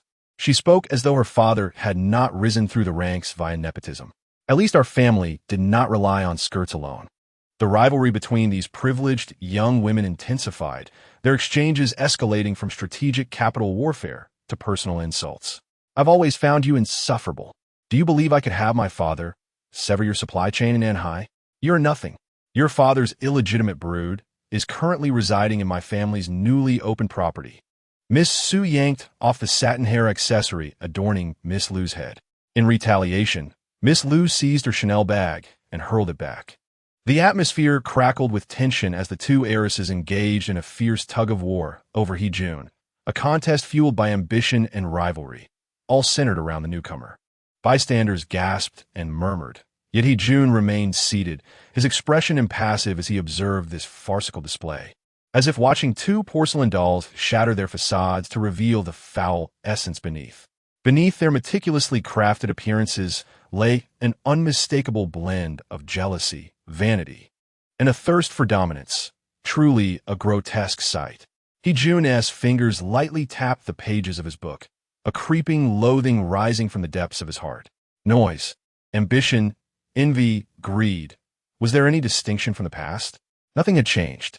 It remained a world of superficiality, decadence, and the pale, uninteresting facades of both flesh and spirit. He had long realized that this world was utterly devoid of interest. The reason for existence should have long since concluded. Life itself ought to have met its end. Had I known, I should have let the ink-black death slowly seep into Hejun's still-beating heart that day. In the midst of a heated argument, Lu Qianjin stumbled backward, her lower back colliding forcefully with the edge of the table behind her. Enraged, she turned around, indiscriminately berating the person sprawled atop the table. "Are you blind? Can't you understand to make way?" Just as she was about to scream, her voice faltered. For the figure atop the table slowly lifted their head. In their pitch-black eyes, impatience and shadow loomed, akin to a fierce beast of the forest awakened from slumber, dark, irritable, and exuding an unspoken menace. It was Fei Zhibei. The once boisterous classroom fell into sudden silence. Chapter 54. A transformation. What could be more terrifying in class Ziyuan than Fei Zhibei? It was the half-asleep Fei Zhibei. Even the arrogant Lu Qianjin instinctively took a step back. Unfortunately, that step led her to miscalculate her footing on the 10-centimeter-high platform, causing her to stumble backward with a shriek. In a critical moment, a long, powerful hand reached out beside her, steadying her with ease. "Are you all right?" The voice was cool yet remarkably pleasant, like the gentle breeze caressing the surface of the water in the morning. Looking up, Lu Qianjin found herself frozen in place. It was none other than Fei Zhinan. His features were sharp and austere, his gaze indifferent, his stature tall and elegant, exuding an innate nobility untouched by dust. In the hearts of all the girls in Ziyuan building, he was the prince, aloof, graceful, hailing from an esteemed lineage, a child of destiny. Lu Qianjin, who usually carried herself with haughty confidence, found herself momentarily dazed in Fei Zhinan's presence, her palms slightly sweating, her mind a chaotic mess, her once unyielding tongue now faltering. I am fine." If Lu Qianjin's affection for Hejun stemmed largely from an appreciation of his unparalleled beauty, tinged with a sense of possession typical of the privileged, then her feelings for Fei Zhinan were purely one of admiration, coupled with an overwhelming sense of reverence. After steadying her, Fei Zhinan withdrew his hand, his expression and tone remaining coolly detached, yet his eyes held an unexpected sincerity. "Do not be afraid.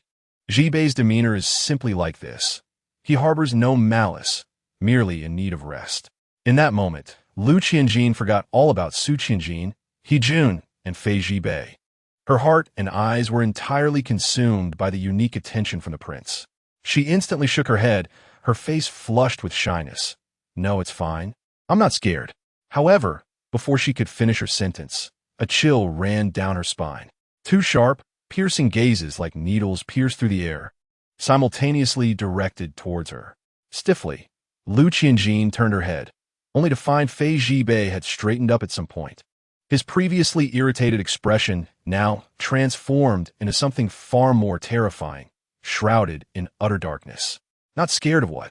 Lu Qianjin's mind buzzed, cold sweat breaking out instantly. This was no mere lethargy. It was a palpable aura that seemed ready to pounce at any moment. And the other gaze was even more peculiar. Like a serpent's flickering tongue, cold and sinister, it slithered among the crowd, and the instant it locked onto her, it felt as if something had ensnared her ankle. For a moment, she couldn't discern who it was. All she could see was that handsome transfer student seated nearby. It couldn't be him. It shouldn't be him. Lu Qianjin endeavored to dismiss the unsettling chill that coursed down her spine. Yet, in the next moment, the atmosphere abruptly tightened. She observed Hejun rising from his seat and striding purposefully towards her. Fei Zhinan instinctively reached out to support Lu Qianjin, driven by a gentlemanly instinct, more accurately, to prevent Fei Zhibei from bearing an even greater burden in the classroom. Fei Zhibei's reputation at Hanyuan was notoriously poor, and altering the perception of him as obstinate and irascible was not a task to be accomplished overnight. Nevertheless, Fei Zhinan was determined to make an effort, starting with class Ji Yuan, stepping forward to clarify misunderstandings when others misjudged him. For the past month, he had been diligently fulfilling this role. A hapless older brother fretting over his younger sibling's social standing. Despite his earnest intentions, however, Fei Zhibei's dark persona showed no signs of diminishing. What an ungrateful little white-eyed wolf. There was no need for fear. Jibei's gaze was merely that way, devoid of malice, simply a manifestation of his grogginess. Fei Jinan believed this would provide some comfort. Yet, inexplicably, upon hearing his words, Lu Qianjin appeared even more terrified, her eyes darting like a startled bird, her body stiffening, her complexion paling, and her legs trembling. Just as Fei Jinan was about to inquire about her distress, a familiar voice resonated from behind. Its tone was gentle, with a slight lilt, imbued with a blend of bashfulness and restrained joy. Senior Jinan. He turned to Si Hejun. The boy, once characterized by silence, sensitivity, and a reluctance to raise his gaze, was now transformed. Hejun stood tall, his posture open, radiating an air of elegance, his strikingly handsome visage particularly radiant today. Unlike his previous demeanor, shrouded in gloom and self-doubt, he now resembled a newly emerged white bird, unencumbered and vibrant. How did you come to transfer to class Ji Yuan? Fei Jinan posed the question he had been pondering. Hejun's lips curled into a bashful smile, his eyes shining with clarity and determination. Because Senior Jinan said that to earn respect and avoid being bullied, one must hold their head high and stand upright. His words were articulated with sincerity, each syllable glowing with an aura of compliance. So, I made a bit of an effort, persuaded my family to allow the transfer, seeking a fresh start. Hejun tucked a stray lock of hair behind his ear, seemingly to conceal his nervousness, then lifted his gaze to meet Fei Jinan's. His eyelashes fluttered like delicate butterfly wings. Senior Jinan, how do I appear now? His expression resembled that of a child awaiting a teacher's approval, or a playful creature nuzzling at your side, eagerly awaiting praise. Fei Jinan scrutinized Hejun with earnest attention. His hair was tied back, revealing his forehead. His posture was straightened, no longer avoiding eye contact. The shadows of despair had dissipated from his face, replaced by a refreshing charisma that was undeniably captivating. Coupled with his naturally exquisite features, Hejun had indeed undergone a remarkable transformation. More importantly, witnessing the current state of Hejun, Fei Jinan felt a profound sense of fulfillment, as if he had altered the fate of a character from a story. In the face of those crushed by destiny, he too possessed the power to offer a helping hand. This stirred within Fei Jinan a tangible sense of accomplishment, as if he had saved a life. And he couldn't help but reveal a sincere, gentle smile. You have changed so much, Hejun. I'm truly happy for you. Hejun lowered his eyelashes, returning the smile, seemingly unable to contain his own joy. Yet, in truth, the depths of the youth's gaze flickered with something barely perceptible. It was not elation, but rather a confirmation, an assurance that he had successfully deceived the other into believing he still remained a fragile boy in Fei Jinan's heart, one who needed protection, encouragement, and salvation. Thus, he felt entitled to stand before the other, even to encroach upon his embrace. Hejun did not mind feigning a touch more vulnerability, a hint more pitiable. After all, who could resist the charm of a docile cat that nuzzled against you? Unabashedly displaying affection? Brother Jinan, so you two are acquainted? A clear, bright voice abruptly interjected. Fei Yinqing had quietly sidled up to Fei Jinan at some point, naturally linking his arm with his. The youth tilted his head slightly, his bright, doe-like eyes curiously scrutinizing Hejun, his whole being nearly pressed against Fei Jinan, exuding an intimacy that left no space between them. Fei Jinan remained unperturbed, allowing the closeness, his expression unchanged. However, the smile in Hejun's eyes dimmed momentarily. Chapter 55. The Challenge. Brother Jinan, so you two are acquainted? The youth tilted his head slightly, his bright, doe-like eyes curiously scrutinizing Hejun, his whole being almost pressed against Fei Jinan, exuding an intimacy that allowed for no space between them. Hejun recognized this individual as the boy who had previously handed him a workbook, sitting in front of him in class. The smile in Hejun's eyes faded slightly, yet his lips curved into a perfectly polite arch hello. Hello there, Fei Yinqing responded with an amiable smile, his gaze discreetly sweeping over Hejun from head to toe.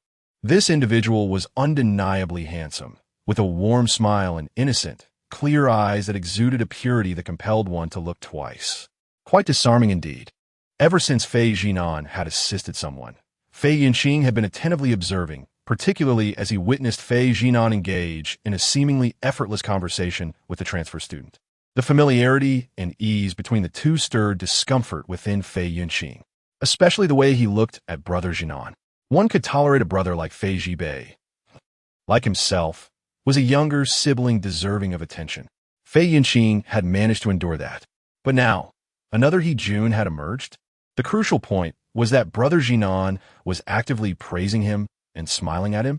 The alarm bells of the favored younger brother began to sound furiously in Fei Yunqing's mind. Instinctively, he tightened his grip on Fei Zhinan's arm, leaning in closer. Since that day, he had purchased a gift. The protagonist's affection towards Fei Zhinan had reached its zenith over the past month. He was always clinging to him when Fei Zhinan was distracted, each approach becoming increasingly bold, presenting an image of innocent attachment. Fei Zhibei had thrown a few fits over this, but fortunately, his darkening tendencies remained stable. Now, Fei Zhinan had grown accustomed to Fei Yunqing's constant physical closeness, perceiving it merely as a display of affection. At this moment, he simply patted the other's head with indifference, saying, "Stand properly," a demeanor entirely devoid of any sense of wrongdoing. Yet He Jun narrowed his eyes. He astutely discerned that although Fei Yunqing's expression appeared gentle and amicable, with a standard social smile gracing his lips, there lay something unusual hidden deep within those eyes.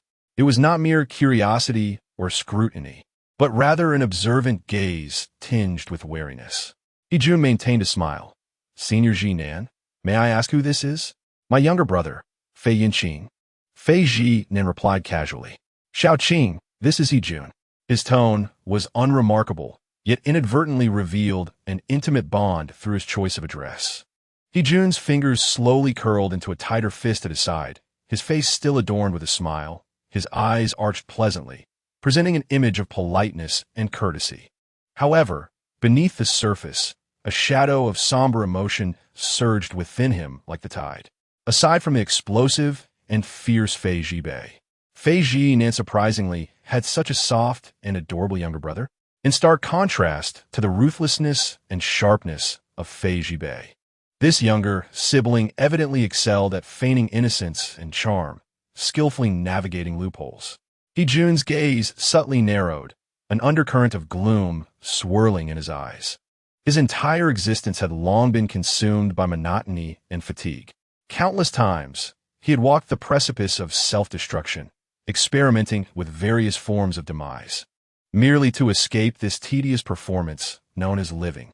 Thoughts of relinquishing life perpetually ensnared him. Just moments ago, the dark tide of despair had inevitably washed over him again. But just as it threatened to engulf He Jun, Fei Zhinan appeared. From the instant he arrived, all the bothersome elements ceased to exist. He Jun's world was solely comprised of him, like a beam of light that seemed utterly out of place in this world, jarring, radiant, and impossible to look away from.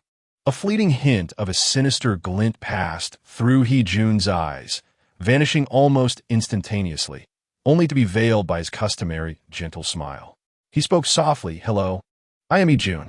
His tone was humble, his smile appropriate, and paired with his refined and handsome appearance, he could easily earn anyone's trust, except for Fei Yinqing. Having grown up in an environment where one must read the room, Fei Yinqing had long since learned to discern sincerity from flattering words and detect hostility lurking behind smiles.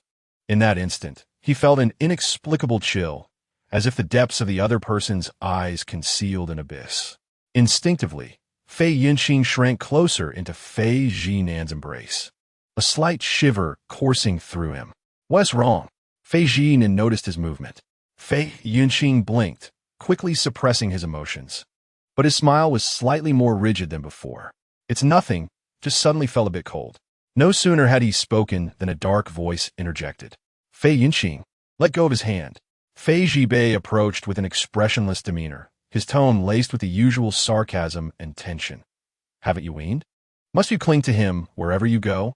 Ever since that incident on the back mountain, Fei Yinqing had developed a slight fear of this elder brother.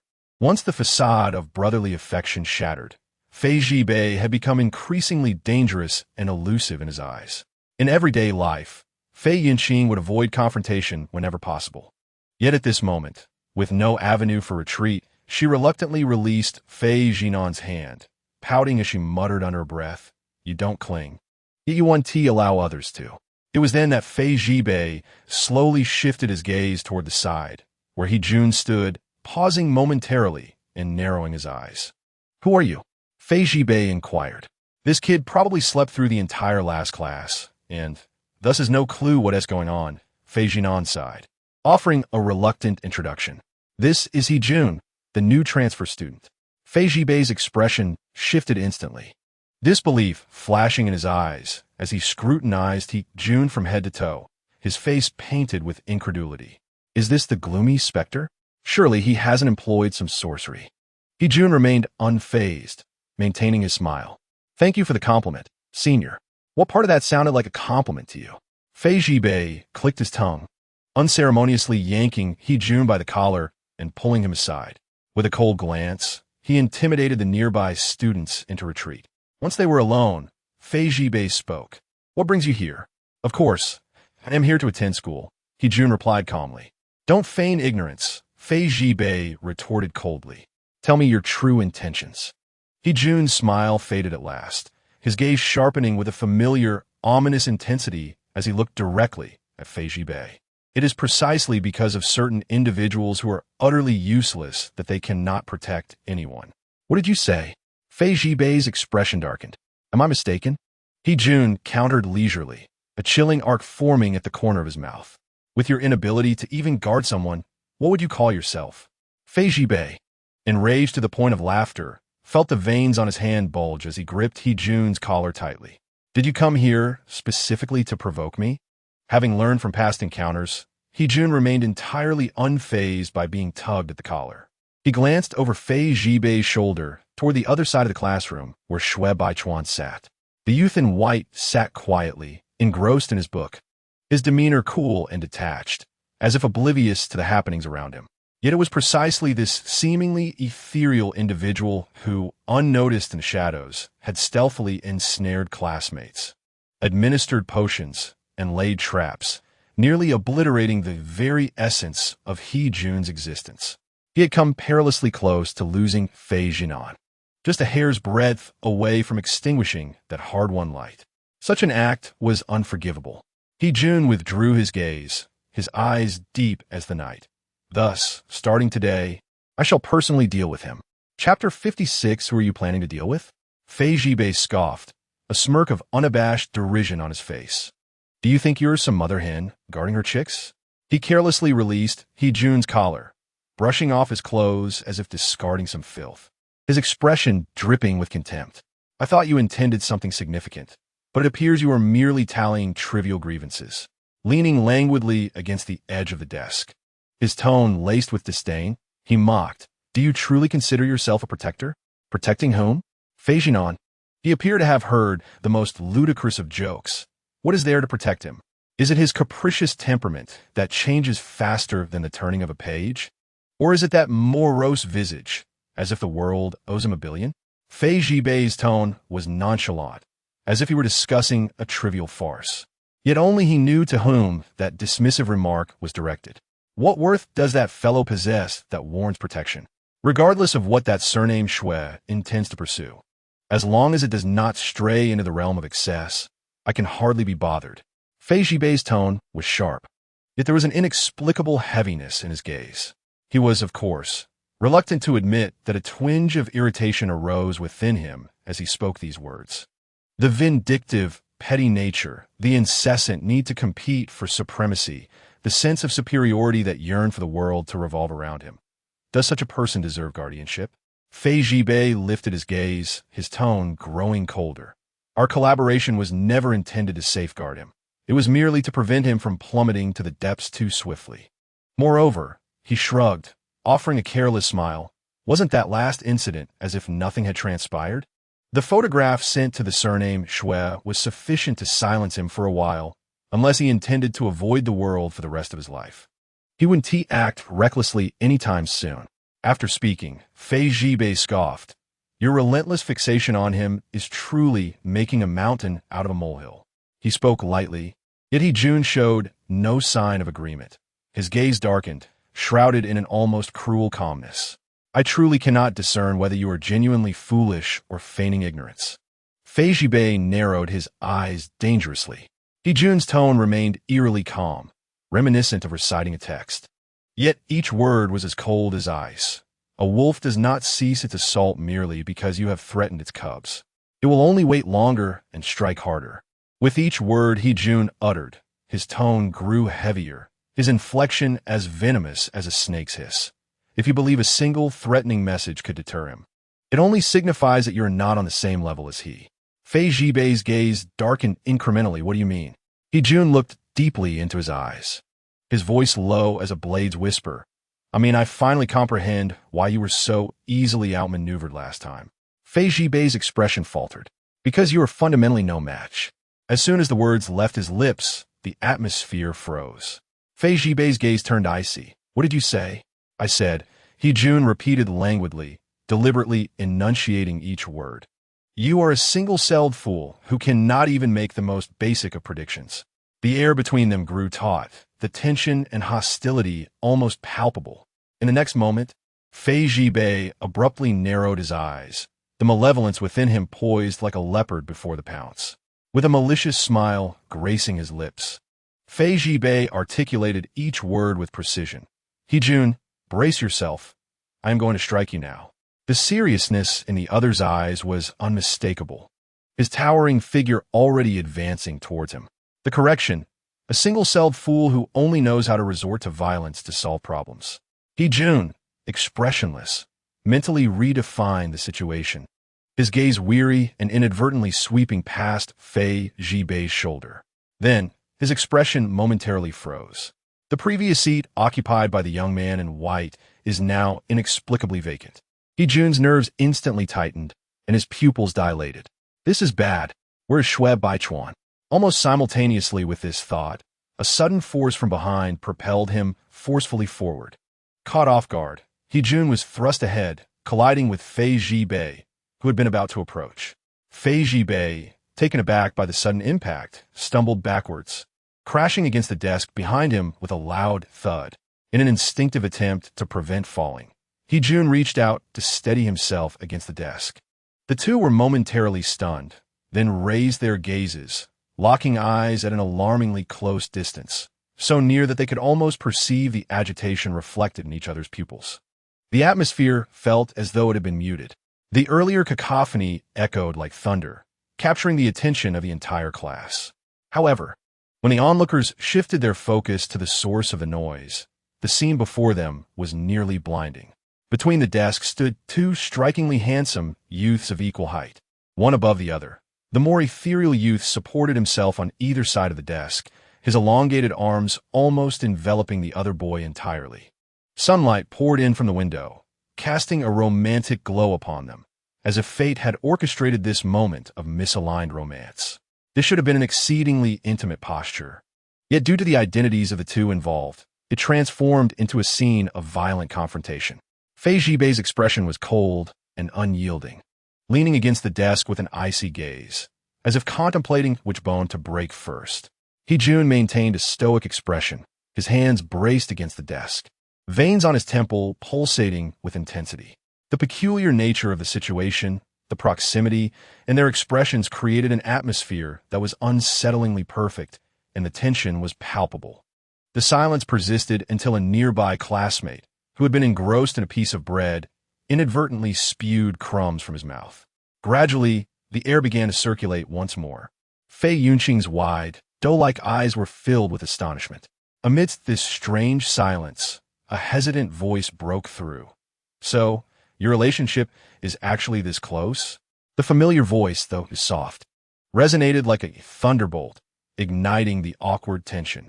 Jun and Fei Jibei's hair stood on end, as if jolted by an electric shock, and they sprang apart with a swiftness akin to instinctual reactions in a disaster film. Both leapt 5 meters away almost simultaneously, their faces pale as death. Oh dear. The peculiar interjections from M5 mingled with an inappropriate background sound. The speaker, Xiao Zhinan, stood a few steps away, contemplating the two. attempting to extract a coherent narrative from the ensuing chaos. "My apologies," the true culprit finally spoke nonchalantly. "I accidentally bumped into you." Standing in the place where Jun had been, Shui Baichuan, clad in immaculate white, held a test paper in hand, his pristine white shirt unblemished, and his demeanor cool and aloof. "Is it really necessary to retreat this far?" Shui Baichuan's lips curled into a sly smile, a fleeting arc of malice flashing across his features. His tone dripped with sarcasm, as if he were genuinely inquiring, "Seeing you two so close, I presumed your relationship was quite amicable." Fei Zhibei, Jun. After uttering this line, and without waiting for their reaction, Shui Baichuan turned on his heel and returned to his seat. In the next moment, the bell for class rang punctually, its chimes severing all discourse. Jun's expression darkened ominously, while Fei Zhibei clenched his teeth, his gaze sharp enough to cut, yet Shui Baichuan had expertly executed his taunt, deftly avoiding any chance of retaliation. The two could only grit their teeth and swallow their frustration, nearly driven to madness. To make matters worse, as Fei Zhibei took a step back to his seat, someone suddenly patted him on the shoulder. "You can invite Jun over to your home." Fei Zhinan maintained his usual stoic demeanor, yet his eyes gleamed with a disturbing satisfaction, akin to a father who finally sees his son making friends. His heart swelling with pride. Fei Zhibei. The words he had previously shared with Jun now felt like mere detritus, trampled into the ground. One singular thought consumed Fei Zhibei's mind. He wanted to eliminate that scheming scoundrel, Shui Baichuan. Chapter 57. Delivering Warmth to the Reformed. After class, a whirlwind of chaos ensued. Yet the lesson proceeded as usual. Halfway through, Lu Qing tapped on the blackboard. "The latter half of the class will be self-study. The monthly exam is approaching, so everyone pull out the papers from the past few weeks and review the mistakes." The average score from last semester was not better than Class 2's. I'd be embarrassed to say you're from Class 1. Keep your spirits up in the first month of senior year. Is that clear? A chorus of scattered responses quickly filled the room, the rustling of papers echoing throughout. Just as Fei Zhinan opened his first paper, he heard Fei Yinqing's voice beside him. "Baichuan, I still don't understand this question." Though her voice was soft, it caught Fei Zhinan's attention, his gaze instinctively turning toward her. Turning around, Shui Baichuan lowered his eyes to Fei Yunqing's paper, his articulate fingers inscribing the steps to the solution on a scrap of paper. His tone remained level, yet he answered every inquiry without fail. Fei Yunqing propped her chin on her hand, her doe-like eyes wide and sparkling as she nodded attentively, embodying the perfect image of a diligent student who, while struggling to grasp the material, was eager to absorb his words. Fei Zhinan's thoughts immediately ignited. The genesis of their relationship could be traced back to this very study group. Shui Baichuan, affectionately dubbed Shui Shun, a homophone for study god, was consistently the top student, his academic prowess unmatched throughout the grade. As for Fei Yinqing, seated directly behind Shui Baichuan, she naturally regarded him as a mobile source of knowledge. Initially perplexed, she gradually transitioned from confusion to casual conversation, ultimately growing accustomed to the cadence of his voice long before mastering the concept of parabolas. And why didn't she seek assistance from her equally brilliant brother, Fei Zhinan? Don't ask. The answer is simple. It's a narrative necessity the authoress designed. Thus, in this quintessential Chinese high school drama, the bond between Chuan and Qing began to blossom. Fei Zhinan rested his chin on his hand, distractedly glancing towards the side, where he caught sight of Shui Baichuan's cool profile and Fei Yunqing's focused gaze. One was immersed in explaining a problem, while the other listened intently. Despite the mere desk separating them, it felt as though they shared a tranquil world. After observing them silently for a while, Fei Zhinan suddenly tapped M5. "Do you not think Shui Baichuan treats Fei Yinqing differently? Isn't that obvious, host? He is the protagonist, after all. I mean, in this life." His gaze deepened as he observed the two bent together over their discussion. Despite their shared rebirth, even Fei Zhibei had let go of his feelings for Fei Yunqing, choosing to avoid him, and indeed, they had drifted further apart. Yet, Shui Baichuan appeared unchanged from the previous life, maintaining a seemingly indifferent demeanor towards Fei Yunqing, while subtly cooperating, occasionally displaying an inexplicable gentleness. However, upon seeing Fei Zhinan, Shui Baichuan could instantly switch to a prickly mode, as if every fiber of his being was repulsed by him, even his gaze refusing to acknowledge him. Fei Zhinan had long been troubled by how to diminish Shui Baichuan's animosity towards him. In the equipment room last time, Shui Baichuan had caught him off guard with an unexpected display of dominance, nearly leaving him utterly defeated. If this precarious balancing act continued, disaster was inevitable.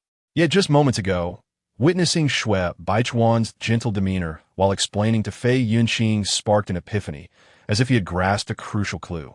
Was it not the protagonist's ever-present aura of redemption that repeatedly illuminated Shui Bing Mountain's heart, softening the naturally aloof flower of the highlands, transforming him into someone capable of love and reciprocation?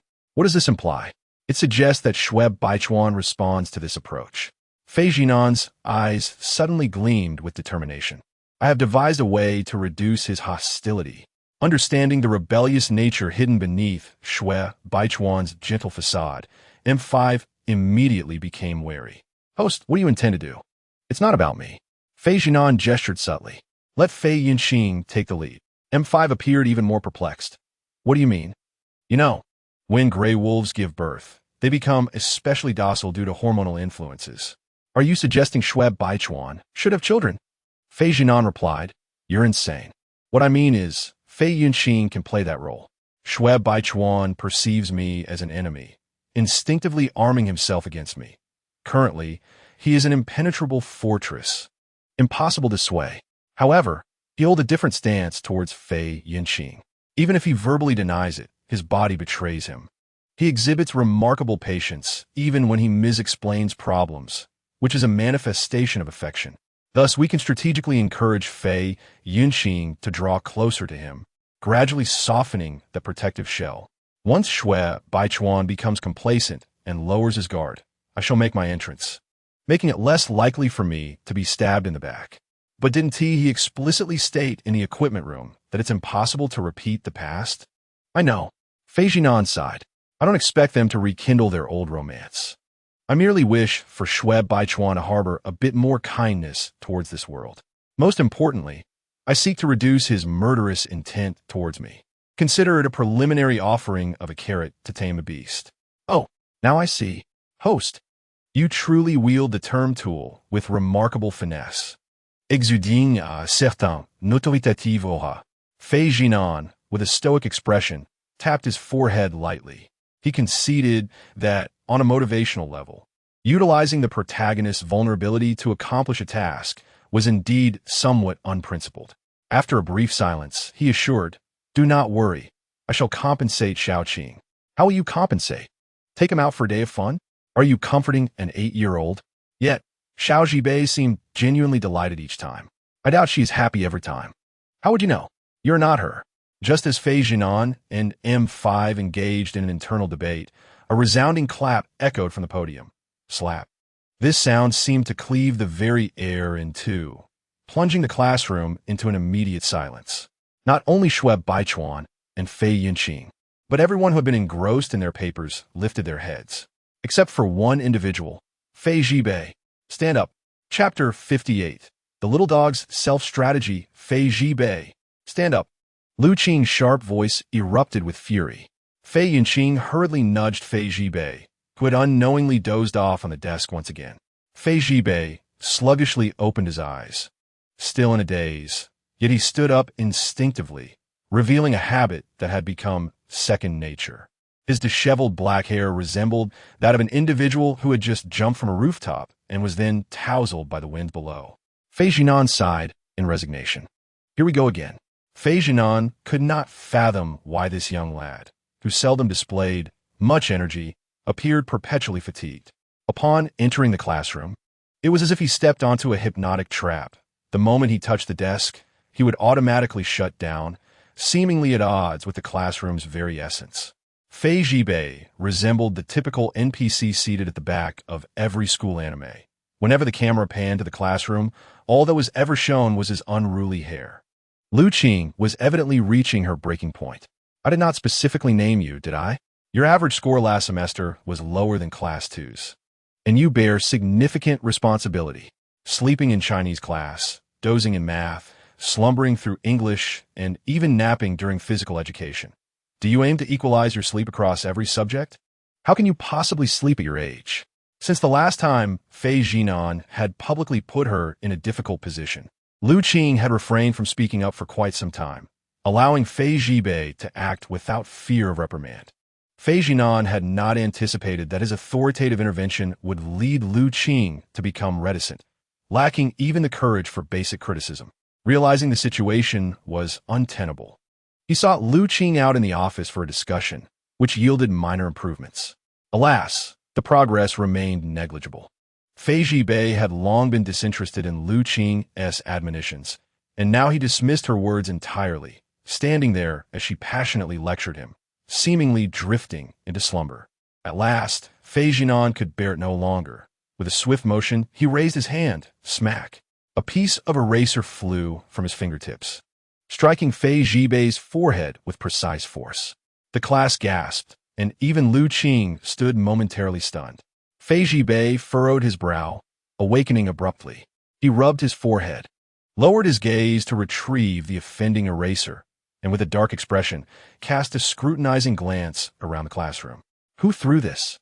The voice, though not loud, inexplicably sent a chill down one's spine. In an instant, silence enveloped the room, and even the previously aggressive Lu Qing took an involuntary step back.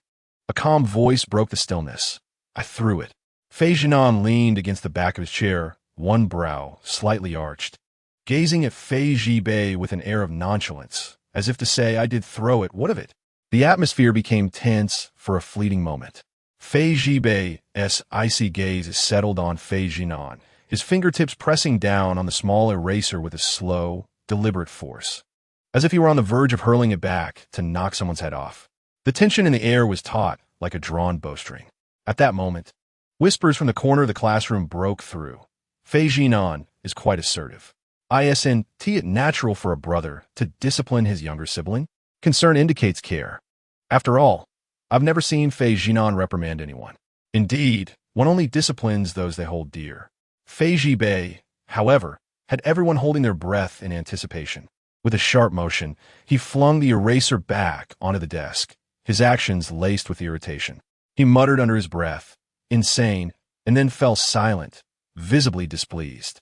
Noting that his counterpart had not retaliated, Xiao Zhinan raised an eyebrow slightly. He had prepared himself for a rebuttal of I don't need your concern, but was pleasantly surprised to have subdued him so effortlessly. Naturally, he attributed this to the burgeoning authority of his elder brother, feeling a sense of pride swell within him. Unbeknownst to him, Xiao Zhibei's mind was in turmoil, a cacophony of thoughts swirling in silence. With his gaze lowered, he maintained an air of nonchalance. Yet his throat subtly moved, and his fingers unconsciously fidgeted with his sleeve, sinking into a profound stillness as if struck by a revelation. Two phrases echoed relentlessly in his mind. He cares for me. He holds me in regard.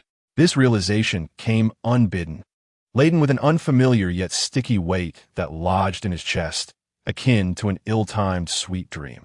Xiao Zhibei found himself unexpectedly tolerating this awakening, even deriving a strange, indescribable comfort from it. Yet, he would never concede to such feelings.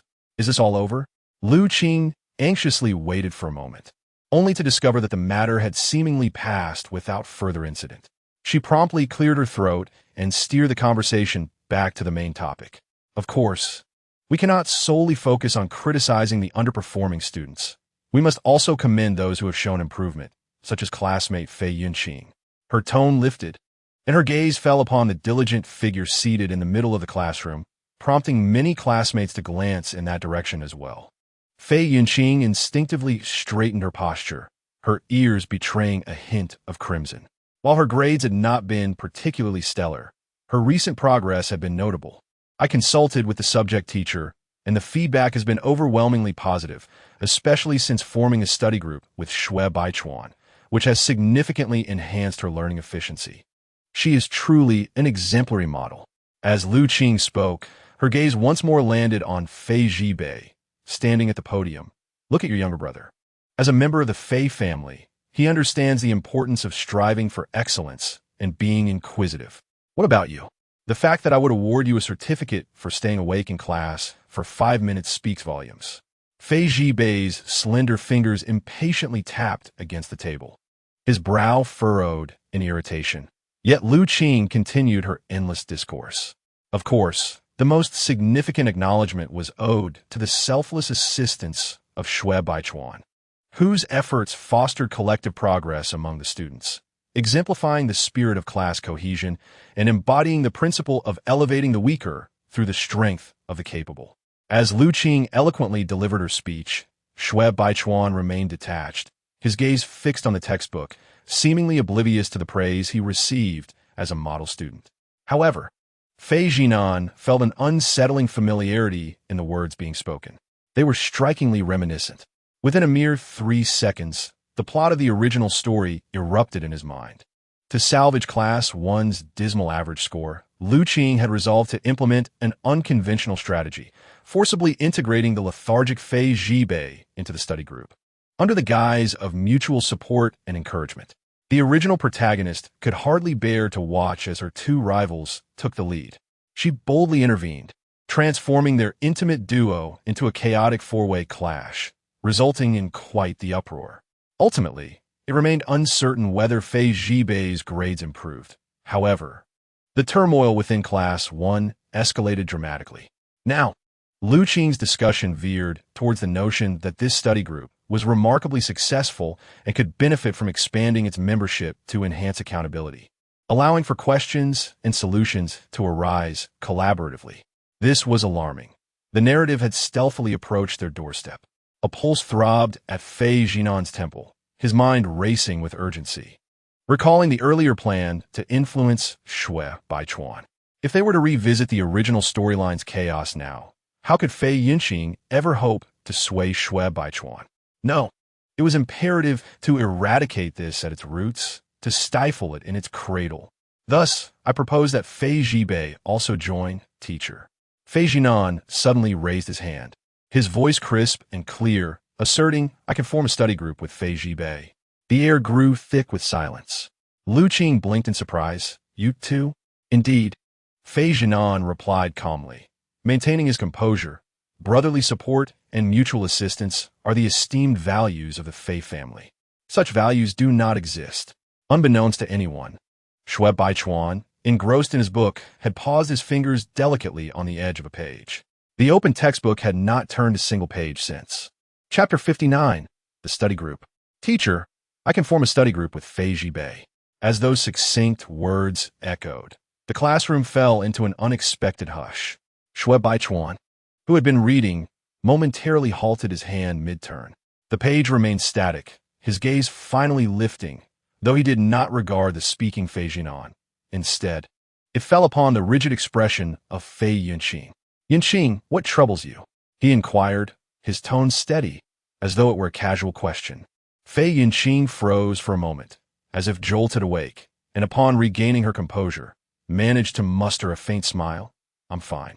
Xue Baichuan said nothing further, his pen lightly tapping against the page, producing a rhythmic sound that resonated like a heartbeat, heavy and deliberate. Fei Zhinan seems particularly attentive to Fei Zhibei lately. He remarked casually, as if commenting on the weather. Fei Yinqing unconsciously tightened his grip, his knuckles turning pale around the pen pouch. Yet his smile remained soft and gentle as he said, Brother Zhibei is also Brother Zhinan's sibling. It's only natural to show some concern. Despite his words, a heavy weight pressed down upon his heart. He was acutely aware that throughout his life, Fei Zhinan had never inquired about his academic performance nor shown any interest in his efforts.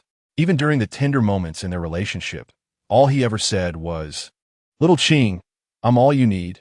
You don't have to strive. It felt like comforting a child who did not need to stand on his own. At that time, he mistook this for affection. In retrospect, it resembled a finely crafted cage. He was carefully enclosed in tenderness, never truly seen.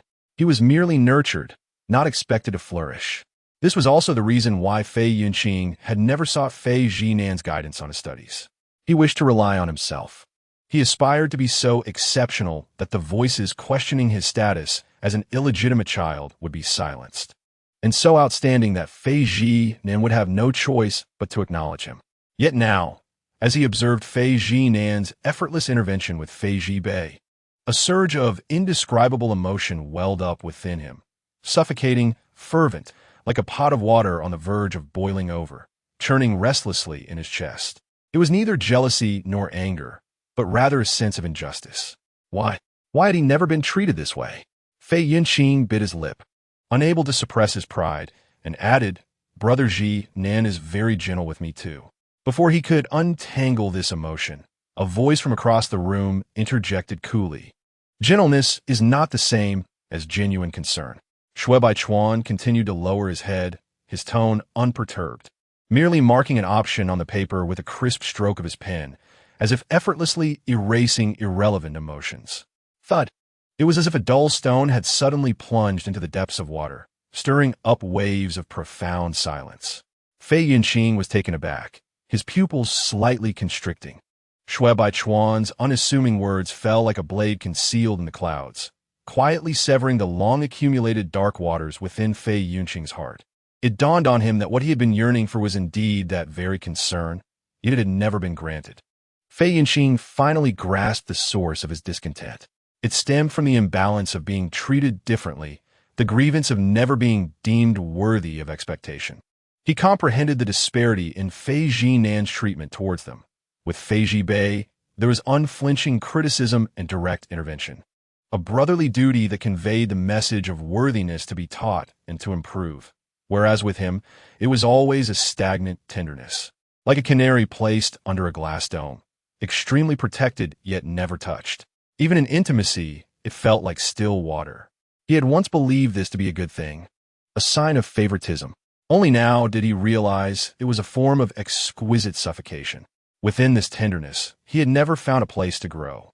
As Shui Baichuan turned the page of the test, he caught a glimpse of Fei Yunqing lowering his head, his fingers trembling slightly on the desk. The youth's cold lips slowly curved into a fleeting smile, which appeared to be mocking, yet undeniably malicious. On the other side, at the podium, Lu Qing gazed at the pair of brothers from the Fei family, whose faces bore a striking resemblance, yet whose temperaments diverged drastically. After a moment of silence, she appeared to deliberate for a few seconds before finally nodding. "It is commendable that you wish to assist your brother," she remarked. As her words resonated, Lu Qing shifted her tone. "This exemplifies an admirable quality that our class 1 should aspire to cultivate. We require more exceptional students like Fei Zhinan and Shui Baichuan, who are eager to help others, take initiative, and selflessly contribute in order to elevate our collective efforts towards excellence." A profound silence enveloped the classroom, while Lu Qing spoke with fervor, as if the incident of brotherly cooperation had swiftly transformed in her mind into a milestone of unity and mutual assistance for the class. Perhaps due to her overwhelming excitement or a sudden surge of inspiration, Lu Qing made a decisive announcement. "Therefore, I have resolved to implement a comprehensive learning group system in Class Ziyuan." Her voice rose, her eyes shimmering with the passionate spark of educational reform. "From this day forth, every student must join at least one study group consisting of 2 or more members to engage in deep collaborative learning. For the upcoming monthly examination, scores will be averaged by study group, with the top-ranking groups receiving priority recommendation for commendations. The honor of the group will directly influence individual accolades. When one thrives, all thrive, and when one falters, all falter, fostering a rich atmosphere of competition and advancement." Having uttered these words, she cast a satisfied glance over the class, as if envisioning a future where Class 1 glimmers with brilliance and achieves remarkable success. Meanwhile, the students below exchanged subtle expressions, a wave of low-key agitation rippling through them. The bell rang at the perfect moment, prompting Lu Qing to close her lesson plan, pat the podium, and firmly conclude, "You may begin seeking partners after class. By this afternoon, prior to our lesson, all group members must be finalized, as I will rearrange the seating according to these study groups. With that, this audaciously innovative teacher clutched her handouts in one hand and a thermos in the other, striding away, leaving behind a growing hum of whispers and clandestine observations beneath the podium. The curtain of an impending monthly examination, fraught with tension, had quietly been drawn back. Xiao Zhinan had not anticipated that his single action would ignite the fervor of their homeroom teacher, inadvertently dragging the entire class into the inferno of the study group examination binding mode.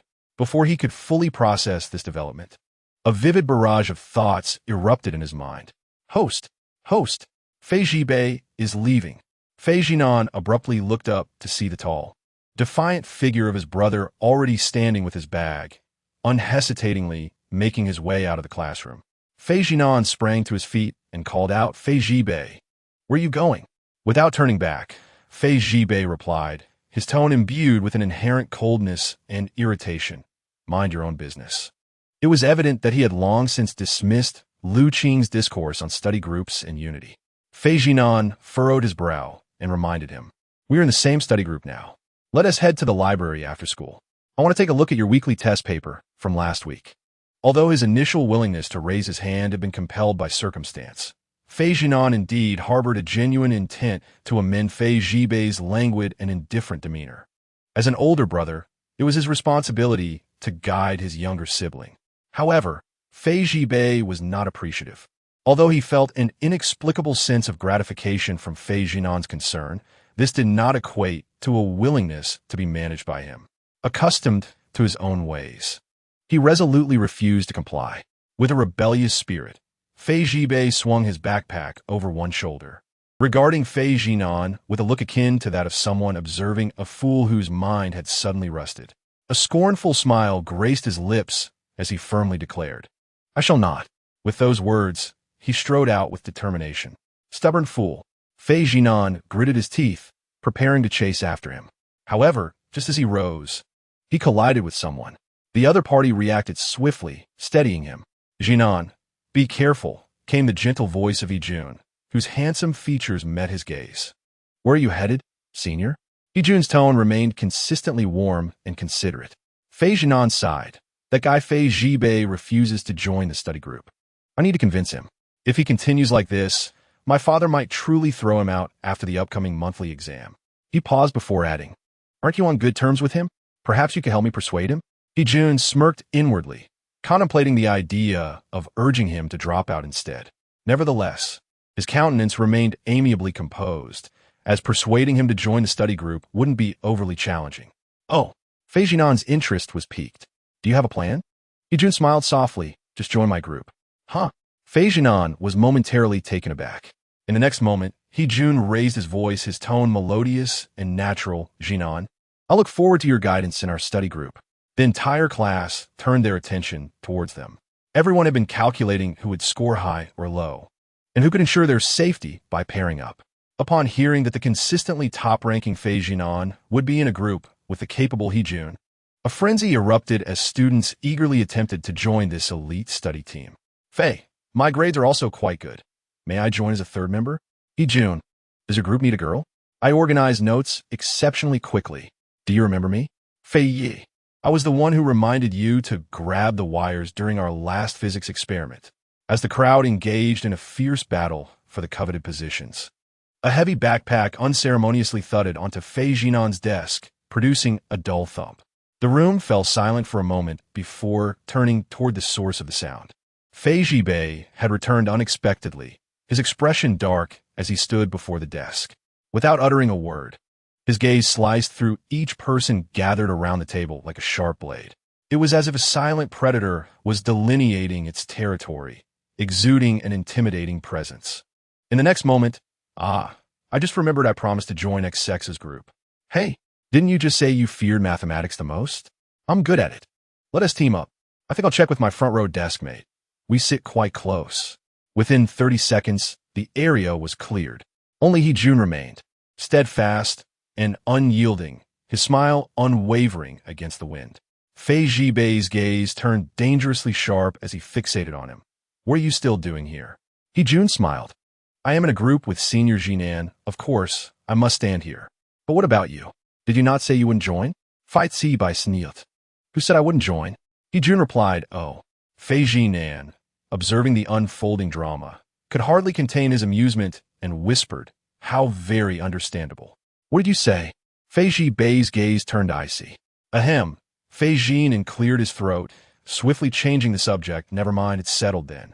Let us head to the library after school, Zhinan. At that moment, a soft voice interjected. The three turned in unison to see Fei Yunqing approaching, wearing his customary gentle smile. What a lively gathering. May I join your study group? Upon hearing this, Fei Zhibei immediately narrowed his eyes, while He Jun leisurely tapped his fingers on the table. Both remained silent, and the air grew heavy with tension. However, Fei Yunqing appeared blissfully unaware of the awkward atmosphere, maintaining his smile as he patiently awaited Fei Zhinan's response. Though Fei Zhinan's expression remained neutral, his mind was ablaze with questions.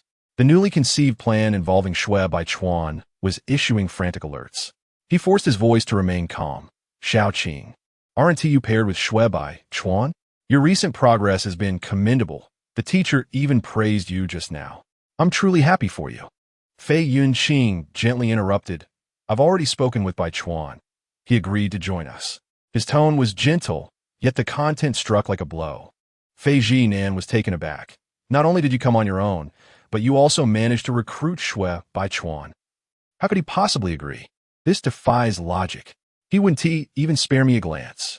Fei Zhinan twitched his lips, his mind racing like a circuit on fire, before finally responding. But a study group can't have so many members. 2 or more is acceptable, Fei Yunqing stated. Now that I'm here, it makes 5 of us. He smiled, his tone still sweet, perfect. Fei Zhinan protested, but 2 or more, Fei Yunqing repeated. His sweet tone now tinged with an undercurrent of insistence, as if to remind or perhaps pressure him. Fei Zhinan sensed something was amiss with Fei Yunqing. He could not comprehend why the usually compliant protagonist would suddenly be so resolute. He felt the situation was off, though he could not pinpoint how. All he knew was that if the narrative continued down this path, the original 4-person conflict would inevitably escalate into a 5-person catastrophe. With a determined demeanor, Fei Zhinan pressed on. Xiao Qing, the study group is merely a formality. What truly matters is, well, self-discipline. Even if we aren't in the same group, you can still come to me with questions, right? So it's not necessary to be so rigid. Then why are you in a group with Fei Zhibei? Fei Yunqing still smiled, but his voice suddenly tightened. Fei Zhinan was momentarily taken aback by the question, intending to respond, but was ruthlessly interrupted. I'm also your younger brother, Zhinan. Fei Yunqing gazed at Fei Zhinan, the smile in her eyes gradually fading. Why can Fei Zhibei be in your group, while I cannot? Her suddenly sharp tone sliced through the air, plunging the entire classroom into silence. Fei Yunqing's face turned pale, her lips trembled, and tears quickly welled up in her eyes. She no longer looked at Fei Zhinan but shot a fierce glare at Fei Zhibei, as if he had snatched away something that rightfully belonged to her. Then, with a swift turn, she stormed out of the classroom without a backward glance. The chairs and desks screeched in protest due to her abrupt movements, echoing the tail end of her emotions. Xiao Qing, wait! Fei Zhinan exclaimed, startled, and hurriedly got up to chase after her. The desks clattered once more, stirring up a gust of wind in the classroom. All that remained were the bewildered classmates, caught off guard by the sudden conflict among the brothers. Just as the figures of the two departed, another chair was kicked, wobbling 3 times. Fei Zhibei, expressionless, rose from his seat, his countenance dark as a fog-laden sky. Without a word, he turned and exited the classroom as well. He did not pursue. He merely walked away. Yet his presence radiated a tempestuous energy akin to a raging storm. With the last of the involved parties having left the classroom, the oppressive atmosphere gradually eased. Then, the classroom erupted in chatter. Everyone animatedly dissected the earlier scene, likening it to a gripping family drama rehearsal. Meanwhile, Shui Baichuan, who had remained silent, had unknowingly set his pen down. Leaning on his chin, he gazed quietly towards the now empty doorway. His expression was indifferent, his lips straight, as if utterly unconcerned. Yet, in the next moment, a faint smile flickered at the corner of his mouth. A fleeting, cold smile, almost like an illusion. This scene was captured by another pair of keen, watchful eyes. Chapter 61, Xiao Qing. Fei Zhinan called out as he pursued her. He never anticipated that Fei Yunqing could run so swiftly. That slender figure darted through the corridor like a rabbit, leaving him far behind despite his immediate chase. As she disappeared around a corner, he found himself breathless, leaning against his knees, and couldn't help but mutter a curse under his breath. Damn, is the original host a bookworm? How is her physical fitness so abysmal? Host, why did you chase after her? Fei Yunqing is not the target of your strategy, M5 stated, its tone sincere and logic clear, as always imbued with a robotic quality, devoid of emotional nuance. Initially, Fei Zhinan had assumed M5 to be cold-hearted, but gradually he came to understand that it was not a lack of compassion. Rather, its world had been rigidly divided from the outset into strategic targets and others. The latter were deemed unworthy of emotional investment, effort, or understanding. But did that mean individuals outside the target did not matter? Having agreed to walk alongside M5, Fei Zhinan felt compelled to educate it. Although this process proved somewhat challenging, he believed that one day M5 would comprehend. Listen well, M5. This world encompasses more than just strategic targets. Fei Zhibei is my younger brother, and so is Fei Yunqing. No elder brother would merely stand by and watch as his younger sibling experiences sorrow, breakdown, or cries in distress, especially when he is not a mere character in a task. My desire extends beyond simply fulfilling the mission. I also aspire to be a good brother. M5 remained silent for a prolonged moment. The only sound resonating in his mind was the crackling of electricity, yet Fei Zhinan was aware of its presence. He straightened his posture, ready to pursue further, when a familiar voice echoed from around the corner. Zhinanji. Fei Zhinan paused, lifting his gaze. There, at the far end of the corridor, was Fei Yunqing, emerging slowly like a child caught in wrongdoing, head bowed, fingers twisting the hem of his uniform. Pausing every few steps, his eyes glistening like a startled rabbit. It turned out he hadn't run far at all. He was merely pretending to.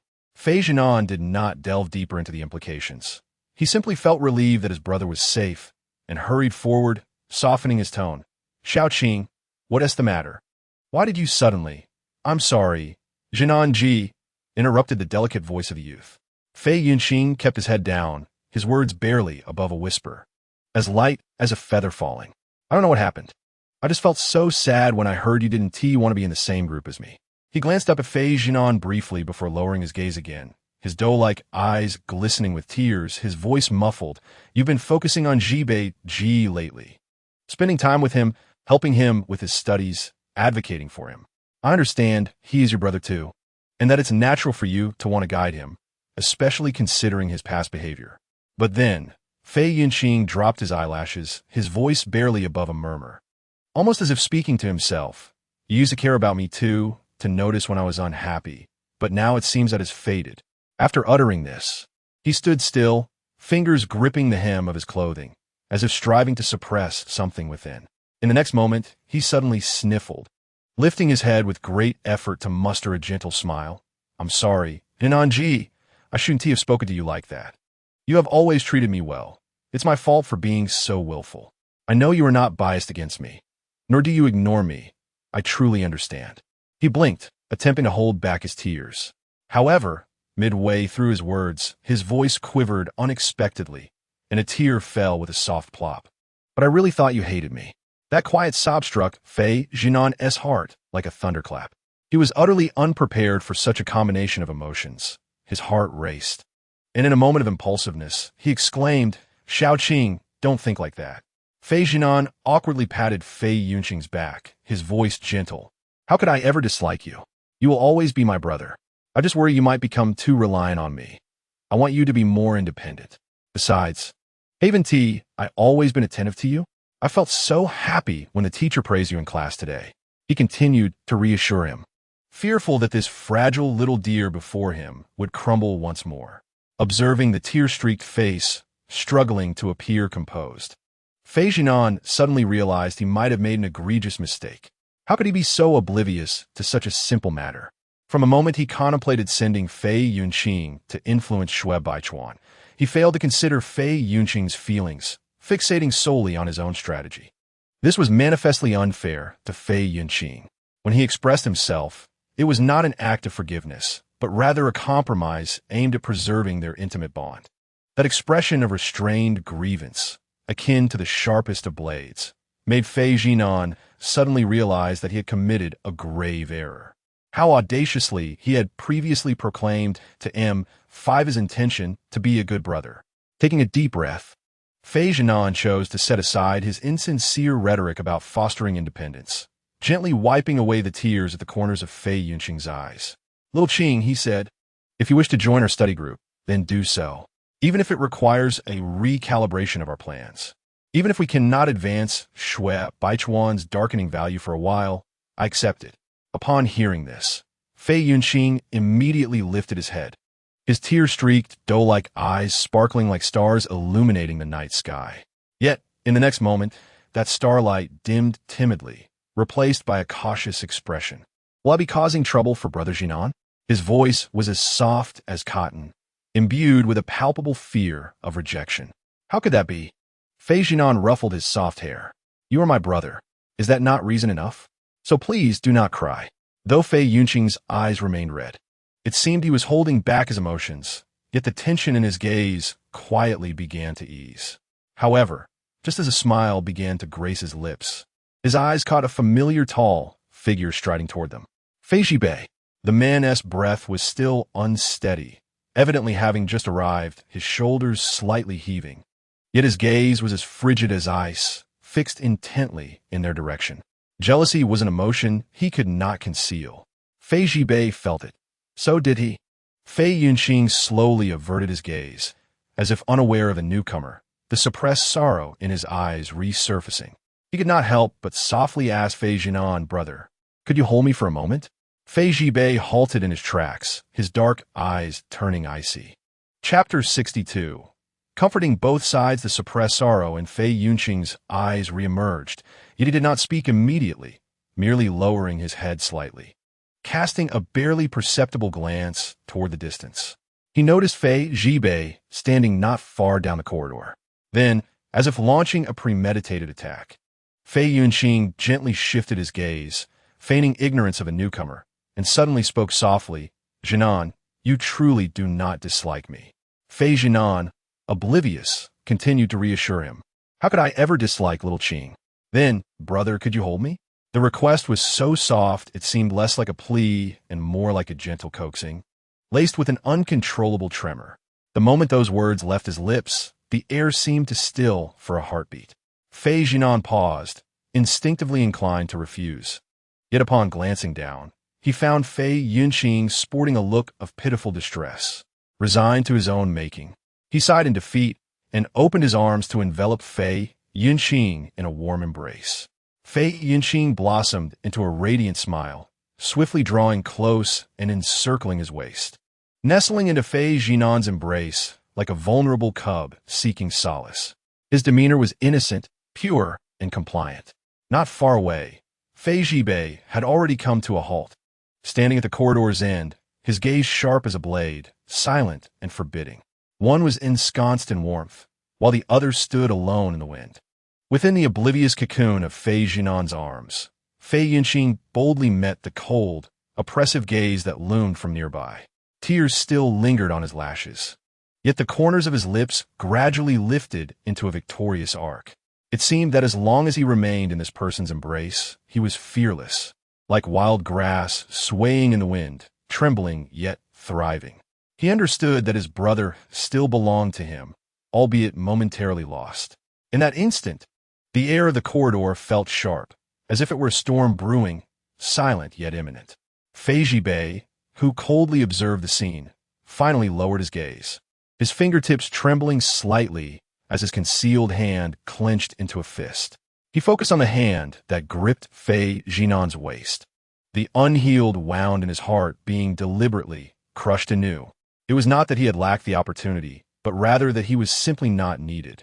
A bitter smile graced Fei Zhibei's lips as he slowly turned and walked away, his steps steady yet foreboding, like the calm before a tempest, harboring signs of impending catastrophe. Just as the taut string was about to snap with the departure of one participant, an unexpected voice halted him. "Ah, it's Brother Zhibei." The voice rang out, bright and melodic, almost jarring, reminiscent of syrup trickling into a searing pot of oil, lively, sweet, yet inducing a sense of discomfort. Fei Yunqing, seemingly just noticing him, spoke with a familiar exuberance that felt strangely alien and cruel to Fei Zhibei. He paused, turning back to see Fei Yunqing wriggle free from Fei Zhinan's embrace, his expression soft and innocent as he trotted towards him. "Brother Zhibei, I should have spoken like that just now." He lowered his lashes, his tone laced with habitual contrition. "Brother Zhinan reprimanded me. I'm sorry, I realized my mistake. Please don't be angry, all right?" His gentle voice flowed into the cracks of Fei Zhibei's heart like sugar sprinkled on an open wound, sweet, submissive, and restrained. Fei Zhibei's fingers clenched slowly, yet he found himself at a loss for words. He gazed at this face, so painfully familiar, now feeling chillingly estranged. "Oh," and Brother Zhinan said, "I could join your study group." Fei Yunqing's eyes sparkled as he smiled broadly, like a lively creature, exclaiming, "That's wonderful. We can study together from now on." He spoke so naturally, so joyfully, as if he were merely an innocent younger brother, entirely oblivious to the piercing glance he had cast upon Fei Zhibei mere moments ago. I must quickly share this delightful news with Bai Chuan. After reveling in his own joy, Fei Yunqing suddenly seemed to remember something, turning to wave at Fei Zhinan, his smile radiant. "Brother Zhinan, I'll head back now." As his words fell, he departed with a light jog, not glancing back, his silhouette as slender and gentle as ever, devoid of any aggression, akin to a faint glimmer that would never warrant vigilance. Yet, only Fei Zhibei understood that this figure had long ceased to represent light in his eyes. The boy he had once carefully concealed in the depths of his heart had vanished completely, or perhaps had never existed at all. Fei Zhibei gazed in the direction where Fei Yunqing had departed, his expression devoid of any emotion. However, the veins in his palms stood out, his feelings slicing through his flesh like a knife, inch by inch. He suddenly comprehended why this brother of his could effortlessly garner Fei Zhinan's affection. It was because he not only knew how to cry and laugh, but also how to perform. Whereas he, on the other hand, knew nothing. He could only harbor jealousy and hatred, like a corner that would forever remain unilluminated by light. "Bai Zhibei." The clear call jolted him back from the depths of his dark emotions, and Fei Zhibei slowly lifted his gaze to meet the owner of that voice. It was the source of his deepest inner conflict, the one he both longed for and ached over. Finally, Fei Zhibei raised his eyes, his dark pupils exuding an indescribable chill, which inexplicably tightened Fei Zhinan's heart. "What are you daydreaming about?" he inquired, perplexed, his brow furrowing. Fei Zhibei remained silent. In truth, Fei Zhinan had felt a twinge of guilt upon witnessing the scene of him comforting Fei Yunqing, yet the system of enmity had not chimed. Perhaps it was due to the fact that Fei Yunqing had been clinging to him lately, dulling Fei Zhibei's jealousy. However, at that moment, the expression on Fei Zhibei's face was peculiar, rendered silent to an unsettling degree. No matter how awkward or irritable he had been in the past, he had never been like this. He was always coldly sarcastic, concealing discontent beneath a facade of defiance. But now, he was merely silent, an almost despairing quietude. Fei Zhinan suddenly felt that this silence was far more disconcerting than any outburst of rage. He cleared his throat, attempting to break the tension. "That Fei Yunqing is rather naive. Don't take him too seriously." Fei Zhibei's fingers, which hung by his side, twitched slightly, yet he remained mute. "I promised Xiao Qing that I would join the study group," Fei Zhinan added, feeling it necessary to clarify. "We will study together from now on. We can discuss any matters afterward." He reached out to pat Fei Zhibei's shoulder, striving for a tone of calm. "Don't be too upset, Fei Zhinan." Finally, Fei Zhibei spoke, his tone somber, his voice as frigid as the wind biting in a bone. "Your ability to speak for yourself remains unchanged." "What? You decide everything and then come to console me, telling me not to be too upset. Fei Zhibei scoffed, his gaze hollow. Do you think this holds any significance? At that moment, his emotions were at a nadir, an overwhelming sense of defeat and fatigue washing over him. The indifference that rendered everything inconsequential was consuming him bit by bit. Fei Zhibei endeavored to maintain the last vestiges of his dignity. His voice sharp. You always assume you are right, believing that a few comforting words can resolve all issues. But have you ever considered that some people simply do not value your consolation and wish to have no ties with you? I will not join your study group. He raised his eyes, his gaze dim. You may indulge in your brotherly camaraderie. I will not partake. Do not meddle in my affairs. Fei Zhinan gazed at him in silence. He had long realized that Fei Zhibei was starkly different from Fei Yunqing. While Fei Yunqing would cry and act spoiled, Fei Zhibei was not so expressive. Rather, he was the one who struggled to articulate his feelings, resorting instead to clumsy and sharp words, accompanied by a prickly demeanor, to mask his innermost desires. After uttering this thought, Fei Zhibei turned to leave, only to hear a soft sigh from behind. What are you sulking about now? Which of your eyes saw me sulking? Fei Zhibei retorted sharply, spinning around with a piercing gaze. I simply find this tedious. There is no need to continue wasting time on you. Fei Zhinan disregarded his defiance, teasing him with a hint of amusement in his tone. Fei Yunqing enjoys this clingy behavior. You know that well. If you like it, I can indulge you too. Who will want that? Fei Zhibei instinctively wanted to argue, but lost his words. For in the next moment, he was suddenly enveloped in Fei Zhinan's embrace. Chapter 63. Misalignment. Caught off guard by Fei Zhinan's hug, Fei Zhibei's body stiffened, his mind blank. This embrace lacked the gentle bend of a brother gathering his sibling in warmth, nor was it laden with deliberate affection. It was merely an ordinary, soothing hug between adults. Yet, such a simple gesture was potent enough to unsettle Fei Zhibei's carefully constructed facade. Fei Zhinan intended to comfort him as he would Fei Yunqing. But Fei Zhibei's height necessitated that Fei Zhinan reach up to wrap his arms around his neck, awkwardly forcing a comforting pose while absent-mindedly ruffling his hair. I can comfort you too, all right? These words struck like nails, embedding themselves in the softest yet most hollow part of Fei Zhibei's heart. His pulse quickened. In that moment, all the chaotic emotions he had been harboring crumbled. Fei Zhibei's body tensed, nearly rigid with the effort to breathe. This was a tenderness he had never been permitted to possess, something he yearned for day and night, yet never dared to request. The bitterness and obsession that had been suppressed within him suddenly burst forth, spilling out uncontrollably. Fei Zhinan's heartbeat, breath, and warmth collided within his chest. Fei Zhibei's hands trembled slightly, yet he slowly, quietly, sought to lift them.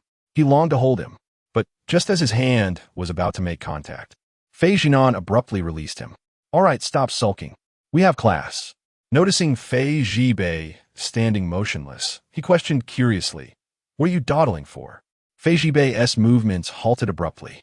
The hand that had just risen, poised to wrap around Fei Zhinan, felt as though it had been yanked from a dream. He quickly withdrew his hand, his expression shifting drastically, his face oscillating between hues of blue and white, shock, embarrassment, disbelief. How could he have wanted to embrace him? In that fleeting moment, he had indeed entertained the notion of holding Fei Zhinan tightly. Had he lost his mind? Character Fei Zhibei's hostility value has changed. Current hostility value, 20. Hostility value significantly decreased. The current level is no longer considered within the realm of danger. Fei Zhinan was momentarily taken aback, but soon his eyes sparkled with excitement. The grudge value that had been stuck for so long had truly shifted. Moreover, it had decreased significantly. He nearly broke into a jubilant rendition of the brotherly affection sonata to celebrate this victory. Had he known that a simple embrace could resolve such matters, he would not have racked his brain trying to act as a team-building host. He could have just moved in for the hug. Ahem, he maintained some principles after all. He couldn't just hug anyone indiscriminately.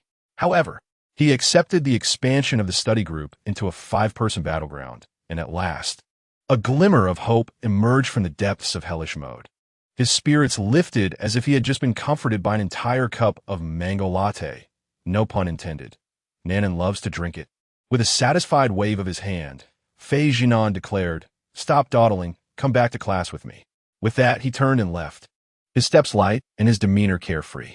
Little did he know that behind him, the young man stood frozen in place, his expression rigid, his ears flushed as if ignited by a spark.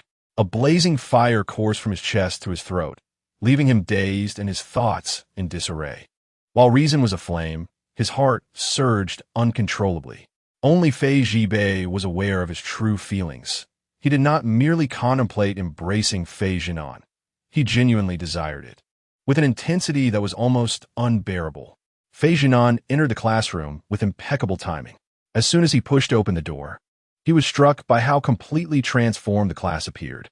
Luqing's study group system had indeed incited an effect comparable to that of a market economy within Class Ji Yuan. The students of Class Ji Yuan demonstrated remarkable efficiency. In the brief interlude between classes, they had already completed a redistribution of power. Some wore smiles, sitting upright as if they had just consummated a political marriage, eagerly diving into discussions over their papers and enthusiastically formulating revision plans. Others wore grim expressions, as though they had just swallowed a fly, opting instead to neglect their work, using their papers as makeshift placemats, creating a dismal atmosphere.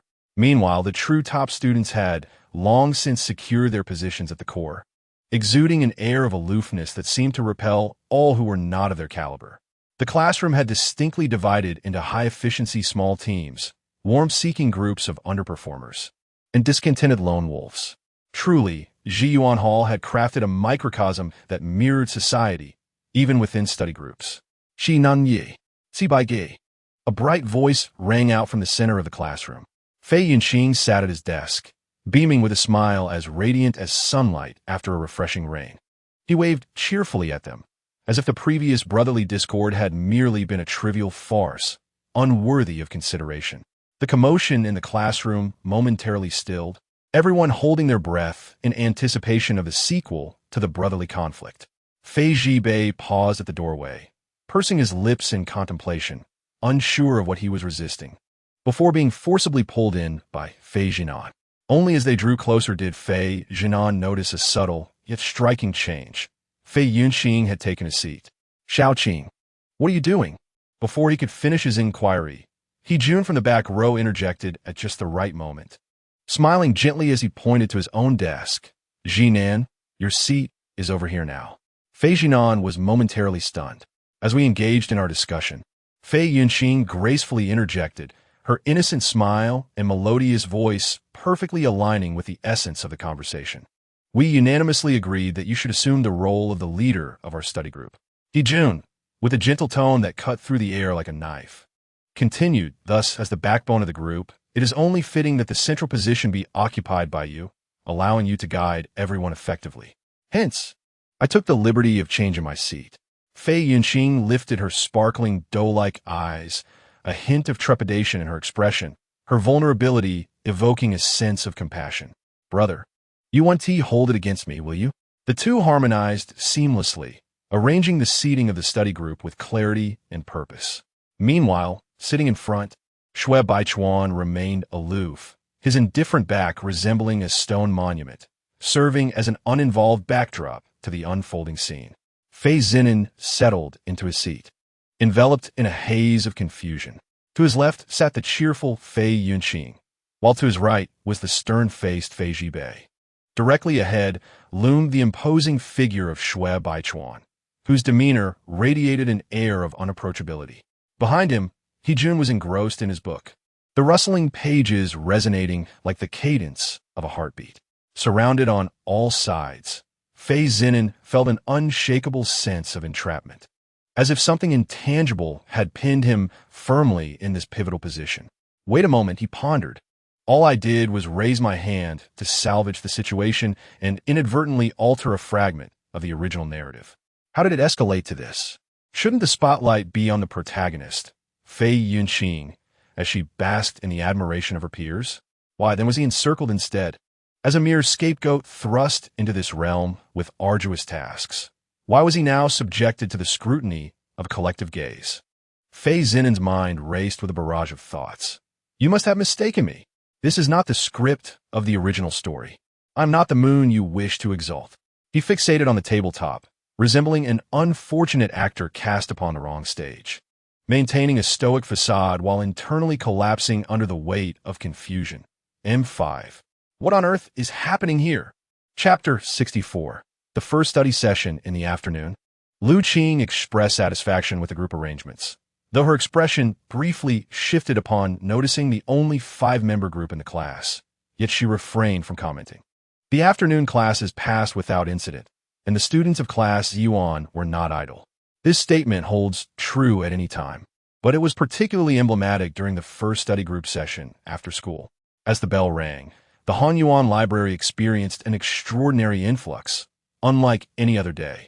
Before the sound of pages flipping could resonate, a wave of serious, swift-footed students from Class G had already filled the entrance. Those typically docile, quail-like top students and lively, rabbit-like middle achievers had seemingly transformed into a pack of leaping cheetahs, pairing off and rushing toward the desks with an impressive fervor, rivaling the fervor of the first day of school when vying for dormitory beds. Quick, quick, let us claim the seats by the window. I'll place my bag first. You can put your things down. Our group ranks third in performance. Logically, we should have priority. Forget reasoning. The swiftest hands prevail. In a mere few minutes, the Hanyuan study room descended into a chaotic melee that, while masquerading as civilized, adhered to the ruthless laws of the jungle. Each vacant table transformed into a gladiatorial arena, and every participant morphed into a desk-dominating warrior. This was no mere study session. It was a fierce battle for territory. Yet, amidst this tempestuous scene, there existed a singular spot that remained untouched, shunned by all. It was neither a corner nor a secluded nook, but rather a well-lit space by the window, reputed to be the most invigorating and intellectually stimulating zone in the library. Initially, a few groups dared to approach, contemplating a seat nearby. But upon glimpsing the faces of those already occupying that space, their steps faltered, breaths caught, and they silently retreated, as if that spot were an electrified high-voltage chair rather than a mere study table. Seated there were the illustrious academic prodigy Shui Baichuan, the princely Xiao Zhinan, the formidable Fei Zhibei, the extraordinarily handsome He Jun, and the radiant Fei Yunqing, who seemed to carry an aura of light. Together, these 5 individuals exuded an undeniable presence, their collective brilliance rendering them an incongruous sight amidst the study atmosphere, as though they were on the verge of debuting as a star-studded ensemble. However, in reality, the study environment they fostered was remarkably ordinary, even to the point of being stereotypically typical. 2 of them, Shui Baichuan and He Jun, were engrossed in their work, oblivious to the world around them, one lost in a sea of problems, the other elegantly calculating, as if the rest of the group were mere phantoms.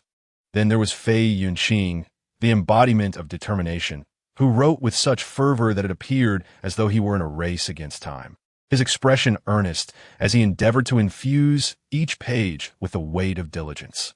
And finally, there was the exasperated Xiao Zhinan, who at that moment was attempting to explain the second problem of analytical geometry to Fei Zhibei.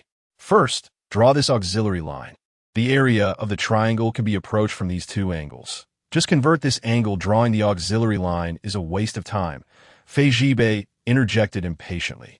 Don't concern yourself with whether it's a waste of time. Follow the steps.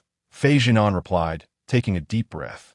He recalled a night long past when he had patiently sat beside a stubborn girl, explaining problems while being met with skepticism, his mouth dry, yet his resolve unwavering. At that time, he believed he would never encounter a student more maddening than Xiao Zhibei. He was mistaken. Before him sat Fei Zhibei, whose impatience was palpable, her toes tapping restlessly, exhibiting the same disjointed logic and a self-assured attitude that seemed to declare, I trust myself, not you. Her very brows seemed to inscribe, I reign supreme. Xiao Zhinan gritted his teeth and persevered. Let us examine this problem. Let X be Fei Zhibei, with a decisive glance, interrupted, I can solve this problem. The muscles in Fei Zhinan's face twitched subtly, as if tethered by an invisible chain of restraint. He inhaled deeply for a second time. When substituting here, yet Fei Zhibei cut him off again. Didn't I just say I can solve this problem? No, you can't. I can. You can't. I smack. A neutral pen was precisely and deliberately tossed onto the table, its sound reverberating through the library. Shui Baichuan remained unfazed, while He Jun turned a page of his notes without a glance. Only Fei Yunxing trembled, startled, raising his head in alarm. Fei Zhinan's expression remained as serene as ever, yet his gaze suddenly turned frigid, an oppressive aura emanating from him that ensnared Fei Zhibei with an iron grip. Now, this question, Fei Zhinan stated flatly, his voice deep. Do it again. Fei Zhibei paused momentarily, frowning defiantly. Why should I do it again? Fei Zhinan's voice, though light and low, pierced through the silence like a bullet. Its impact akin to a parent knocking on the door with a pressure cooker on a winter night, instantly transforming the stubborn into the obedient. As if caught in a soul-crushing gaze, Fei Zhibei, who had previously exuded an air of indifference, instinctively straightened up and, almost against his will, picked up the pen. 3 minutes later, he handed it in. Fei Zhinan merely glanced at it before tossing the paper aside. Are you a fool, Fei Zhibei? The gentle tone that had characterized him until now suddenly gave way to a shocking outburst. Fei Zhibei's eyes widened in disbelief. Fool? But Fei Zhinan offered him no chance to respond. How did you even calculate that for? Are you the embodiment of pie? May I earnestly inquire? Did you mix formaldehyde into your milk as a child? Is your algebraic formula a mere fabrication? So confidently concocted, I suggest you abandon your studies and write textbooks instead. I have never encountered someone who could apply the wrong formula with such audacity. Fei Zhibei, have you considered authoring a manual on how not to solve math problems? All right. You hold a right to explain, don't you? Why not submit your resume to the Chinese Academy of Sciences and see if they accept you? Go home, truly. Go home, Fei Zhibei. Fei Zhibei's lips twitched, his eyelids fluttered, and he nearly tossed the pen from his grasp several times. He could not comprehend why this person, a moment ago so earnest and sincere, could now unleash a tempest of sharp words. He yearned to retaliate, yet the barrage of insults, though harsh, was astoundingly precise, aiding him in unraveling the problem-solving process. Fei Zhinan even scolded while meticulously writing out the steps, his handwriting as neat as that found in a tutoring guide. He was, in essence, a volatile teaching AI, emotionally stable, logically coherent, and devastatingly effective. Fei Zhibei gritted his teeth. Could you not speak so harshly? Am I not speaking well enough? Fei Zhinan raised an eyebrow, a cold smile gracing his lips. Then enlighten me. I am eager to hear how you intend to explain back your miraculous answer. If you can elucidate today's 3 problems with that mouth of yours, I shall consume the entire set of papers. 10 minutes later, Fei Zhibei bowed his head, furiously scribbling notes like a beleaguered student undergoing the rigors of an educational system. Meanwhile, Fei Zhinan sat beside him, his expression icy as he continued explaining the problems, occasionally delivering barbed remarks, having completely transformed from gentle older brother into a domineering tutor. This scene was quietly observed by other students nearby. Goodness, are these 2 siblings? The way Fei Zhinan teaches resembles my mother helping me with my winter vacation homework when I was 8. Wait, why do I feel like Fei Zhibei's eyes are glistening? Shoo, don't speak. Let us respect every soul driven to madness during self-study. Chapter 65 spoils the devilish lesson endured for a full hour. Fei Zhinan finally ceased his mentally tormenting discourse. He casually tossed his pen onto the desk, articulating with measured calmness. Review the errors in this set of exercises. I shall randomly assess your problem-solving approach shortly. Fei Zhibei lowered his head, scribbling in silence, yet the veins in his hand, gripping the pen, bulged ominously, as if a few more strokes could pierce the paper and reach the earth's core. Surprisingly, he refrained from retorting. Fei Zhinan furrowed his brow, feeling a throbbing pain in his head, as if he had condensed his lifespan into 2 pages of erroneous notes, thereby losing a decade of life. Just as he exhaled in a moment of emptiness, a cup of steaming warm water quietly appeared before him. "Drink some water, senior."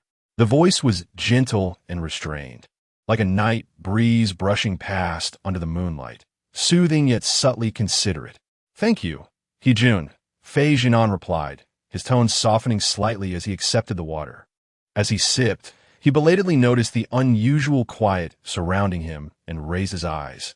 Only the three of them remained at the table. Fei Yinqing had gone to the restroom, while Hee-jun's clear gaze offered timely and thoughtful explanations. Shui Baichuan had retreated to the library area, presumably in search of materials. Fei Zhinan glanced at his watch, astonished to find how late it had become. His nerves gradually transitioned from a state of furious teaching to a more human demeanor. Seizing the opportunity, Hee-jun inched closer, his voice imbued with gentle reassurance. "Actually, senior, you need not feel overly anxious. I encountered a similar situation while tutoring my sister." Fei Zhinan turned his head, curiosity piqued. "You have a sister?" "Indeed," Hee-jun replied with a light-hearted tone. "When she was tackling application problems, her first reaction upon encountering a question about two vehicles meeting was to wonder why the second vehicle didn't simply turn around and flee." He laughed as he spoke, his words laced with a teasing tenderness, a hint of brotherly exasperation, and that humor born from familial bonds. Fei Zhinan found himself unwittingly transported back to a certain night when Xiao Zhibai was merely the size of a radish, her tears streaming down her face as she accused him of having a temperament unfit for teaching, prompting him to toss his notebook in frustration. Yet that little girl stubbornly clutched his draft and studied it all day, finally frowning as she proclaimed her understanding, boasting that it was her own realization.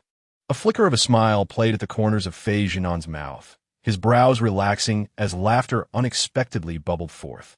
This was not a mere courteous smile, nor a superficial twitch of facial muscles. It was a genuine expression of joy that rose from the depths of his heart, prolonged and gentle, like an iceberg melting into snow, revealing the sparkle of starlight. Such a smile was exceedingly rare. In that instant, the icy facade melted, and the surrounding light seemed to brighten in tandem. Fei Zhinan's features were typically sharp and aloof, and even with a gentle gaze, his somber countenance exuded a certain distance that felt unapproachable. Yet at this moment, the corners of his lips curved with an uncommon softness, his eyes crinkling at the edges, reminiscent of the first spring flower blooming in the snow, inadvertently revealing the warmth he had long concealed. Hee-jun was momentarily taken aback. Initially not far from him, he instinctively leaned closer, as if drawn by an unseen force, wishing to glimpse more clearly, or perhaps captivated by the deeper allure. Just as the atmosphere was on the verge of becoming languorous and ambiguous due to the proximity of the two, a sudden sound shattered the moment. Fei Zhibai, who had been silently writing, unexpectedly slammed his signature pen onto the table between them with precision, decisiveness, and just the right amount of force. "Done," he stated, his tone as cold as a stone dropped into water. Fei Zhinan, interrupted in his thoughts, paused and turned, surprised. "So soon?" "Let me see," he said, furrowing his brow as he leaned in, his body instinctively retreating from the slight closeness he had shared with Hee-jun. Hee-jun could only return to his original position, his fingertips still warm from the cup rim. Fei Zhibai glared darkly at Hee-jun, his expression softening only slightly as Fei Zhinan approached. However, he swiftly covered the test paper with his hand. "I don't understand this question," Fei Zhibai said coldly. "Didn't you say you understood everything?" Fei Zhinan raised an eyebrow. "That was for this type of question. Now it's a different one. I recall seeing a variation in one of the reference books, but I can't remember how to solve it," he asserted firmly, tapping on the test paper as if it were a green-covered volume from the Rinjiao edition. "Could you help me find it in the library area?" "Why so suddenly proactive?" Fei Zhinan asked skeptically. "I don't want to be scolded anymore. Is that all right?" Fei Zhibai lifted his chin impassively, maintaining an arrogant demeanor, as if to say, "I'm studying, don't hinder my progress." The abrupt enthusiasm for studying from his counterpart left Fei Zhinan bewildered, yet he ultimately decided to acknowledge this newfound initiative and nodded, rising to seek the materials in the library area. As his footsteps faded away, the light from the corner of the table also dimmed. Only Hee-jun and Fei Zhibai remained at the table. Hee-jun took a sip from his cup, elegantly concealing the sudden chill in his gaze. Meanwhile, Fei Zhibei propped his chin on his hand, appearing languid, yet a mischievous smile played at the corners of his lips. "Come on, continue telling me about your sister's story." Jun looked at him, offering a faint smile, cold as ice. "Forget it. I fear your intellect might not comprehend it." The atmosphere suddenly tensed, the palpable tension beneath the table rising like two lit fuses inching closer to a central explosion. This was a battle, and the main battlefield was named Fei Zhinan. At this moment, the oblivious subject was diligently searching for supplementary materials for his unfortunate younger brother in a library of Hanyuan High School. The library resembled a medium-sized bookstore more than an ordinary library, with categories, labels, and areas meticulously organized, even distinguishing between synchronized study materials and specialized exam preparation. Fei Zhinan wandered among the densely packed bookshelves, taking quite a while to finally locate the corner designated for practice resources. It was sparsely populated, almost excessively quiet, to the point where he could hear the echo of the air conditioning colliding with the lampshade. Yet, as he approached the bookshelf, his steps inexplicably halted. 1 second later, Fei Zhinan stood rigid. He had unexpectedly spotted a silhouette he had not anticipated. Standing in front of the reference section was a boy in white, engrossed in a book, his cold, pale cheek faintly visible as he leaned down.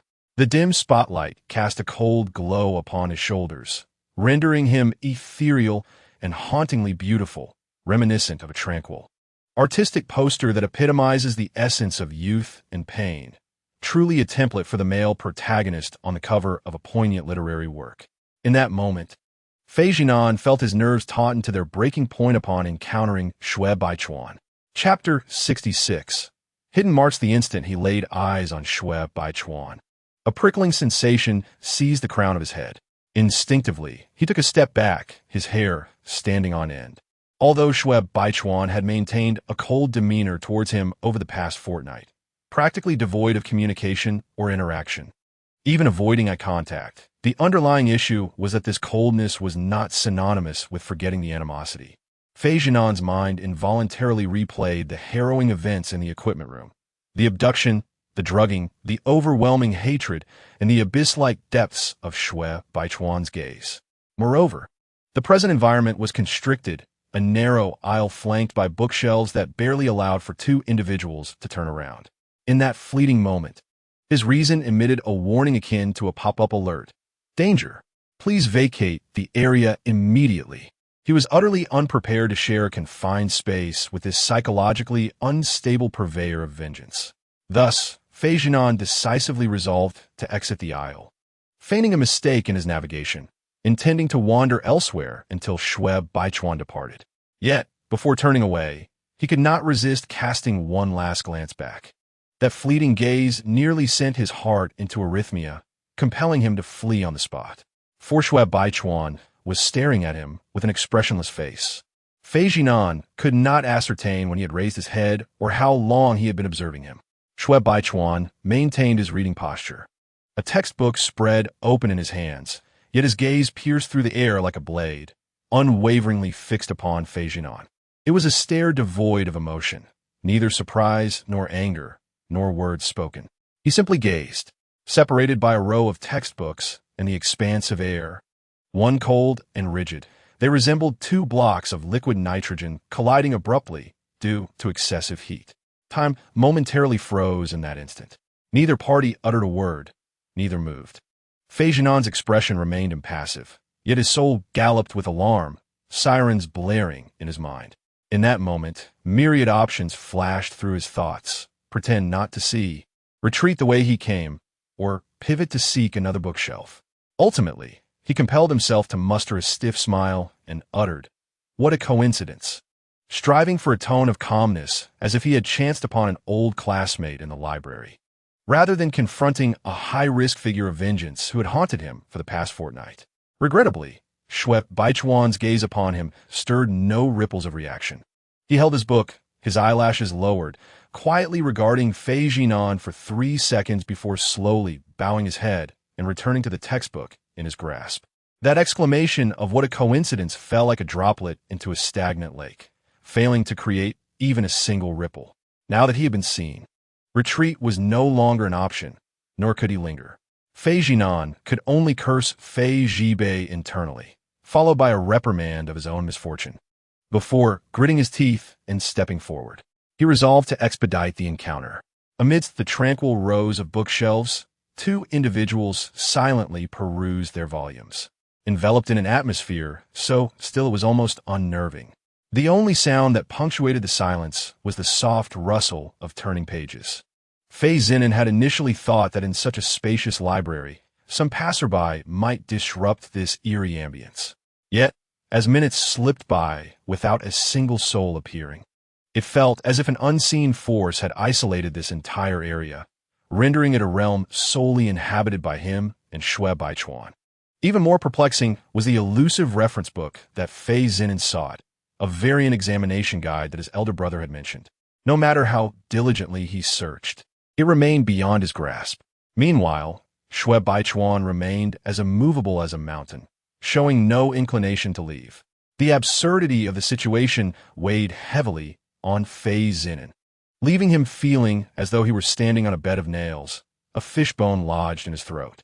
At last, he spotted it, the green-covered People's Education edition of 5 years of college entrance examination, 3 years of simulation, perched tantalizingly on the uppermost shelf to his left. It was within arm's reach, if only it were his arm that could stretch forth. The book hovered just above Shui Baichuan, perfectly positioned for him to grasp with ease. Fixating on the tome as though it were the key to his liberation, Fei Zhinan cast aside his reservations and politely inquired, "Shui Baichuan, could you kindly retrieve that book from the second shelf for me?" "Thank you." His voice echoed unnaturally in the hushed confines, a sound that should have been impossible to overlook. Yet Shui Baichuan remained oblivious, engrossed in his reading, his demeanor cool and concentrated, moving at a leisurely pace as though Fei Zhinan's words were merely a breeze, devoid of any capacity to disturb him. Fei Zhinan, momentarily speechless, raised his voice. Shui Baichuan, can you hear me?" Silence reigned once more, as if the air itself had muted once again. Fei Zhinan's eyelids flickered, and he pressed on, "Could you possibly step aside?" Still, there was no response. The silence at that moment was deafening. It became apparent that Shui Baichuan had resolved to treat him as if he were invisible, leaving Fei Zhinan at a loss. Surely, he could not simply elbow his way past him. Thus, he stood aside, feigning interest in other books as his gaze wandered aimlessly along the shelves, boredom gnawing at his very soul. Ultimately, his eyes returned to Shui Baichuan, who possessed a striking profile, pale and sharp-featured, with dark hair gracefully cascading along his neck. Perhaps due to the stifling heat, he had unbuttoned the top button of his shirt, revealing the elegant line of his neck, his demeanor still detached and aloof, reminiscent of a still life ensconced in a gallery's chill. In the next moment, Fei Zhinan's gaze halted abruptly.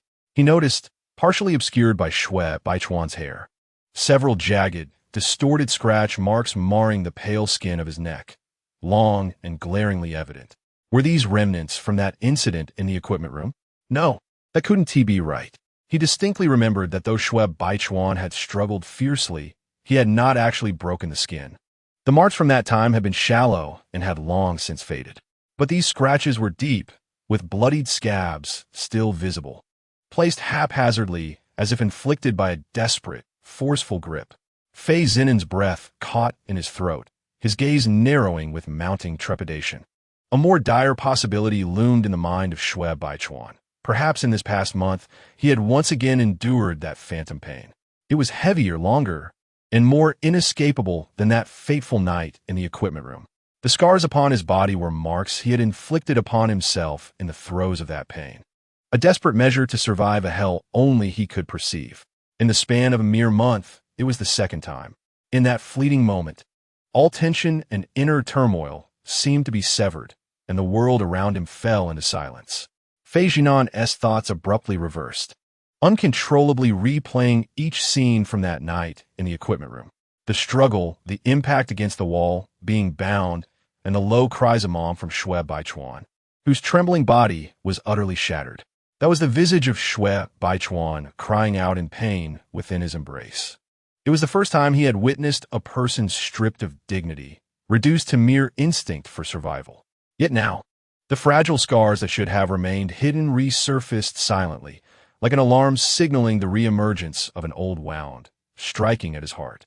In an instant, Fei Zhinan's gaze softened uncontrollably, infused with complex emotions as he fixated on that wound, bearing the weight of countless agonies and suffocation. That unconscious gaze was both stark and intricate. Shui Baichuan sensed it at first, but chose to ignore it.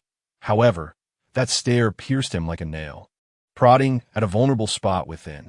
Finally, he furrowed his brow in impatience, turning his head to dismiss the bothersome scrutiny, only to collide with those eyes that had yet to retreat. Shui Baichuan was momentarily taken aback. There was no disdain, no defensiveness, and certainly no inexplicable desire for approval. In Fei Zhinan's eyes, the familiar expressions of indifference and caution had vanished, replaced by a tenderness that almost bordered on heartbreak, as if gazing upon a fractured soul. Shui Baichuan's expression transformed in an instant. Chapter 67. Caught again. Initially, Shui Baichuan intended to disregard it. He had long since grown accustomed to Fei Zhinan's gaze, one filled with wariness, fear, and a delicate caution, akin to observing a ticking time bomb or assessing a lurking threat. He had never cared, for regardless of how guarded the other was, he could always find a way to drag them into the abyss. Yet today, that gaze was different.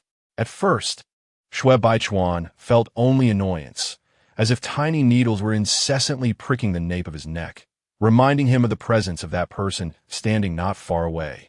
Watching him intently, his hand paused as he turned the pages of his book, ultimately furrowing his brow in irritation, turning to look, only to find himself caught in the depths of those eyes that had not yet been withdrawn. Shui Baichuan froze. The expression was not the familiar detachment and wariness he remembered. Rather, it was complex, profound, and almost tender, leaving him bewildered. He perceived a swirling haze of emotions in Fei Zhinan's dark eyes, reminiscent of a silent sigh following a stifled storm. Guilt, heartache, and a multitude of uncontainable feelings surged within that gaze. Shui Baichuan could not fathom why Fei Zhinan would display such an expression, nor could he grasp the motives concealed behind it. Was it pity? Was it charity? Or merely a trace of remorse cast from the vantage point of the perpetrator? Peering into another's soul is a blade wrapped in malice masquerading as sympathy. He could not bear it. His heart felt as if it had been grazed by something cold and sharp. Shui Baichuan abhorred such gazes. In an instant, the air seemed to rupture with a silent crack, wrapped in a sharp chill of pride and resistance. Emotions in Shui Baichuan's eyes transformed into a fierce glint. "What are you looking at?" His voice was husky, each word articulated as if ground out from between clenched teeth, cold and trembling. Heavy as if a bucket of ice water had been poured over him, leaving a prickling sensation on his scalp. Yet, it was not anger, at least not solely. Fei Zhinan was abruptly roused from a torrent of complex emotions, unexpectedly meeting Shui Baichuan's dark, brooding gaze. The emotions that flickered between them intertwined and surged, concealing an unspoken hatred, as well as a certain indescribable pain. Yes, pain, a profound sentiment that should not exist, yet was silently betrayed by their eyes.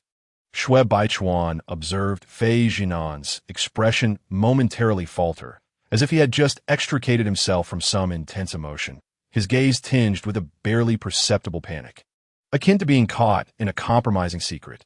Quickly averting his eyes, he muttered, "It's nothing." Shui Baichuan narrowed his eyes, meticulously dissecting the subtle clues. He was inherently astute and cautious, never relying solely on intuition. With a moment's reflection, he could accurately trace the trajectory of that glance. The neck. Slowly, Shui Baichuan raised his hand, fingertips brushing against the back of his neck, where a scar, still faintly visible, stood out in relief. The sensation was not merely tactile, but a recollection of the blade's edge. This wound was a mark that only Shui Baichuan understood the origin of. It was a phantom pain, known only to him, an indelible imprint of his own self-inflicted torment. In Fei Zhinan, he had seen it. Not only seen it, but also revealed such a gaze. Shui Baichuan was immediately engulfed in a profound silence. He recalled that day vividly. Awakening in the infirmary. A text message dinged on his phone. There were no words, only a photograph capturing him in a moment of uncontrolled despair, utterly disheveled. The angle was astutely chosen, meticulously avoiding any recognizable background, leaving only his distorted expression. That photograph was a weapon. It was neither concern nor pity. It was a threat. The cold smirk of a hunter tightening its grip around its prey's neck. The number was concealed. He had attempted to trace it, but the sender had erased all traces with skillful precision, leaving no leaks. Everything felt hauntingly familiar, despicable, sinister, and professional. It bore an uncanny resemblance to Xiao Zhinan. Yet, he did not rush to conclusions. Instead, he encased his anger, burying doubts beneath layers of rationality. He was Shui Baichuan. Hatred did not permit mistakes. What he sought was certainty, a conclusion, a decisive strike at the most critical moment. Thus, he concealed himself well, observing discreetly while preparing to ensnare. Shui Baichuan had harbored suspicions about Xiao Zhinan, even Fei Zhibei, and had not spared He Jun either.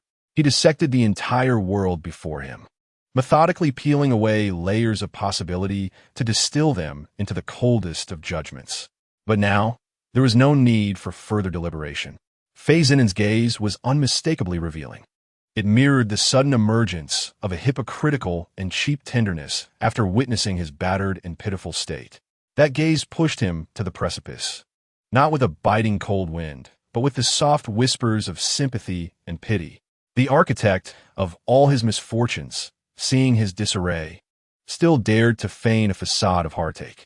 Clutching a knife, this person had the audacity to extend a hand in false comfort. It was utterly repulsive. An indescribable hatred quietly erupted in his chest. Xiao Zhinan had personally experienced this individual's cold indifference and tasted their malice. He was acutely aware of their heartlessness. Yet now, this person looked at him with a gaze that professed understanding of his suffering. It was yet another form of humiliation. In that moment, something dormant in the shadowy corners of Shui Baichuan's heart awakened. He did not rage or roar. He simply stared silently and deeply at Xiao Zhinan, the light in his eyes crumbling silently, as if some emotion were slowly eroding his reason. Shui Baichuan's gaze sent a chill through Xiao Zhinan, an instinctive sense of danger coursing through his bones and into his very being. Host, he is not right.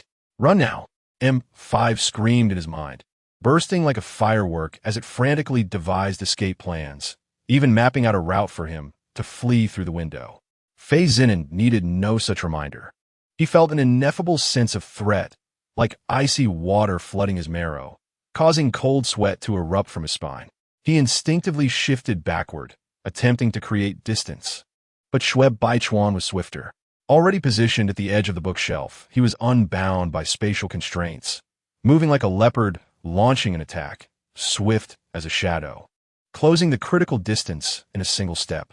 His chin was suddenly gripped fiercely, iron-hard fingers constricting around his jaw with a precision that was terrifying, making Xiao Zhinan question whether his teeth would shatter in the next moment.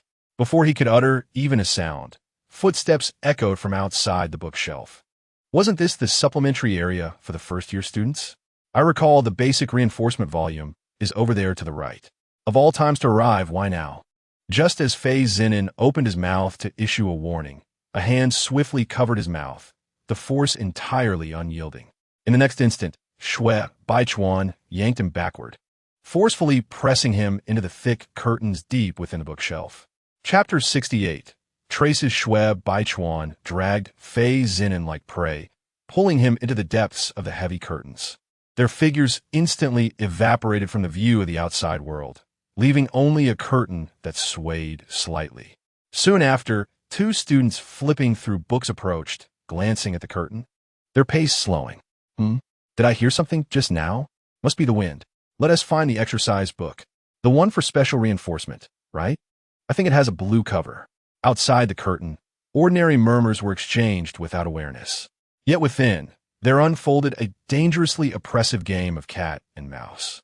The heavy fabric enveloped the space, blocking all light, rendering the interior as dim as a sealed chamber, where even the sound of breathing was rendered almost imperceptible. Fei Zhinan found himself harshly pressed against the cold wall, his hands restrained at his sides, unable to move. The fabric of their uniforms brushed against one another, and the constricted atmosphere imbued every slight movement with an exhilarating intensity. Su Baichuan's tousled hair fell forward, swaying just inches from Fei Zhinan's face, while his expressionless visage concealed a smoldering fire beneath a veil of fog, his eyes reflecting a turbulent madness. More menacing was the short blade concealed within his sleeve, its coldness akin to serpent scales, pressing firmly against Fei Zhinan's jaw, the tip lightly poised against the artery. A mere flick of force would unleash a torrent of blood, not a warning, but a tangible threat. Su Baichuan's presence was suffocating, his voice a low, gravelly whisper brushing against Fei Zhinan's ear. "Don't move." Fei Zhinan dared not respond, nor could he muster the courage to shift even slightly.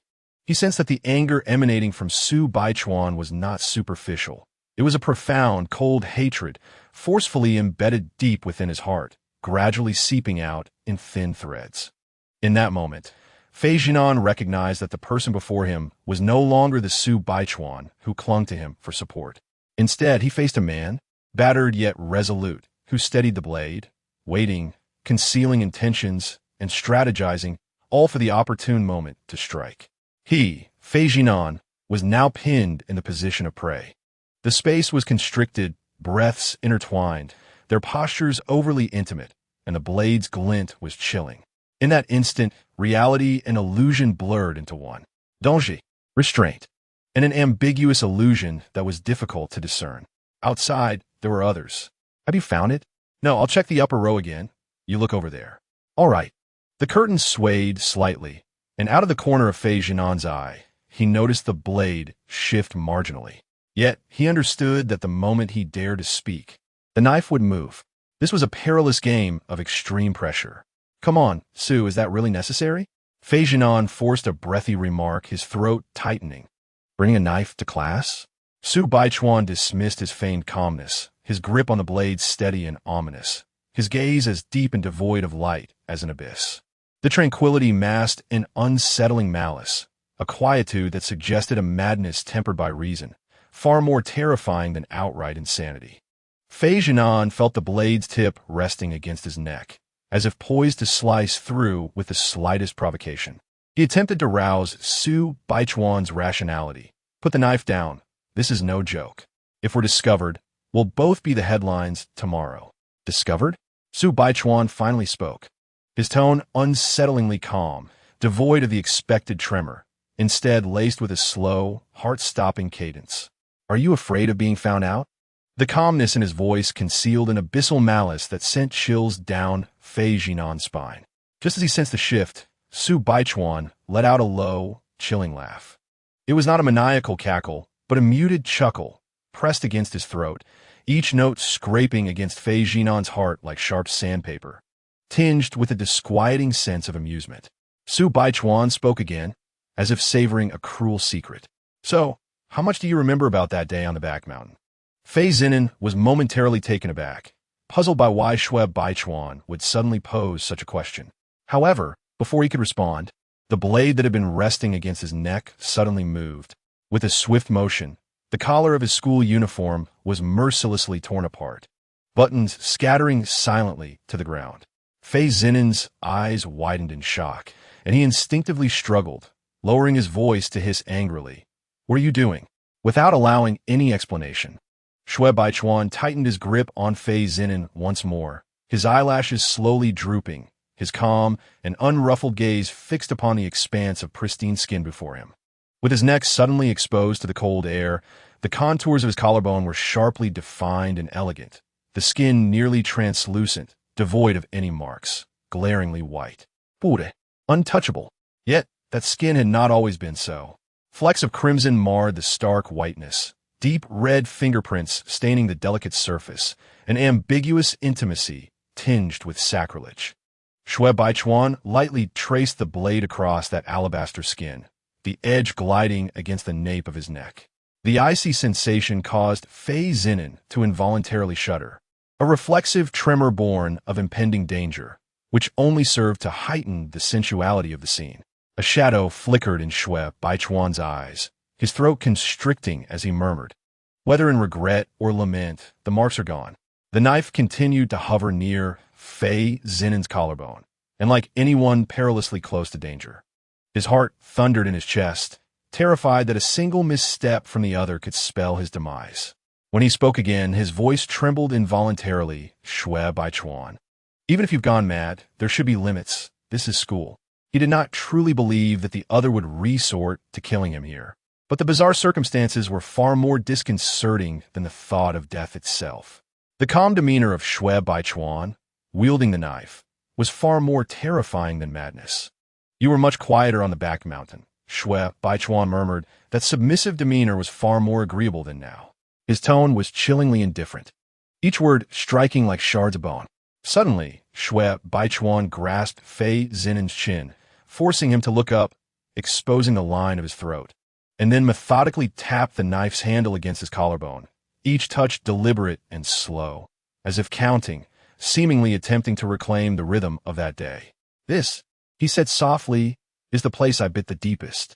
Fei Zinan was momentarily stunned, without time to respond before Shui Baichuan leaned down, pressing his lips firmly against Fei Zinan's. It was not a kiss, but a gentle, languid bite, as if inscribing the history that had been erased. The moment Shui Baichuan's lips departed, the skin beneath flushed a terrifying red, marked by distinct and ambiguous bite marks. Shui Baichuan squinted with a faint smile, admiring the sight. Doesn't it look much more pleasing this way? Did you think that just because you woke up that day and saw nothing had ever occurred? He chuckled softly, his gaze icy. I will not allow it. What I have inscribed upon you cannot simply vanish. This was a stark and unadorned humiliation, akin to performing a play devoid of an audience, once again pulling the divine down from its pedestal to inscribe his own mark. Fei Zinan's expression became frozen. Chapter 69. The truth. Fei Zhinan's expression froze. Fei Zhinan, huh? The other party's foolish reaction finally prompted Shui Baichuan to raise his gaze. Just a glance at Fei Zhinan's countenance seemed to illuminate something for him. Shui Baichuan let out a low chuckle, his laughter reminiscent of glass being scraped by sand, delicate yet imbued with a sense of absurdity and mockery. Do you truly not remember? A chill ran through Fei Zhinan's heart, and alarm bells rang in his mind. He disliked Shui Baichuan's current tone, as if everything were under his control, deliberately waiting for him to leap into the flames. What do you mean? He attempted to steady his voice, though it tightened involuntarily. Shui Baichuan did not respond directly, merely bowing his head, his heated breath brushing against Fei Zhinan's skin, searing as if it were a burn. That day, you're just like this, your neck tilted back, your body limp, silent and motionless, allowing me to do as I pleased. He recounted it as if narrating a dream, his tone almost tender. Yet the content sent chills down one's spine. Fei Zhinan's complexion suddenly shifted. What are you saying? Do you truly have no recollection? Shui Baichuan casually tugged at the collar of his shirt, torn by a blade, exposing more skin, his gaze profound. So it was indeed not an act. If Fei Zhinan still failed to grasp the meaning behind the other's words at this moment, he would be a fool. His expression morphed into one of disbelief and discomfort, and after a moment of gritted teeth, he managed to utter, "Are you insane?" He fixed a stare on Shui Baichuan. That day on the mountain, it was Fei Zhibei who saved me. It was he who draped his coat over me. He abruptly halted his sentence. For Shui Baichuan was laughing again, a slow smile creeping across his cheeks, like the unveiling of a theatrical curtain. What do you think I want? In that instant, a terrifying blankness engulfed Fei Zhinan's mind. He blurted out, "You mean to push me off the mountain?" It was during the struggle that my button dropped from Shui Baichuan's fingers, landing with a soft thud, as if punctuating this absurd script with a ridiculous full stop. "Push you off the mountain?" Shui Baichuan inched closer, his lips brushing against Fei Zhinan's ear, whispering, "Are those marks on your body from insects?" Fei Zhinan's body jolted. "From branches?" He pronounced each word deliberately, his voice chilling to the bone. Fei Zibi trulispun akrumsili. Fei Zhinan's breath caught abruptly, his mind rendered utterly blank. He had no time to react before he felt a tightening at his waist. Shui Baichuan's hand gripped the hollow of his back, fingers pressing down inch by inch, precisely targeting a muscle beside his spine that was most susceptible to numbness. Next, the back of a knife glided gently over Fei Zhinan's exposed collarbone. So light it barely felt threatening, more akin to an exquisite sketch. "Your body appears quite pristine now," he murmured, his voice hoarse. But was not like this that day. With the collar open, there were marks of kisses, saliva, and disheveled scratches. He purposely left the rest unsaid. Fei Zhinan's pupils dilated suddenly, his breath faltering, his throat dry as if he had been plunged into icy water. Darkness clouded his vision. He understood every word Shui Baichuan spoke, yet could not piece together their interconnected significance. That was a sense of absurdity so extreme that it felt like a straw he had clung to with all his might being ignited in an instant, turning into silent ashes. He had once believed fervently in Fei Zhibei's words, even when a vague feeling of unease stirred within him. He chose to close his eyes and remain oblivious, like a self-hypnotized gambler who locked away reason in a drawer, pinning everything on the notion that they would not deceive him. But now, Shui Baichuan laid everything before him in gory detail, each word cutting through his final delusions like a dull knife scraping bone, brutally severing his self-deceit. It was not only Fei Zhibei who had deceived him. There was also He Jun and M5. The system that had incessantly chattered in his mind was now unervingly silent, lurking in a corner like a misbehaving child too afraid to utter a sound. Fei Zhinan finally realized that those he had relied upon, those voices, those guidances and protections, had all kept him blissfully in the dark. Anger, humiliation, indignation, and an indescribable sorrow burned like a fierce flame in his chest, leaving him breathless and trembling. At that moment, a thought quietly surfaced from the depths of his heart, cold as ice shards, yet swiftly occupying his entire mind. What if it was not just Shui Baichuan? What if that day, Fei Zhibei also? He felt as if struck by lightning, his heart abruptly halting. Suppressing emotions that threatened to burst forth, Fei Zhinan gritted his teeth, summoning all his strength to utter a single phrase, "The marks on my body that day." His throat felt constricted, only able to emit dry syllables. Fei Zhibei was involved too? Shui Baichuan paused momentarily, as if weighing his words. Each second that Fei Zhinan held his breath was a torment akin to awaiting execution. Although he longed to tell you that he had engaged as well. Shui Baichuan spoke slowly, his voice husky like a dull, rusted blade scraping against nerves, but regrettably, I offered him a chance. Yet he did not even dare to touch you. The tightly wound nerves of Fei Zhinan finally snapped, cold sweat trickling down his back. Thank goodness. Thank goodness the most dreadful blow did not fall. He barely had time to ponder why he felt relieved. All he knew was that if even Fei Zhibei, he did not know if he could endure any longer. Yet his silence was misinterpreted by Shui Baichuan as something else. More than being treated in such a manner. More than the shame and humiliation, what Fei Zhinan cared about most at that moment was Fei Zhibei. So much so that he could breathe a sigh of relief at this juncture. Shui Baichuan's gaze suddenly turned icy. It was not a chilling intent to kill, but rather a terrifying darkness, unfathomably deep and bone-chillingly cold, yet burning like fire. How utterly amusing, Shui Baichuan murmured softly, his lips brushing against Fei Zhinan's skin. Do you know what Fei Zhibei was like when I treated you that way? He stood there like a foolish dog, motionless, merely watching, hoping to deceive you with a couple of sentences. Look at how pathetic he is. Shui Baichuan articulated each word lightly. This divine opportunity for humiliation lay before him, and he didn't even dare to move. Truly, he was worthless. The next moment, Fei Zhinan let out a cry, a dull pain shooting through his neck as Shui Baichuan bit down on him. It was not a playful nibble as before, but a genuine, fierce bite, imbued with a nearly primal ferocity, as if intent on consuming him whole, leaving an indelible mark. The moment the bite landed was without warning, akin to a wild beast finally breaking free from the confines of reason. Outside the curtains, two students rummaging through their exercise books continued their hushed conversation. completely unaware of the suffocating silence unfolding behind the curtain deep within the bookshelf. Shui Baichuan's head rested against the wall beside Fei Jinan's ear, his dark eyes fixated on the cold, unyielding gray wall, as if contemplating or suppressing a surge of dark emotion. He appeared to have regained his composure. But this calmness was not genuine tranquility. It was the eerie stillness that precedes a storm. Fei Jinan remained silent, his mind and body seemingly yet to recover from the piercing dialogue they had just shared, each bead of cold sweat seeping from his very marrow, dampening his spine. Reason still struggled to piece together a semblance of logic, yet his inner self was already fracturing. He did not escape, nor could he. He could only remain frozen, allowing Shui Baichuan to press his body against the wall. The two appeared utterly tranquil, like lovers enveloped in intimate whispers. Yet within this intimacy lay a suffocating sense of constriction, a kiss stained with blood, and the perilous misalignment of destruction. The silence lasted only a brief moment. Suddenly, Shui Baichuan moved. His gaze was terrifyingly profound, as though he had finally made a decision.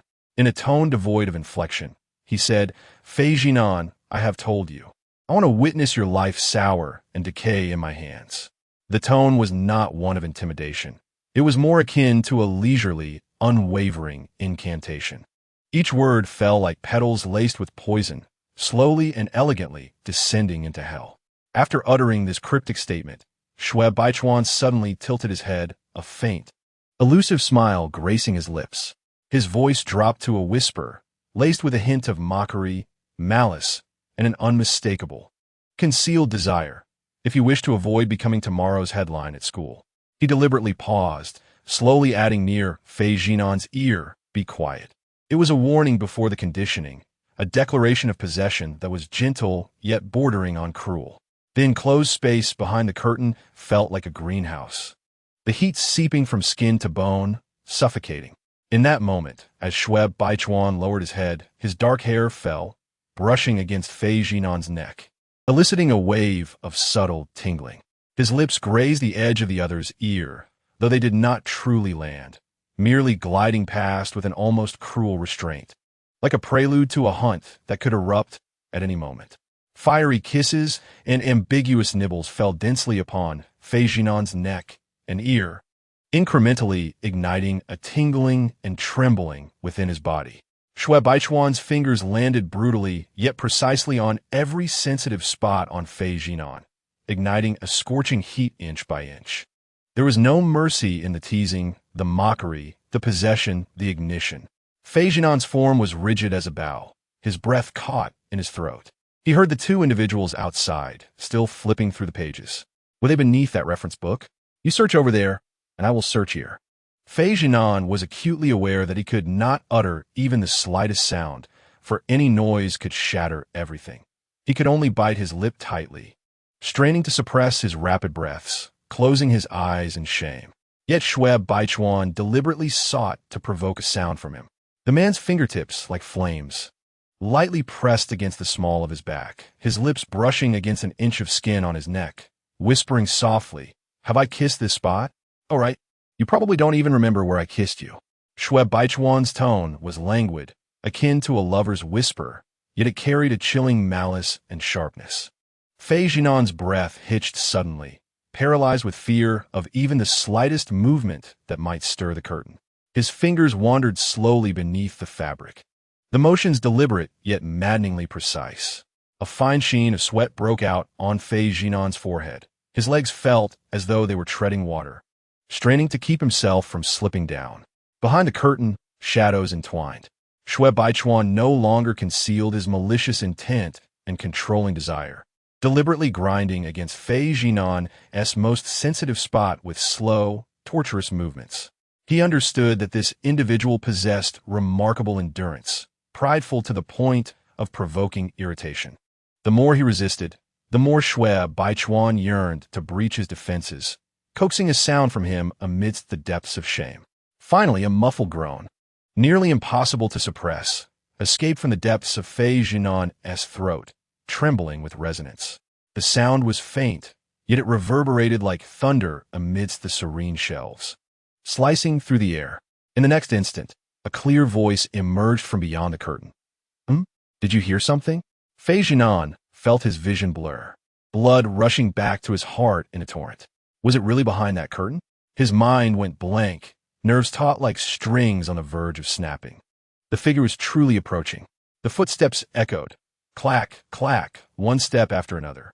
With each advancing footfall, Xiao Zhinan's breath grew shallower, sweat trickling down his temples. He felt as though he were nailed to the spot, the world spinning around him.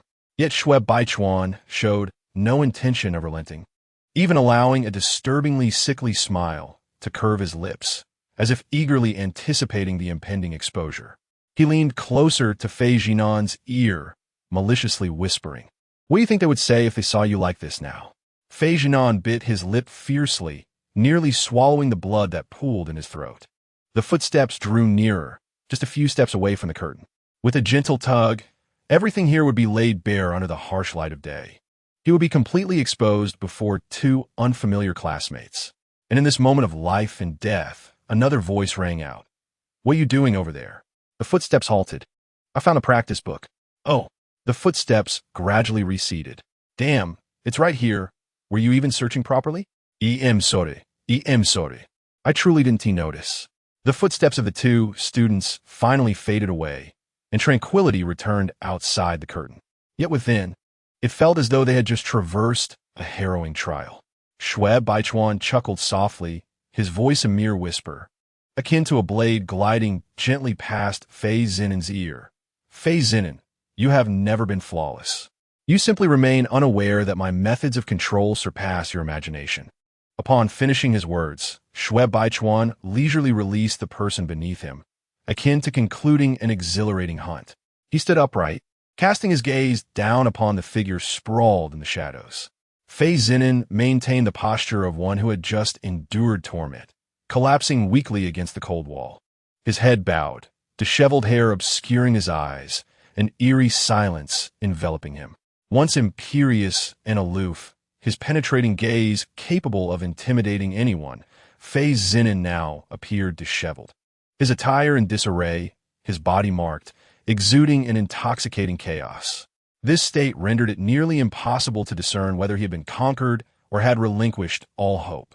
Observing Xiao Zhinan in such a condition, Shui Baichuan felt an inexplicable tedium wash over him. He scoffed, his tone icy. "How is it that you have knelt like this?" Chapter 71. The reversal of the hunt. Shui Baichuan retrieved a syringe from his pocket, the transparent liquid glimmering softly under the light, an anesthetic he had prepared in advance. With this injection, the unconscious Xiao Zhinan would remain here, and soon, other students would arrive at this bookshelf, drawing back the curtains to behold his utterly disheveled state. The humiliating finale would indelibly alter Xiao Zhinan's life. As Shui Baichuan approached with the syringe poised, ready to administer the dose, the seemingly motionless figure suddenly spoke in a faint voice, akin to a delirious murmur or a low whisper on the brink of fracture. "Cold. It hurts." Shui Baichuan halted, his brow furrowing slightly. What? He had not heard clearly and leaned in closer. Xiao Zhinan, still with his head bowed, repeated, "Cold. It hurts." Suddenly, the speaker's body began to tremble violently, as if he could not control the intensity of each quaking muscle. Xiao Zhinan curled against the wall, as though his very soul had withdrawn from his body, leaving behind a quivering remnant. His breath quickened, lips pale, teetering on the brink of hyperventilation and a hypoglycemic collapse. Shui Baichuan instinctively furrowed his brow. This was no act. Even if it were, the realism was overwhelming. Xiao Zhinan? He unconsciously stepped closer. "Cold. It hurts," the figure murmured, yet his gaze remained cast downward, shrouded in darkness. "Where is it cold? What does it hurt?" Shui Baichuan leaned down slightly, attempting to lift him. Some primal instinct compelled him nearer, and he found himself bewildered by his own tension. In the next moment, that bowed head suddenly moved. "So cold, Chuan Chuan." The utterance of Chuan Chuan was unassuming yet lethal. Shui Baichuan froze, his pupils constricting abruptly. He felt as though he had been struck at the core, his complexion paling instantly. Chuan Chuan. This was how his mother had called him in his childhood. It was the voice of his long-departed mother. tenderly whispering amidst countless fragmented dreams. Chuan Chuan, mother is here. Shui Baichuan's breath hitched, his heart feeling as though it had been struck by a heavy object, reverberating throughout his chest. Fei Zhinan finally lifted his head slowly. On his face, there was no trace of collapse or confusion. His gaze was calm, clear as ice, laced with a hint of subtle mockery. Cold, tranquil, ruthless. He seemed like a different person from the one who had been humiliated before. Chuan Chuan, is it the name your mother called you? Fei Zhinan's voice was deliberate, as if each word were a blade slicing through Shui Baichuan's most concealed scars. Shui Baichuan's expression shifted. How do you know? His voice was hoarse, as if he had bitten his tongue. On the day of your outburst, you cried in the equipment room while holding me. Fei Zhinan looked at him and slowly smiled, yet the mirth did not reach his eyes. You were calling for your mother, weeping so loudly that I could not pretend to be deaf.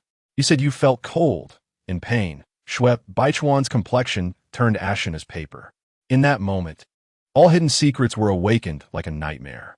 He was unaware that he had exposed himself so thoroughly before the other. You begged me not to leave, terrified that I would not return like her. Do you realize how absurd you appeared in that moment? Each word was a sharp dagger. Shui Baichuan, you so desperately wish for me to kneel. But have you ever considered that you have already knelt at my feet long ago? Shui Baichuan's pupils trembled violently, his mind momentarily paralyzed, nearly forgetting the syringe still clutched in his hand. It was in that fleeting moment of distraction that Fei Zhinan's hand, like a specter, reached out to grasp Shui Baichuan's wrist, pulling with force. The knife fell into his hand. The syringe followed closely. You. Shui Baichuan's eyes widened, wanting to retreat. But it was too late. Fei Zhinan had already closed in, the needle unhesitatingly piercing into the side of his neck. The liquid surged forcefully into his body.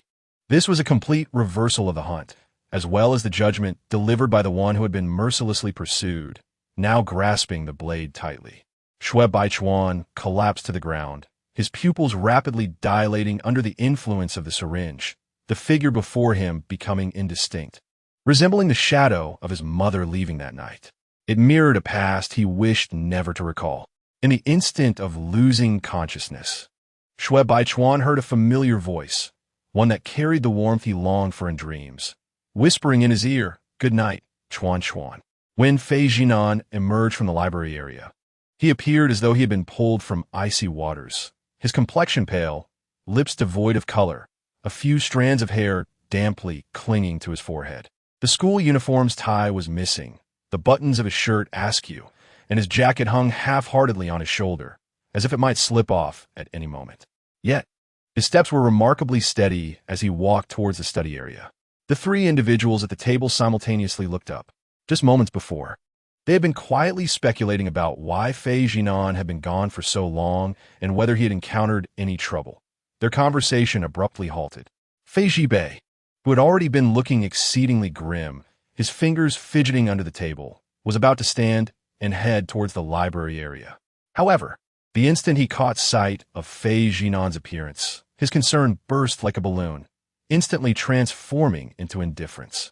In search of a workbook to immerse oneself in, the tone was laced with an undeniable impatience and irritation, sharpened into a biting mockery by Fei Zhibei.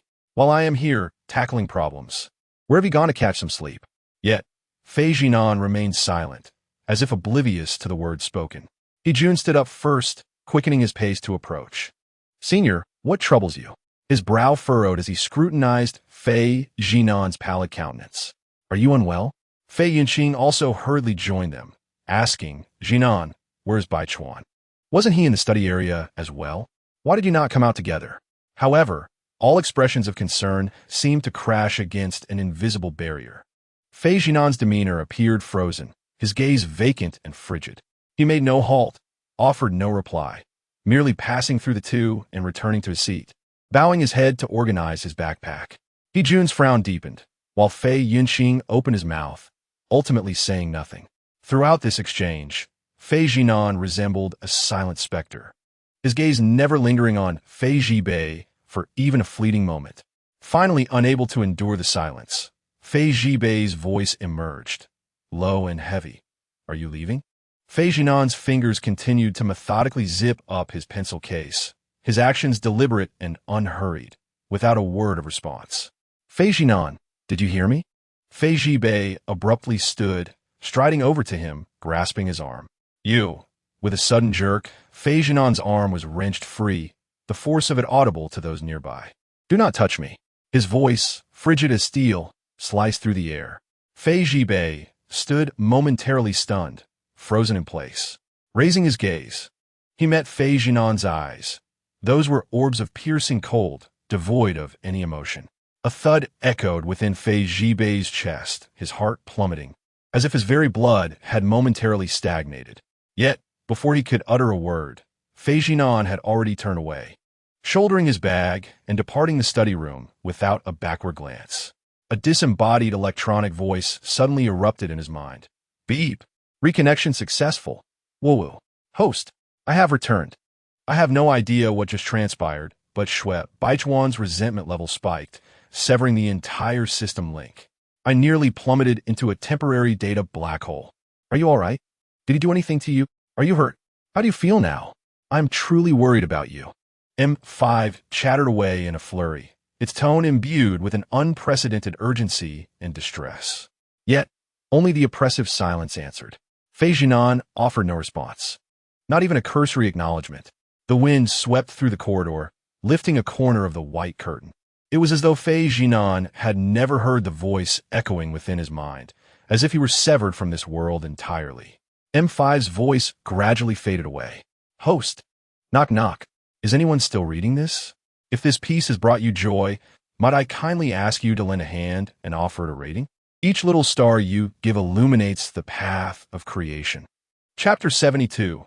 Grouping the following day, during the biology lab class. All right. I have outlined the key points regarding yeast on the blackboard. Please take a moment to absorb the information. Sunlight streamed through the partially open blinds, casting a serene and gentle glow upon the laboratory table. The biology teacher set down the chalk in her hand and glanced over the class. Now, everyone may commence today's experiment on the respiration of yeast. Shui Baichuan, would you please assist with the grouping? A voice from the front of the classroom reminded, Teacher, Shui Baichuan is on leave today. The teacher paused, realizing the implication. Ah, I see. In that case, regarding the groups. Suddenly, a thought struck her. Did your homeroom teacher assign you a study group yesterday? Perfect. Today, we will proceed with the experiment based on those pre-existing study groups. As soon as she finished speaking, the students of Class 1 began to mobilize, searching for their partners from the previous day as assignments. In the classroom stood the most spacious and well-lit laboratory table. In a particular group, near it was eager to claim the prime spot. We'll sit at that table, Fei Yunqing declared, pointing decisively. His voice was not loud, yet it rang clear and straightforward. He dashed a few steps forward to secure the position, oblivious to the customary etiquette of first come, first served. As a few members of the group were about to voice their discontent, they were interrupted by the sudden, heavy sound of chairs scraping against the floor. They instinctively turned to see Fei Jibei rising from his seat. The tall and imposing youth stood upright, exuding an inherent sense of authority. Without uttering a word, he cast a cold glance at the group. In an instant, they recoiled as if a chill wind had swept through, hastily stepping aside, fearing that lingering any longer would leave them frozen in place. Fei Yunqing naturally occupied the coveted laboratory table and waved cheerfully at Fei Jinan, who was standing a distance away. Jinan, over here. He Zhuan also took his place, sitting a position away from Fei Yunqing, methodically arranging the experimental apparatus while leaving the central position open, glancing up at Fei Jinan with a warm smile, as if he had already prepared everything for him. They formed a cohesive group, and to everyone's expectation, Fei Jinan was destined to occupy that table. Yet, in the next moment, an unexpected occurrence unfolded. Fei Jinan rose from his seat and walked directly toward them, but instead of approaching that table, he resolutely bypassed it. He did not spare a glance at anyone, merely passing by with an expressionless demeanor, his stride steady yet detached, as though the entire table and group held no significance for him. He Zhuan was momentarily taken aback.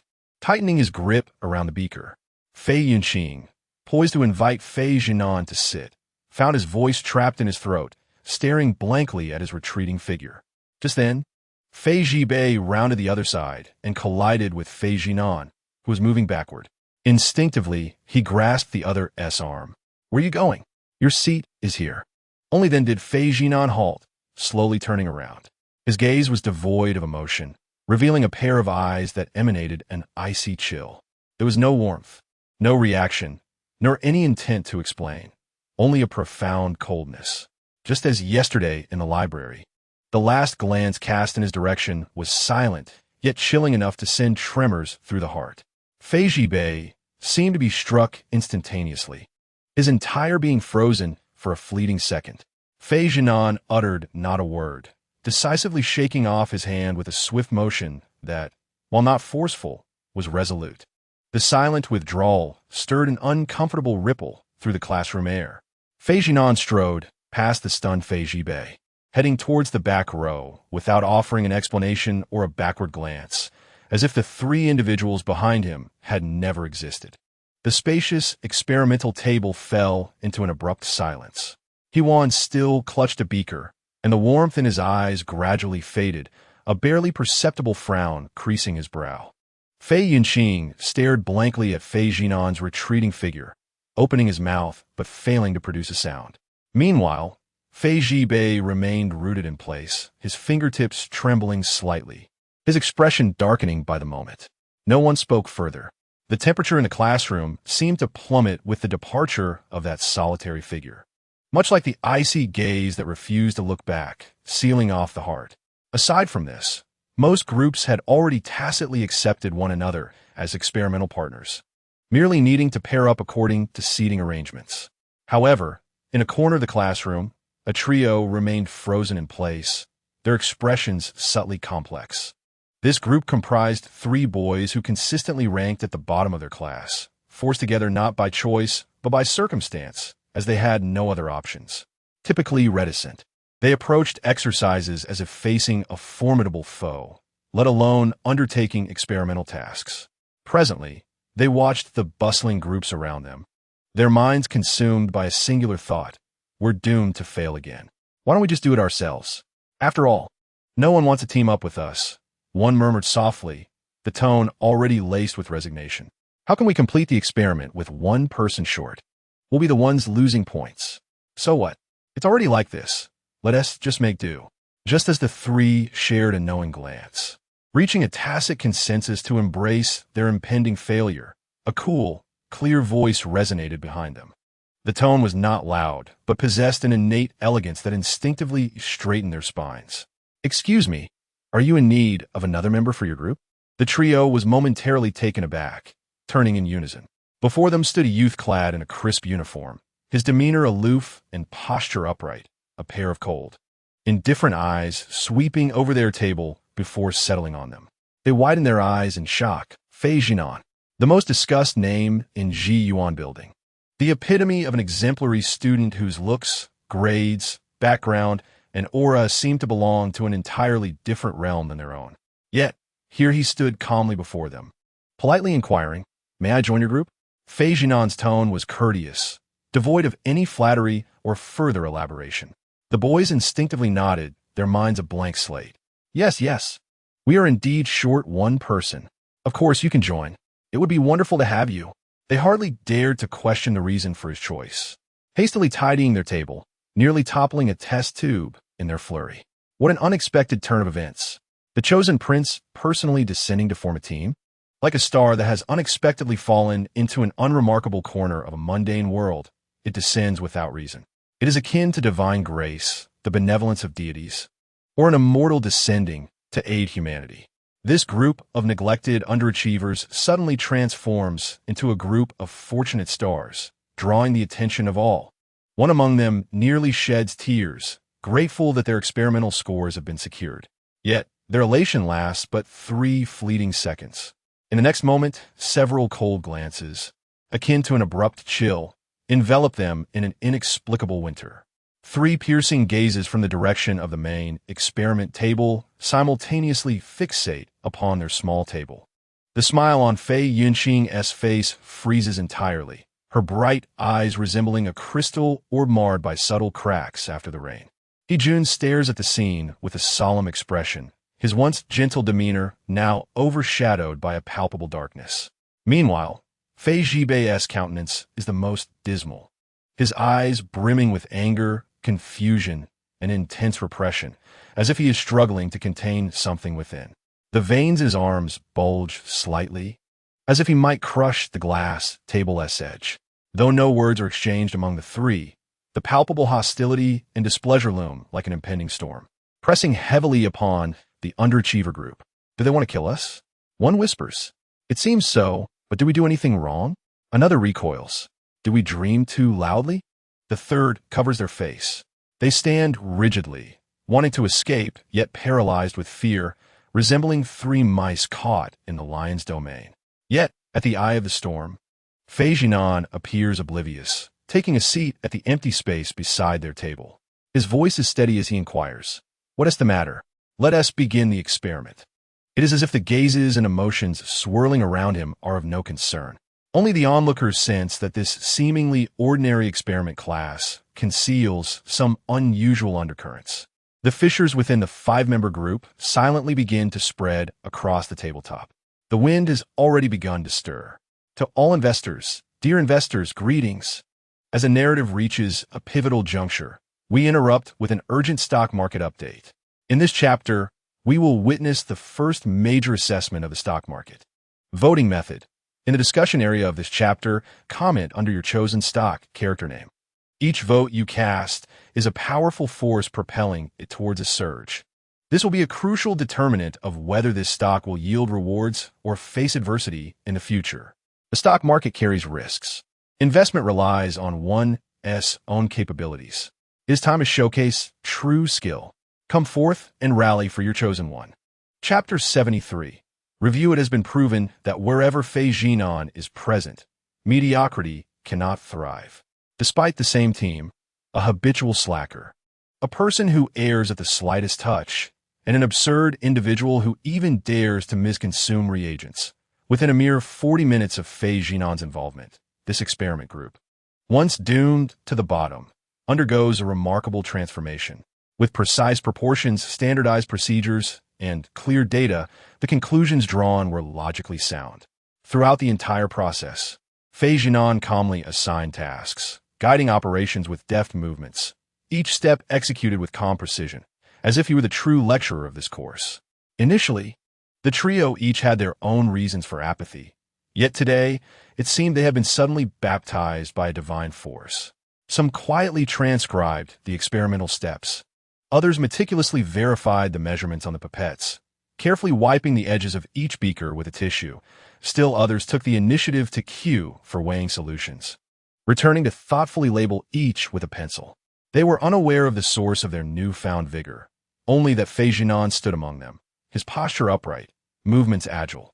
Even the adjustments made to the microscope were executed with the grace of a virtuoso, leaving them no choice but to abandon their indifference.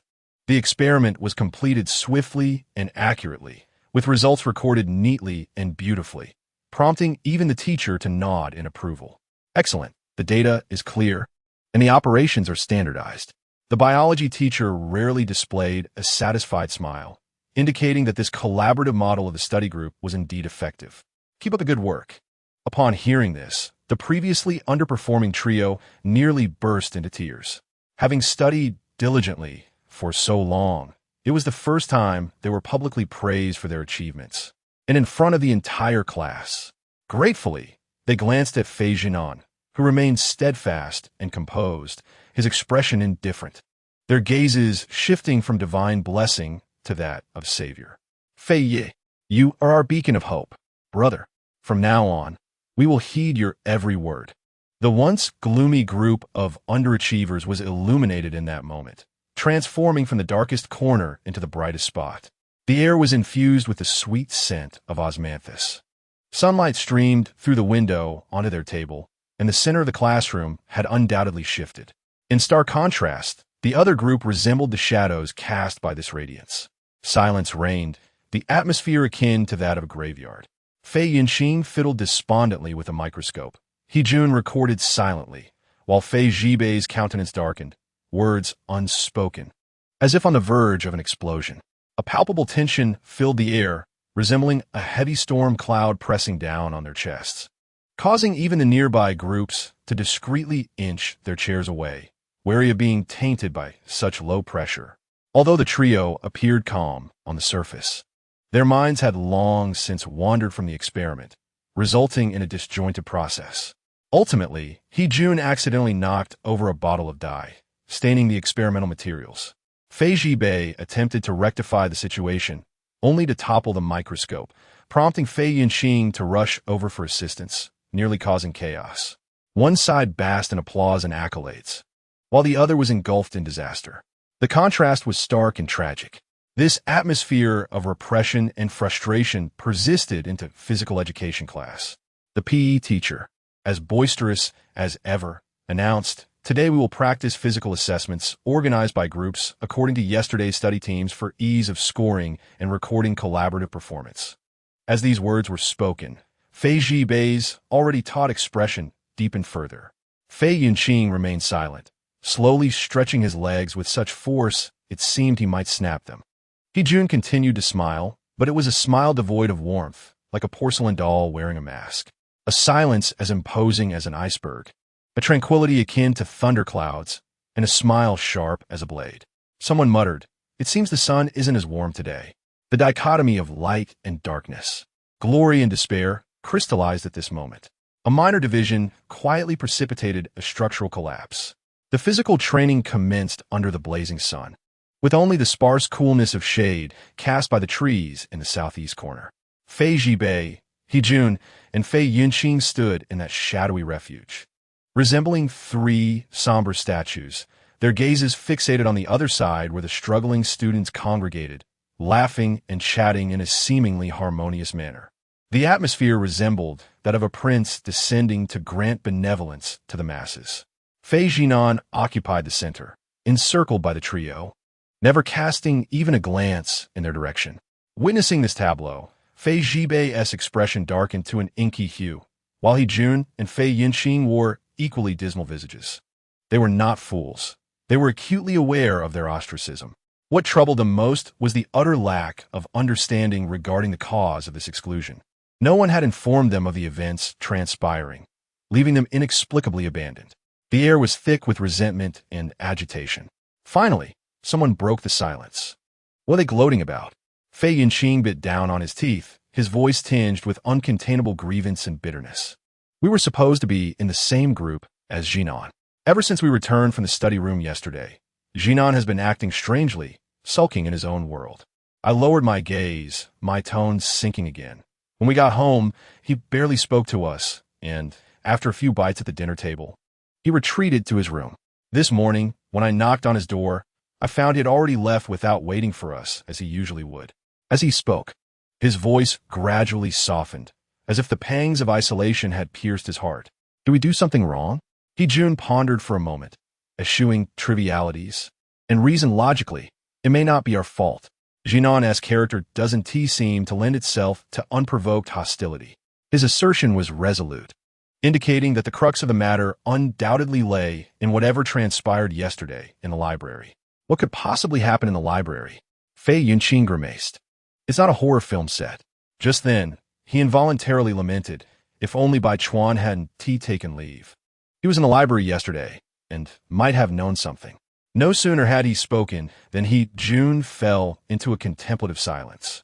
His brow furrowed, his eyes narrowed slowly, as if a thread of understanding had finally aligned. Shui Bai Chuan. This name struck him like a sharp nail, piercing his thoughts. With a sharp crack, the tightly gripped plastic water bottle in Jun's hand suddenly crumpled, water nearly splashing out. He lowered his gaze, his expression unchanged as he released his grip. "Shui Bai Chuan," he said, his voice as cold as water seeping from beneath ice. "I should have realized it was him." "What do you mean?" Fei Yunqing inquired. Jun offered no reply, fully aware of the venomous malice festering within Shui Bai Chuan, a chilling hatred poised to strike at any moment. Though Jun had suspected from the very beginning that Shui Bai Chuan had ulterior motives for joining the study group, he never anticipated that the latter would audaciously resort to violence in a public setting. "Damn it," Jun muttered under his breath, realizing he had underestimated him. The very thought of the madness that radiated from Shui Baichuan made He Jun clench his jaw tightly. In that moment, the myriad of details he had overlooked yesterday came rushing back to him. The creases in Fei Jinan's clothes upon his return, the suppressed emotions hidden within his gaze, and the palpable sense of avoidance that seemed to keep them at a distance.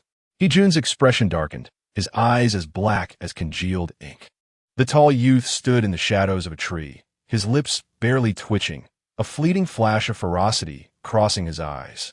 If he truly dares to take action, I will ensure that he is left with not even a single bone intact. Chapter 74. The tension mounts meanwhile, standing silently beside them. Fei Jibei had remained utterly mute throughout the unfolding scene. Sunlight streamed down at an angle, casting a dark golden hue around him. Yet his countenance was as frigid as a frozen glacier. He had no interest in the conversation between He Jun and Fei Yunqing. His gaze unwaveringly fixated on Fei Jinan across the way. At that moment, Fei Jinan's group was engaged in a game of dodgeball with another team. The rules simple yet brutal. The first to be struck 5 times would be eliminated. To the left. Hit him. Hey, watch my throw. A lanky boy from Fei Jinan's team, a sports specialist, excelled at such reflex-based games, delivering a swift and precise throw that struck an opponent, eliciting cheers from the sidelines. The hit player raised his chin in triumph, turning to wave at Fei Jinan. Fei Yi. That was quite a shot, wasn't it? Standing behind the throwing line, Fei Jinan maintained a cool demeanor, but nonetheless offered a faint thumbs up in acknowledgement. Impressive. The boy beamed even more, exclaiming, "Don't be fooled by my size. I've trained for this. Play this game with me, and I'll take you to new heights." His casual banter revealed a disregard for formal titles. Yet Fei Jinan chose not to correct him. Fei Yunqing, visibly displeased, muttered, "Who is this guy? He is getting a bit too cocky." The game continued, with the lanky boy becoming increasingly arrogant as he took a step forward during his throw. "Hey, watch the line," the referee called out. Just then, as he instinctively tried to retreat, his foot slipped and he was on the verge of tumbling backward uncontrollably. In that critical moment, a hand deftly grasped his wrist, pulling him forward and stabilizing him midair. The lanky boy found himself crashing directly into Fei Jinan's embrace. His first reaction was the scent, faint yet refreshing, reminiscent of snow melting amidst the trees. Looking up, he was met with Fei Jinan's strikingly handsome face, glowing in the sunlight. Though expressionless, his voice was magnetic and gentle. "Are you all right?" he inquired softly. Instantly, the lanky boy's face flushed crimson, his tongue tying in knots as he nearly bent into a pretzel in embarrassment. No. Me fine. This scene unfolded under the watchful eyes of the 3 individuals hidden in the distant shade. The atmosphere shifted abruptly. Then, the sound of footsteps echoed. He Jun and Fei Yunqing were taken aback and turned to look. The usually silent Fei Jibei finally moved. Without uttering a word or displaying any signs, he raised his foot and strode directly towards the playground. "Brother Jibei?" Fei Yunqing exclaimed in surprise, quickly calling out. "Where are you going? We're not finished yet." Fei Jibei did not respond, nor did he look back. His silhouette, elongated by the sunlight, revealed a broad frame. His dark hair swaying gently, exuding an imposing aura that sent chills down one's spine. He Jun squinted his eyes. "Something's off," he murmured. "It appears he isn't heading for practice. He seems to be seeking confrontation. Let us follow him."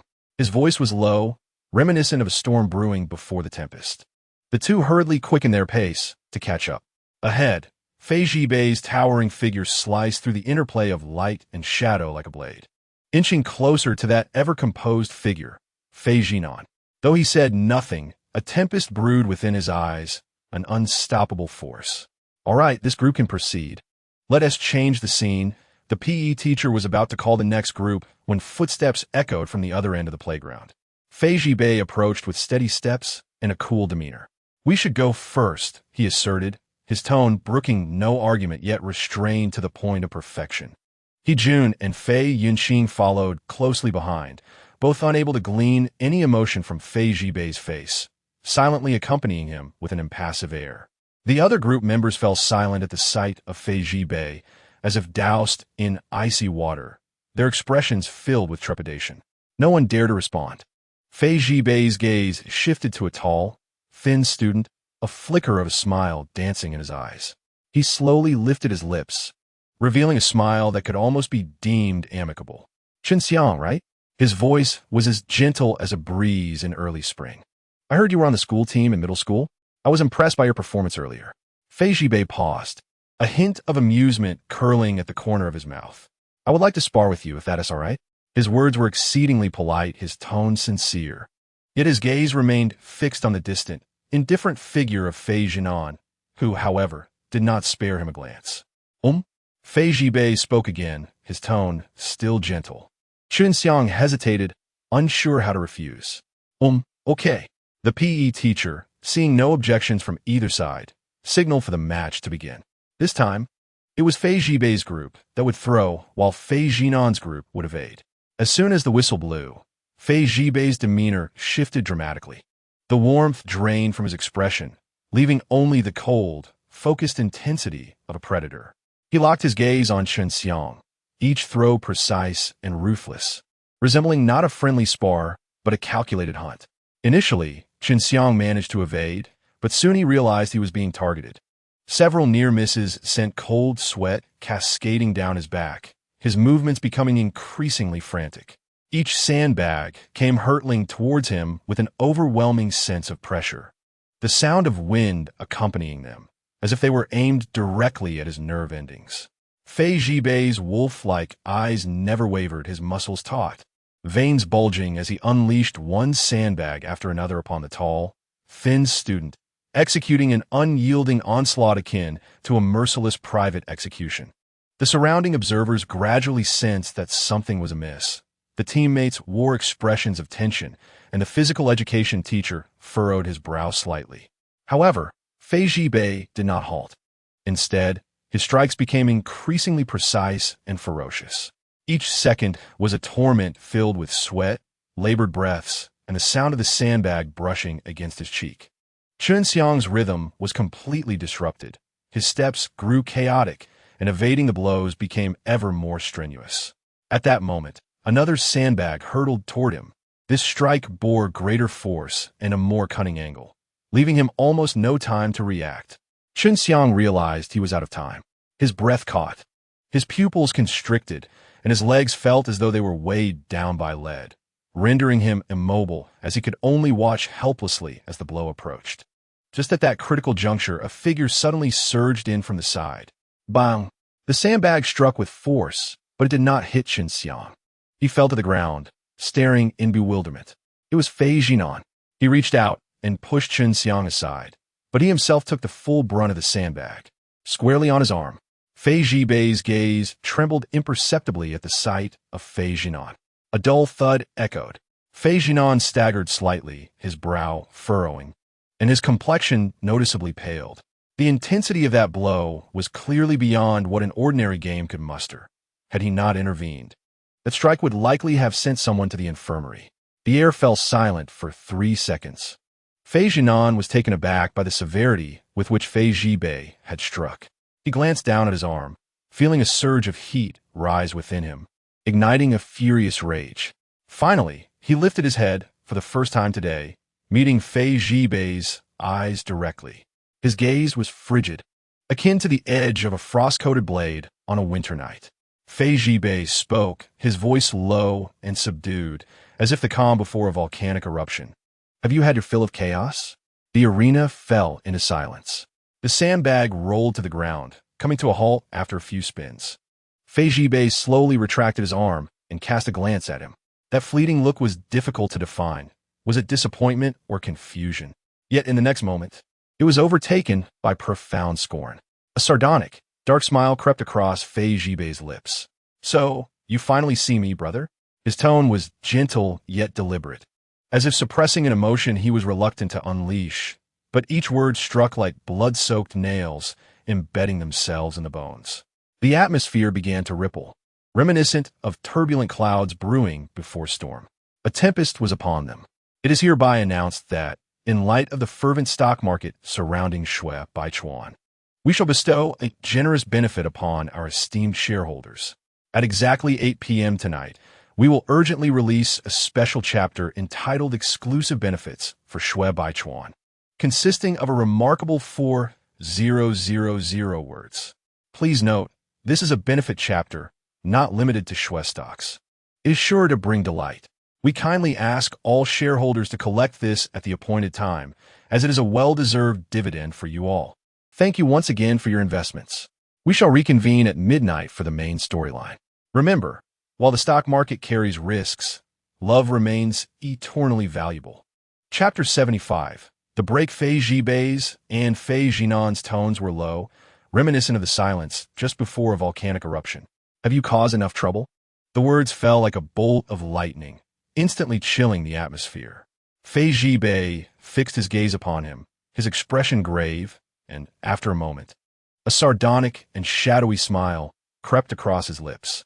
So you finally see me, brother? Each word seemed to have been painstakingly articulated, imbued with a coldness and a palpable sense of hostility, as if a storm were imminent. The surrounding silence was nearly suffocating, with even the sound of breathing becoming cautious. No one dared to utter a word. The two brothers of the Fei family stood in the center, facing each other with eyes like blades, the very air seeming to freeze around them. Despite their increasingly frequent appearances together, and the fact that Fei Zhinan had repeatedly come to Fei Zhibei's aid, speaking up and seemingly mending their previously strained relationship, in this moment, all those efforts and closeness appeared to be utterly shattered. Everything reverted to the initial state of mutual animosity and harm, a desire to inflict endless suffering upon one another. Fei Zhinan disregarded Fei Zhibei's mocking tone, merely lowering his gaze and casting the sandbag he held onto the ground, his voice as frigid as ice water pouring down his throat. Every time you do not get what you want, you act like a petulant child. Fei Zhibei, can you not be so immature? Fei Zhibei clenched his fists tightly, a bitter smile betraying his rage, his voice tinged with sharpness. Immature? And what of you? How are you any better? He questioned sharply, his tone rising uncontrollably. Who is it that insisted on forming a study group? Who always pretended to care for you, meddling in everything? Now that it's established, you turn your back without a word and walk away. What do you take us for? Your obedient puppet? Fei Zhinan remained silent, his gaze towards Fei Zhibei devoid of any emotion, as if he were observing a stranger entirely disconnected from himself. That look pierced through Fei Zhibei, striking at the heart of his being. He stepped forward, almost ready to roar the emotions trapped within his chest. So what is it? If you have grievances, voice them. Must you always leave others guessing? In that moment, Fei Zhibei's eyes reddened. Beneath the fierce facade lay a barely restrained calmness and dignity. He gritted his teeth, his gaze flickering with defiance and a sense of near panic. The surrounding silence was palpable. Fei Zhinan's fingers, resting at his side, trembled slightly. After a long silence, he finally raised his head slowly, his eyes revealing no trace of emotion. There is no reason. I simply no longer wish to be part of this group. I have had enough. The moment those words escaped my lips, the air froze. Fei Zhibei stiffened, taken aback. What do you mean? Fei Zhinan inhaled deeply, as if severing some decisive bond. Fei Zhibei, I have had enough of you. I am weary of your frequent outbursts, your perpetual coldness towards me, your stubbornness that insists on arguing over trivial matters without considering the feelings of others, expecting me to revolve around you endlessly. Just like now, shouting in public. Don't you feel embarrassed? I find being with you exhausting. So I am withdrawing from the group. Are you satisfied with this answer? Each word struck like a dagger, each sentence hammered at Fei Zhibei's heart, leaving it bruised and battered. In that moment, his breath caught. Fei Zhinan's indifference transformed him back into that wounded child, trampled and humiliated by the former Fei Zhinan in a previous life. Indeed, Fei Zhinan had not changed at all. He had promised himself to grow accustomed to such gazes. What should have been mere hatred? Why did it hurt so much this time? Fei Zhibei's pupils trembled uncontrollably.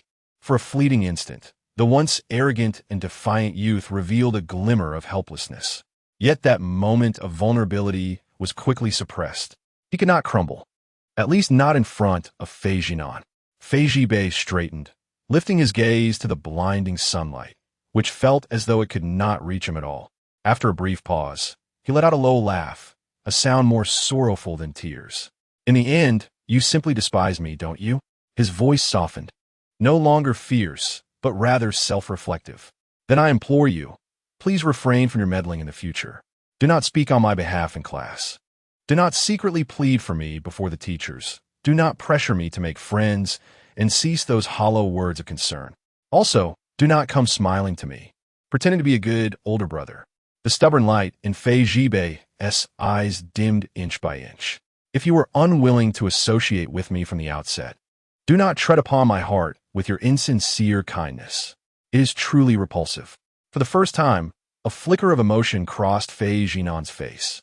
He was taken aback. He had never imagined that Fei Zhibei was fully aware of his attempts to be a good brother and remembered them so vividly. Yet before he could speak, Fei Zhibei had already lowered his head, as if he had finally expended all his strength. When he lifted his gaze again, the light had completely faded, returning to the dark and hollow depths that Fei Zhinan had first encountered. If you do not wish to see me, there is no need for such elaborate measures. I am withdrawing from the study group. You are free now. With those words, Fei Zhibei turned and walked away without looking back. The sunlight stretched his silhouette long, and under the blazing sun, the youth appeared stripped of all pretense, leaving only a stubborn and solitary frame. Like a pine tree desperately standing tall in a storm, swaying perilously yet determined to endure. Fei Zhinan stood still, neither pursuing nor speaking, his hands, hanging at his sides, unconsciously clenched and relaxed, while a wave of oppressive frustration surged in his chest, as if a damp cloth had lodged there. It was not quite pain, yet it weighed heavily enough to make even breathing a laborious task.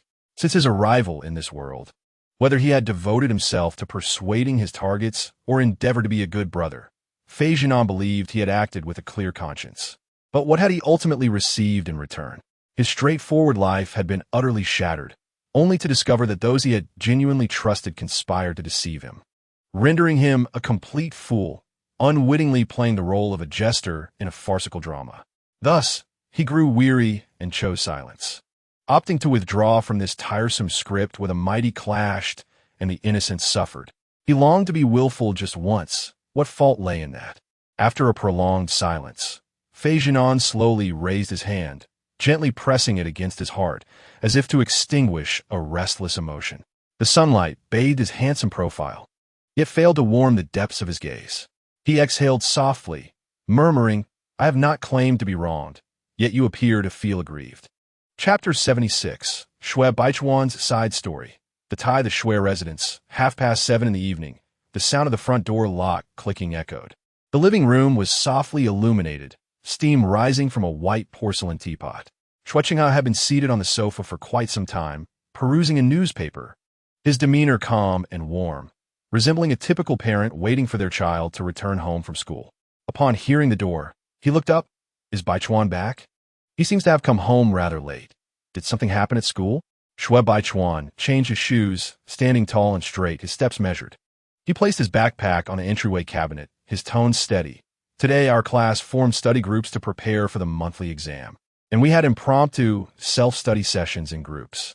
Oh, Shui Qinghe nodded gently, his expression still warm as he continued to inquire unobtrusively, which classmates are in your group?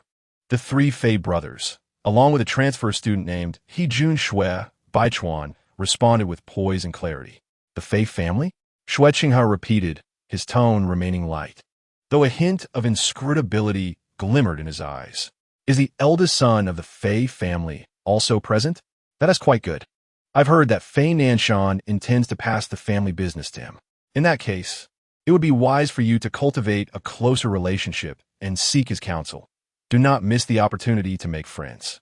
His words, though seemingly advisory, carried a weight that settled like a block of ice upon the heart. Shui Baichuan lowered his gaze, his tone obedient. I will, uncle. Very well. Shui Qinghe smiled, taking a sip from his teacup, as if finally reassured that there was nothing suspicious, his demeanor relaxing. In truth, I do not wish to overly interfere in your life. However, before your parents passed, they entrusted you to me, and I must honor their wishes. He slowly set down his teacup, his tone sincere and affectionate. You are still young. It is natural not to understand certain matters. I will safeguard you, allowing you to focus on your studies without being led astray. Shui Baichuan lowered his eyelashes, his lips slightly moving. Thank you, uncle. All right, go rest now. You need to rise early tomorrow. Shui Baichuan nodded slightly, then turned to ascend the stairs, his figure slender and upright, his steps steady and composed.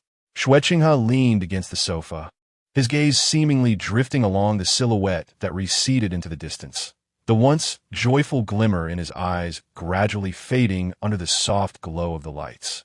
His nephew's demeanor remained as meticulously restrained as ever, dressed impeccably in a school uniform with the collar buttoned to the top, devoid of any superfluous adornments, appearing flawless at first glance. Shui Qinghe's attention ultimately fell upon the naturally drooping right hand of Shui Baichuan, who was holding a school tie, his fingers neither too tight nor too loose, as if he were unconsciously clutching it, yet also as if it were an alien possession. Shui Qinghe narrowed his eyes.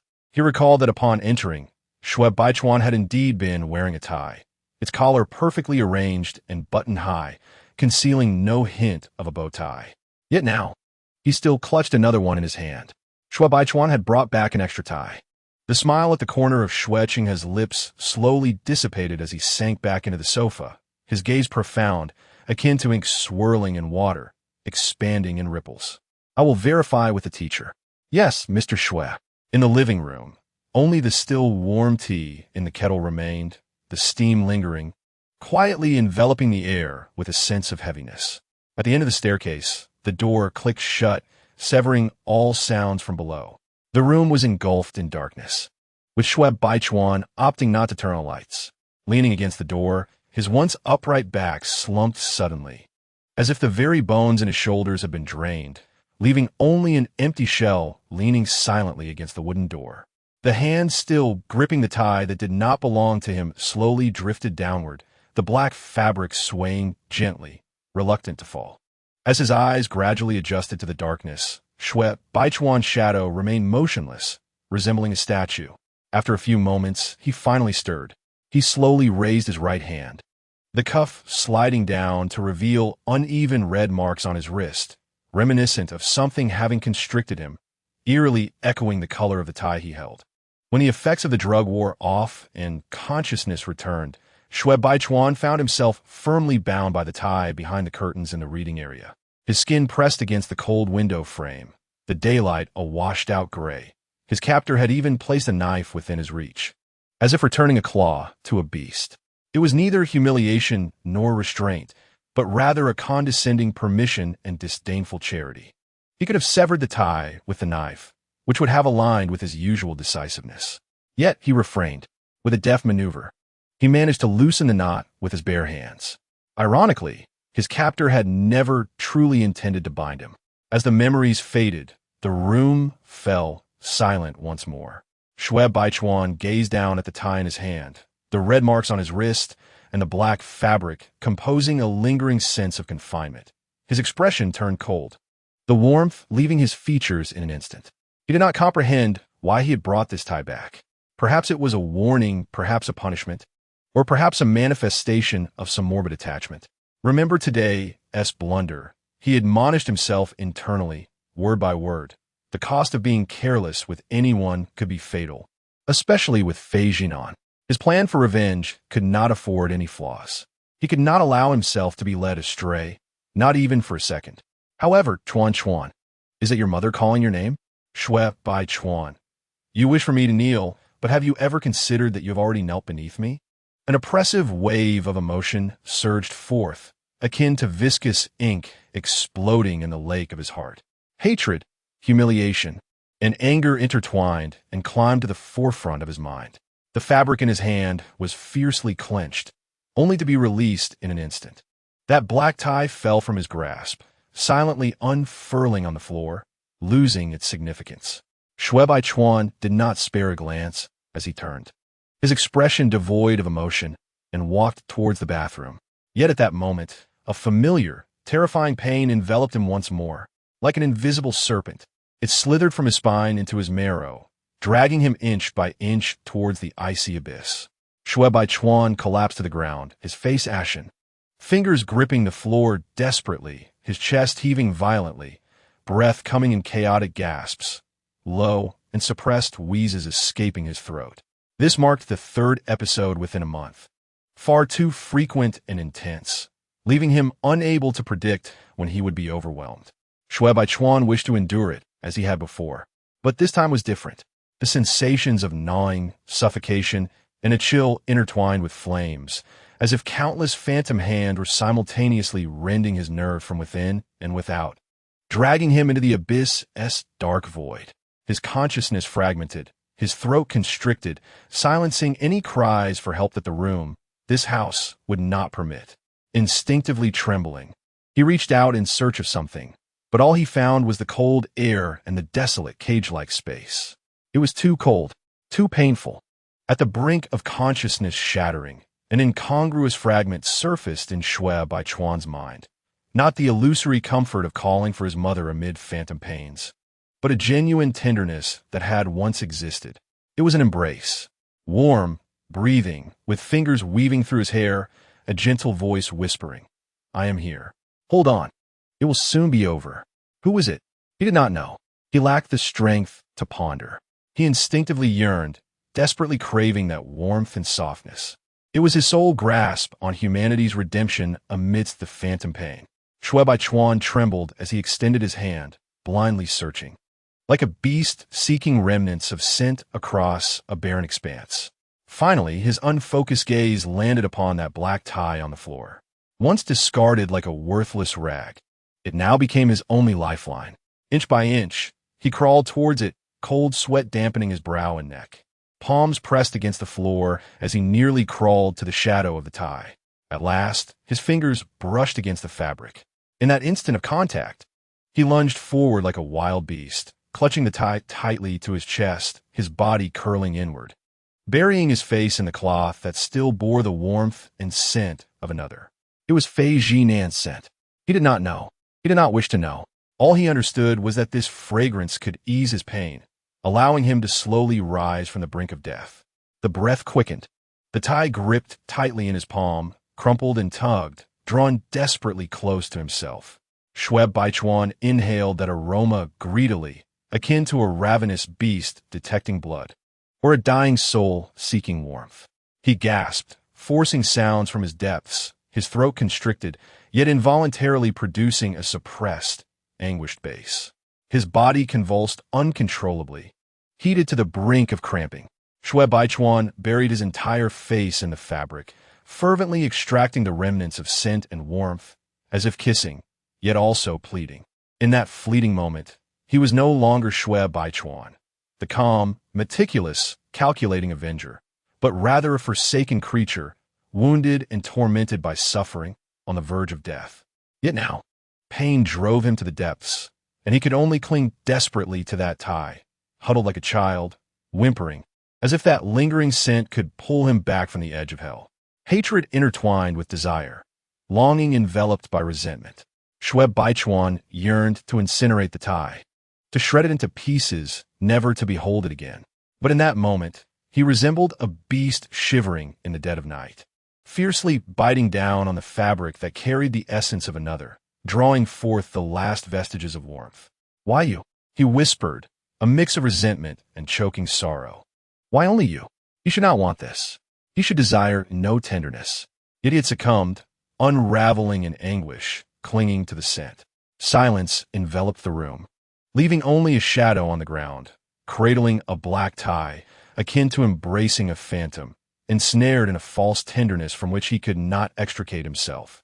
Shui Baichuan curled up, like a child on the brink of drowning, relying illusionarily on the residual warmth left by the one he should loathe, slowly sinking into the silent abyss of phantom pain. Not enough. Still not enough. The tie pressed against his cheek, the cool fabric dampened slightly by warmth, and that lingering scent became a catalyst, driving Shui Baichuan's frayed nerves into an unnamed abyss. Pain had eroded all senses, yet instinct broke free from the shackles of reason amidst the rending. He began to unconsciously caress the tie. Initially, it was merely the soothing of fingertips, akin to an animal seeking solace in material during fear. Yet soon, his fingers tightened, grasping with increasing fervor, as if embedding something into the memory of his being. That scent was warm, carrying an almost imperceptible tremor, a hallucination, yet also the awakener of primal instinct. Shui Baichuan's body began to tremble slightly, uncertain whether it was the phantom pain or a deeper yearning stemming from his very marrow. An absurd and humiliating thrill surged within him, yet he could not restrain it. He loathed this state, loathed that he could elicit such wretched reactions towards someone he should detest. Yet he could not cease. It was as though he sought to endure this phantom pain through the tie, while simultaneously striving to alleviate a deeper void. The actions were repetitive and restrained, almost obsessively so, resembling both a ritual and a form of punishment. He buried his entire face in the dark fabric, trembling and breathing softly. Cold sweat trickled from the corners of his eyes, and disheveled strands of hair clung to his forehead. Low, muffled groans escaped him, revealing that his mind and body had already been pushed to their limits. In this house, where every corner was monitored and scrutinized, where even pain was suppressed and silenced, he could only huddle in a corner, ensnared by a tie that did not belong to him, drowning in the indescribable chaos of his thoughts and the instinct to survive. Just as Shui Baichuan teetered on the edge of a tumultuous tide, an abrupt knock on the door shattered the silence. "Young master?" The voice, gentle and respectful, filtered through the wooden door like a sudden splash of cold water, freezing the nearly shattered atmosphere within the room. His breath hitched, and the sound of fabric shifting ceased. Everything fell silent, as if nothing had ever transpired. Outside, the servant stood in the corridor, waiting for a response. When none came, he turned to report, only to hear the door click open behind him. The dim light within revealed only half of Shui Baichuan's face. His hair was damp against his cheek, the school uniform jacket discarded, leaving him in a white shirt with a button loosened at the collar. Yet, apart from these subtle differences, he appeared impeccable. Shui Baichuan's expression was cold and composed, his features unchanged, and his gaze serene, as if he had merely taken a brief nap. "What is it?" His voice was low and slightly hoarse, as if he had just awakened or emerged from a stagnant pool. The servant paused, then lowered his eyelashes, suppressing his instinctive scrutiny. "Sir, your father requests you to come down for dinner." "I understand," Shui Baichuan replied, his tone calm as still water.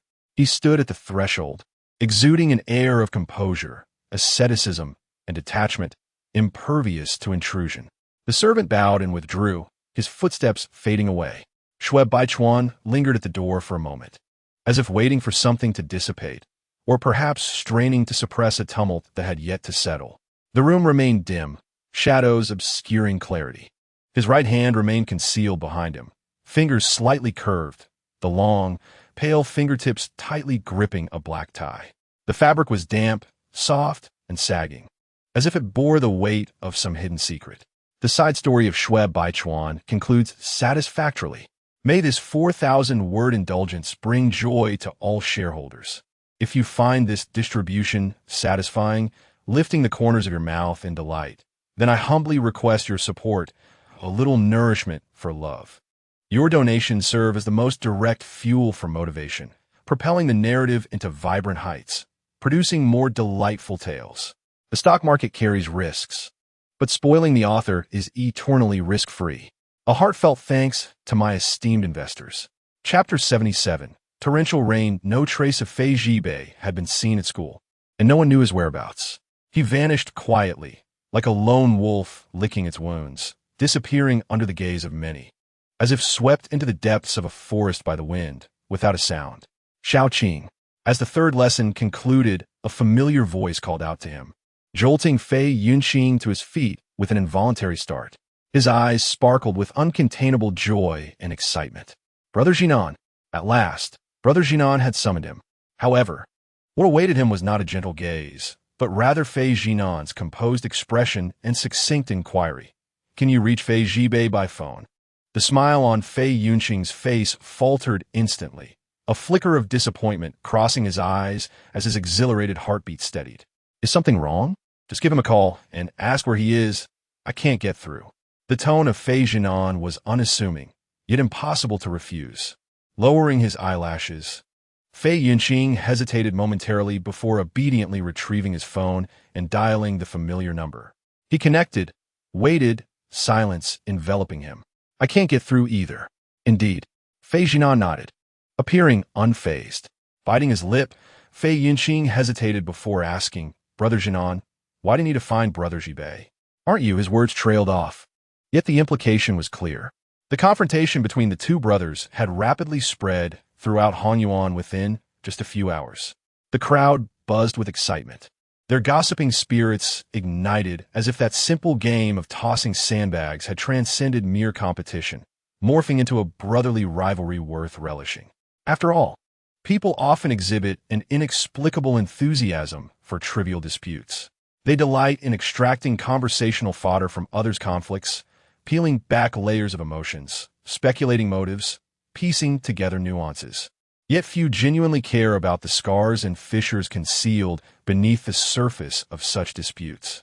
Meanwhile, the parties embroiled in the conflict were either absent or unresponsive. One had vanished without a trace, while the other blandly shifted the topic. If you manage to reach him later, please inform him that our father will be returning tonight and wishes to see him. Fei Nanshan was typically aloof and taciturn, only seeking out Fei Zhinan for matters of importance, rarely showing any regard for Fei Jibei or himself. Yet this time, he insisted on meeting Fei Jibei upon his return. To see Brother Jibei? Fei Yunqing paused, suddenly tense. Why does he want to see him right away? I do not know, Fei Zhinan replied, his voice maintaining its usual calm. After a moment, he added, also, if he wishes to avoid our father confronting him the moment he returns, he ought to apologize to Lu Qing in the next class. Otherwise, a call of complaint will ensue, and no one will come to his aid. Brother Zhinan, Fei Yunqing wanted to say more, but Fei Zhinan had already turned away, his demeanor one of aversion, leaving Fei Yunqing feeling deeply wounded. Not to mention, Hejun had been entirely overlooked throughout this encounter. Do you think they will reconcile? Fei Yunqing murmured, gazing at Fei Zhinan's departing figure. Hejun stood silently beside him, his expression devoid of excess emotion. After Fei Zhinan's departure, he lowered his head, long lashes casting shadows over his face, resembling a statue frozen in time. As indifferent as a still pond, he had comprehended the essence of the discord between Fei Zhinan and Fei Jibei.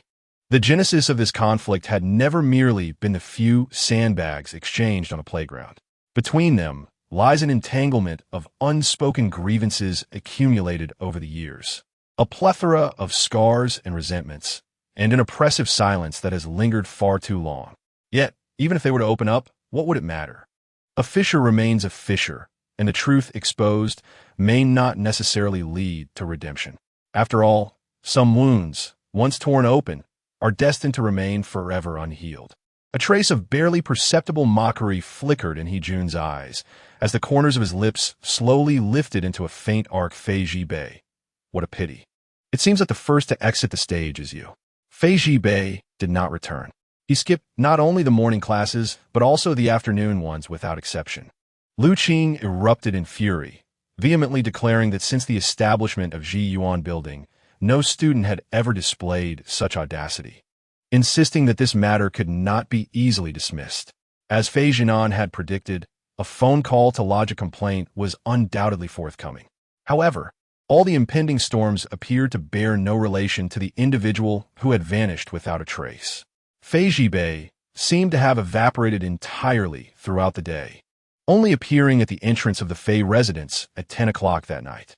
His hair was disheveled, his school uniform jacket mysteriously absent, and his fair cheeks bore abrasions, with the corner of his mouth cracked and stained with fresh blood, resembling someone who had just emerged from a brawl. Yet, there was no anger or hostility in him, only an inescapable weariness and emptiness, like a wolf returning home in the dead of night, caked in mud and snow, yet too weary to emit a single growl. The Fei household was brightly illuminated, the living room as impeccably clean as ever, bordering on coldness. The metallic chandelier cast a blinding white light, revealing the opulence of the estate in stark detail, yet failing to convey any warmth. Wu Yi had been waiting at the door and rushed forward upon spotting him. Jibei, where have you been? Her tone was urgent as she discreetly gestured to Fei Jibei, her lips barely moving. Your father is home, has been waiting for you. Then, she noticed the injuries on her son's face. In an instant, her expression changed dramatically, her complexion paling, her voice rising in pitch. What happened to your face? Did you get into a fight? Where have you been? Do you even know to come back? A cold, stern voice emanated from the sofa in the living room, striking like a hammer and instantly silencing all sounds within the house. Fei Nanshan sat at the head of the table, clad in a perfectly tailored suit, his collar devoid of any creases, accentuating his unyielding demeanor. His gaze held no trace of concern for his son's injuries, only the chilling aftermath of suppressed fury. Fei Nanshan neither rose nor scrutinized his son's disheveled appearance. Instead, he coldly sliced through all excuses. Where have you been all day? The teachers have been calling me. Do you realize how you've tarnished the family name? His speech was deliberate, yet each word landed like a nail, revealing no concealment of anger, nor any alteration in his customary attitude. He had never held high expectations for this son, nor felt any pride in him. Do you not know how I typically indulge you? You have a clear understanding of that, do you not? In the past, I turned a blind eye to your tardiness and early departures. But now, skipping classes without cause, fighting. Do you even remember your surname? Are you truly the son of Fei Nanshan, or merely an uneducated street thug? Chapter 78, A Fatal Blow. Each word from Fei Nanshan struck like a dagger, each statement heavier than the last, as if he sought to dissect his son inch by inch to uncover the roots of his perceived inadequacy. He posed no questions, offered no regard for wounds, nor did he acknowledge the facts. His intent was not to seek understanding of the events that transpired, but to firmly place the blame solely upon Fei Jibei. Standing silently at the door, Fei Jibei remained mute, offering no defense nor displaying any emotion, simply existing in quietude. It was as though the barrage of accusations was directed at a stranger rather than himself. He had seemingly grown accustomed to it all. He had acclimatized to the cold, silent illumination of this home, the disdain and oppression from his father, the ambivalence in his mother-esque gaze, and the weighty solitude and pressure that accompanied his surname. This grand abode, resplendent and adorned with the trappings of elite status and glory, felt to him like an island cloaked in the guise of nobility, a cold iron cage that imprisoned freedom and love. Yet at that moment, Fei Zhinan unexpectedly extended a hand. Despite having never approached before, he broke through like a sliver of light. However, that warmth arrived too swiftly and dissipated even faster. Before it could be cherished, it turned frigid, more so than ever before. It felt like a meticulously crafted illusion, a complete and utter dream. Upon awakening, everything appeared even more desolate. Fei Jibei retreated once more into darkness, but this time, it was colder than ever. The air felt as though it had solidified, heavy with silence. The house was vast, large enough for every emotion to be diluted infinitely, where each outburst, each sob, or silence could vanish at the corridor's end. No one heard the sound of a heart breaking. Wu Yi attempted to mediate from the sidelines, yet her words failed to penetrate the atmosphere, which was thick with Fei Nanshan's escalating fury and the cold glare of the incandescent light.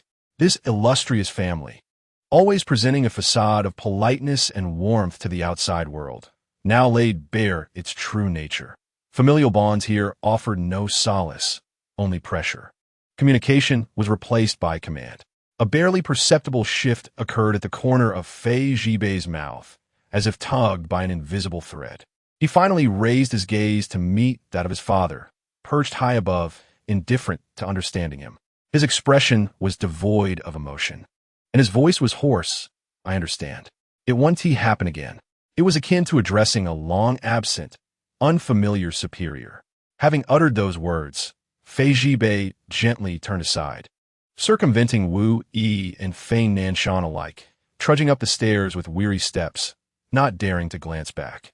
His silhouette was stark and resolute, silent like something long sealed within a tin box. Once opened, it would only emit the scent of decay. The light at the staircase landing was too bright, rendering his shadow nearly imperceptible. Stop! Fei Nanshan furrowed his brow, his voice low, yet imbued with an undeniable authority. What is your attitude? I have not finished speaking. Fei Jibei halted his steps, yet he did not turn back. Fei Nanshan narrowed his eyes in displeasure, his sharp gaze slicing through the air like a knife. After a moment of silence, he leisurely lifted his teacup and took a sip, as if the earlier disrespect was merely a slight annoyance, not worthy of anger. The daughter of the Bai family, he spoke in a calm tone. Do you have any recollection of her? Fei Jibei's brow twitched, his impatience growing as he wished to leave swiftly. I don't know her. I don't recognize her, he replied with evident annoyance. Wu Yi, sensing her husband's grim expression, hurriedly stepped forward to ease the tension, her face adorned with a forced smile. Oh, it's the girl from the old Bai family. She's about your age and used to visit us when we were children. Don't you remember? She gently linked her arm with Fei Jibei's, her tone soft and conciliatory. Before her words had fully settled, the disdain in Fei Jibei's eyes was unmistakable. A premonition of something dismal loomed over him, and his expression darkened instantly, his brows furrowing deeply like the turbulent sea before storm. As anticipated, Fei Nanshan slammed his teacup onto the table, his tone chillingly calm, almost cruel. This weekend. Make time to meet her. The location has been arranged by my secretary. He paused, his tone devoid of negotiation, merely announcing it as if it were an obligatory document to be signed. After all, since you do not pursue education, a marriage alliance would suffice. His words lacked emotion, as cold as a risk assessment in a business transaction.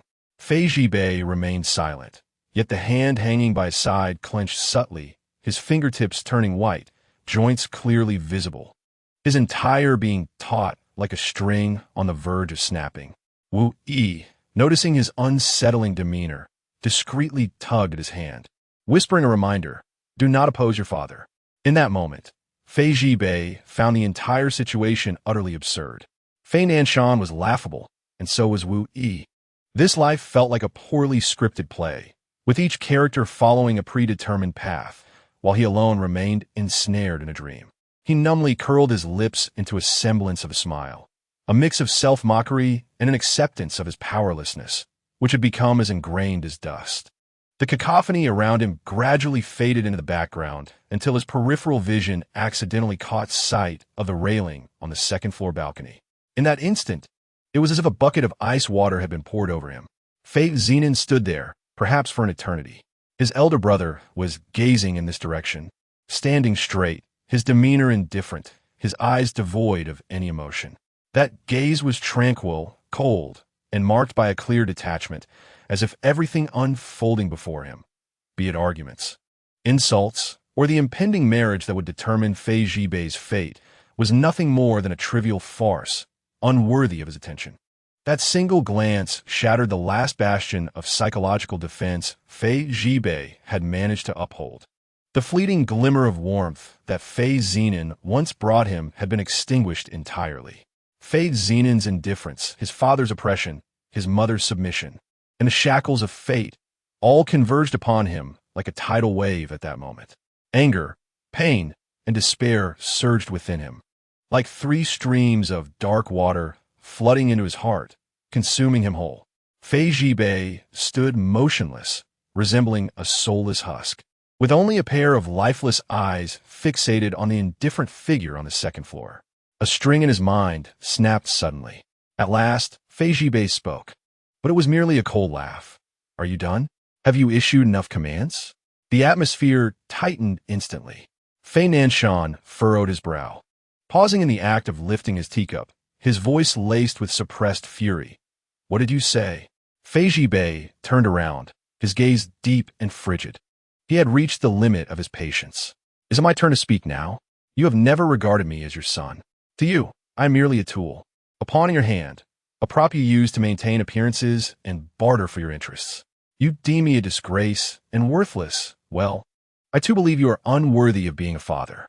Step by step, Fei Jibei advanced, his voice low, but each word sliced through the heart like a blade. You have never regarded me as your son. To you, I am merely a tool, a pawn in your hand, a prop you use to maintain appearances and barter for your interests. You deem me a disgrace and worthless. Well, I too believe you are unworthy of being a father. Fei Nanshan's expression darkened, and he sprang to his feet. Have you lost your mind? Yes, I have lost my mind. Fei Zhibei scoffed, his tone almost deranged. Do you think I will pretend to be deaf and mute for a lifetime? Do you think I have truly adapted to your control, oppression, and humiliation? I have merely endured because I did not wish to embarrass my mother. He turned to Wu Yi, his voice suddenly dropping. But now I want to ask you, mother, don't you feel humiliated? Wu Yi's complexion changed, and she tugged at his sleeve repeatedly. Zhibei, stop it.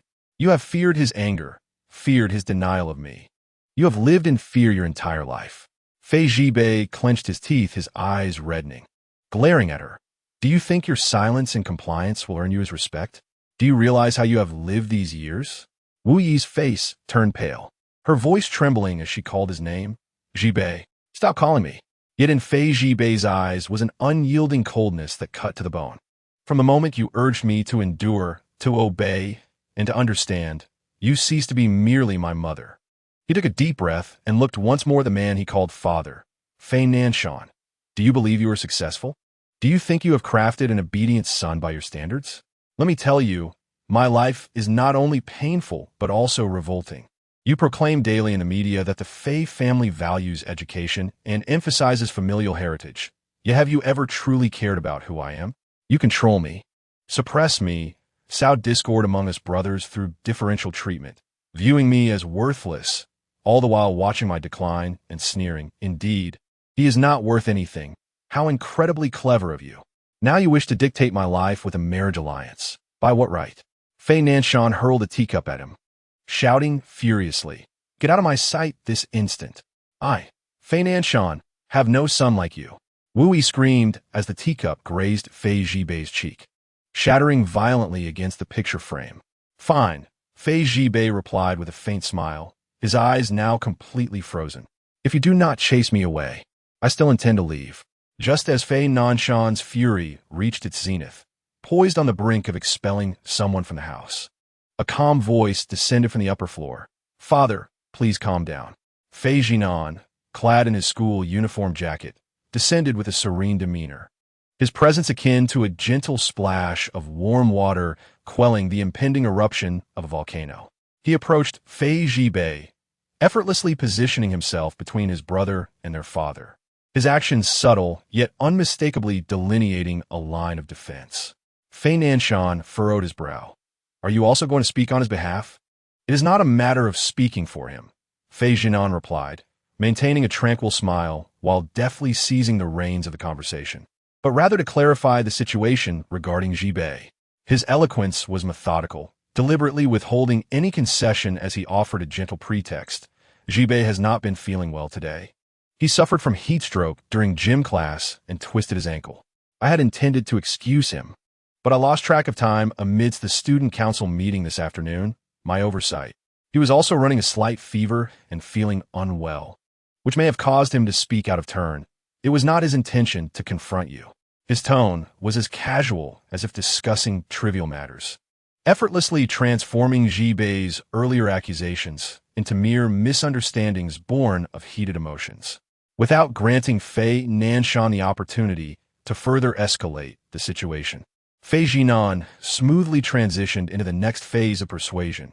Recently, I've heard whispers that the Bai Group's acquisition of shares in the JQ overseas subsidiary was marred by questionable practices involving a significant undercurrent of gray funds. Should we hastily align ourselves with them, we would essentially be aiding in their laundering of reputation. This statement caused Fei Nanshan to narrow his eyes, the familiar calm and calculation of a businessman surfacing. He remained silent, evidently weighing the implications. Moreover, the Bai family's reputation has been severely polarized in recent years. Once married, our ability to forge connections with higher echelons will be severely compromised. Fei Zhinan meticulously treaded with each word, striking at Fei Nanshan's most cherished values of interest and reputation. I believe this matter requires patience. Once we complete the acquisition and expansion of the M-City Industrial Park, we will have a broader array of options and greater control over our choices. Indeed, Fei Nanshan's expression softened. Fei Zhinan then shifted the focus back to the main subject. Zhibei has undergone significant changes recently. We have implemented a study group system, and I am in a group with him. Over the past few days, I have been encouraging him and discovered that he excels in logical reasoning and possesses a remarkable memory. Many subjects he struggles with are not due to inability, but rather a lack of thorough understing. With that, Xiao Zhinan produced a stack of papers, worksheets completed by Bei, showcasing an impressively high accuracy rate. Father, you may wish to take a look at these. They were completed by him, and I merely assisted in reviewing them. Xiao Zhinan's tone was devoid of any exaggeration, merely a calm declaration. I know you often say that those who lack talent must rely on marriage, but Bei is not that kind of person. Bei stood there, momentarily transfixed, his gaze following the figure that stood before him, bearing the weight of all the scrutiny. For a fleeting moment, he forgot to breathe. He had never anticipated that Xiao Zhinan would speak on his behalf, let alone advocate for him so fervently. It was he who ignited the flames of war, who upended the chessboard in a moment of peril. He had prepared himself for the worst, abandoning his identity, forsaking his future, relinquishing the last vestiges of dignity, indifferent to being cast out of his home, even if it meant a complete severance from his family. In this world that never truly belonged to him, he thought nothing of once more toppling a board that had never offered him fairness. Bei had long been ready to be cast aside. Yet, in that moment of utter despair, Xiao Zhinan descended the stairs, traversing through the remnants of anger and smoke, and stood before him, silently shielding him from the tempest. He was like a sudden ray of light, the kind he believed had long since departed from his life. He never anticipated, indeed, he had never truly contemplated, that after such a violent outpouring of emotions, the one to speak on his behalf would be Xiao Zhinan.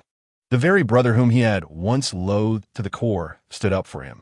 His elder brother defended him, shielding him from the storm, negotiating, explaining, and soothing, confronting the most intense emotions with unwavering precision, while preserving his dignity without a single flaw.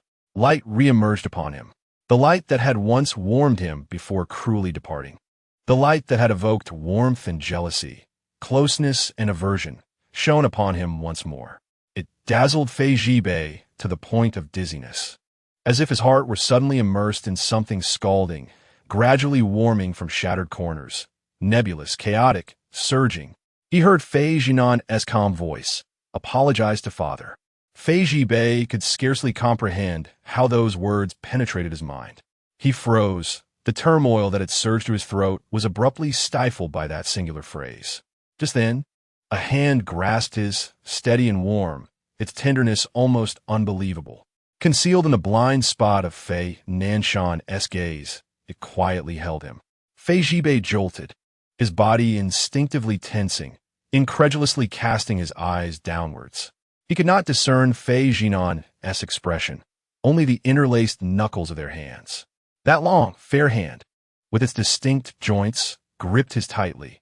The slight pressure emanated a steady, calming force from deep within his heart, soothing and constraining him, as if to say, "Hold on. Do not lose control. Hold on." Heat surged in Xiao Bei's eyes. His lips trembled lightly, and his chest felt as though it had been struck with force, sending tremors through his entire being. He gazed at the hand that held his, feeling the warmth radiating from its palm. And suddenly an absurd thought arose within him. As long as this person could continue to hold my hand, what was mere endurance? As long as he was there to guide me, I could still move forward. He harbored hatred for Xiao Zhinan, resenting all that this person had effortlessly obtained since childhood, despising his perfection, loathing how he effortlessly won Xiao Zhinan's favor while he struggled in the ruins. Yet he could not deny that this incarnation of Xiao Zhinan was different. When the world chose to abandon him, only this individual stood resolutely before him, time and again, without a trace of hesitation. It was as if fate, in its cruel yet tender manner, conveyed to him that the very light he vehemently despised had always been the foundation of his existence. In that fleeting moment, an absurd yet comical illusion flickered before Xiao Bei's eyes. He felt as though he had been salvaged from the ruins. He stood amidst the darkest night, shedding his armor, relinquishing his dignity, and ready to be shattered by the winds. Yet, That light he believed had long been extinguished quietly unveiled an exit for him. Alongside that light came the long-suppressed grievances, rage, jealousy, and reliance, all enveloped with warmth, cascading toward him. In the palm of his hand, that flicker of warmth resembled a spark, inch by inch, searing through his frozen bones and blood. System notification. Rival's emotional transformation progress is being calculated. Character correction. Fei Jibei. Original hatred value. 120 current hatred value. 0. Hatred value cleared.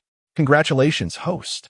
You have successfully transformed the darkened rival, Fei Jibei. Amidst the cacophony of voices, you bestowed upon him a distinct preference and trust, setting aside the past to focus solely on the present. As a brother, you offered him a tenderness and acceptance he had never encountered, patiently dismantling the defenses within his heart. In the gaze of many, you spoke up for him, shielding him from the oppressive forces of patriarchy.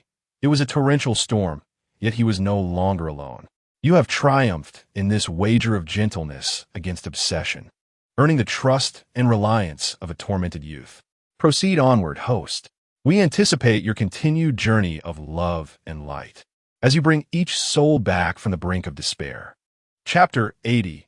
Guilt. The arrival of Fei Zhinan halted the son-father conflict ignited by the marriage at the very brink of collapse. The Fei family regained its tranquility, at least on the surface. Fei Nanshan received a phone call, turned, and departed, his back exuding a clean and decisive demeanor, leaving behind the remnants of tension and emotional debris in the living room. The capitalist's indifference and sharpness were laid bare at this moment. A fury that nearly obliterated his son was merely an inconsequential episode in his eyes, not warranting even a 5-minute pause. The living room fell into a haunting silence. All emotions seemed to be doused in ice water, leaving only echoes behind. In the room, the three remained in a silent standoff. The heat dissipated, leaving only oppression. Wu Yi stood in a daze. This was the first time she had heard Fei Jibei express his innermost feelings, and it was under such dire circumstances. Her mind was a chaotic whirlwind, the anguished accusations and laments of her son still reverberating in her ears. She suddenly realized that this outburst was not a sudden eruption, but rather the culmination of years of pent-up pain. Astonishingly, she had never perceived it. Since marrying into the Fei family, her gaze had been solely fixed on Fei Nanshan's strides and footprints. She had become a shadow following her husband's gaze, prioritizing the family's facade and interests above all else. She could not perceive the stubbornness and grievance concealed within Fei Jibei's eyes, nor could she comprehend the relentless yearning for paternal affection that had been trampled upon. She was oblivious to the extent of his efforts to endure an existence that felt utterly alien to him. Even today, before Fei Nanshan, she lacked the courage to stand up for her son. Had it not been for this quarrel, she might have remained unaware of the profound pain her son, who had always feigned defiance and rebellion before her, harbored deep within, a pain crushed by his father, and a solitude she had never shared. Fei Nanshan was not a good father. Did that render her a good mother? This question pierced her heart like a needle, burrowing into the depths of her emptiness. Wu Yi suddenly felt an overwhelming sense of guilt and shame, an indescribable mixture of emotions. Her throat quivered as she gazed blankly at Jibei. At last, her lips parted slightly. "Jibei," she said, cautiously approaching him, suppressing the tumult of feelings within her, and gently taking Fei Jibei's hand. "You've returned so late. Are you hungry? My voice is as gentle as I can muster. How about a bowl of noodles? This time, I won't let Wang Ma cook. I'll make them myself." After a brief pause, she forced out a smile that felt painfully rigid. "It's been a while since you had noodles made by your mother, hasn't it?" Her seemingly light words felt like they had drained her of all strength. Wu Yi was not adept at expressing her emotions. It had been far too long since she had prepared a meal for her son, and she was uncertain if she could even cook those noodles properly. Yet, she yearned to do so. She wished to reclaim her role as a mother from this moment onward. Having spoken, Wu Yi turned to regard another figure quietly standing in the living room, Fei Zhinan, the young man who had, with subtlety, pulled her son from the storm moments ago. She had never anticipated that this stepson, whom she had deemed utterly cold, would be the one to stand before Fei Jibei in defense. Though they were not mother and son, both found themselves ensnared within the gilded cage of the Fey household. Her previous demeanor towards him had been one of detachment and instinctual avoidance. Now, her heart was a tumult of conflicting emotions. Wu Yi had prepared herself mentally for a long time, finally mustering a rigid smile, her voice trembling and cautious. Zhinan, I'll be making noodles for Jibei shortly. Would you like some as well?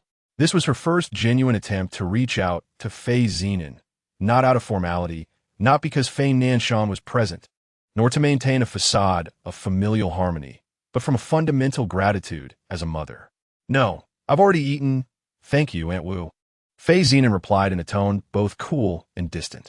It was as if nothing had transpired, as if the brother who had stood up to defend his sibling, fiercely confronting Fei Nanshan, were merely a fleeting illusion. He inclined his head slightly, politeness mingling with detachment, and without casting another glance at Fei Jibei, he turned sharply and ascended the stairs. In that moment, Wu Yi felt her son's arm stiffen. Lifting her gaze, she saw Fei Jibei staring intently at Fei Zhinan's retreating figure, his eyes reflecting an emotion she had never witnessed before: confusion, astonishment, and a subtle sense of emptiness. The hands that hung by his side curled slightly, as if attempting to grasp something from the air. It seemed as though they sensed a loss of warmth. Yet it was as if the fleeting emotion had been cast aside before it could be discerned. In the next moment, Fei Jibei abruptly broke free from Wu Yi's grasp and instinctively dashed toward the staircase, his movements almost primal. Jibei? Wu Yi exclaimed in astonishment. But she could only catch a glimpse of his fleeting silhouette before he vanished around the corner of the stairs. She was unaware of what her son intended to convey. In truth, even Fei Jibei himself was uncertain. His feet moved uncontrollably, akin to a moth drawn to a flame, or the tide responding to the moon, yearning to approach the person who had just sheltered him from a torrential downpour. However, as he rounded the corner, his steps faltered. A slender figure obstructed his path. He looked up to meet Fei Yunqing's gaze.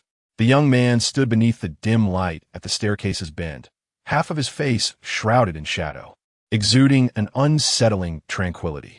Fei Jibei could not ascertain how long Fei Yunqing had been standing there. His presence felt like a preordained barrier, impossible to circumvent. In that moment, Fei Yunqing bore no resemblance to the sweet, obedient younger brother he usually was.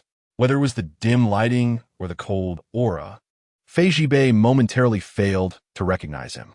The soft facade had vanished, leaving only a silent hostility enveloping his frail frame, an inexplicable pressure weighing upon Fei Jibei. Before he could utter a word, that familiar voice rang out. Fei Jibei, are you feeling quite proud of yourself? The tone was light, but the demeanor was frigid. Fei Jibei frowned. Fei Yunqing seldom addressed him by name. This marked one of the rare occasions. The other being that day in the classroom when he questioned why Fei Zhinan had partnered with him for a study group. At that moment, Fei Jibei merely wished to find Fei Zhinan, not wanting to entangle himself further with Fei Yunqing, nor contemplate the meaning behind his words. Step aside. Fei Jibei spoke impatiently, his voice firm. He then turned away without looking back, swiftly circumventing Fei Yunqing, his pace hurried and unwilling to pause. What he failed to notice was that behind him, Fei Yunqing's fingers, which hung at his side, gradually tightened.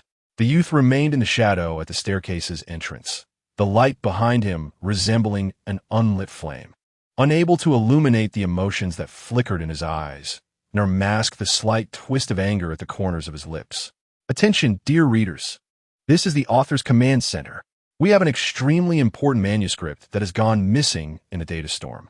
The identification code is update number 2. It is speculated that it may have wandered into the silent wasteland or the dimensional rifts of the comment section. Only by gathering sufficient energy beacons through donations can we relocate its coordinates and open a portal to bring it back.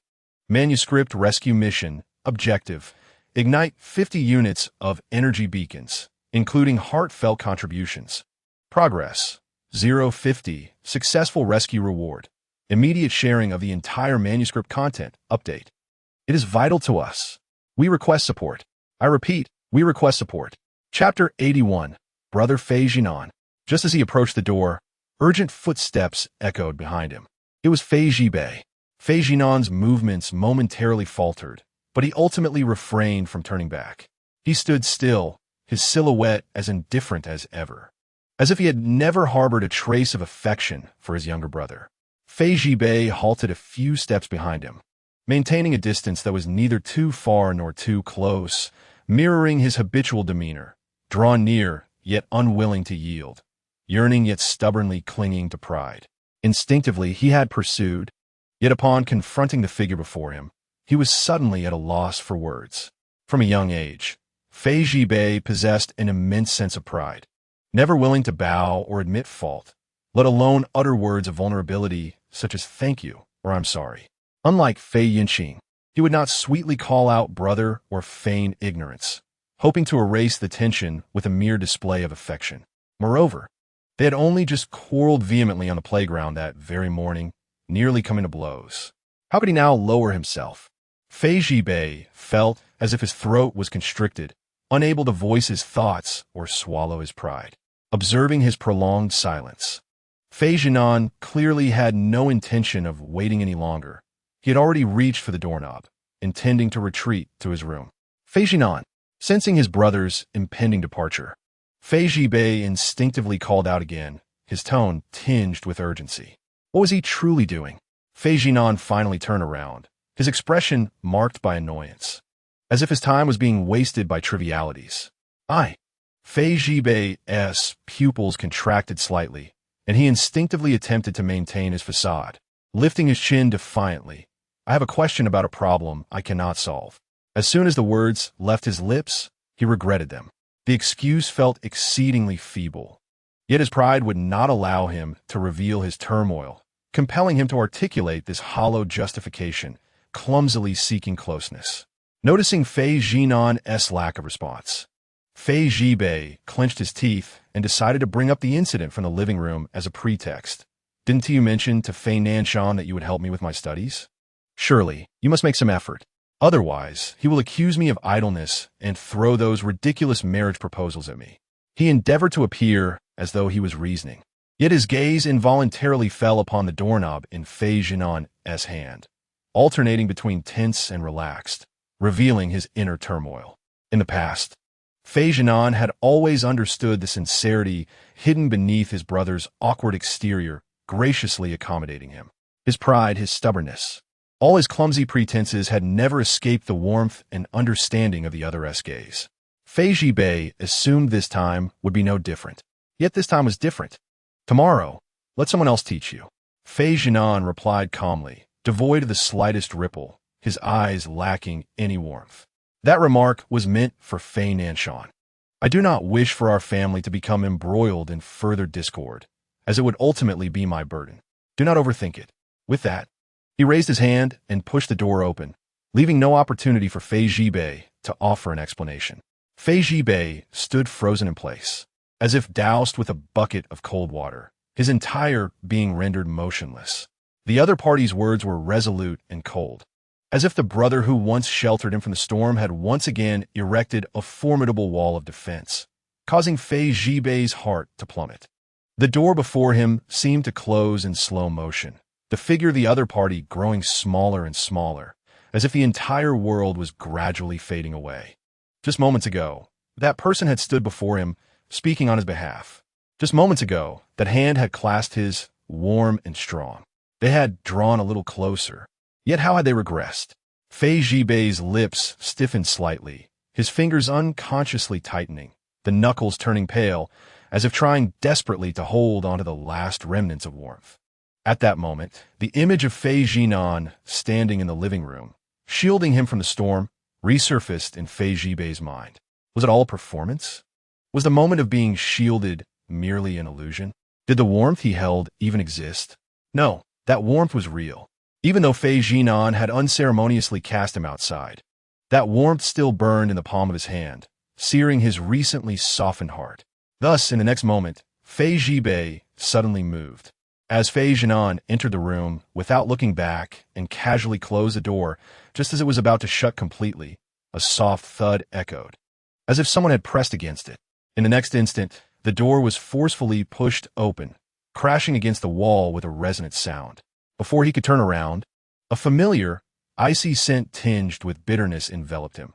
Fei Zhibei had burst in, abruptly embracing Fei Zhinan from behind. The slightly taller youth hunched his back, burying his entire face deep into the nape of Fei Zhinan's neck, the force nearly melding him into his very bones. This was not an ordinary embrace, but rather an instinctive grip, as if losing him for even a second would mean complete loss. The warmth of their bodies enveloped one another, transmitting through the areas where they were pressed tightly together. Fei Zhibei's soft black hair brushed against the side of his neck, trembling slightly, bringing with it an undeniable ticklish sensation. Fei Zhinan's cold facade cracked under the weight of this unexpected embrace. His expression darkened suddenly, struggling to pull away. Fei Zhibei, what are you doing? Let go. However, the person behind him remained silent, only tightening his hold, clinging on like a strong-willed child, imbued with a sense of stubborn grievance. I said let go. Do you hear me? Fei Zhinan's anger surged, and he retaliated by stepping on him fiercely, without mercy. Fei Zhibei let out a muffled grunt, his shoulder visibly trembling, yet he still refused to relinquish his grip. Those hands grasped him like a lifeline, unwilling and afraid to let go. Fei Zhinan was nearly driven to madness by this relentless clinging. Just as he was about to lash out again, he heard the person buried in his shoulder softly, hoarsely call out, "Brother." Fei Zhinan's movements froze abruptly. He was taken aback. This was the first time he had heard Fei Zhibei call him brother. The once headstrong youth, brimming with thorns and perpetually resistant to submission, had always confronted Fei Zhinan with an unyielding sharpness. Fei Zhinan, you, cold and devoid of warmth, he would call out. Occasionally, he would address him as brother, but even that was laced with mockery and malice, akin to a dagger's thrust. Yet this time, the address emerged softly from Fei Zhibei's lips, almost pleadingly, imbued with weariness and caution. Before Fei Zhinan could recover from his astonishment, the voice resonated again, even gentler and softer. Brother, please tell me, what have I done wrong? I truly cannot comprehend. This time, the tone had shifted entirely. There was no anger, no sarcasm, not even a hint of accusation. Merely bewilderment and confusion, reminiscent of a lost child glancing back at the one they believed would never abandon them. In that moment, Fei Zhibei cast aside all defiance and pride, exposing his vulnerability to Fei Zhinan, yearning to understand why he was being ignored, questioning if he was no longer wanted. The unexpected embrace from this most distrustful and combative brother momentarily rendered Fei Zhinan speechless. Soon, however, he regained his composure, inhaling deeply. If you seek an answer, then I shall provide it. But first, release me. Chapter 82. Old Grudges at Last. Fei Zhibei relinquished his hold on Fei Zhinan, who promptly seated himself at the edge of the bed. He gestured towards the solitary armchair opposite him, his voice steady. Sit. The tone brooked no argument. It was not a command, but rather a prelude to the ensuing conversation. Fei Zhibei lingered for a moment, hesitating to move. His shoulders trembled slightly, as if still grappling with the emotions of the preceding exchange. Ultimately, he approached and took a seat. The air between them felt as though it had congealed in silence for a fleeting instant. Then, Fei Zhinan slowly began, Fei Zhibei, have I been excessively harsh towards you in the past?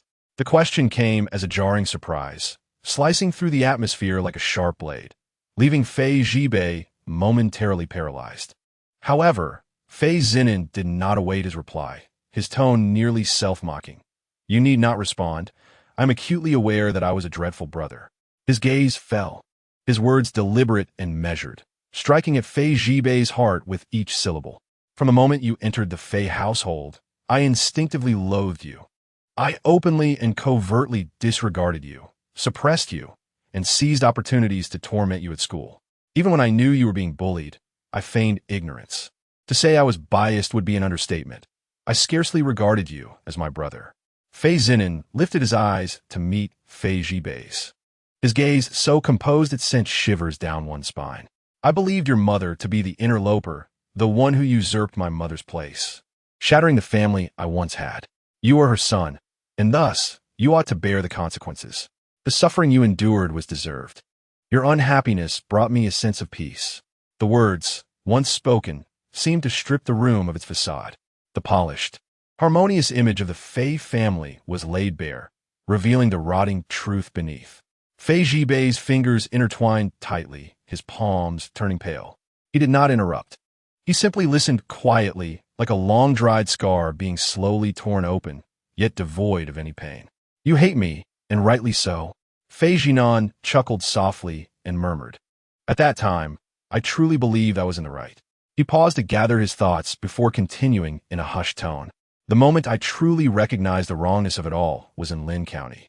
Fei Jibei's pupils contracted slightly. Lin County. It was after Fei Zhinan returned from a business trip to Lin County that his demeanor toward him shifted dramatically. No longer icy, but increasingly resembling that of a genuine older brother. Fei Zhinan looked at him, his tone suddenly distant. During that trip to Lin County, Fei Nanshan had me experience the grassroots work at the construction site.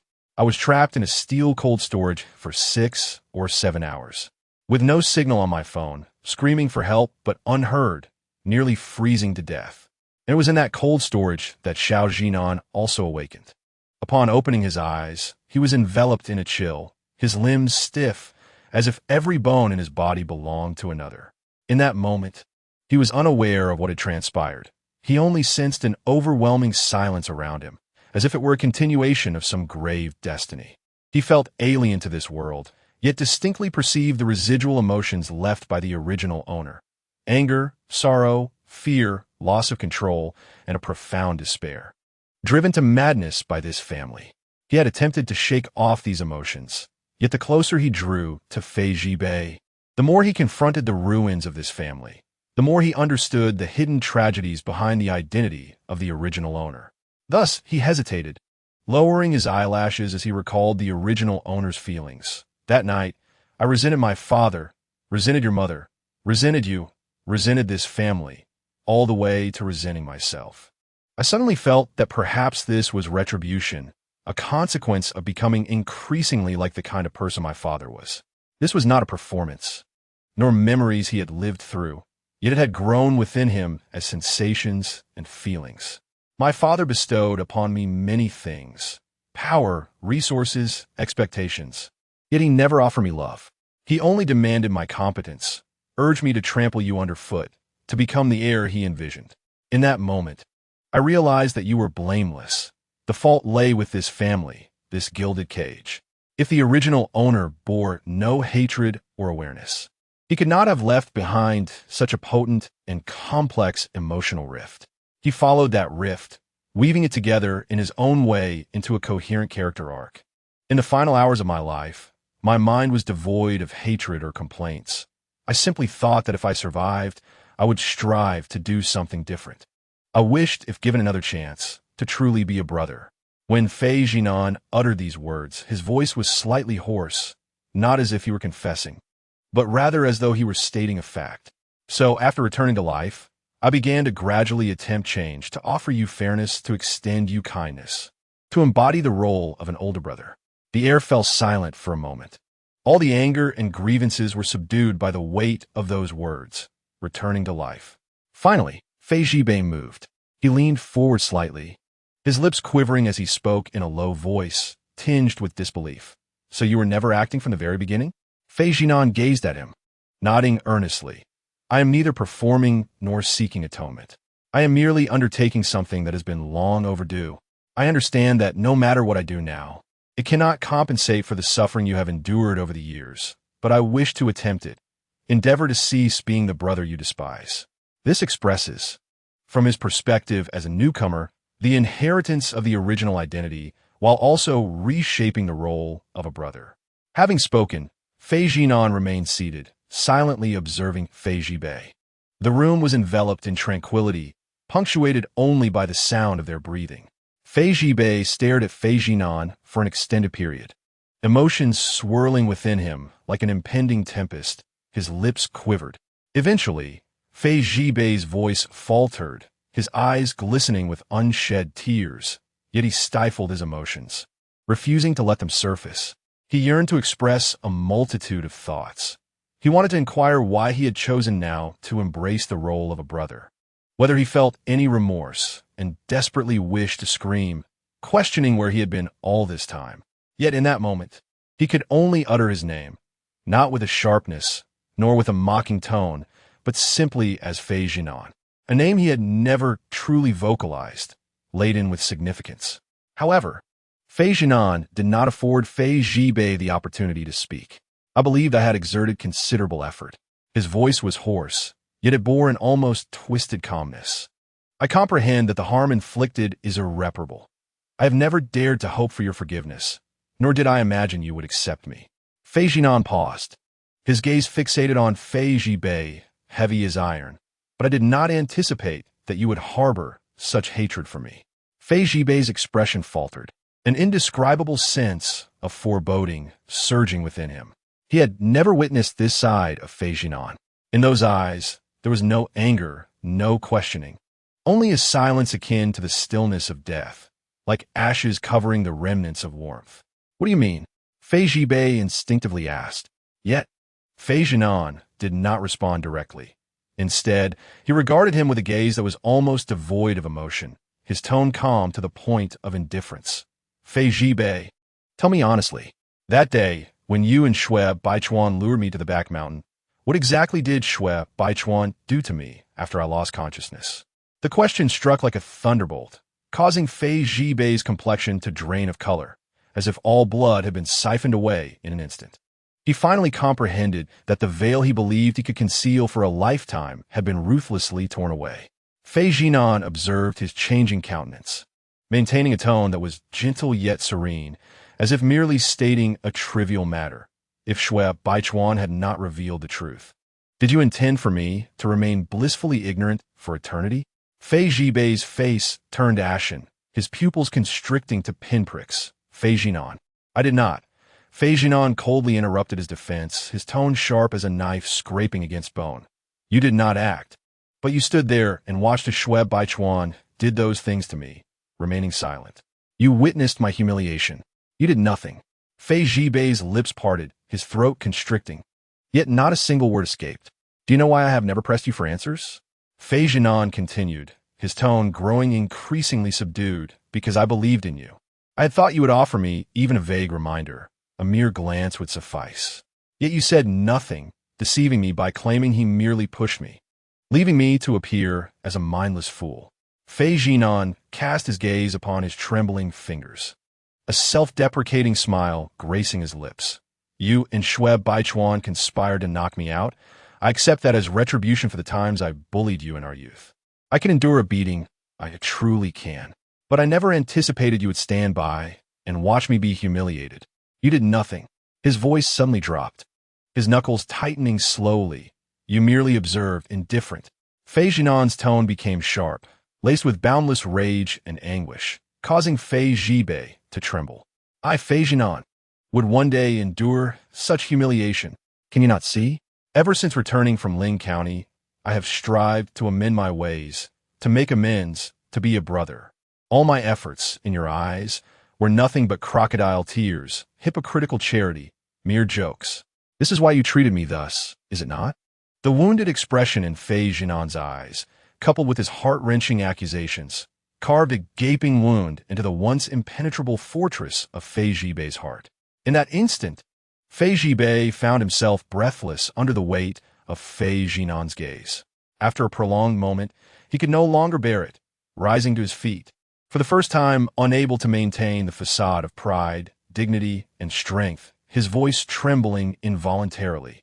It is not like that, Fei Zhinan.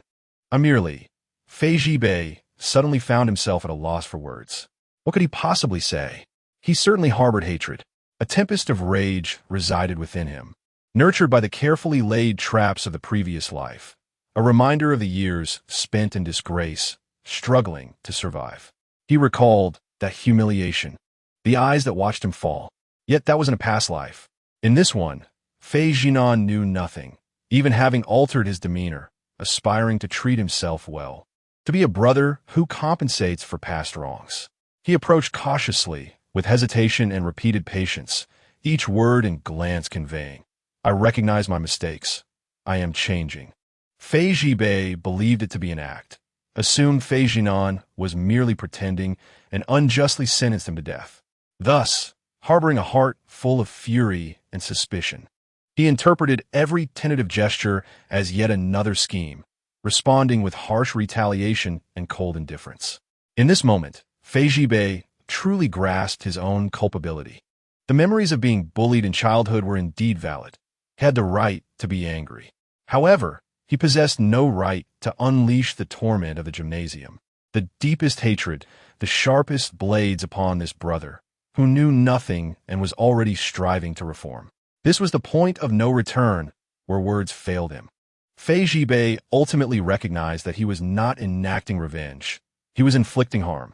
He had, with his own hands, cast down the very Fei Zhinan who was willing to bend for him, who sought to draw near time and again. Therefore, Fei Zhinan's anger, disappointment, and resoluteness were all so justifiable, so irrefutable. He deserves the blame, he deserves to be seen through, and he deserves to remain silent now, helplessly watching that light recede little by little. That light, once his greatest aversion, was also the only warmth he had ever approached in his life. Yet now, perhaps he can no longer grasp it. Fei Zhibei, wearied to the core, smiled gently, but that smile was colder than all his anger combined. I do not understand why you harbor such profound resentment towards me. I admit, I was unkind to you in our youth, and I owe you much. However, I always believed that we could still have a future where brothers treated each other with respect.